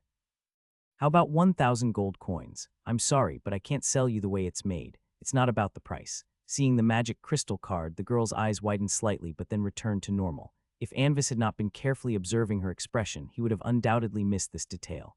so she is the qualified candidate chosen by the Nightmare Lantern, and she isn't exactly flush with cash right now, Anvis pondered, analyzing the girl's words.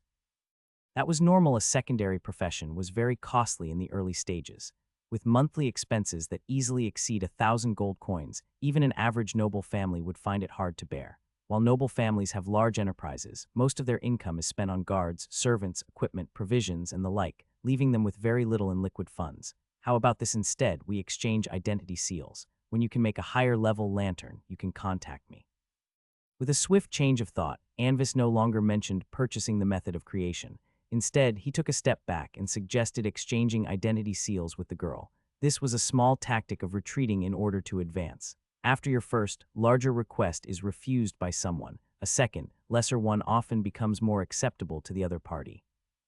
Anvis had anticipated that the girl would probably not choose to trade the method of creation, as it likely involved her fundamental secrets. As for these 1,000 gold coins, consider it a deposit. In the midst of the endlessly flowing crowd, the pale young man with light golden short hair gazed at the girl's violet eyes, smilingly handing over the magic crystal card. The sunlight reflected off the card's silvery surface, casting an entrancing and holy radiance. Exchange identity seals. All right then, the black-haired girl showed a somewhat troubled expression, but after looking at the boy's face and glancing at the dazzling silver card, she ultimately agreed to the proposal. They exchanged identity seals, and Anvis smiled as he raised his hand to gently tap his chest thrice, giving the young girl a mage's salute. Allow me to introduce myself. I'm Anvis, and it's a pleasure to meet you. The girl was taken aback, then returned the gesture. Hello, Anvis, I'm Emily. The Nightmare Lantern is a very special high-level illusion dream mysterious object. It's mentioned only briefly in a rare volume on dream realm objects found in the family's great library. If Anvis hadn't read that book, he would undoubtedly have missed this opportunity. Its core function could be summed up in a single sentence. In the dream world, it finds the way back home. For Anvis, this mysterious object was extremely crucial. His future development plans importantly included a journey through the dream world. Only by obtaining the true Nightmare Lantern could he ensure his safe return, instead of becoming eternally lost in the vast and sea-like depths of the dream realm. Moreover, it was not just for this reason alone that someone of the direct lineage of Alivendi would value this so highly. Actually, the Nightmare Lantern itself is also a replica, fashioned by a 9th-ranked Dream World mage. It is a key, a treasure map, pointing towards a singular, renowned epic item, the light that penetrates the nether-seathed Dead Sea Lantern. In legend, Nameless King, relying on the light of the lantern, crossed the endless nether sea and safely returned from the life-forbidden zone. As an epic item, its epic concept is unhindered passage. Nothing can block its radiance, nor the person who possesses it. Having left Emily's stall, Anvis continued towards the family chamber of commerce branch, pondering how to acquire that lantern. Forceful seizure is futile as a special high-rank illusion dream mysterious object. The true form of the Nightmare Lantern also resides within the dream realm. Unless one is 8th rank or above, specializing in the illusion dream school of spellcasters, one cannot even perceive it. The normal way to acquire it is to wait for Emily's alchemy skills to improve, until she is able to perfectly recreate the dream realm's lantern in reality, and then find a way to obtain it from her hands. At that moment, the original Nightmare Lantern in the dream realm will merge with the realized lantern, departing the dream realm to become one with it in reality. As a consequence, Emily can no longer create a second Nightmare Lantern. But having thought it through, Anvis realized that neither of these were the best option currently. The Nightmare Lantern has appeared more than once in history, and it has been proven that each chosen suitable candidate is almost always a future powerhouse of the illusion dream school. If one could receive aid from Emily in his future journey into the dream world, it would be far more beneficial than simply obtaining the lantern. Ironically, Anvis dares to approach an outsider like Emily for this matter, but dares not reveal a hint of his intentions to the family.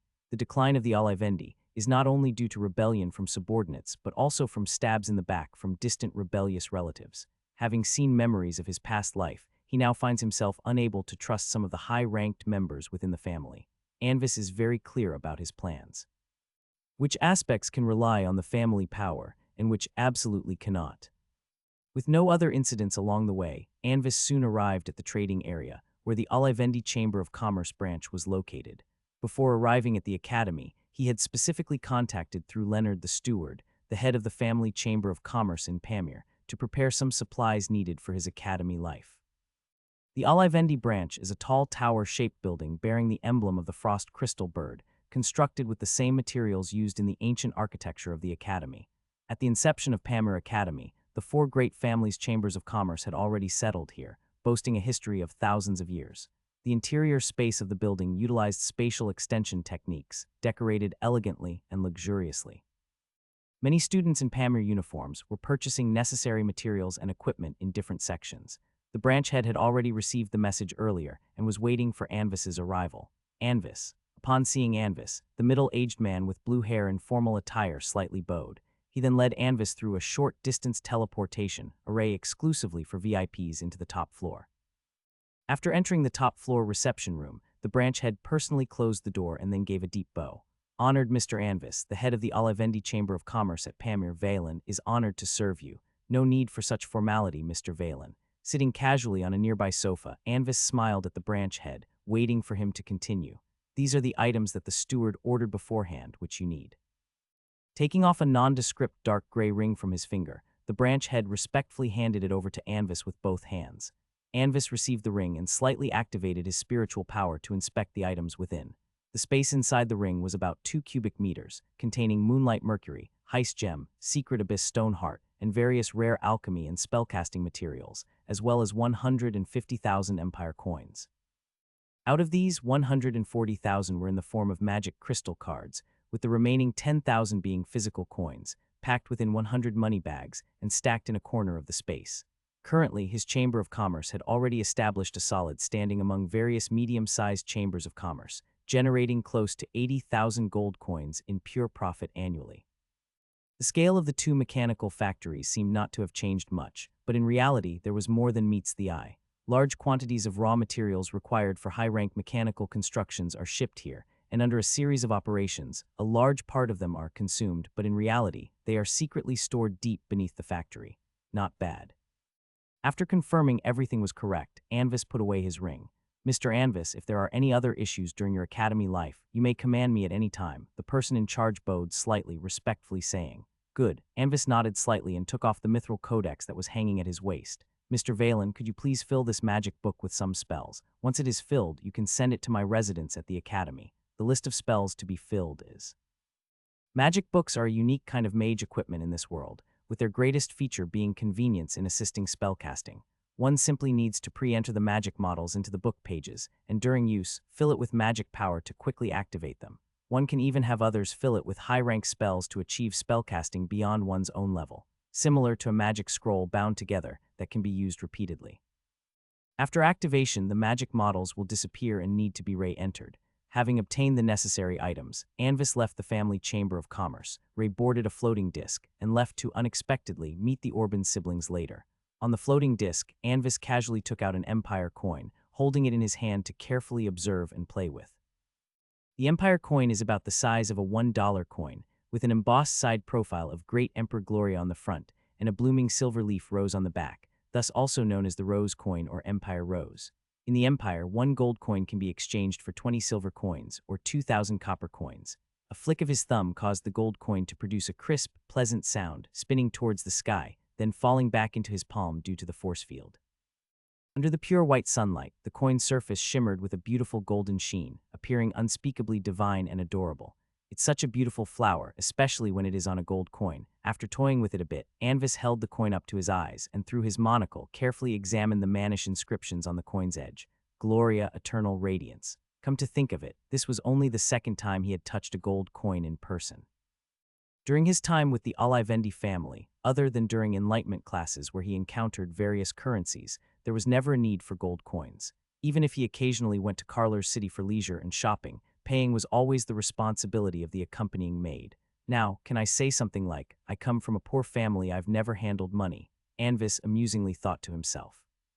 Sister, how many credits did you trade? In the trading area on the side of the floating disc square, Orbans looked at his sister descending from the floating disc and asked straightforwardly, Oh, Albin, that. I traded them all. Facing her brother's sharp gaze, Shirley instinctively answered. She also seemed to feel her decision was a bit rash, and an unnatural expression surfaced on her adorable face. I knew it. Orbans's face was expressionless as he had anticipated his sister's choice. Oh, but little brother, 1 credit can be exchanged for 30 gold coins. 30 gold coins, 100 credits make 3,000. Even after deducting the 1,000 gold coins for the exchange, that still leaves 2,000. Even if I drop out of school now, that money is enough for us to spend for a lifetime. Although knowing she was at fault, the girl with brown hair was still somewhat excitedly defending herself. To strengthen her persuasion, she even raised her little hands, vigorously gesturing about a large amount of gold coins. Besides, the senior also said that even in the trading area, the price for exchanging credits into gold coins is the same. So, seeing his sister's nearly golden glowing eyes, Orban sighed helplessly. Otherwise, why would the senior who welcomes new students be so enthusiastic about the trade? Take out your identity card, let's exchange identity seals. Then give me 1,000 gold coins. After converting the credits, I'll transfer 50 credits to you. Otherwise, having no credits at all could make life a bit inconvenient going forward. Anticipating his sister's choice, Orbans previously did not agree to the transaction of credits for gold coins. After observing, he was confident that the welcoming senior would not trouble him just because he chose not to trade. I understand. Shirley quickly nodded her head. Although she is the older sister outside, her authority as an elder sister is always unconsciously suppressed by her brother's aura. We meet again, you two. Just when the siblings had just exchanged their identity seals, Anvis arrived on a single-person floating disc, just coincidentally encountering the two together. Hello, Anvis. Hello, Lord Anvis. Facing their different reactions, Anvis immediately made a judgment. Hello, Shirley Orbans. Slowly stepping in front of them, Anvis greeted them with a smile, his demeanor so graceful that even the most critical etiquette teachers could not find a fault. Are you two headed to the trading area? If you don't mind, how about we go together? The girl was just about to agree, but then she suddenly remembered a scene on the floating ship and hesitantly glanced at her brother. Of course, Anvis. Orbans showed no particular reaction, just nodding his head, agreeing to Anvis's suggestion. Seeing her brother agree, Shirley was very happy. She sneakily glanced at Anvis's handsome face with a clear smile, her cute little face showing a hint of blushing red. Of course, all of this was noticed by Anvis and Orbans. Anvis chuckled inwardly, while Orbans sighed over his infatuated sister. The three of them entered the bustling trading area, and the lively Shirley quickly started chatting with Anvis again. Orbans was more focused on the surrounding stalls, only occasionally saying a few words. But as they walked, Orbans suddenly asked a question. Anvis, do you like my sister? Cough, cough, cough. Hearing her brother's sudden question, Shirley choked on her saliva, then her gaze became murderous, fiercely glaring at her brother, wishing she could use magic to make his mouth disappear. But at the same time, the girl's ears perked up, fully attentive, eagerly anticipating Anvis's answer. Anvis was also taken aback by this question. The frankness of Orbans was unexpected. He stopped, pondered for a moment, and then slowly began to speak. After all, we have just met, and it seems somewhat hasty to discuss whether I like you or not. I see. Orbans nodded, his expression unchanged, making it impossible to discern his thoughts. Hearing this response, Shirley's face slightly paled, but when she turned her head back, she cleverly masked it with a smile. Sorry, Anvis, and also, you owe me an apology. Saying so, Shirley fiercely turned her head towards Orbans, forcibly pushing his head down to apologize to Anvis. Watching their act, Anvis couldn't help but laugh. All right, Orbans, what you actually want to ask is why I sought you out. The reason is simple. Your name is one of the ones prophesied by the family prophet. Therefore, I wanted to see what makes you unique. Meeting the surprised eyes of the siblings, Anvis placed his right hand on his chest, performed a perfect and impeccable nobility gesture, while subtly unleashing the charm effects inherent in his bloodline. Since both of you have noticed, please allow me to formally introduce myself. Anvis Luo Alivendi, a direct descendant of the Alivendi family, the fourth son of Duke Carlers. Pure sunlight shone on his pale and handsome side profile, sketching a soft pale halo. A breeze lifted the light golden hair by his ears, and his gray crystal earring gently swayed, drawing attention. The black academy cape moved slightly on him, the fabric exuding a soft and elegant sheen. Faint inscriptions at the bottom of the cape were partly visible, making his demeanor mysterious and dignified. In this moment, the youth seemed like a divine incarnation walking upon the earth, gentle and elegant, supremely noble. The guest being completely confirmed, Shirley bit her lip in silence, feeling somewhat complicated internally. Although he was standing right in front of her, Shirley suddenly felt that the distance between her and Anvis had become immeasurably vast. Anvis, so you really are.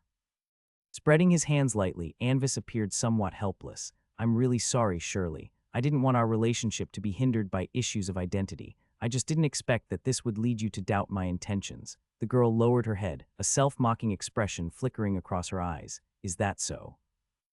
Listening to Anvis's words, Orbans frowned, his blue eyes intently fixed on Anvis's face. You said the prophet. Yes, in the prophecy you are foreseen to achieve great feats in the future. Therefore, I hope you can serve me. Anvis equally gazed back into Orbans's eyes, speaking earnestly. I can offer you the status of a guest elder of the Olivendi family, with a monthly allocation of 2,000 gold coins as your basic resource quota. When you need certain special materials, equipment, potions, or have other special requirements, you can also contact the Olivendi family representative in Pamir. If you agree to my request, all expenses needed for both of you to enroll in Pamir will also be covered by the Olivendi family. Anvis's keen peripheral vision noticed that when he mentioned the 2,000 gold coins and subsequent benefits, Shirley's initially dim eyes suddenly brightened. And this identity is only nominal. In fact, you will be directly under me and don't need to truly fulfill the duties of a guest elder of the family. For example, executing tasks arranged by the family or defending the family when enemies attack. However, conversely, whenever you achieve any new research results, you must share them with me first. I will then pay you additional compensation based on the value of those results. Listening to Anvis's invitation, Orbans rapidly reflected in his mind. Although still wary of Anvis's true intentions, he was somewhat convinced by this explanation. There's no choice. Once it involves a profit, many things become inexplicable. From a rational perspective, Anvis's invitation was actually very advantageous for their current situation. The annual tuition at Pamir is 60,000 Empire coins, and the siblings from an ordinary mercenary family don't even have enough to cover a fraction of the fees. Originally, they had planned to sign a contract with the Academy to exchange for free admission. However, now Anvis's terms were clearly more favorable. Although the tuition fee was waived, the materials for advanced magic experiments, the free quota for each student was only enough for the basic curriculum. To further advance privately, one would need to pay extra and purchase the required experimental materials. Even a minor, short-term conventional magic experiment could easily run up a cost of hundreds of gold coins, let alone the bottomless pit of long-term and special experiments. Magic and miracles are never free. May I have some time to consider? After a slight pause, Orbans cautiously spoke up. Of course, we're friends, aren't we? Seeing his reaction, Anvis smiled, making a graceful, please feel free gesture. Then he glanced at the two and spoke calmly. Actually, as for your concerns, I can guess somewhat. If it were elsewhere, your caution would be very correct, but here you really don't need to be too nervous. At this point, Anvis paused slightly, observing the stern expression of Orbans, and glanced at Shirley, whose expression was somewhat unnatural, capturing their current demeanor fully. Then he slowly spoke, uttering a sentence that shook both of their spirits profoundly. In Pamir, every newcomer admitted without a noble background is special. During the rest of the journey, the atmosphere among the three became somewhat awkward. Even the usually lively Shirley became quiet, looking around aimlessly, her thoughts unknown. Realizing that this coincidence wasn't fitting to continue, Anvis exchanged identity seals with them and then took his leave under a pretext. Shirley, Orbans, I bid you farewell for now. If you don't mind, I suggest you visit the Olivendi Chamber of Commerce to purchase the necessary items. As he spoke, Anvis took out the black space ring, smiling as he handed it to Shirley. When paying, if you hand this ring to the person in charge, you can get a half-price discount. This. Shirley was momentarily startled, looking at Anvis and then glancing at Orbans, her expression hesitant. Please don't refuse, it's just a gesture of goodwill from a friend. Anvis smiled warmly, maintaining his posture as he handed out the ring. A soft smile reflected in the fruit-green pupils, making the girl's cheeks flush red once again. Ah, that okay. Shirley reached out to take the ring, and the moment she turned her hand, their fingertips unintentionally brushed against each other, causing the girl to shudder as if electrified. Orbans took a deep breath, turned his head slightly away, pretending not to see the embarrassing state of his silly sister. So Shirley, Orbans, goodbye. Goodbye, Anvis. After bidding each other farewell, watching Anvis's departing figure, Orbans couldn't help but feel a sense of faint defeat rising in his heart. Since he and his sister accidentally entered the ruins and resolutely chose to use the only tube of unknown effect silver liquid as a test subject, this feeling had never occurred before. What should we do? Should we accept Anvis's proposal? Shirley hesitated for a moment, whispering to her younger brother, we actually have no choice. Orbans paused for a moment, then spoke up to explain. Although I don't know what exactly the prophet of the Olivendi family has foreseen, it must be something significant for Anvis to specifically speak up. Perhaps my future is truly extraordinary. And now, having learned about the prophecy, if we still choose to refuse. Think about it from another perspective, sister. If you were Anvis, what would you do? Oh, that may be respect a friend's choice perhaps. Shirley paused, uncertainly speaking. But as she spoke, her voice gradually faded and her tone became increasingly hesitant. Sister, you must have guessed some of the consequences if we do not agree, right? Orbans sighed softly. As for the so-called period of consideration, it's just to maintain a bit of dignity for both parties. Anvis is not worried that his actions will change Orbans's future destiny. Such a genius would never be obscured by some changes in the external environment. On the contrary, having received Anvis's sponsorship, perhaps many of his creations from past lives could appear even sooner. Even if we take 10,000 steps back, if Orbans, with money, chooses to be a useless shut in not pursuing magic research, Anvis still won't lose out. According to the normal historical trajectory, Orbans wouldn't stand with the four great families camp, but belongs to one of the enemies behind the scenes, the Continent Magic Council. Moreover, not just one but several significant breakthroughs that could threaten high-rank professionals and disturb the absolute deterrence of ninth-rank powers originated from him. Without those critical breakthroughs, whether the mechanical constructions pose any threat to high-rank professionals would be debatable. And what did Anvis give up? Just some trivial gold coins and resources. After parting ways with the two, Anvis deactivated the passive effect of his bloodline attracting surrounding light elements and directly boarded a floating disc to return to the task hall. Immediately after, Anvis pulled out the materials, submitted the task, and the credits in his identity card were no longer 0. After handling everything, Anvis returned to his residence. The second-level residence at the academy is an independent 2-story building, not very large in area, but the environment is quite elegant. Classic wooden blinds, pale blue tiled roof with skylights, a few clusters of pale blue roses adorned in the magic garden, everything welcoming the new owner's arrival. You say Anvis has entered the mysterious and relics academy. In Moon Castle, Duke Carrot frowned as he listened to the report from Butler Leonard. According to his original prediction, with a personality much like that of a scholar mage, Anvis should have chosen the transformation school that seeks the truth directly. Dear Carrot, our Anvis has chosen the mystical school. There must be his reasons. Duchess Alina flicked her light golden curls by her ears and spoke softly, her eyes brimming with affection for her younger son. Besides, the mysterious system has its own benefits. Among those relics unearthed, who knows which one could be a hidden treasure? Hidden treasure? The Duke couldn't help but shake his head with a bittersweet smile. No one who climbs to the top is a fool. True high-rank mysterious items, even if their purpose is unknown, there are plenty of 8th and 9th rank experts willing to collect them. The items displayed in the open for students to study would not exceed 7th rank at most. As his own son, a direct descendant of the Olivendi family, what significance would those low-rank mysterious items have for Anvis? Well, after all, it's his own choice. That evening in the Moist Cat tavern in the lower city district of Carlers, the creaking old wooden doors were pushed open, and a figure shrouded in a black cloak appeared at the entrance. Ignoring the noisy hubbub, the foul and stuffy air, and the malicious gazes cast around, the cloaked figure headed straight to the bar and sat down. What would you like? Seeing a new customer, the burly tavern owner cum bartender came over. With a rough voice, he casually wiped the wooden countertop, pretending to dust it off. A glass of Black Forest, with a slice of lemon leaf, no ice and shaken, the cloaked person spoke flatly, with a deep and muffled voice. This drink, made from a blend of 5 parts thistle liquor, 2 parts honey wine, and 1 part pengu fruit juice, costs 5 silver coins a glass and is one of the most expensive drinks in the tavern, and replace the thistle liquor with a 17-year-old batch. I know you're still hiding a good half bottle. Sure, 1 gold coin. The tavern owner nodded indifferently, retrieved a dusty bottle from beneath the bar, and poured it with the other 2 drinks into a cocktail shaker. Soon, a glass of dark gray, bubbling beverage was placed in front of the cloaked person. A hand emerged from beneath the cloak, placing a gold coin on the counter. The hand was of a dark brown hue, calloused at the base of the thumb, and even bore a twisted, light brown scar on the back.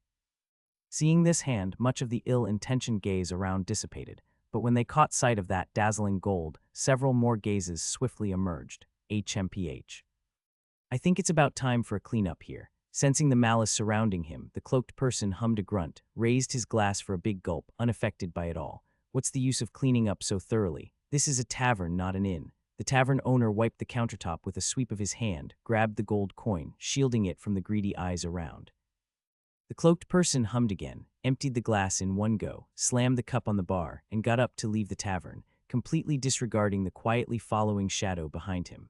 Under the black cloak, the hand that had seemed to belong to a battle-worn warrior before, now had transformed into the delicate paleness characteristic of spellcasters.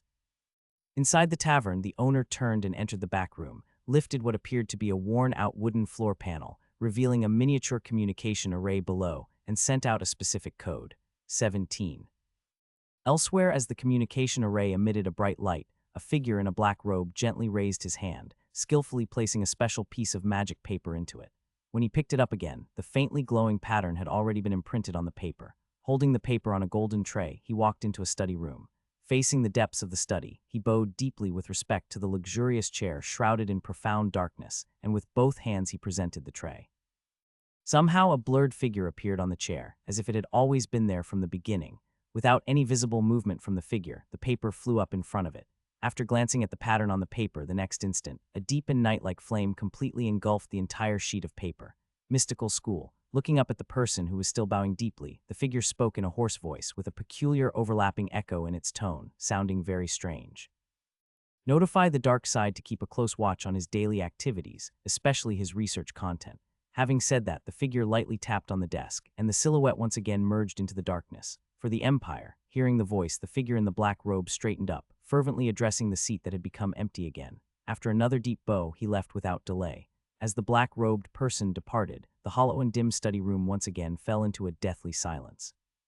After a while, a faint and barely audible voice gently echoed, "The Empire, huh?"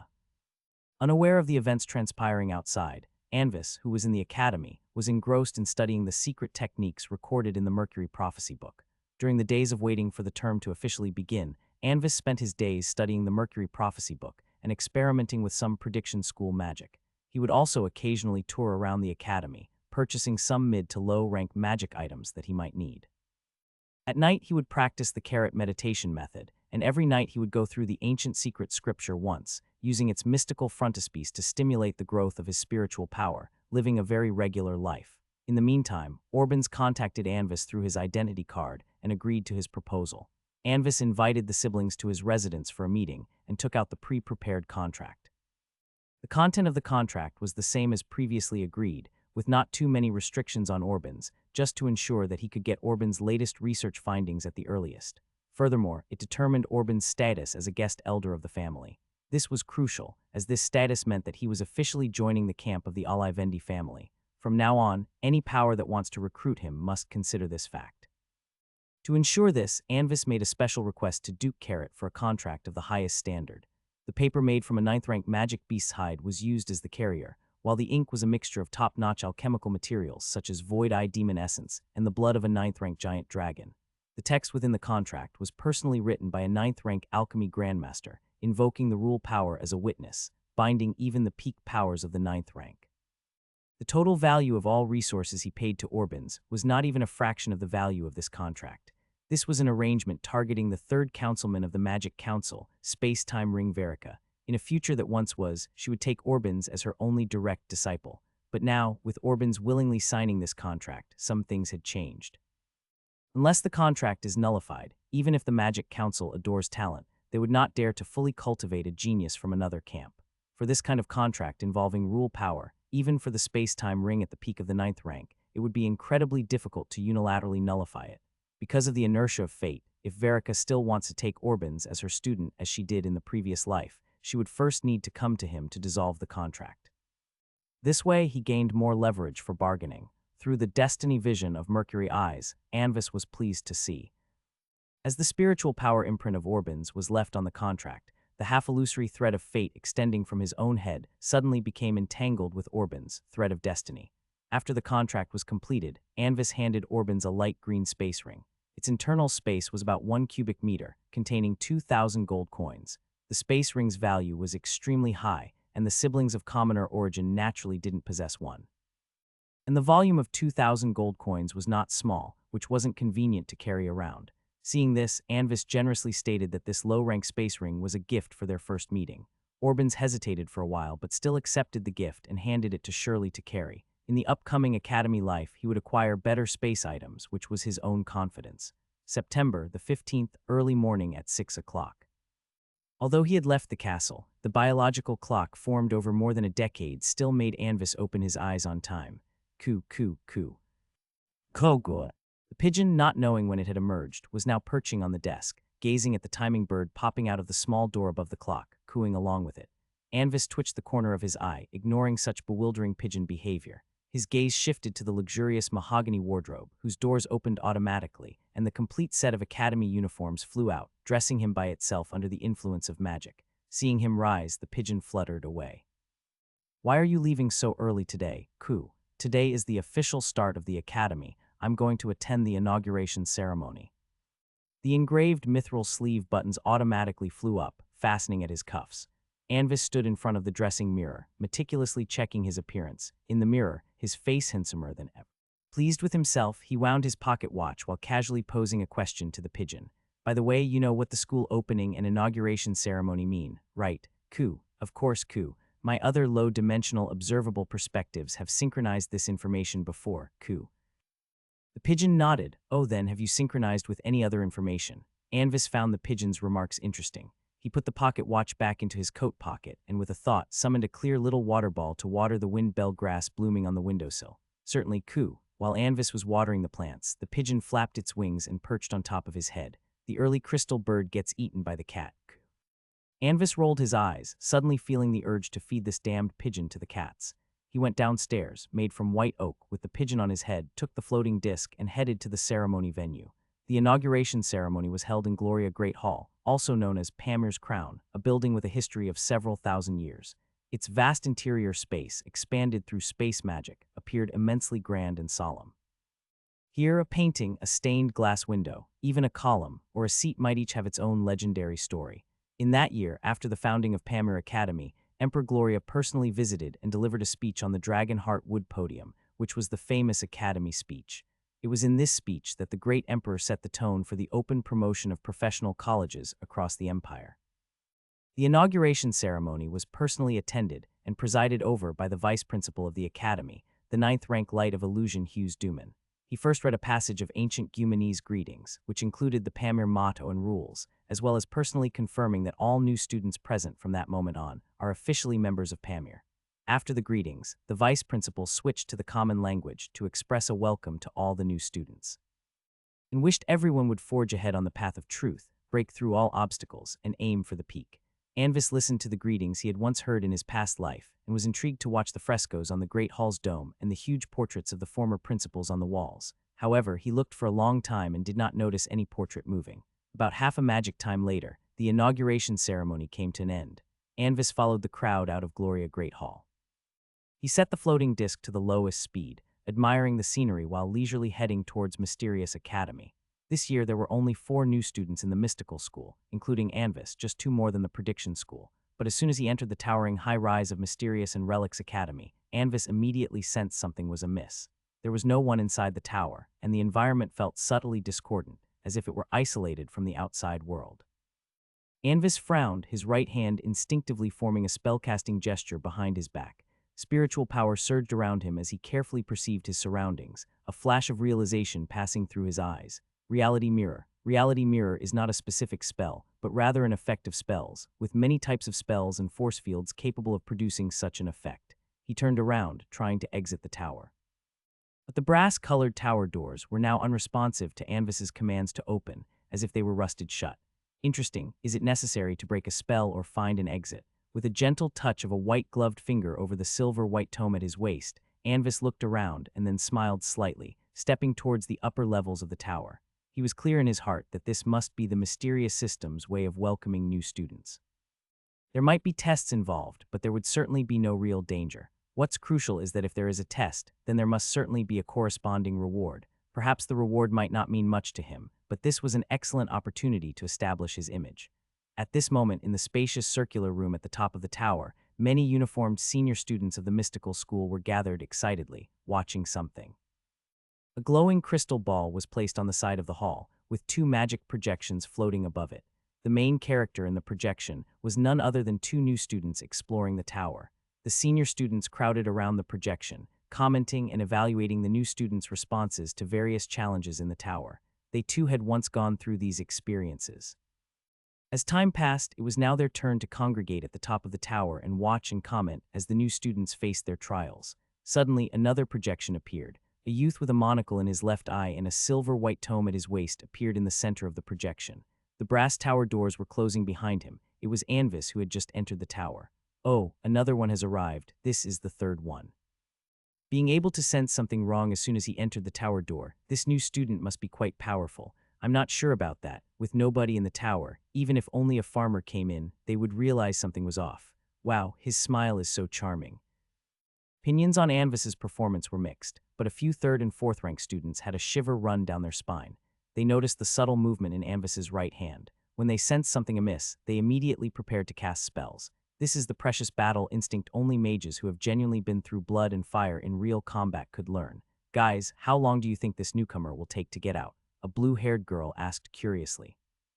She had just entered the Mysterious and Relics Academy last year and was seeing such a scene for the first time, feeling very intrigued by it. I think at least a magic time. It's hard to say, I believe at the very least 1.5 magic times. I bet it will take him 2 magic times. Oh, are you serious, dear Yanni? Of course, just look at that farmer-like, dull and defenseless walking posture of his. The other 2 newcomers are much more cautious than him. Wanna bet with me? I bet he can walk out of the mirror space within a magic time. And as for the bet, let's bet on a limited edition secret magic card issued by the Golden Giant Dragon Trading Company this year. You're on. Whoever chickens out is a dog. As if a pebble was thrown into the water, everyone began to discuss this topic enthusiastically, and the room was immediately filled with a lively atmosphere. Anvis was unaware of the discussion taking place on the rooftop, but he knew that the newcomer welcoming ceremony was usually broadcast live. At this moment, he was walking through the wide rock corridor of the high tower. This place had also been expanded spatially, with bright stones embedded in the walls at intervals. The faint, pale white radiance illuminated Anvis's path forward. A faint warmth was continuously emanating from his chest, reminding Anvis of the anomalies in the environment. The environment here contained a hidden psychological suggestion, aiming to induce newcomers entering the tower to head towards the top floor. The strength of the suggestion was not high, and a second-rank spellcaster with a bit more determination could be immune. To Anvis, of course, it had no effect at all. However, being unaffected by the suggestion is one thing, being able to detect its presence is another. Suppose I take this opportunity to go to some areas in the tower that require a large number of credits. What would happen? An idea suddenly leapt out, and as his thoughts shifted, Anvis's footsteps, which had originally been heading straight upstairs, came to a halt. Instead, he moved towards the mysterious Great Library. The mysterious Great Library was one of the goals Anvis had for choosing the mystical school. Although it is called a library, in fact, the mysterious Great Library contains not only books but also all sorts of odd things. Ancient encrypted stone tablets, statues of unknown creatures, bizarre 3-eared pots, swords stained with blood, partially metallized black sticks, white wildflowers as if they had just bloomed, and so on. All carriers of mysterious spells and textual symbols, both solved and unsolved, collected by Pamir over hundreds of years, are part of the collection in the mysterious Great Library. Including the Dean of the Mysterious and Relics Academy, no one can say for certain how many mysteries are hidden within the library. Anvis's goal was the several mysterious items rumored to be from the mysterious Great Library in his previous life. There was a structural diagram of the inside of the high tower at the first-floor staircase, and Anvis remembered it clearly. The library was located at the end of the corridor on the right side of the 4th floor. Look, his route has changed. That direction seems to be the Great Library. Damn it, why didn't I think of that when I was a beginner? Burly student who looked more like a berserker than a mage watched Anvis's actions, had an epiphany, and slapped his thigh with regret, creating a very loud smack. Not thinking it doesn't mean others haven't thought about it, but the pity is it's not that simple to enter the mysterious Great Library, said a male student wearing the academy's cape, laughing lightly and shaking his head beside the burly student. What do you mean? The burly student was stunned. You'll find out soon enough. However, the male student just smiled and did not answer directly. Aside from Anvis, the other 2 newcomers were cautiously exploring inside the tower, moving at a slow pace. Yet both had independently chosen to head straight to the top to check. There were multiple pathways to the top of the tower, some with traps, some without. All the traps, however, had no lethal force. Their only purpose was to delay time. The first 2 newcomers had unwittingly fallen prey to them, wandering back and forth in the lengthy and convoluted corridors, and after wasting a lot of time, they found themselves back where they started. Fortunately, each trap was only triggered once. Compared to them, Anvis was much faster. Whether it was simply good luck or something else, he had not encountered a single trap so far. Soon, Anvis arrived at the corridor in front of the library. But the problem was that this corridor was rigged with traps. The surface of the pale silver mercury eyes faintly glowed as Anvis carefully examined the trap in front of him, pondering if there was a way to break through. Not a spatial distortion, nor an illusion effect, it seemed some special dream power. With the constant vision of magic power through the mercury eyes, Anvis analyzed the essence of the trap. Initially, when encountering the various traps in the tower, he had planned to use some magic items in his ring to break them. But later he discovered that in this mirror space, all magic items were unable to utilize their active effects, including space items and the magic book hanging at his waist. Perhaps it is possible to neutralize it using the reality stabilization technique. Observing the obscure flow of magic power within the trap, he soon found several hidden magic nodes. The reality stabilization technique was a third-rank spell with a moderate complexity of the model. With Anvis's spiritual power nearly at third rank, he could barely cast it. Although the name sounds impressive, in fact, it's a spell designed specifically against dream magic, capable of interfering with and nullifying all magic power related to dreams. No sooner thought than done, Anvis began to channel the spell, his hands forming gestures in the air as he softly chanted the corresponding ancient Gumanese spell syllables. This spell required no materials, only that the spellcaster remain alert. Look, he's casting a spell. He must have spotted the trap. It must be some kind of bloodline ability he has, or the effect of those glasses he's wearing. The older students were quite astute, and it didn't take long for someone to guess the reason Anvis could detect the trap. This newcomer is definitely not ordinary. Calling him absent-minded is hardly fair. What do you think about this, our perceptive Mr. Yanni? Watching Anvis's actions, the crowd on the top of the tower was all abuzz amidst this lively atmosphere. Several mocking glances were directed at a young man. Laugh it up. Damn it, you all were just as doubtful about him just a moment ago. Yanni's face turned red with embarrassment as he loudly complained. Seemingly by unspoken agreement, everyone shifted their gaze away, leaving him alone like a fool. While everyone was chatting, Anvis's spellcasting was complete. A transparent ray shot from his hands, hitting precisely the magic node hidden within the trap. The air in front of the corridor rippled like water, with transparent dreamlike ripples echoing in midair. But as the ray continued, the ripples gradually began to weaken and eventually settled back into calm. After disarming the trap, Anvis slowly walked up to the firmly shut doors of the library. The heavy, bronze-colored doors were festooned with bizarre and twisted black lines. In the center of the doors, there was a line of brief inscriptions in ancient Germanic deeply engraved upon them. Based on the handwriting, it seemed as if the writer had achieved all of this purely with their fingers. In the face of mystery, one must not lose their reverence. Something seems off.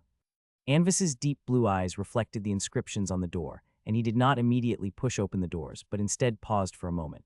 In his perception, some indistinct presence lurked behind the door, giving him a faint sense of oppression in his spirit. A new trap or some sort of guardian, or perhaps just a bluff. He's gotten through the trap. Heh heh, the real show is about to begin. The library's test is not that simple. What's behind the door, who knows? In the years I've been here at Pamir, there were twice where newcomers got past the library traps, but in the end they chose not to push the doors open. In the room atop the tower, as they watched Anvis standing quietly in front of the door, many of the upperclassmen couldn't help but hold their breath slightly. With a mixture of surprise, curiosity, and a desire to make up for some past regrets, they awaited his choice. A multiple-choice question, a test of wisdom, or perhaps courage. Gazing at the tightly sealed door before him, Anvis mused for a moment. Although this was but a welcoming ceremony for the mysterious and relics academy, the great library was likely beyond the reach of ordinary new students. Then, with eyes as blue as the sky, Anvis glanced at the pigeon perching on his shoulder. My dear pigeon, could you please take a look and see what's behind the door? Sorry, but before answering the question, I'd like to check the reference answers first. Coo, all right, coo. The pigeon nodded, flapping its wings and flying in front of the door before slowly inserting its head through it. Perhaps because the door was quite thick, the pigeon continued to push further in until the upper half of its body disappeared completely between the two doors. Seconds later, the pigeon retracted its head and returned to Anvis's shoulder. Coo, there's a strange black mass inside Coo, roughly larger than this door. Anvis smiled while petting the pigeon's head and then fell into deep thought. A black mass larger than the library's door, aberrant abomination, dark matter, dream abnormality, or some even more ancient and bizarre existence. In a flash, Anvis thought of several powerful entities that appeared as dark black masses. Then, with a somewhat self-deprecating smile, he realized that after all, this was just a ceremony for welcoming new students, and the academy wouldn't possibly create such things, if it's under the premise that there's no danger to the new students. With speculation in mind, Anvis took a deep breath, raised his hand to the ice-cold gate with intricate patterns, and suddenly exerted force with both hands. He pushed it open. What's behind the door? Gurgle. As the gate slowly opened, everyone's attention peaked and some couldn't help swallowing nervously. Look quickly. What is that? Seems like a big black mass. It's wriggling. Why isn't that new student running? Is he too scared to move? As the gate opened wide, the people secretly observing from the top of the tower through the crystal ball also saw the eerie entity behind the door. For most students, it was their first time seeing such a strange being, and they couldn't help but discuss it with astonishment. However, Anvis, standing at the door, wasn't as scared as everyone imagined, but instead he confirmed his previous speculation. Lower-level nightmare, a common monster in the dream world with no fixed form, a appears as the most feared entity in the professionals' hearts, feeds on the fear of the professionals, and all attacks are illusions. It naturally emits a low-level fear field, which can be mitigated by mind protection magic, immune to pure physical attacks. Weaknesses are Holy Light, Radiance, and Illusion Dream Attribute Magic. Recommended Challenge Rank, 2nd rank. That is a nightmare because we are observing through projection, we can see its original form. Finally, a girl with pale green wavy hair at the 3rd rank of Strength spoke up to explain the characteristics of the nightmare to everyone. Now it's time to test the knowledge of this new student. If he knows the characteristics of the nightmare, then it will not be difficult to deal with, but if not. In the end, the girl couldn't help shaking her head. It's very difficult to quickly identify a nightmare, as it ignores physical attacks and has high resistance to most magic attacks. If one is struck by it without investigation, one would fall into an endless nightmare, which is extremely tricky to handle. But conversely, if one can quickly identify its true identity, then dealing with it becomes much simpler. In the great library, Anvis, who was looking at the same nightmare mass as the people at the top of the tower, silently smiled and cast a 2nd-rank dream magic spell, Nightmare Exorcism. This is a very basic 2nd-rank spell, so basic that some slightly talented 1st-rank spellcasters could also cast it with ease. The prevalence is considered common, at least in Anvis's eyes. With a hazy burst of colorful radiance, the pitch-black mass vanished instantly, driven back into the dream world. What Anvis currently feared the most, without a doubt, was that figure in Holy Light, which surpassed the 9th rank. But such a mighty being is not something a mere lower-level nightmare could emulate. And not to mention the pigeon, a creature such a nightmare probably couldn't even comprehend, let alone transform into something the pigeon would fear. Against the combination of Anvis and the pigeon, the nightmare stood no chance at all. Look, that new student won. Instant Nightmare Extermination Technique. His spellcaster strength must be at least 2nd rank. It's not just that. The biggest challenge in combating a nightmare is how to quickly identify its true identity, and he almost instantly discerned the true body of the nightmare, this judgment and knowledge. This new student is definitely not ordinary. At the same time, the people at the top of the tower stirred once again. Having witnessed this scene, no one was treating Anvis as a mere new student anymore, but instead as a peer. In the hearts of many, thoughts of forming an alliance had already begun.